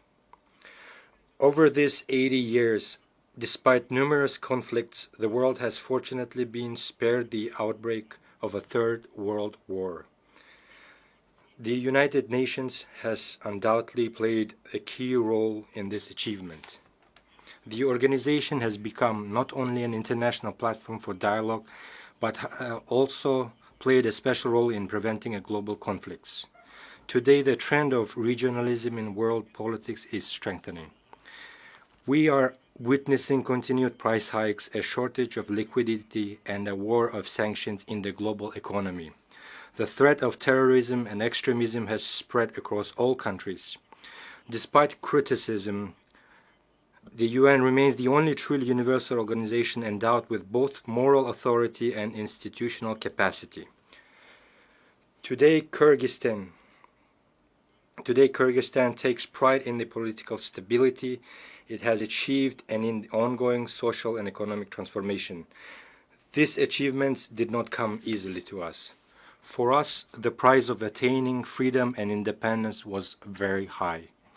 But I can state one thing with confidence. We have been able to establish Kyrgyzstan as a state.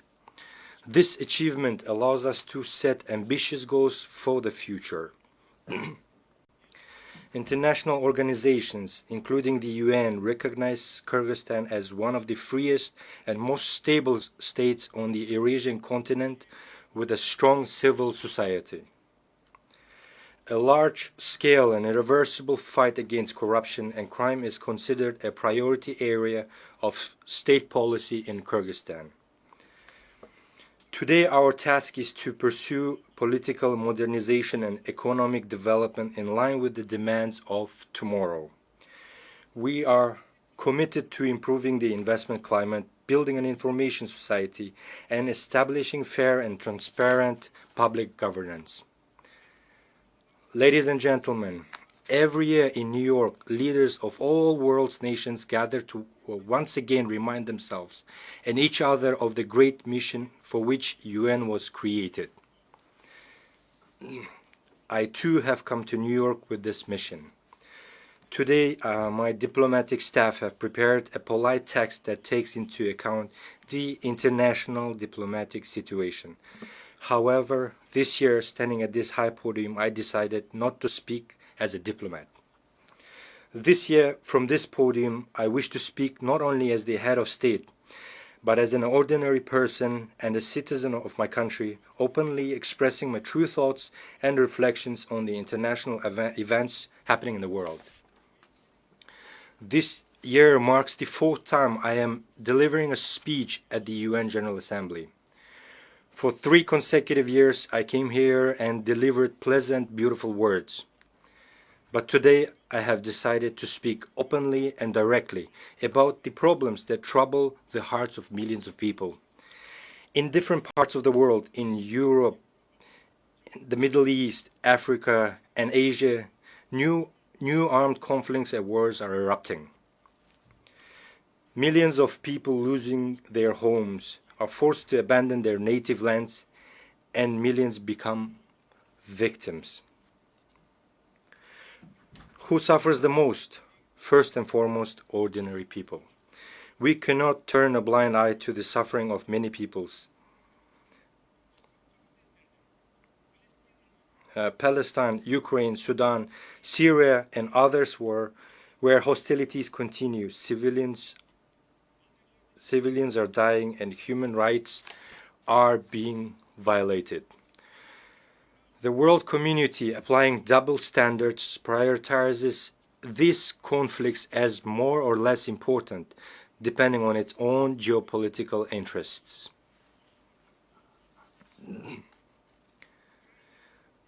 The conflict in Ukraine has lasted nearly 4 years, with people continuing to die and flee their country.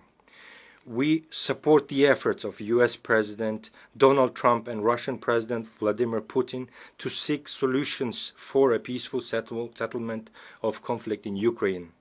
We are interested in this outcome because we too are suffering from the consequences of Russian-Ukraine conflict. Unilateral sanctions negatively affect us as well, a country that is only just getting back on its feet. Kyrgyzstan is making every effort to strengthen its economy independently. Therefore, we view unjustified sanctions as interference in our internal affairs and as pressure that hinders the development of our still-forming economy. I have always said, I will say again, Kyrgyzstan has strictly fulfilled and will continue to fulfill its international obligations. However, we cannot sacrifice the interests of our citizens and the economic development of our country. The sanctions imposed on Kyrgyzstan are based on false information spread by certain non-governmental organizations and dishonest people. We are ready to accept independent international audits to thoroughly review the activities of Kyrgyzstan's banks. In 2024, EU countries traded with Russia to the amount of $141 billion, of which $36 billion was Russian imports.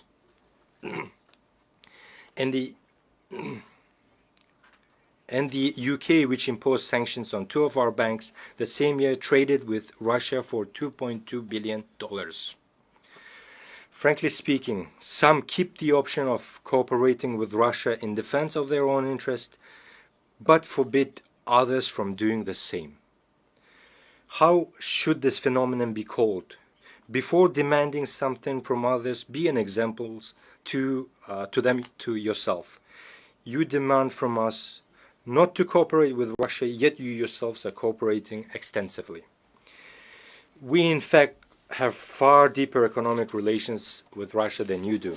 Therefore, economically speaking, we cannot refuse cooperation with Russia. We do not seek confrontation with others. We cooperate with virtually the entire world, pursuing a multi-vector foreign policy. For example, every year we sell gold worth of $1 billion to the UK alone. My foremost duty as the president of the country is to ensure the security of my citizens and my nation, and to improve their economic well-being. We oppose the politicization of economic cooperation and trade. Therefore, we demand the lifting of sanctions against 2 of our banks. Distinguished ladies and gentlemen, the UN Secretary General has already described the Gaza Strip as a graveyard of thousands of children. More is needed to stop the war and the horrific events in Gaza. We must empathize with Palestinian people who have suffered enormous losses as a result of inhuman conflict in the Gaza Strip. We must not remain indifferent to the human tragedy unfolding before the whole world.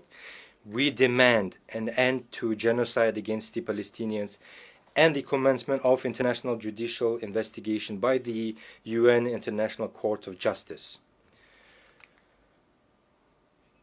My country has always firmly condemned violence and terrorism in all their forms, including the terrorist attacks on Israel on the 7th of October, 2023. Such terrorists must be punished harshly. However, the fight against terrorism and the methods used to eliminate terrorists have their own rules and procedures.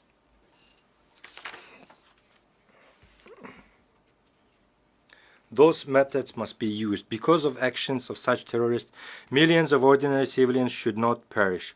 Why do we allow the mass deaths of ordinary people and innocent children by the hundreds of thousands?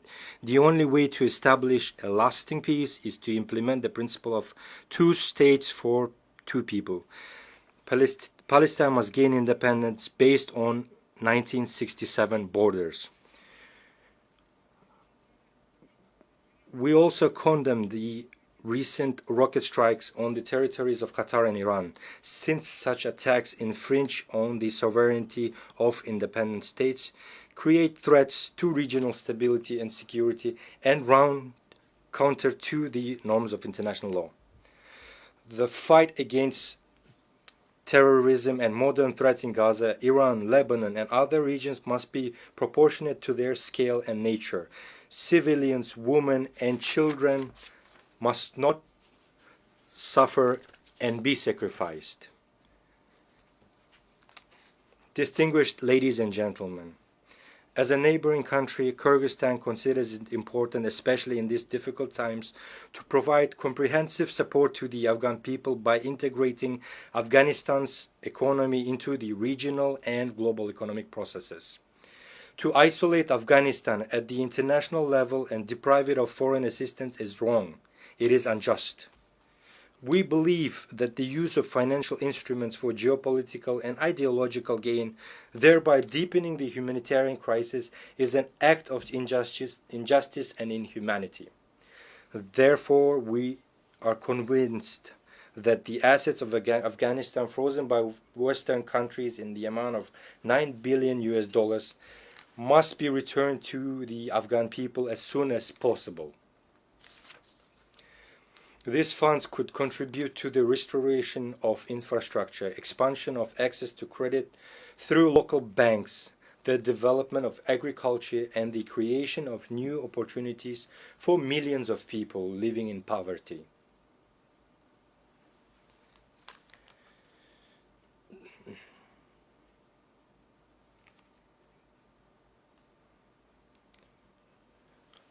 According to the UN data, in 2025, 15 million people in Afghanistan faced hunger and 24 million required humanitarian assistance.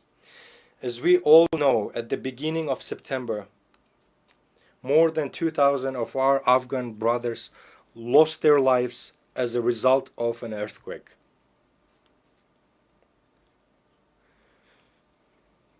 Tragically, due to lack of financial resources and weak infrastructure, timely assistance could not be provided to those affected. We call upon the leaders of Western countries to immediately return these assets for the sake of future of the Afghan people. If you truly want the Afghan people to overcome poverty, hunger, as soon as possible, return them without delay. Only then will your words about human rights and interstate obligations correspond to your actions. Distinguished participants, today's challenges in African countries, from conflicts to food insecurity, require not sympathy in words, but solidarity in action. Africa is 54 countries with a population of more than 1.5 billion people. It is the second largest continent after Eurasia. Africa possesses enormous reserves of resources, and we are confident that in the near future, Africa's role in the global economy and international politics will multiply several times. Therefore, the continent's colossal natural wealth must serve the accelerated development of Africa itself and the fulfillment of its own interests. The peacekeeping work of the UN must be strengthened. My country began sending its peacekeepers on UN missions at the dawn of its independence in the early 1990s.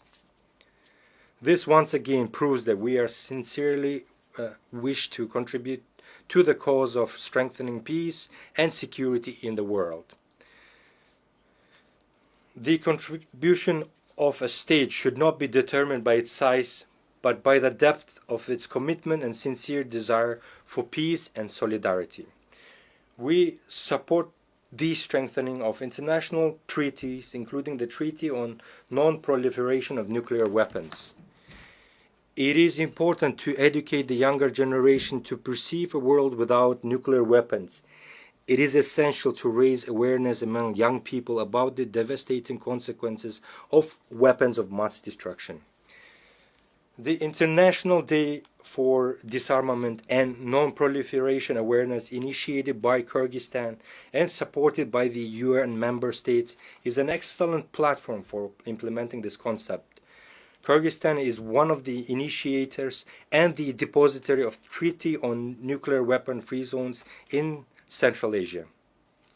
We have acceded to all fundamental international instruments on disarmament and non-proliferation, including the Treaty on Non-Proliferation of Nuclear Weapons and the Comprehensive Nuclear Test Ban Treaty. In line with the principles of consistency, this year the Kyrgyz Republic made the political decision to sign the Treaty on Prohibition of Nuclear Weapons. We firmly believe that our planet must exist without nuclear weapons. This human invention must be used solely for peaceful purposes. Ladies and gentlemen, for sustainable development and regional integration, the countries of Central Asia require equal dialogue and active cooperation. Despite complex historical and geographic factors, Kyrgyzstan has peacefully resolved its border issues with neighboring countries, in particular Tajikistan and Uzbekistan. This process involved lengthy negotiations and at high political levels, expert levels, and was resolved with due respect for the interests of all sides. I can state with confidence that today the borders between Kyrgyzstan, Tajikistan, and Uzbekistan are borders of friendship, trade, and cooperation. This experience confirms that peace is possible where there is political will, respect, and dialogue, which enabled us to resolve existing contradictions and embark on a path of creation and development. Kyrgyzstan is ready to share this experience of resolving complex issues with the international community. Let us use the more than $3 trillion that are spent annually on armaments worldwide to improve people's lives, eradicate hunger, protect our environment, and clean the air. After all, there are no borders when it comes to breathing air. We all breathe the same air. Therefore, I call on us to live not in a race for who has the most powerful weapons, but in a competition for whose country has the cleanest nature and air. Dear friends, climate change is a reality we are witnessing today. We face threats of drought, melting glaciers, changes in ecosystems, and loss of biodiversity. Kyrgyzstan, as a mountainous country, is particularly vulnerable to these changes. We are already experiencing the threat of declining water resources and risks to agriculture and biodiversity. Although Kyrgyzstan is landlocked, it actively participates in international environmental initiatives and can play a significant role in supporting agreements aimed at protecting global ecosystems. The Kyrgyz Republic consistently advocates for recognition of the interconnection of natural systems from mountains to oceans, which are two poles of a single system.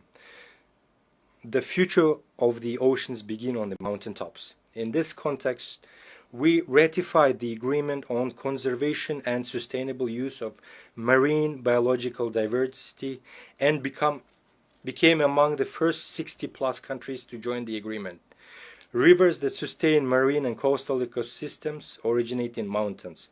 Thus, the protection of mountain ecosystems and the sustainable management of the oceans are interconnected. At present, the country is preparing the second Bishkek Plus 25 summit, scheduled for 2027, as a central platform for states, international organizations, and experts on sustainable development of mountain regions. We invite all of you to take an active part in this event. Dear friends, as former UN General Secretary Dag Hammarskjöld once aptly said, the UN was not created to lead humanity to heaven, but to save humanity from hell. Today these words are more relevant than ever. The organization was born from the horrors of war, but lives and on thanks to faith in cooperation, dialogue and respect. Now more than ever, it is important to preserve and strengthen the system of multilateralism as a shield against anarchy and unilateral decisions. There is an urgent need to develop fundamentally new international mechanisms that adequately respond to contemporary challenges and threats. Our organization needs to change. This is no longer a choice, but a requirement of time and today's realities. In this context, we support the effort of the Secretary General to reform the UN under the initiative UN 80. It is also time to improve the reform work of the UN Security Council. At present, 50 members of the Security Council effectively decide the fate of all world's states. Questions of war and peace, security and stability depend on whether they can reach a consolidated position. Moreover, the 5 permanent members of the Security Council can always block any decision. Kyrgyzstan advocates for a necessary measure to improve the UN Security Council in a way that takes into account the interests of majority of states. In this regard, it is important to achieve a compromise on all aspects of Security Council reform as soon as possible. This reform must be based on principles of universality, broad geographical representation, and wide support among UN member states. Kyrgyzstan considers it legitimate and fair to expand the rights of African states to membership in the Security Council and to eliminate historical imbalances. More than 60 member states, including Kyrgyzstan, have never been elected to the Security Council, while some countries have been elected 5 or 6 times. We think it's not fair. Distinguished delegates, Kyrgyzstan strives to make its contribution to peace, global security, and sustainable development. In order to draw the attention of the UN and the world to the challenges faced by small states, Kyrgyzstan has put forward its candidacy for non-permanent membership in the UN Security Council for the period 2027-2028. The support of countries that have never been elected to this Security Council will strengthen confidence in equality among members and thereby raise the authority of organization and reinforce trust in it. We sincerely believe in the principle of justice, and I ask UN member states to support us in the elections in June next year. Every country should have the opportunity to serve as a member of the Council and contribute to the cause of maintaining peace and security.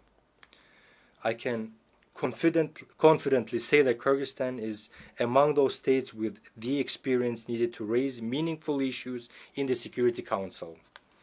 We will firmly uphold international law, justice, the protection of human rights, and support the multilateral system based on mutual respect, balance of interest, and responsibility to future generations. Distinguished ladies and gentlemen, our challenges are shared, and our responses must be united. Our words must match our deeds. We cannot afford inaction. Peace requires effort. The future of our planet is in our shared responsibility. Thank you very much for your attention.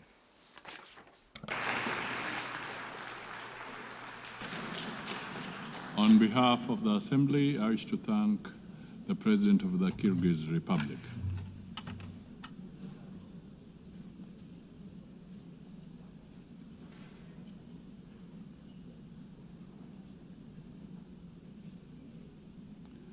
The Assembly will hear an address by His Excellency Gustavo Petro Urrego, President of the Republic of Colombia. I request protocol to escort His Excellency and invite him to address the Assembly.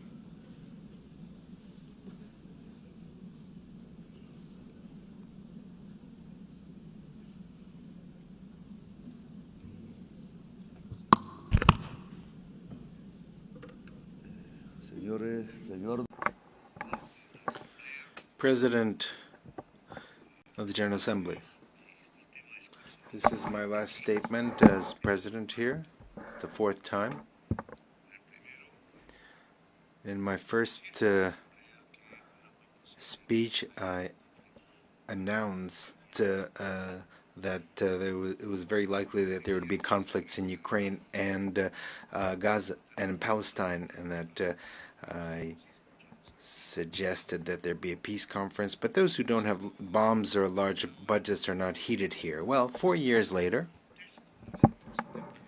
the horrific situation in Palestine did not lead me to think that almost the same thing could happen in the Colombian Caribbean area, where unarmed young people are being shot at with missiles in the open seas. And now we are in a different situation. Perhaps it's more global, a kind of Stone Age that has descended on all of humankind. Missiles against 17 unarmed young people in the Caribbean Sea, some of them Colombians. The persecution, imprisonment, and expulsion of millions of migrants, missiles that have killed some 70,000 people in Gaza, the lack of action on the climate crisis.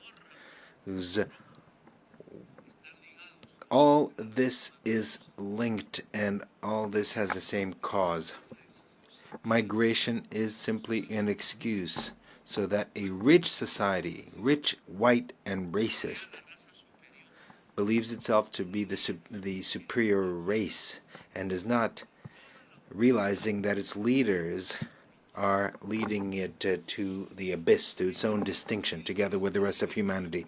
They said that the missiles in the Caribbean were used to stop drug trafficking. That is a lie. Stated here in this very rostrum.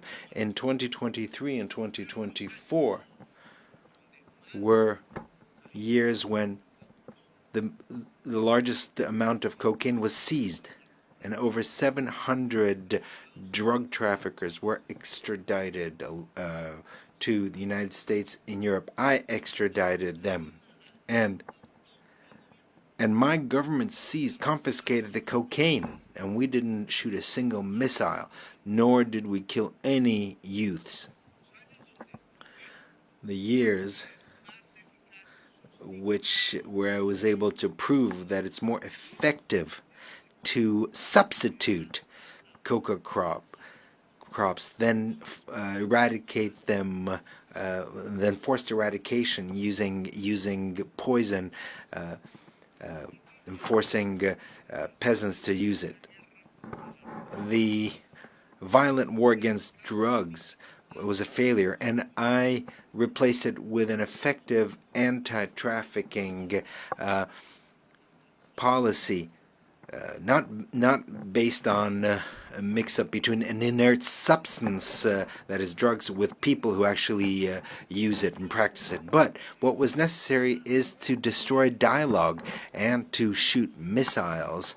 Was it really necessary on unarmed, poor young people in the Caribbean? The anti-drug policy is not meant to stop cocaine that is coming to the United States.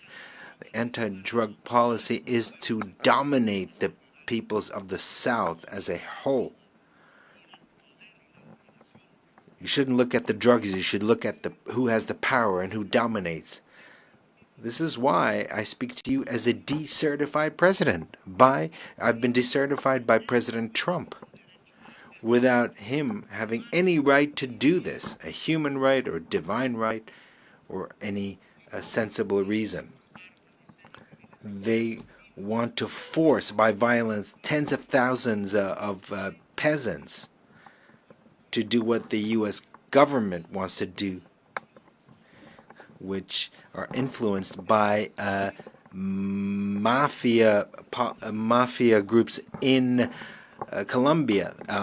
Thousands of peasants are massacred in Colombia by politicians who were senators, who were presidents, who were ministers that were bribed and on the payroll of the drug mafia. And at the same time, they were allies of the extreme right based in Florida of the United States, and now allies of the Trump administration. They've been allied for decades with drug lords, cocaine drug lords in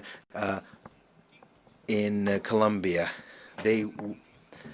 They were allies, and so they led this anti-drug policy from Washington. I don't know if Trump even knows that his foreign policy towards Colombia, Venezuela, and towards the Caribbean is based on advice from Colombians who are allies of the cocaine mafia. I myself denounced these politicians, including the paramilitaries, drug traffickers, and naming them by their names in the Congress of Colombia when I was senator. And many times they wanted to kill me because of that. And they did not want me to become president. They wanted me to shut up. And now they don't want another progressive government to be reelected. That is why I've been personally decertified, and they have spread calumny against Colombia. Colombia has confiscated the highest amount of cocaine in the history of the country under my government, and I've been decertified. In Colombia, we have managed to stop the increase in the rate of expansion of coca crops that was 43% under the government of Duque and has dropped to 3%. And Duque was not decertified. He was who had someone who financed his campaign who was a drug trafficker, and instead they've decertified me. So the anti-drug policy is not aimed at the public health of a society, but rather to prop up a policy of domination. They don't want to give the power to the people. The young people that were killed using missiles in the Caribbean were not from Hamas. They were not from other terrorist groups. They were poor Colombians. And with apologies to those who dominate the United Nations, there should be criminal cases against those officials of the United States for doing this, including the utmost official, President Trump, that allowed the shooting of missiles against these young people who were simply trying to escape poverty. Youths who in a speedboat who might have had a certain amount of drugs were not drug traffickers. They were simply poor youth. But the real drug traffickers live somewhere else, not in America, not in Latin America. So it's easy to shoot missiles against the speedboats with migrants and accusing them of terrorism and drug trafficking when they don't have a single weapon to defend themselves. When the real drug traffickers live in New York, here, just a few blocks from here, in Miami. And they reach agreements with the DEA, and they're allowed to traffic in Africa, in Russia, in China, but not in the United States, a country that has not managed to reduce its consumption of cocaine. Because it's drug addicts, or rather, they did manage to reduce the consumption of cocaine simply because their addicts switched to another type of drug, fentanyl. which is much deadlier. This fentanyl is produced in the industrial heartland of the United States, here, not far from here. And the consumers are here as well. It's produced and consumed in the United States. That is the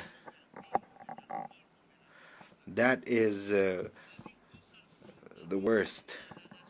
They're addicted to fentanyl and to gasoline, the two main poisons of life in the world.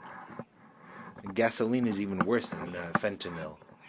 Only the black-skinned people here, those who are ancestral here, that were thousands of years have been here, or young people, or women who don't want to see their children die of any color of their skin. The people are still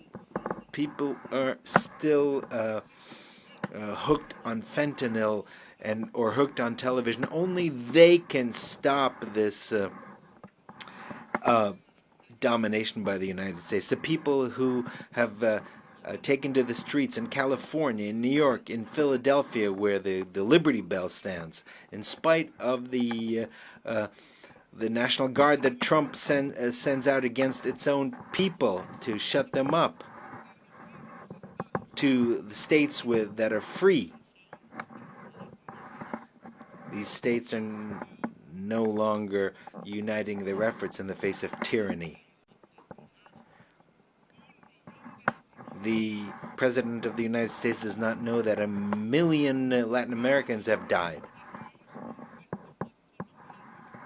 The largest share of them from Colombia. And another 1 million will die in North America in 10 years because of fentanyl.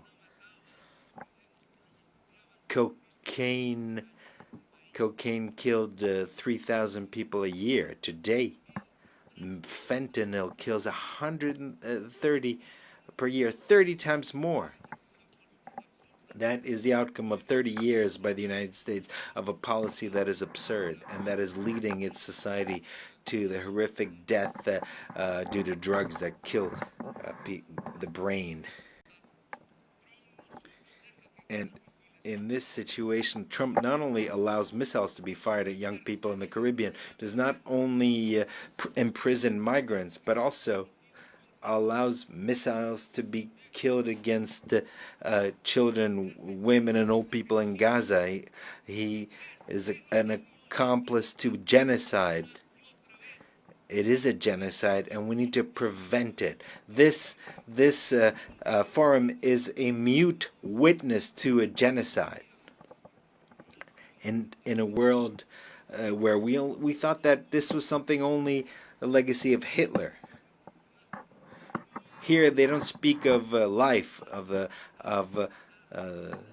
climate crisis. What is happening is the death of thousands of children. Meanwhile, we in Colombia have not increased the rate of killings. We have the lowest unemployment rate in the country this century. We have the lowest unemployment rates. We have developed our agriculture by 10% and our industry by 5%. We have more tourists than ever who have come to see the beauties of our country, our cultural and natural beauties. And we are seeking peace by negotiating with drug traffickers and with rebels. I will always be ready to discuss, to negotiate, to save lives, and to eradicate coca crops, but based on their own voluntary decision by Colombian peasants. Let us not be bribed by the drug traffickers, as was the case in previous governments in Colombia. And 25,000 hectares have already been eradicated voluntarily. We have been successful in this new policy. It's not an anti-drug policy, but an anti-drug traffickers policy. That is something different. And we're grateful to the countries that have helped us. such as Qatar, Cuba, Mexico, Vatican, Norway, Brazil, and Venezuela. We don't want to thank those who want to sow war between us. People of the world, listen. Latin America does not only mean drug trafficking or coke or cocaine. Latin America has a massive, massive potential for clean electrical energy, renewable alternate energy based on wind, water. The United States has a huge demand for energy, and 70% of it is filled by fossil fuels, in other words, based on carbon, coal, gas. Latin America is developing its clean energy potential, and we can satisfy the entire demand of the United States for energy. What is necessary is investment, and we would make the biggest contribution to fighting climate change. Given the huge potential for clean energy and the capacity to absorb by the Amazon, Latin America can make a tremendous contribution to save the life in this planet. All that is necessary is $600 billion to develop this potential. Africa and Europe can do the same. It is this decarbonization would provide us with over $1.3 trillion. This is money that is already in the treasuries of the United States, Europe, and China, but not a dollar is spent because it's not profitable. Or rather, it might be profitable in terms of human life, including life in the United States, in Europe, and China. However, they don't want to depend on Latin America and Africa. They know that to bring together the clean energy of Africa and Latin America would not only decarbonize the planet, save it from the climate collapse, but it would also change the global power which is discussed here. But that power is spoken in terms of bombs. But this would truly create a global democracy and change the means of production, because life and humanity would become the priorities, and they would edge out greed. Greed is the poison of life, and Mao spoke of this. Chairman Mao. According to science, we have 10 more years until we reach a point of no return in terms of the climate. And once we reach that point, we won't be able to do anything. We will simply observe the disasters, and we'll feel them in our own families and cities. Because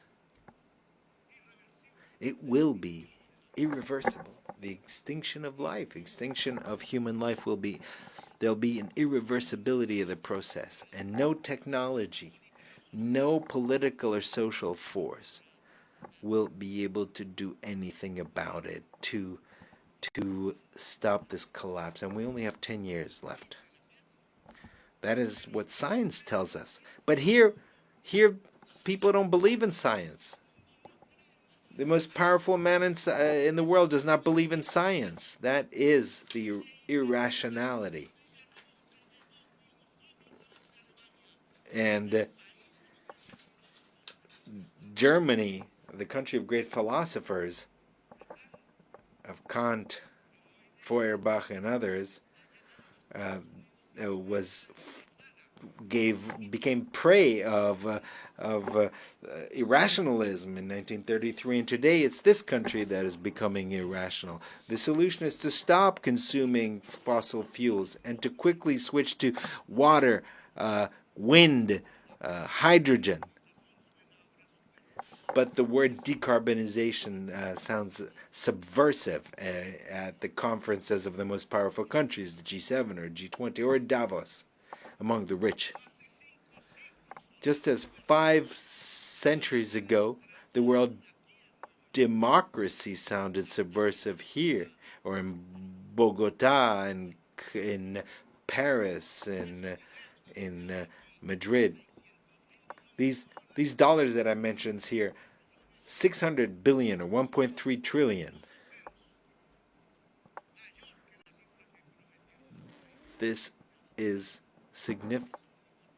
This is just a little more than what the rich countries pledged at the COP in Paris, and they have not fulfilled their pledges because they are not interested in decarbonization. And what has come is basically loans from multilateral banks, which are just small amounts compared to what is needed. The climate crisis means that in all public budgets, investment in decarbonization and adaptation should be the priority. A global financial policy is necessary that is different. The debt risk premium should be abolished. Which countries are the riskiest? They are the countries that have the highest greenhouse gas emissions, such as this one. These are the riskiest countries. Whereas the countries that absorb CO2, and we have jungles and a lot of water in the south, we absorb the CO2 of the north. But the market does not agree with that. So the debt of the poorest countries must be forgiven. There should be swaps, debt swaps for adaptation and mitigation and investment in the climate crisis. So people from the United States and those from Wall Street, from London, you want to collect the interest payments from the debt of our countries. What you will find eventually is cemeteries, because we'll all be dead. The money will be useless in the midst of all the cemeteries. Another subversive word is to plan. A global plan. The word plan has been forgotten because it was not necessary to plan. Because to plan is anathema.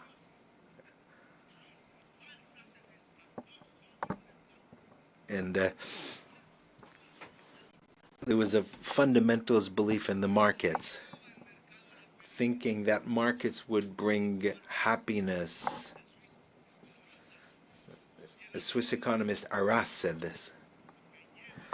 And in fact, the market leads to an abyss. It leads to death, as we are already witnessing today. Malras, that was his name, was wrong.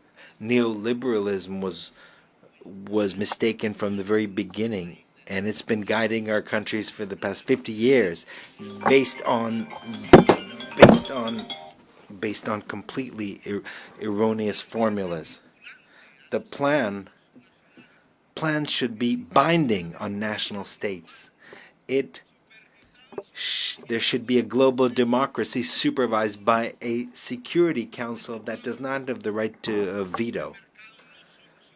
Because we have to understand that the market will not resolve the the climate crisis because it has produced that crisis. It was capital, which is based on unequal relationship between those who own the means that create the carbon and those who work, who are salaried employees. And this is a system that has to produce more and more objects that the boss, the owner, has to sell.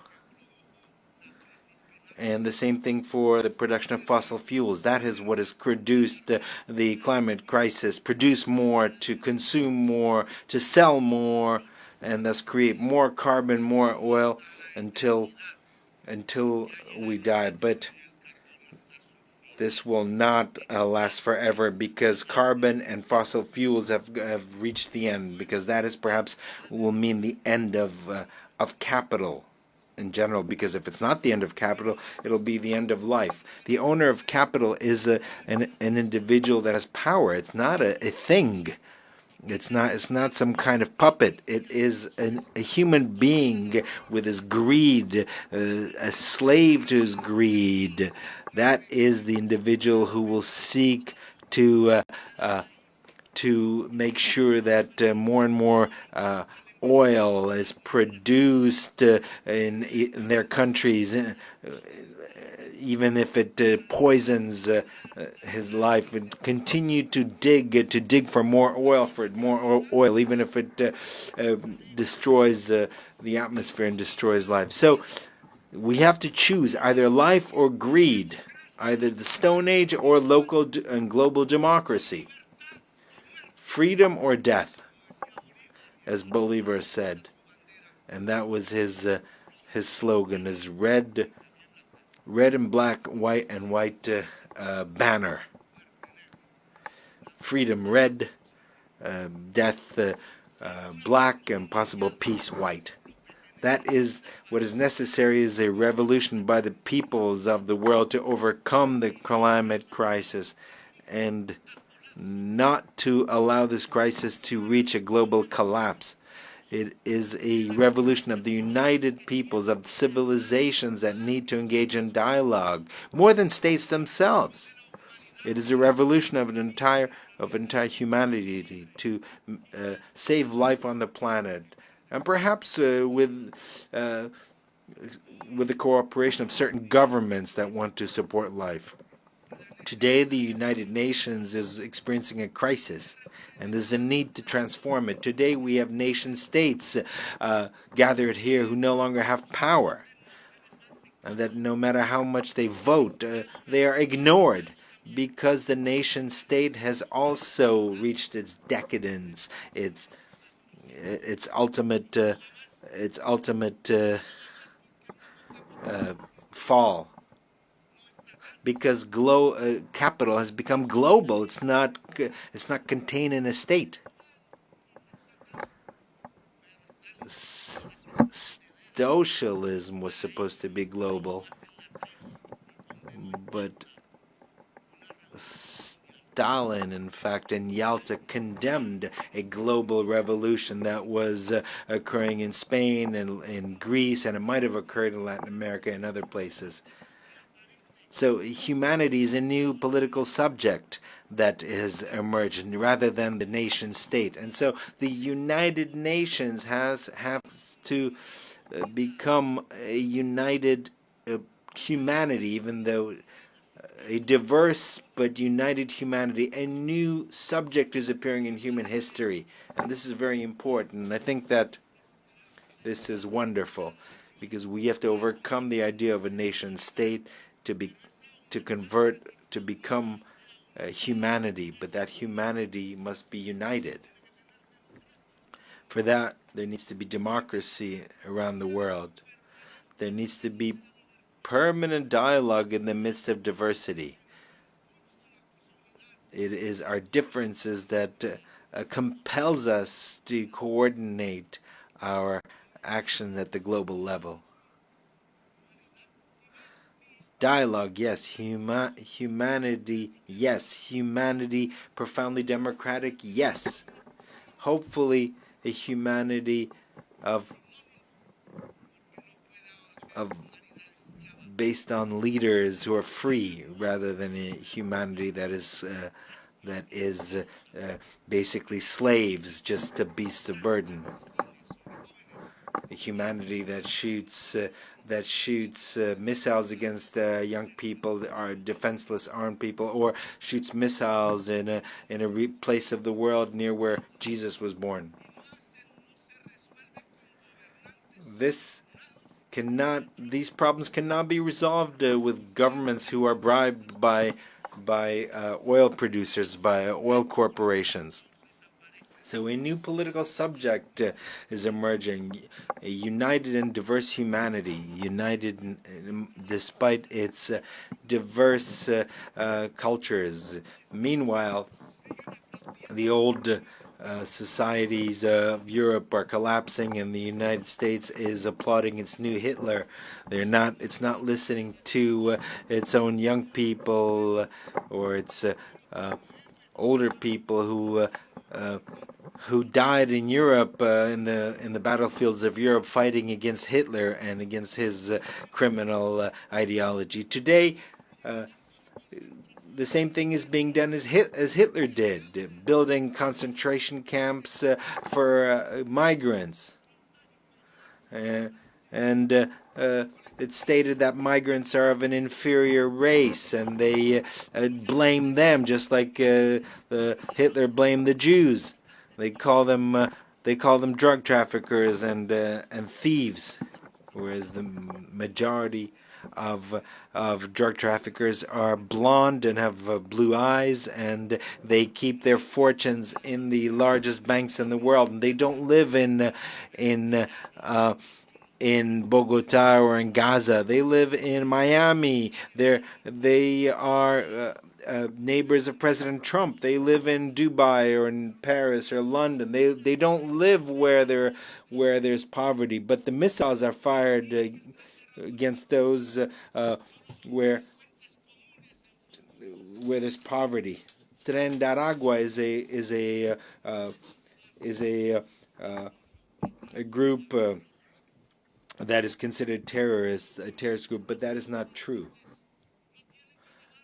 Migrants are not criminals. They should not be put in concentration camps, expelled and chained up. Immigration is not immigration is due to a blockade against countries like Iraq or Cuba. Immigration is a result of the impoverishment of many countries because of their indebtedness, because of wars unleashed by the United States and Europe to grab their oil. Immigration is a consequence of a climate crisis that leaves the tropics without water and destroys the environment. The solution to migration is very different from missiles or prisons or camps. There is no higher race. There's no supreme race.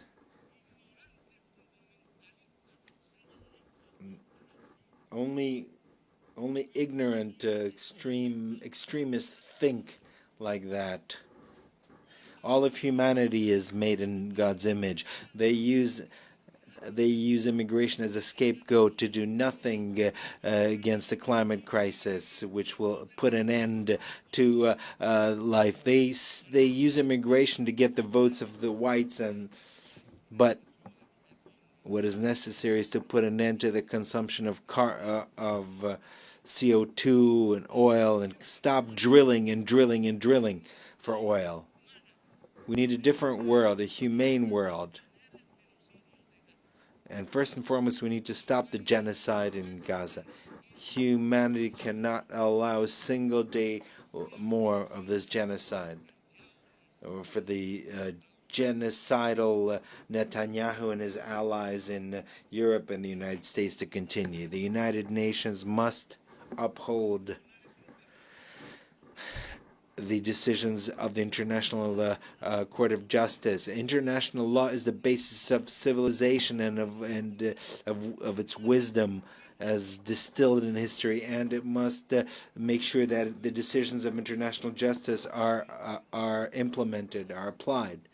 Diplomacy has been tried in Gaza. It could not resolve the situation. I'm sorry, and I'm sorry, President Macron. We can keep insisting and insisting in when every single day, every single minute, a missile is fired and destroys the bodies of babies and children in the Arab state of Palestine. Every day, there are decisions, resolutions that are vetoed in the Security Council. Every day, more and more children die. More and more bombs, more and more dead.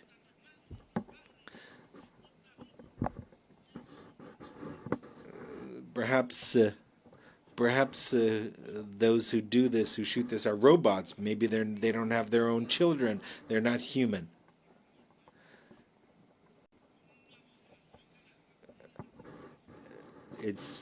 Can we stop the genocide with a vote, the General Assembly? Yes, that's what we should do rather than a vote in the Security Council, because that is vetoed. United for peace for Palestine. We should establish a peacekeeping force to protect.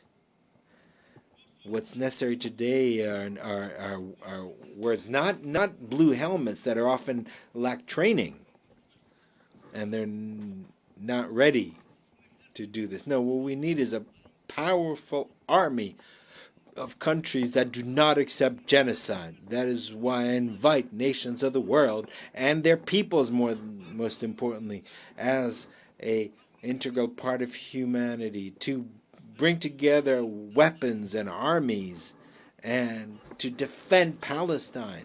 I invite the armies of Asia and the brave people, the brave Slavic people who defeated Hitler, and the Latin American people of Bolivar, of Garibaldi and others. I think there's enough. We've had enough words. Today, the time has come to use the slogan of Bolivar, freedom or death, because Washington and NATO are killing democracy, and they are spreading totalitarianism at the global level. We need to raise the red and black banner flag.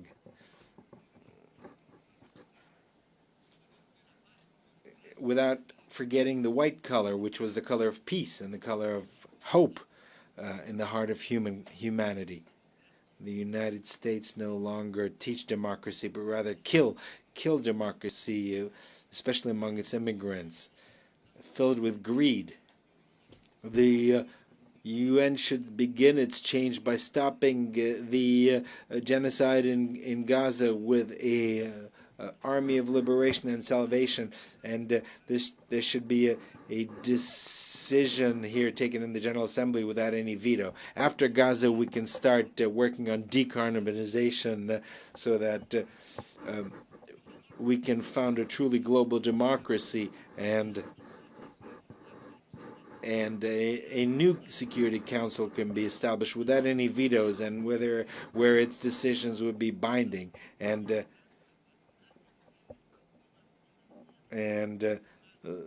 the global and national financial system should be based on decentralized capital. That is the way that humankind can regulate capital, to subordinate capital to life, to regulate it to people. That is the path by which the United Nations will move from an alliance of states to an alliance of cultures and peoples. If we overcome the climate crisis and if we unite as humanity, we will managed to make the United Nations an assembly of peoples which seeks to make sure that every individual is free, making sure that every human being achieves their potential, and because the intelligence of human beings, illuminated by science, will make it possible to not only save life, but to fulfill the mission of humanity by expanding life into the stars. A humanity that is united and free can look at the stars and reach the stars, as the Romans, the legionnaires, thought of Judea when they used the word astra, or star. It's the time of freedom or death. A real death from missiles, but freedom is also real in the heart of human beings and its capacity to rebel and to resist. Thank you very much.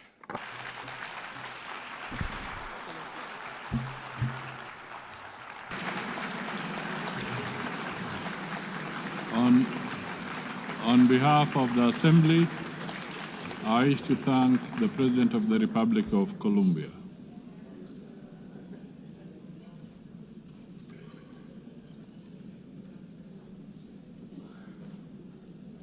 The Assembly will now hear an address by His Excellency Karol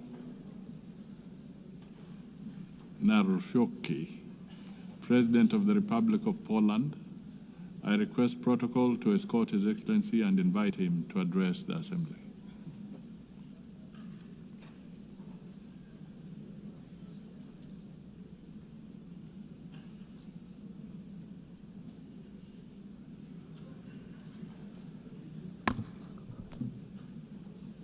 Ladies and gentlemen, Excellencies, I like and appreciate a lot English language, but I love Polish language, which epitomizes more than 1,000 years of Polish heritage, Polish culture, and Polish history. So I would like to share with you Polish language. Szanowny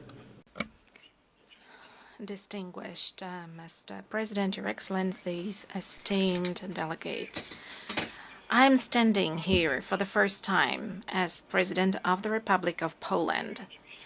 And of course, I feel great proud because of this. But at the same time, I'm aware of what serious challenges we are facing today as an international community. This is indeed so, for the world has changed completely over the last couple of years since the start of the Russian invasion of Ukraine. On February the 24th, 2022, we were brutally, all of us, awakened from our blissful dream of a world at the end of history.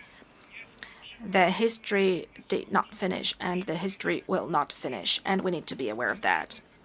So we were awakened from our blissful dream in which we strive for universal peace and respect for the principles of international law. I believe these are the words which are repeated more frequently in this community. This dream, ladies and gentlemen, does no longer exist, and we often repeat the words which do not reflect reality which surrounds us, both in Central Europe, in Eastern Europe, and in many other regions of the world from which you have come. State borders have ceased to be untouchable, as a matter of fact, and international law, which has so far been considered the compass of the world order, began to be treated more as a suggestion rather than a rule. Let me remind you that shortly after the outbreak of the war and the attack of the Russian Federation on Ukraine, Polish men and women demonstrated incredible solidarity with the fighting Ukrainian nation. We opened our hearts, our borders, we opened up our homes. We provided material, financial, and military assistance, as well as diplomatic one. Today, ladies and gentlemen, 1 million Ukrainian refugees live in Poland. Ladies and gentlemen, the Russian invasion of Ukraine is not only the most serious conflict in Europe since World War II, but it is also a turning point. The existing international order is crumbling before our eyes. The world has entered a new and dangerous era of rivalry between great powers, breaking rules and testing how far one can go before someone says a clear enough stop. The principle of sovereignty, you can ask this question. It is increasingly trampled upon, the prohibition of aggression reduced to a dead letter. Instead of law, an attempt to use naked and brutal force.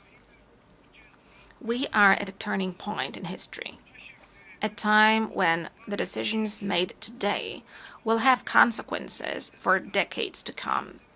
And all of us need to be aware of this, and all of us are taking responsibility for this. That is why now, as a community of democratic states, or those aspiring to be democratic states, we must view the current situation as a battlefield for principles whose observance may determine the future of our civilization.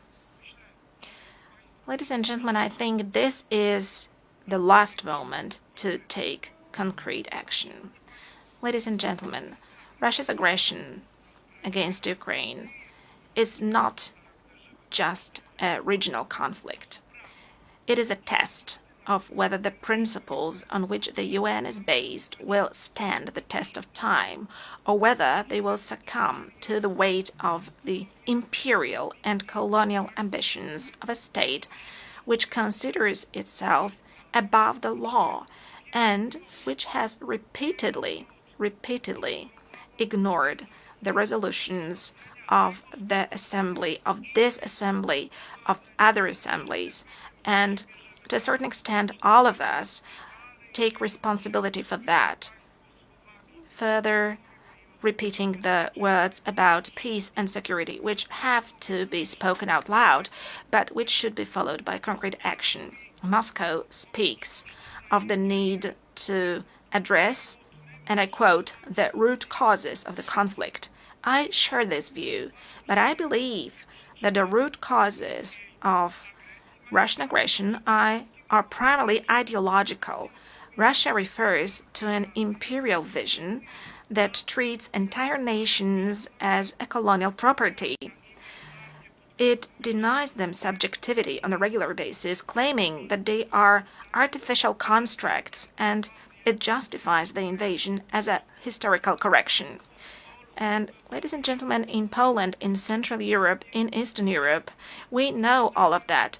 We have known it for at least 86 years. It is the same set of notions which appears also in the 21st century during our discussions, plenary sessions, and assemblies. To us in Central Europe and in Eastern Europe, this set of notions is nothing new. Whether we are talking about Poland, the Republic of Poland, in the first half of the 20th century, or whether we are talking about Ukraine today. As a historian, I view the present also through the lens of the past. That is natural. After centuries of conquests, wars, partitions, deportations, rapes, and crimes, in the 20th and in the 21st century, Russia has simply not abandoned its imperial ambitions. One of my great predecessors, the late President Lech Kaczynski, understood this perfectly well when he spoke in front of the Georgian parliament in 2008. His words, spoken at that time, have stood the test of time. President Lech Kaczynski said, ladies and gentlemen, today Georgia, tomorrow Ukraine, the day after tomorrow the Baltic states, and later, perhaps, it will be time for my country, for Poland. When Russia attacked Georgia, it was not clear to everyone that this was only the beginning of the Kremlin's new imperialism. Unfortunately, the wind of history, which we know and understand so well in Poland, is beginning to blow again. Once again, we are experiencing Russian imperialism also on our soil in Poland. 2 weeks ago, on the night of September 9th to 10th, the Russian drones attacked the territory of a NATO member state on the territory of Poland. A dozen or so drones violated my country's borders deliberately, because I assure you, ladies and gentlemen, that this was not a coincidence. It happened on orders issued in the capital of a country which is a permanent member of the Security Council.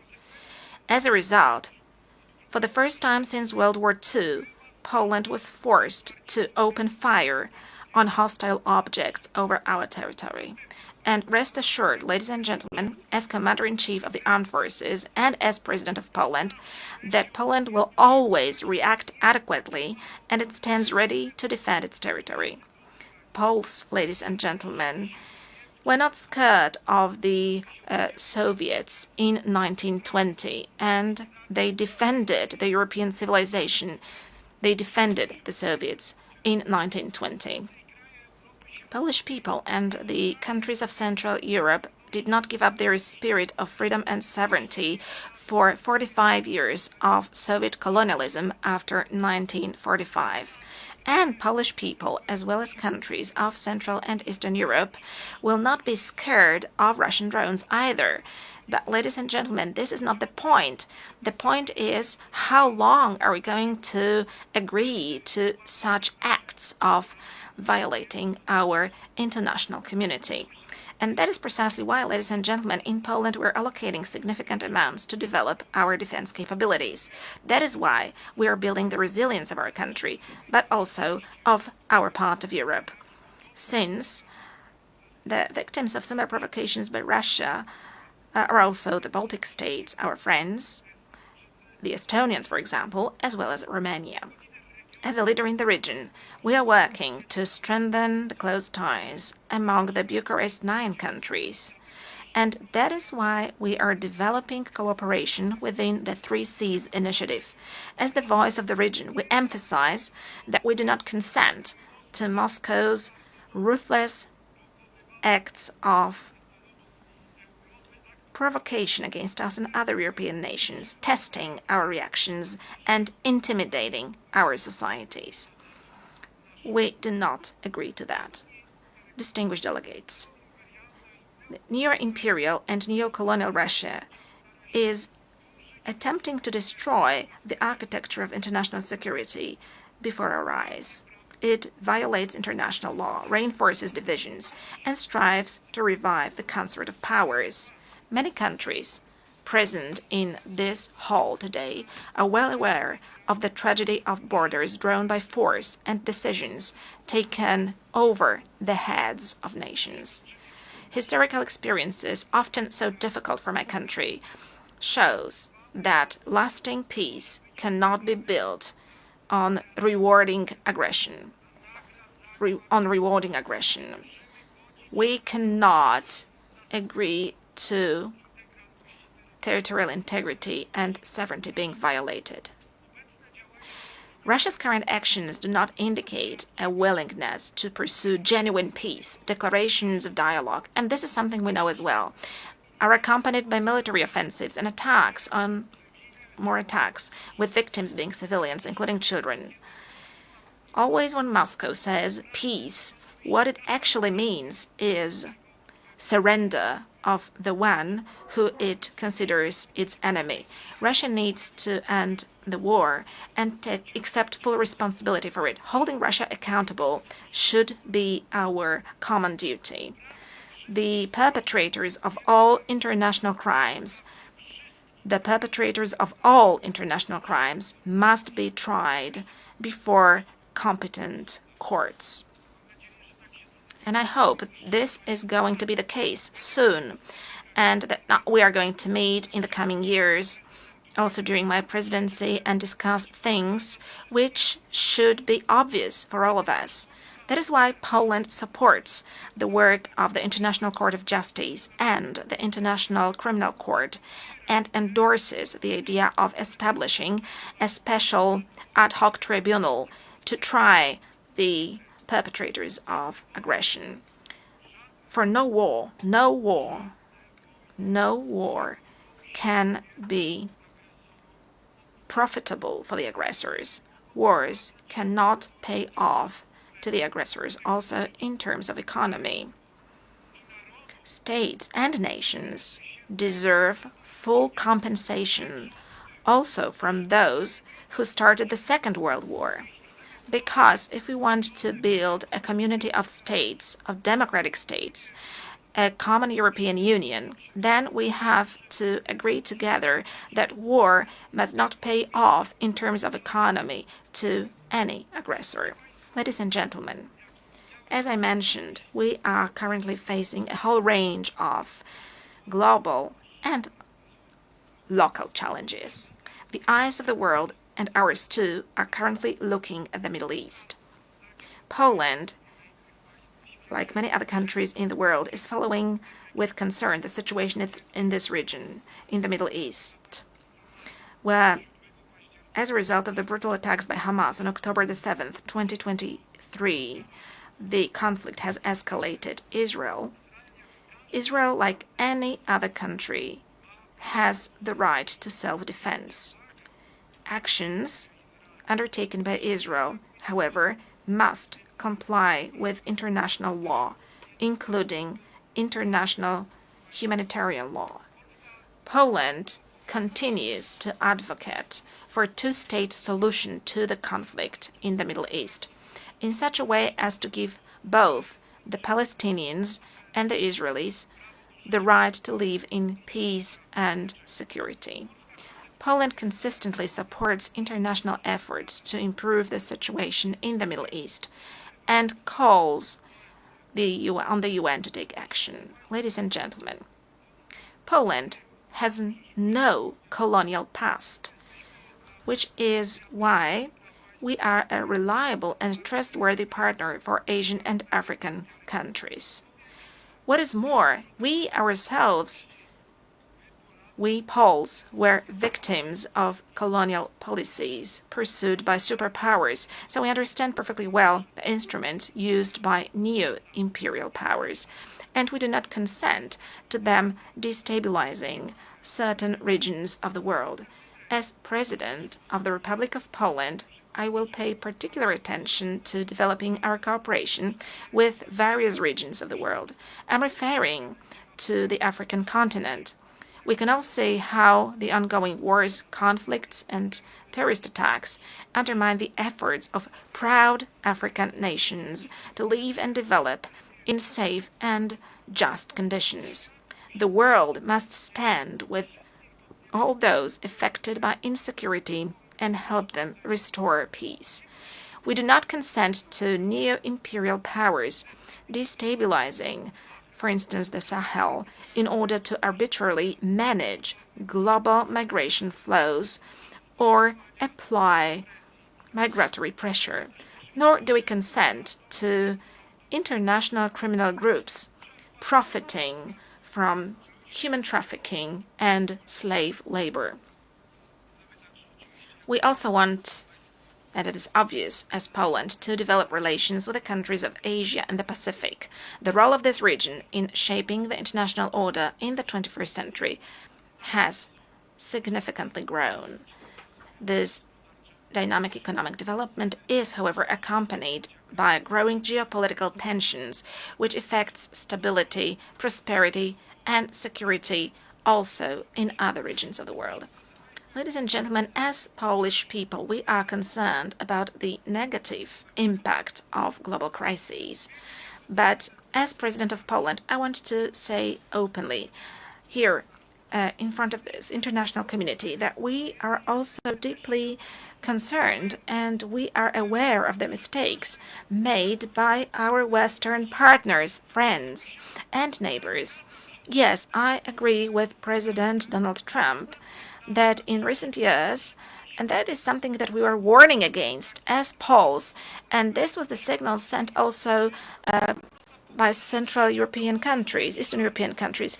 Europe is deep in ideological madness. This led to bad decisions on migration. This led to green craziness, green madness, the Green Deal, which is destroying economic markets and also agricultural markets. Yes, the very same Europe, our friends and our partners with whom we want to build a common European Union. For many years, we're subsidizing the Russian Federation buying Russian cheap gas. Ladies and gentlemen, in Poland as well as in Central Europe, we know all of that, and we are glad whenever the leaders of the European countries, Western European countries, draw conclusions and when they listen to our voice. Ladies and gentlemen, development and humanitarian aid are an integral part of our country's foreign policy in terms of building global peace, security, and development. We see it as a joint investment in our future, security, stability, and prosperity. We are present with our support in many areas in Africa, in Eastern Europe, and in the Middle East. Distinguished delegates, Poland, a co-founder of the United Nations, is the world's 20th largest economy, and a country which has successfully transformed itself over the past 30 years from a developing country into a developed country and from a centrally planned economy into a market economy. This unique experience allows us to make a significant contribution to UN discussions on development, combining the perspectives of the global East and the global West, as well as North and South. Given our potential and experience, we consistently seek to participate in the works of the G20, a format that serves as a bridge in these turbulent times. We also hope that the invitation to cooperate and to participate in the next summit of the group issued by the United States of America, for which I'm grateful to President Donald Trump, will translate into Poland's permanent presence in this community. Ladies and gentlemen, human rights are one of the three main pillars on which the United Nations system is based. We cannot talk about true peace if we do not protect human rights of everyone, of every person without exception. Peace is not only an absence of armed conflicts, it is also justice, equality, and respect for human dignity. Therefore, the protection of human rights must be a priority in any process of building peace and security. We can clearly see dramatic consequences of the Russian aggression, also in terms of human rights and humanitarian issues. Our priority, the priority of Poland, of Polish people, is also the situation of human rights in Belarus. We must firmly defend human rights also in the most fundamental dimension. I'm speaking about the right to life of the defenseless, from conception to natural death. We are protecting our families as the place of happiness, love, and bringing up children. We are speaking up as Poland in a loud voice for one of the most persecuted groups in the world, Christians. We consider the Human Rights Council to be the main human rights body within the United Nations system, playing a key role in ensuring compliance with human rights standards. That is why Poland has submitted its candidacy for membership of the Human Rights Council for the period 2029-2031. Our candidacy reflects our commitment to promoting and protecting human rights around the world. Distinguished Mr. President, Your Excellencies, esteemed delegates, the United Nations was established 80 years ago. This anniversary shows how far we have come, but also how many challenges still lie ahead. Today we know that international cooperation is not an option, it is a necessity for all of us. It is unacceptable that aggressors begin to march with impunity through other people's territories and perpetrators of war crimes sleep peacefully without accountability every day. Let me remind you that after World War II, there was no room for relativizing crimes, at least in case of the most important commanders who gave orders. There was Nuremberg. There was a court, there was a name and a family name, there was a charge and a sentence, because it was not just about revenge, it was about principles, and today it's also about principles, to make sure that crime is not rewarded and that the law is never replaced by force.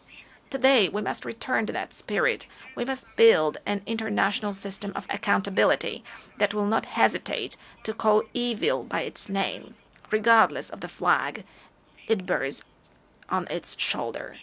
We must make it clear there are borders, there are human rights, there is international law, and anyone who violates it should face severe consequences. But it is not going to happen by itself, ladies and gentlemen, for the world order is not given once and for all. It depends precisely on us, on the governments, institutions, but most importantly, on societies. As one of the Nobel Peace Prize laureates once said, neutrality helps the oppressor always, never the victim. Silence encourages the tormentor, never the tormented. Let these words be not just a warning, but also a call to action. To action here and now. Thank you for your attention.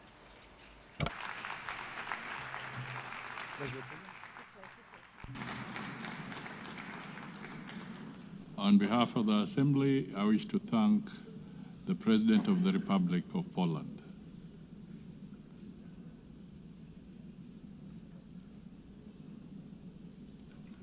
The Assembly will now hear an address by His Excellency Daniel Francisco Chapo, President of the Republic of Mozambique. I request protocol to escort His Excellency and invite him to address the Assembly.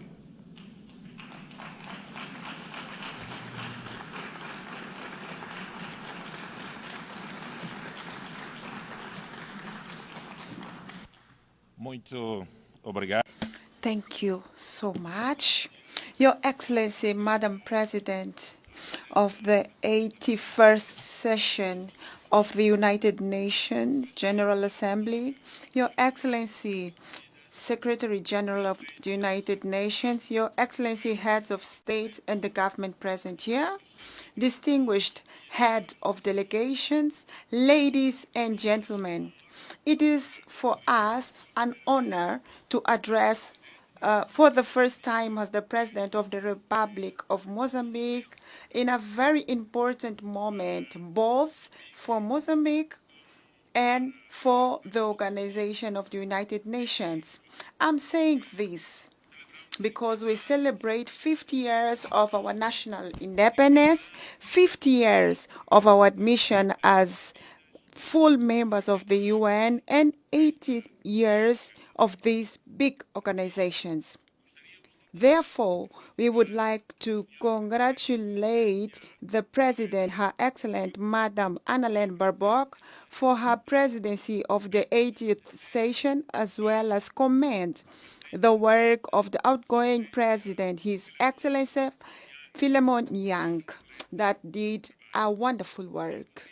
We cannot fail to pay tribute to the Secretary General of the United Nations, Engineer Antonio Guterres, for his tireless advocacy in the defense of multilateralism, for the attention to Africa's priorities, and for his vision in launching the UN 80 initiative.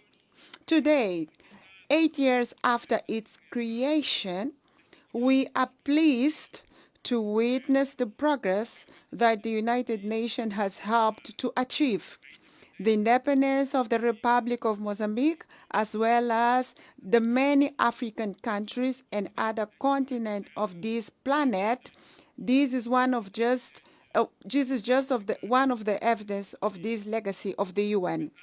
Despite multiple challenges that the UN faces, it remains firm at the forefront of the global processes, which is why we emphasize that any reform effort aimed at making it more responsive and with better capacity to address contemporary realities will only be complete when we include the reform of the Security Council of the UN. Your Excellencies, the year 2025 has tested the limits of multilateralism with the United Nations at the epicenter. We have witnessed the intensification and escalation of conflicts and growing sense in the whole world, and we also see a growing sense of impunity. The ongoing conflicts in various corners of the world and the crisis remind us that the promise to save the future generations from the scourge of war, written in the letter of 1945 Charter, remains unfulfilled. 8 years of building multilateralism institutions, safeguards, and principles that have governed global affairs are now at risk. The result is clear. Wars are multiplying, the climate crisis is worsening, debt are mounting, tariffs are rising, the disillusion is spreading, and above all, the nuclear spectra is returning. Added to these threats, we also have the economic consequence of successful crisis in the world. We are talking about the pandemic of COVID-19, the war in Europe, in the Middle East, and the wars in Africa. From the rising of commodity prices to financial volatility globally. All of this generates unsustainable debt and ever-deepening inequalities in the society. We are witnessing a concerning setback of the international commitment. With only 5 years to go until 2030, the agenda of SDG is at risk because the targets have not been met and we still have a long to go. And the climate crisis accelerates and intensifies all other crises that we know. Droughts are turning up the population with famine, cyclones into humanitarian disasters, displaces into despair, which is exploited by unscrupulous stakeholders. It was in this context that the historic opinion of the International Court of Justice of 23rd of July 2025 unequivocally reaffirmed that the states have binding legal obligations to protect the climate and the environment from the greenhouse gas emissions. This is a milestone of universal significance. For countries such as Mozambique, which bears no historical responsibility for the climate crisis, but are amongst those that are the hardest hit by its consequences. Droughts, cyclones, floods, inundations. This decision is very important. It's a legal principle for us. It's a call to climate justice. It's a call to global solidarity and immediate actions from the side of all of us. The environmental crisis is compounded by the technological challenge. Artificial intelligence and other emerging technologies offer extraordinary opportunities, but also serious risks of exclusion, manipulation of the society, and even militarization throughout autonomous weapons. These advances pose new challenges to the defense and human dignity, justice, and labor. As long as we do not fully understand how these models work, we cannot entrust them critical tasks without robust safeguards in place. Otherwise, we are going to destroy the world. For that reason, Mozambique advocates a technological and climate diplomacy capable of regulating risk and democratizing benefits through genuine transfer and sharing of knowledge, of technology, so that the science and technology are not factors of exclusion, but rather instruments of climate justice and inclusive development in the world. Faced with these interconnected challenges, our continent, Africa, can and must play an active role in defining international rules and standards, formulating principles and scientific ethics, and determining research priorities, ensuring that technology innovation is always at the service of the humanity and not at the service of destruction of the humanity. In face of this crisis, the isolation is not the answer. Constructive dialogue and strengthening of multilateralism are.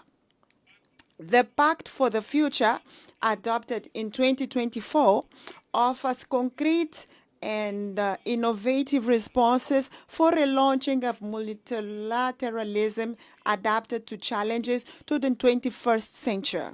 Mozambique, as an African country with vast natural resources and unparalleled culture wealth, has distinguished itself in the promotion and strengthening of democracy in the African continent. Since we moved forward with political pluralism, we've been working tirelessly to consolidate the foundation of a robust democratic system, holding regular and transparent elections that reflect the will of people and ensure that every Mozambican citizen has the voice and a say in the decisions that shape the future of our nation in Mozambique. Indeed, our presence in this podium is a result of a free and a transparent process of the Mozambican people from Rovuma to Maputo, from Zumbo to Indico, and in the diaspora. We have historically had an ongoing commitment to dialogue and building bridges between different political and social actors. This commitment to the dialogue was crucial for the lasting peace achieved after decades of conflicts and for the political stability that we enjoy today in Mozambique. Currently, Mozambique stands out for its ongoing efforts to promote an inclusive national dialogue, which the public consultation phase was launched on the 10th September.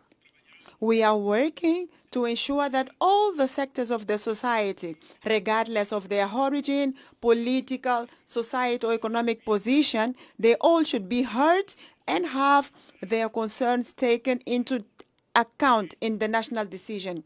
This process will not only strengthen the Mozambican democracy, but also ensure that the country development is truly reflected the needs and aspirations of all Mozambicans without exception. We do believe that the true strength of a nation, it does not lie only in its ability to resolve conflicts, but it also in its ability to promote in a peaceful and constructive manner. We are proud of the progress we have made so far, and we reaffirm our commitment to continue advancing as an example of democracy in Africa, of peaceful coexistence in the African continent and in the world. We are proud to have promoted during our term the Security Council, where we were non-permanent members, the presidential statement on Africa about the role of Africa in global affairs, as well as to have contributed for the historic resolution 17/19/2023, which paved the way for the predictable and sustainable financing of the operations of support to peace in African Union through United Nation treasure. This milestone confirmed that Africa is not only a beneficiary of multilateral order, but also an indispensable actor in the reforms and revitalization. It is in this sense that Mozambique will keep defending a stronger African voice with 2 permanent seats on the Security Council and a greater weight in the decision of international financial institutions internationally. A new global financial architecture capable of alleviating debt, mobilizing financial resources for the sustainable development and climate action, as well as correcting historical asymmetries. An inclusive multilateralism which preserves intergovernmental character of the UN without allowing that this organization can become an assembly of shareholders dominated by the richest. We want to reiterate equally the fact that we want to have 2 states like Palestine living side by side with peace with Israel as the only fair way, legitimate and long-lasting, so that we can have the aspiration of both people. I would like to congratulate the countries that have recently decided to recognize Palestine, the same right that was given to Israel, contributing to reinforce legitimacy and the fact that we are going to have the solution for both states. The same way, I would like to reaffirm our firm opposition against the coercive measurements that are unilaterally excluding the people, Cuba to Venezuela, Zimbabwe to other countries in clear violation of the UN Charter against the principles of justice, solidarity, and the international law.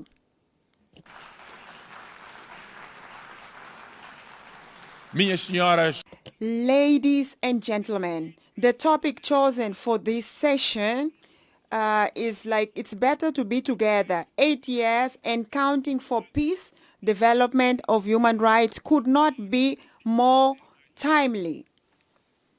It is intrinsically linked to the events of this week where we are having this high level in the UN, the celebration of Beijing Conference on Women, the Climate Summit, the first biennial summit for sustainable and inclusive and resilient global economy mandated by the Pact for the Future, the celebration of youth, the elimination of nuclear weapons, and the meeting on global health and well-being.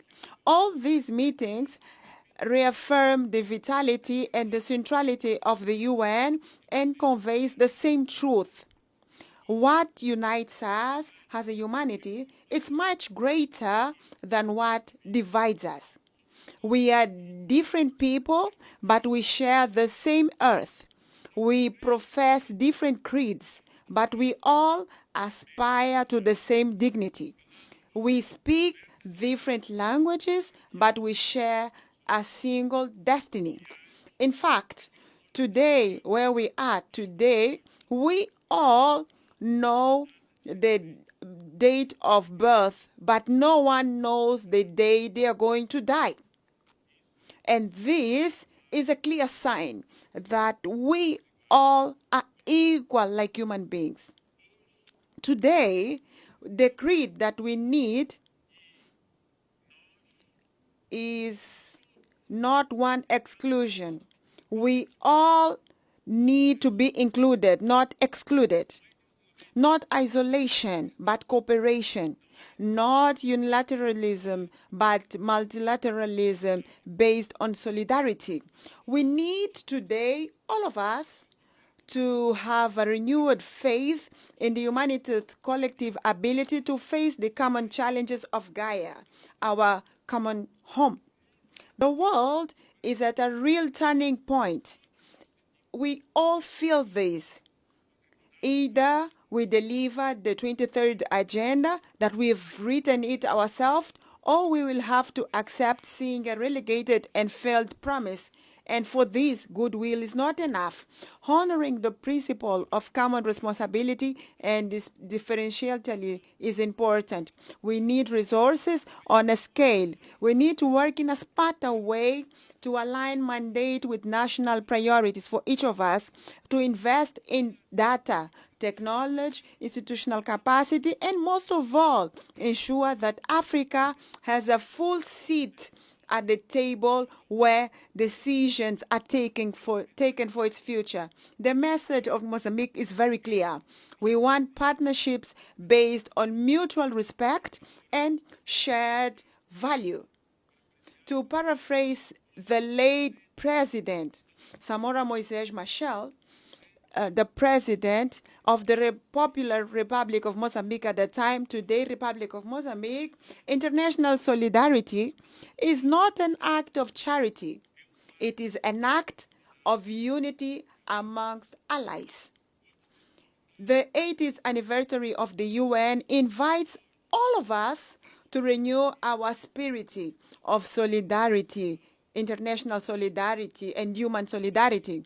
The challenges before us are enormous, but we are indeed better together, as the topic of the UN says. And if it is true that each generation inherits the world from the previous one, it is also true that each generation has the duty of leaving a better world for the next generation. This is the guidance principle of the Agenda 2030.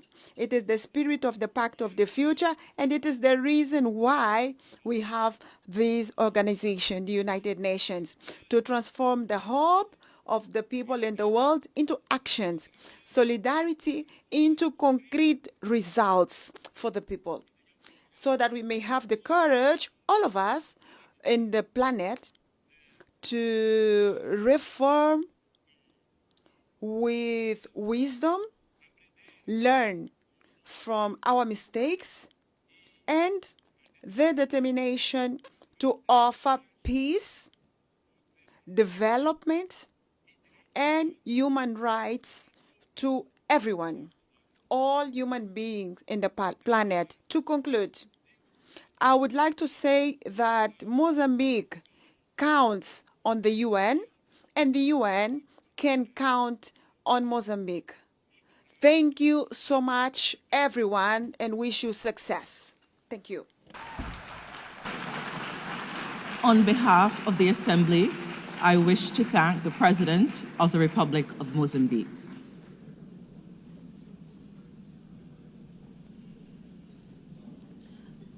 The Assembly will hear an address by His Excellency Luang Kong, State President of the Socialist Republic of Vietnam.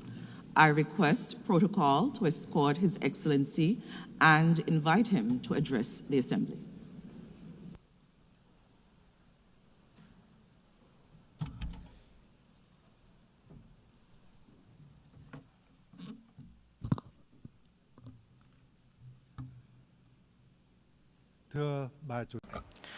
Madam President, I would like to extend my heartfelt congratulations to Madam Anna-Lena Baerbock on her election as President of the 80th session of the UN General Assembly. I am fully confident that with her experience and able leadership, this session will be a great success. I would also like to pay tribute to Mr. Philemon Young, President of the 79th session, and Secretary General Antonio Guterres for their contributions. Madam President, over the past 80 years, in spite of a multitude of challenges, the UN has stood as the embodiment of humanity's aspiration and collective commitment to peace, cooperation, and development grounded in the universal values of human rights, national independence, equality, democracy, and social progress. Multilateral cooperation has brought forth remarkable achievements, especially in preventing wars, fostering peace and cooperation, building friendships, reducing poverty and curbing diseases, improving living standards, and advancing science and technology at an unprecedented pace. Yet today, we find ourselves in a profoundly changing world facing unprecedented acute challenges. Local wars, conflicts, arms races, and the use or threat of force in the international relations are escalating at an alarming rate. Non-traditional security challenges are exerting heavy tolls on all countries and communities. The global governance, trading, and economic systems are becoming fragmented and volatile. Multilateralism itself is under strain from strategic rivalry among major powers, unilateralism, and a sharp decline in political will and necessary resources. This is precisely the time to stand united and together promote the irreplaceable role of multilateralism and a rules-based international order, with the UN at its heart. Madam President,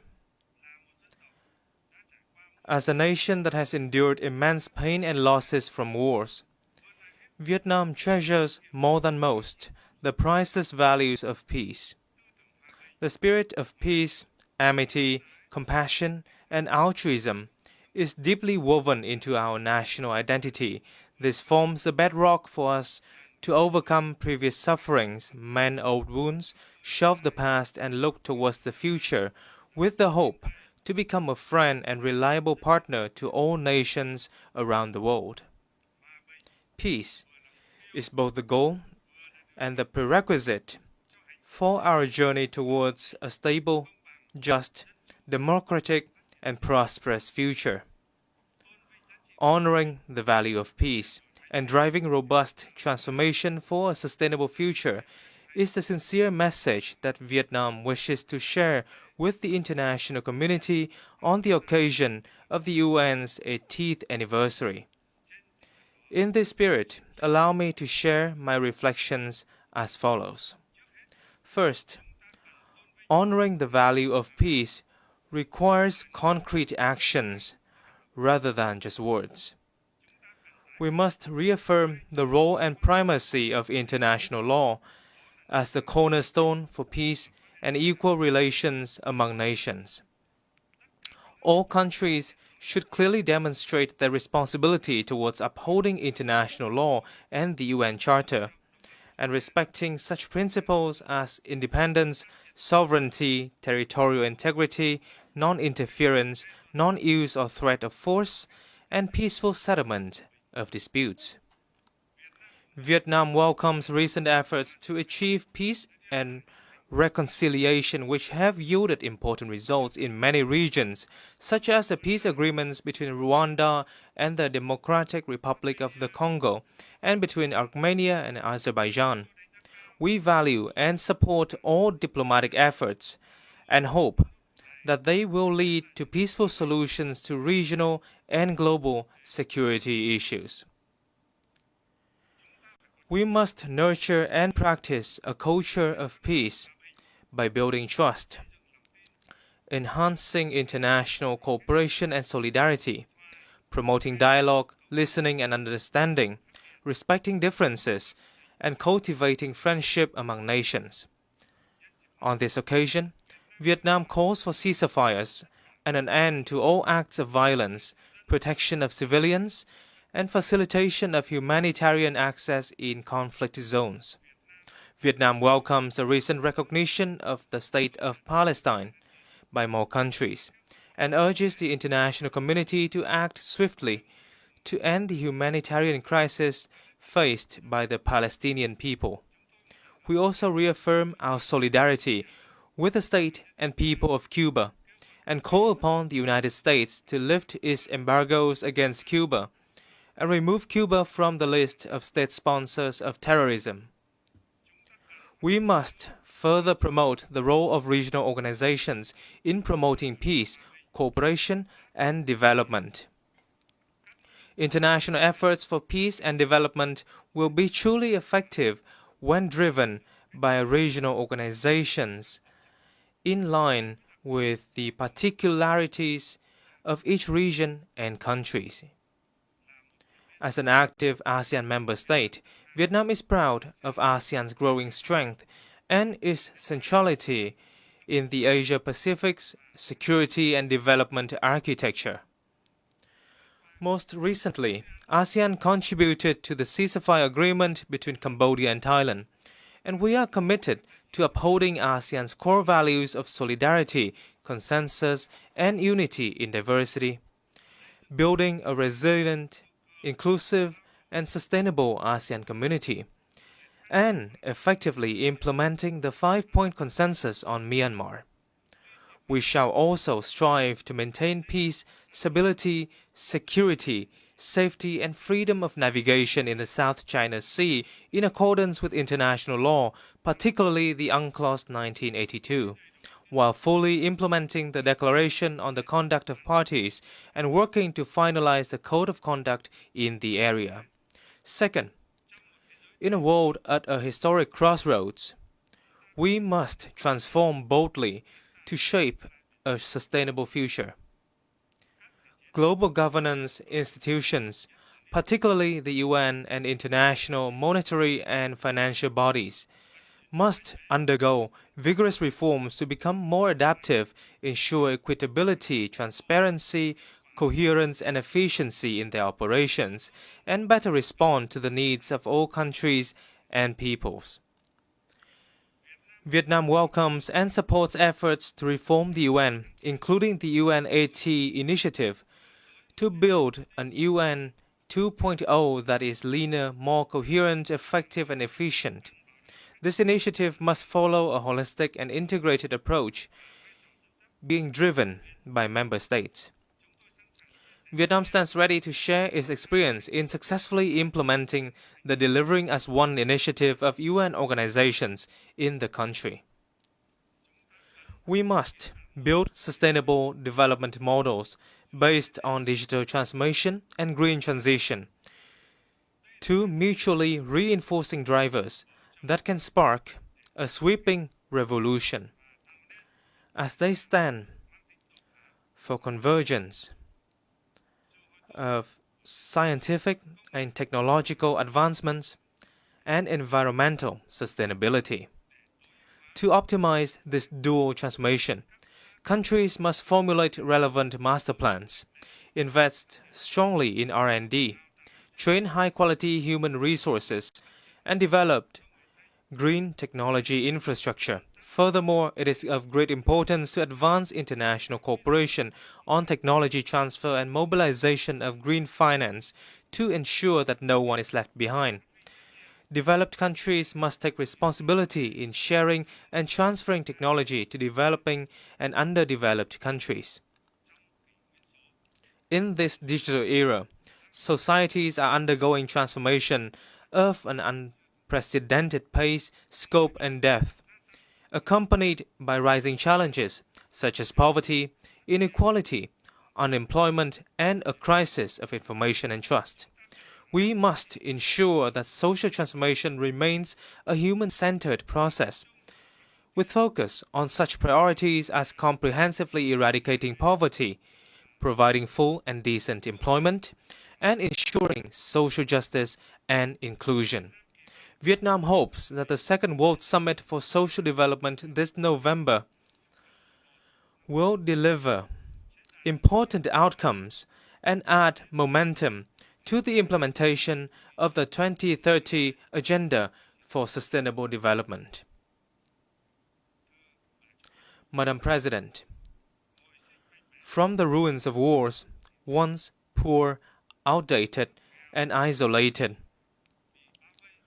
Vietnam has made historic progress. We now enjoy diplomatic relations with 194 countries, strategic and comprehensive partnerships with 38 nations, and membership in over 70 international organizations. Vietnam is now among the world's 32 largest economies and top 20 trading nations. The lives of over 100 million Vietnamese citizens have vastly improved, with a sharp drop in multidimensional poverty rate. We have met the Millennium Development Goals ahead of schedule and are striving to fulfill international commitments and are on course toward 2 strategic centennial goals: becoming a modern, industrialized, upper-middle-income developing country by 2030 and a developed high-income nation by 2045. On behalf of the state and people of Vietnam, I express heartfelt gratitude to the UN and its agencies, member states, and partners who have been working with us and supported us on this journey of development. Guided by the spirit of self-reliance, resilience, and solidarity for the common cause, Vietnam pursues an independent, self-reliant foreign policy for peace, cooperation, and development, while diversifying and multilateralizing our external relations, and strive to further expand and deepen our international integration in a more proactive manner, with a strong commitment to being a friend, a reliable partner, and a responsible member of the international community. Vietnam will continue to make every effort and stand with all nations to shoulder our shared responsibilities, overcome challenges, and foster transformative changes to build a world of peace, stability, prosperity, and sustainability, delivering happiness and well-being to all.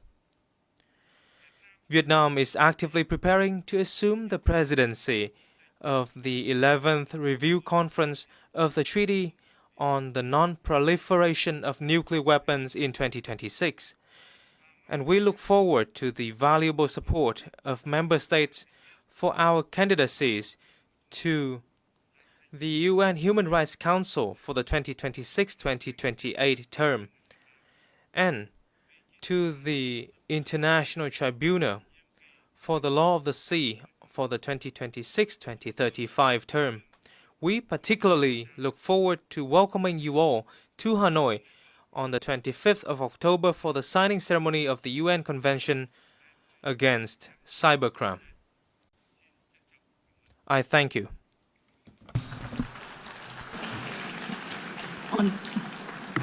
On behalf of the Assembly, I wish to thank the State President of the Socialist Republic of Vietnam,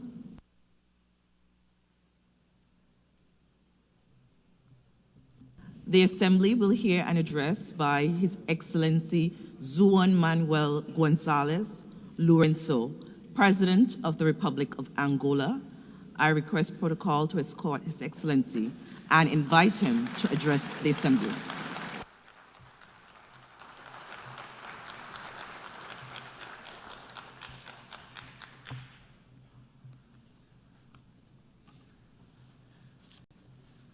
So, Excellency.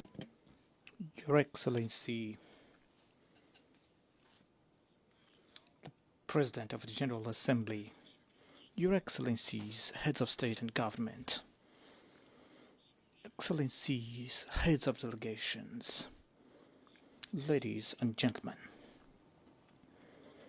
I stand before Your Excellencies in my capacity as President of the Republic of Angola and current chairperson of the African Union to speak about my country, to share our perspective on the evolution of the events unfolding in this increasingly troubled world, and to discuss matters concerning Africa, a continent that mobilizes our energies and efforts as we seek solutions to finally awake it once for all towards development.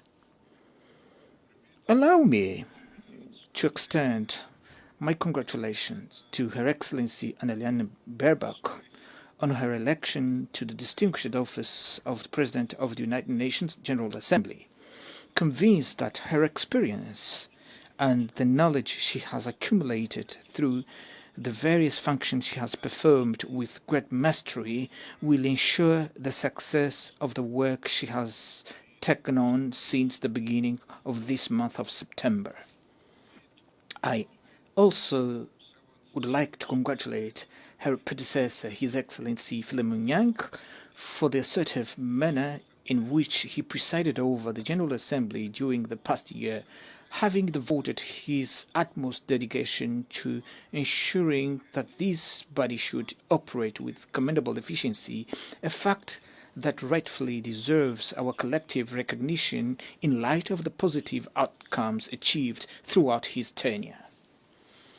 I cannot fail to acknowledge His Excellency Antonio Guterres, Secretary General of the United Nations, for the role that he has so ably played with a profound sense of commitment underpinned by his admirable qualities as man of dialogue and peace amid prevailing geopolitical complexities. Madam President, Excellencies, 80 years have elapsed since, compelled by imperatives of that era, a group of nations and their respective leaders took the wise decision to establish the United Nations organization, which from that moment, through both turbulent and peaceful instances, had succeeded in fulfilling its great mission of maintaining the global peace and stability, contributing to the advancement of humanity and to preserve and deepen respect for human rights.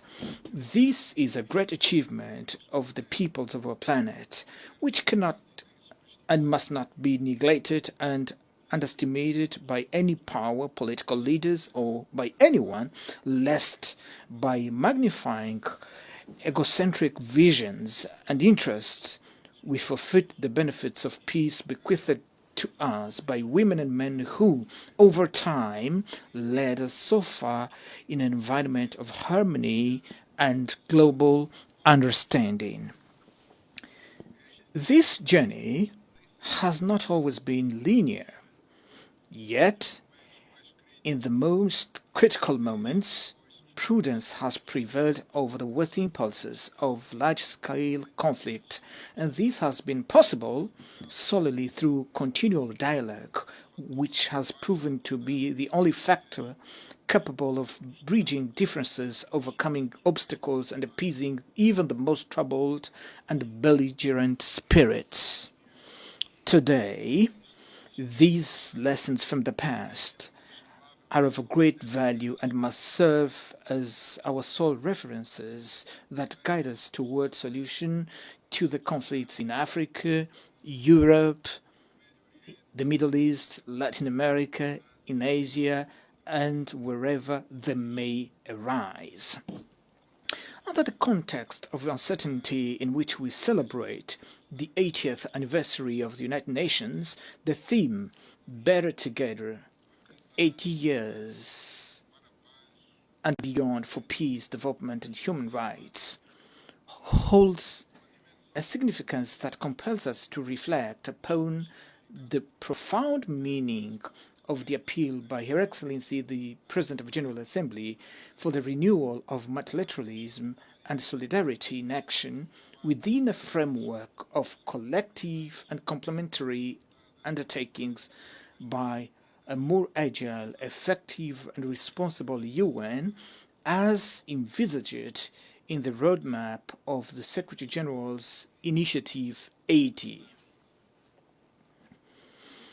In light of these perspectives, it is urgent that we revitalize the United Nations and lift it from the complex situation in which it finds itself currently in order to restore the active role that he has always played, a strongly valuable role that, during the Cold War, gave us assurance of never feeling as close to a global conflict as we do at this moment, amid the profound dissonance prevailing in international relations.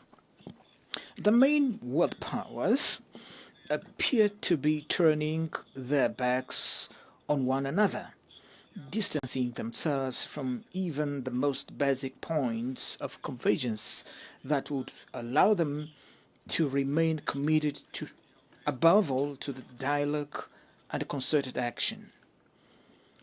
Today's challenges confront us with a choice, either to do everything in our power to preserve peace or to face war with all its consequences, thus jeopardizing the future of humanity.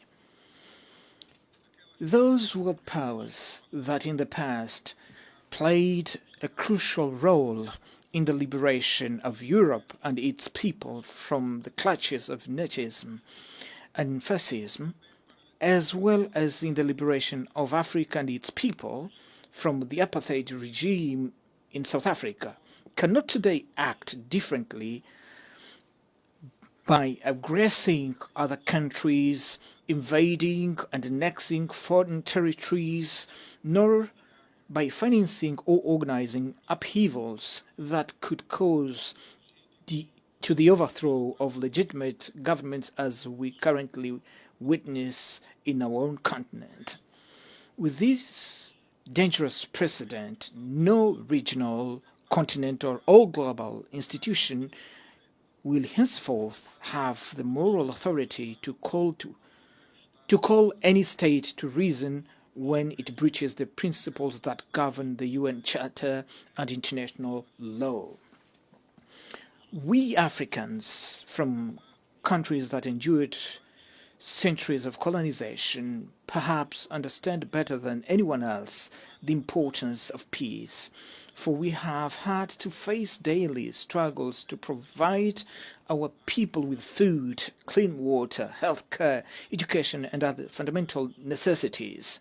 This experience engenders heightened sensitivity to the harmful impact that insecurity and instability have on the attainment of our goals and developmental projects. This reality is further exacerbated by numerous conflicts and wars afflicting countries and regions across the globe from which we had hoped to find cooperation and fruitful exchanges, so that together we might overcome our difficulties and contribute with our immense resources and capabilities to global prosperity. It is upon this foundation that the Republic of Angola has sought to make an earnest and genuine contribution to resolving the conflict in the Sahel region, in Sudan, and in Eastern Democratic Republic of the Congo, regarding which our efforts established a negotiation framework with peace solution that regrettably did not come to fruition in December 2024 as anticipated, but nonetheless remains a valid platform for further efforts being undertaken with the aim of bringing a definitive end to that conflict. Madam President, Excellencies, that conflict and so many others that we recall are to a large extent the result of passivity of the United Nations member states, who have often revealed themselves to be ineffective in the face of invasion of third-party territories and interference in internal affairs of sovereign countries that occurred over the recent years and have not provoked a firm, resolute, and assertive reaction therefore have become fait accompli that lie at the very center of the major tensions that the world is currently experiencing. The consequences of these are very evident before our eyes in the Middle East, where the systematic failure to comply with the relevant UN Security Council resolution regarding the creation of the State of Palestine has perpetuated a conflict that worsens with each day passing and appears to have no end in sight in face of this disproportionate and violent response and retaliation by Israel, which, while having a right to exist as a state and to demand the release of those still held hostage from the tragic events of October 7th, must not, however, be allowed to pursue in Palestine, and particularly in the Gaza Strip, a policy of extermination of a whole people. The Palestinian people, who must not be conflated with Hamas, for there is no peoples and certainly no children who are terrorists, has precisely the same right to an independent sovereign state where they may assert their culture, safeguard for the future and provide predictable and secure prospects for their youth. The concerns surrounding that conflict grow ever more severely in the face of silence, hesitations and timid response of the international community, which seems to legitimize the expansion of war to other countries in the region, inexorably corroding the authority of the United Nations. There is nothing more serious than the exclusion of the delegation of Palestine from this forum, where it should rightly have the opportunity to make its voice heard as member state in accordance with the terms of the host agreement. The failure to guarantee the presence of the President of the Palestinian Authority at this General Assembly sends a profoundly negative signal as it encourages the continuation of genocide we all are witnessing helplessly and with impunity, which delays the resolution of the issue and complicates the efforts that have been made to bring an end to that intricate conflict. We strongly condemn this unilateral position, which is contrary to the principles that govern the United Nations, even as we urge unconditional lifting of the unjust and prolonged embargo against Cuba, which has dire consequences for the economy and the living conditions of the Cuban people who struggle daily to withstand a punishment rejected by the international community as a whole. Cuba, which played an important role in the struggle of African peoples, leading to the overthrow of the racist and inhuman apartheid regime in South Africa, and by virtue of this was a signatory to the New York Peace Accord of December 22nd, 1988, which brought freedom to the South African people and led to the independence of Namibia, cannot be arbitrarily and unilaterally considered a state sponsor of terrorism in light of the relevant United Nations resolutions. This model of conduct by a small group of countries, which does not conform to the even minimum acceptable standards of global coexistence, is at the root of the unilateral and subjective sanctions imposed also on Zimbabwe and Venezuela, measures that produce no other results other than the suffering of population who, in an act of great patriotism, ultimately unite themselves in the defense of their nations. Madam President, Excellencies, the authority of this organization, whose foundation is the UN Charter and international law, must be urgently restored without narratives that highlight a logic of double standards, so that just solutions may be sought for the war in Ukraine, or so that solutions proposed by the meeting held in Alaska may be reinforced. Ukraine, being a European country, after President Trump met with President Putin on a pragmatic manner, and without prejudice to the need for direct negotiation between Russia and Ukraine, one would expect that European leaders, in the interest of Europe's peace and security, would likewise seek direct dialogue not only with President Zelensky, but also with President Putin.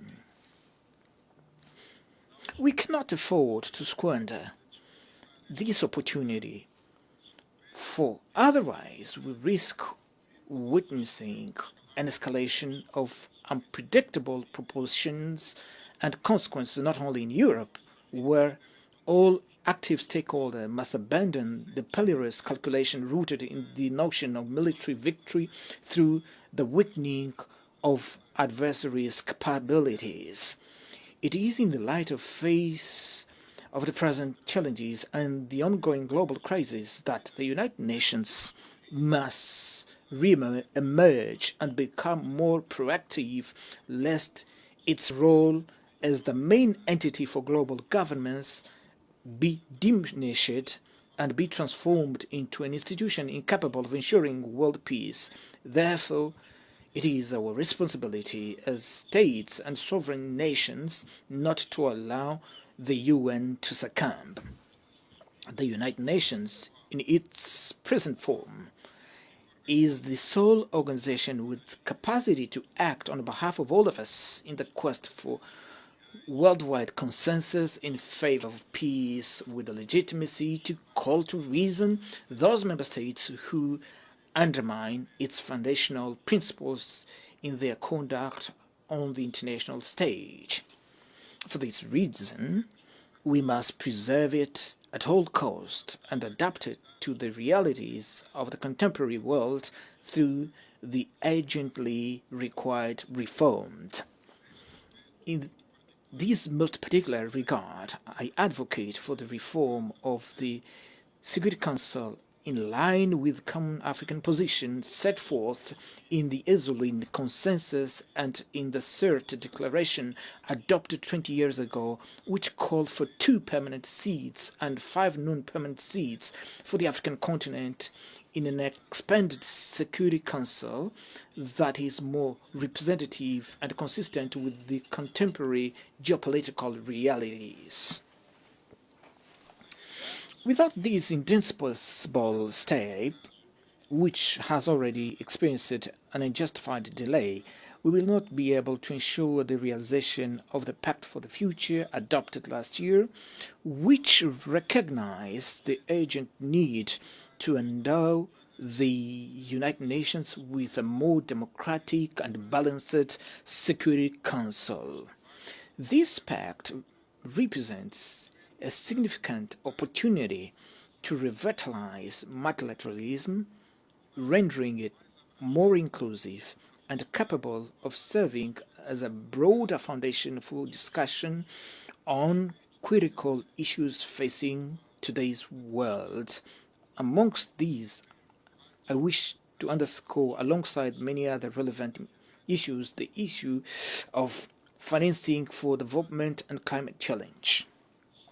With regard to matters concerning support for development, there remains much to be discussed, but also it's appropriate to recognize the recent progress achieved with the adoption of the Seville commitment reached at the 4th Conference on Financing for Development, which advocates the urgent reform of international financial institutions so as to render them more representative, inclusive, and equipped to address the pressing needs of the developing countries, especially those of Africa.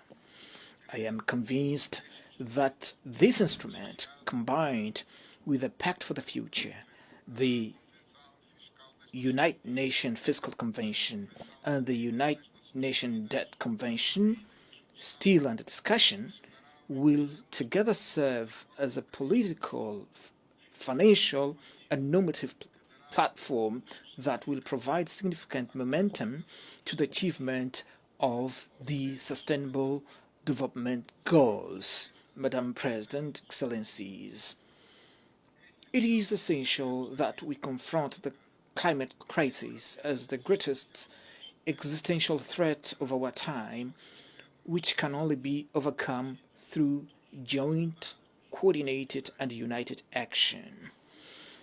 In view of the ongoing increase of global warming and the increasingly violent, frequent natural disasters, it has become imperative that the nations which derived the greatest benefits from industrial and economic development in the past fully assume today the historical responsibility, ensuring, as an act of climate justice, adequate financing, technology transfer, and support for adaptation and mitigation for the developing countries.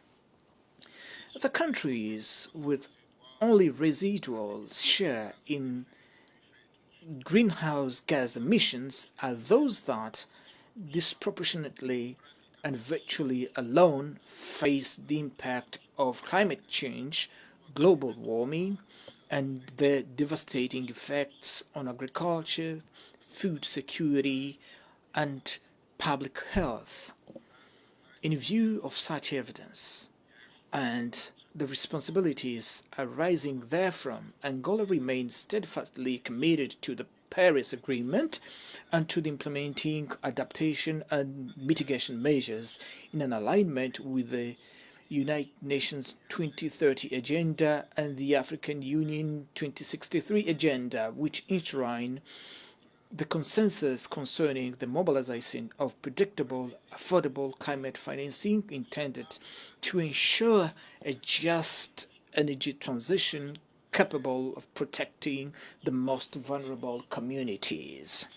This cross-cutting theme, which demands increasingly heightened sense of responsibility both within the scope of public agendas and among major industrial corporations, will receive due attention at the forthcoming COP30 climate summit to be held shortly in Brazil, which for the second time hosts an event of this magnitude, a testament to the country's commitment and engagement with environmental issues. In 1992, in Rio de Janeiro, the United Nations Framework Convention on Climate Change was inaugurated, a paradigm that has proven greatly beneficial for the increasingly profound discussion that endured to this day and which will assuredly, at the forthcoming conference, enable us all to take another step forward on this long journey that we must undertake to achieve the major climate goals aspired by humanity. Excellencies, 80 years after the founding of the United Nations and following the end of the Cold War, our expectation was that we would be living in a world without present uncertainties, not as perilous as that which we now witness. Until 1991, we lived in a context marked by sharp division between two ideologically opposed blocs, which nevertheless offered a more predictable framework and was less susceptible to drifting into large-scale confrontation. This flashback should not lead us to the conclusion that the global stability is only possible within a framework of rigid divisions of any kind. Rather, it should inspire us to build a system based on balanced interest and shared concern on matters pertaining to global security that fosters complementarity and all forms of convergence within an environment of multilateralism which remains the sole pathway capable of preserving us from a true catastrophe. With these few words, I thank you for your kind attention. On behalf of the Assembly, I wish to thank the President of the Republic of Angola. The Assembly will hear an address by His Excellency Joseph Nouma Boakai, President of the Republic of Liberia. I request protocol to escort His Excellency and invite him to address the Assembly.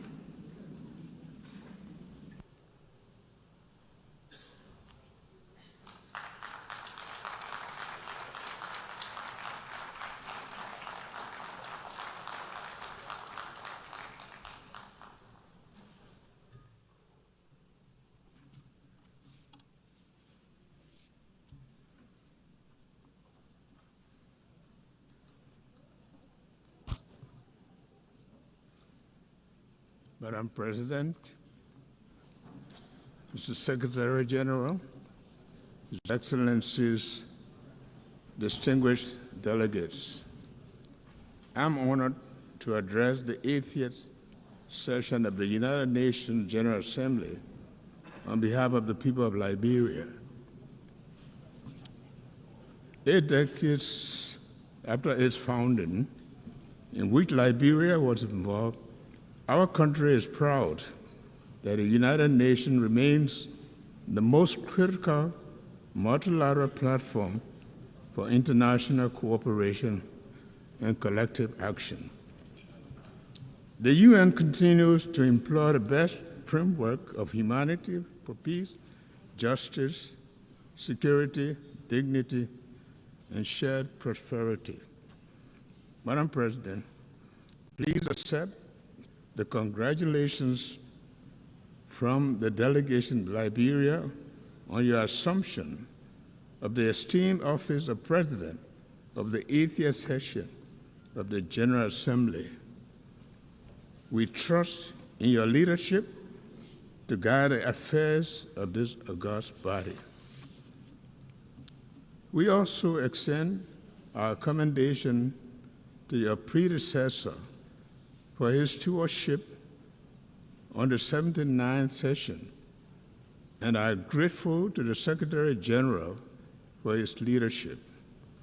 Excellencies, distinguished delegates, please accept the gratitude of the Liberian government and the people for the overwhelming trust demonstrated by the General Assembly members in electing Liberia to serve on the non-permanent seat of the United Nations Security Council for the 2026-2027 term. This marks Liberia's first full term on the UN Security Council, 80 years after the country signed the charter in Herbst Theater Auditorium in San Francisco. While the nameplate during this 2-year term will read Liberia, the seat, however, belongs to Africa. We are committed to ensuring that Liberia's contribution to the Security Council's discussions and the decisions are shaped by hard-earned experiences in conflict resolution, as well as our successes in peace-building, democratic reform, political transition, and governance. Additionally, the collective experience of the continent will be taken into consideration. Liberia looks forward to advocating for Africa's fair representation on the UN Security Council, which can only be achieved through permanent representation as a key part of the UN Security Council reform agenda.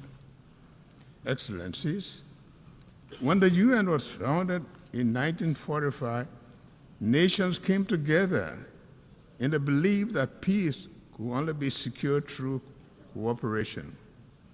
After 2 world wars, it became a widely held conviction that nations are stronger when united than when divided. 80 years later, That conviction is being tested like never before. From wars and displacement to terrorism, threats to technological advances, climate change, and widening inequalities, today our world faces challenges that no country can solve alone. At the same time, and paradoxically, when the world needs to strengthen multilateralism, its credibility and efficacy are being questioned. As one of the 4 African countries to sign the Charter of the United Nations, Liberia feels morally obligated to call for renewal rather than reversal of multilateralism. Reversal of multilateralism is not an option for a just and peaceful world. We call for greater inclusion, effectiveness, and respect for international law, recognizing that the credibility of the United Nations depends on our ability to act together in the service of humanity, rather than apart in the pursuit of narrow interests. Madam President, wars in Europe, Middle East, and Africa remind us that peace is often fragile and must be constantly defended. Therefore, as in 1945, Liberia once again reaffirms its commitment to the dialogue, diplomacy, and the peaceful resolution of disputes. In this spirit, Liberia supports all credible mediation efforts aimed at resolving conflict between Russia and Ukraine, as well as Israel-Palestinian conflict. Liberia stands on a common African position for the realization of the two-state solution, where Israel and Palestinians can live side by side in peace and security in accordance with international law and the relevant UN resolutions. We call on the international community to act together decisively to protect civilians, hold perpetrators of atrocities accountable, and strengthen mediation efforts. Rising from the ruins of civil war, Liberia knows all too well that human cause of conflict and importance of peace. Since 2003, Liberia has experienced 3 peaceful and orderly democratic transitions, each marked by a smooth transfer of power, making our nation safer, more stable, and more secure after over 30 years of unrest, instability, and destruction. Liberians have also worked hard to achieve this through multilateral cooperation with support from ECOWAS, the African Union, and the United Nations. Excellency, distinguished ladies and gentlemen, for Liberia, climate change is not a distant threat, but a present reality. Rising seas are eroding our coast, wild storms and heavy rain devastate communities, threaten lives and livelihoods, and exacerbate food insecurity. Yet, we are acting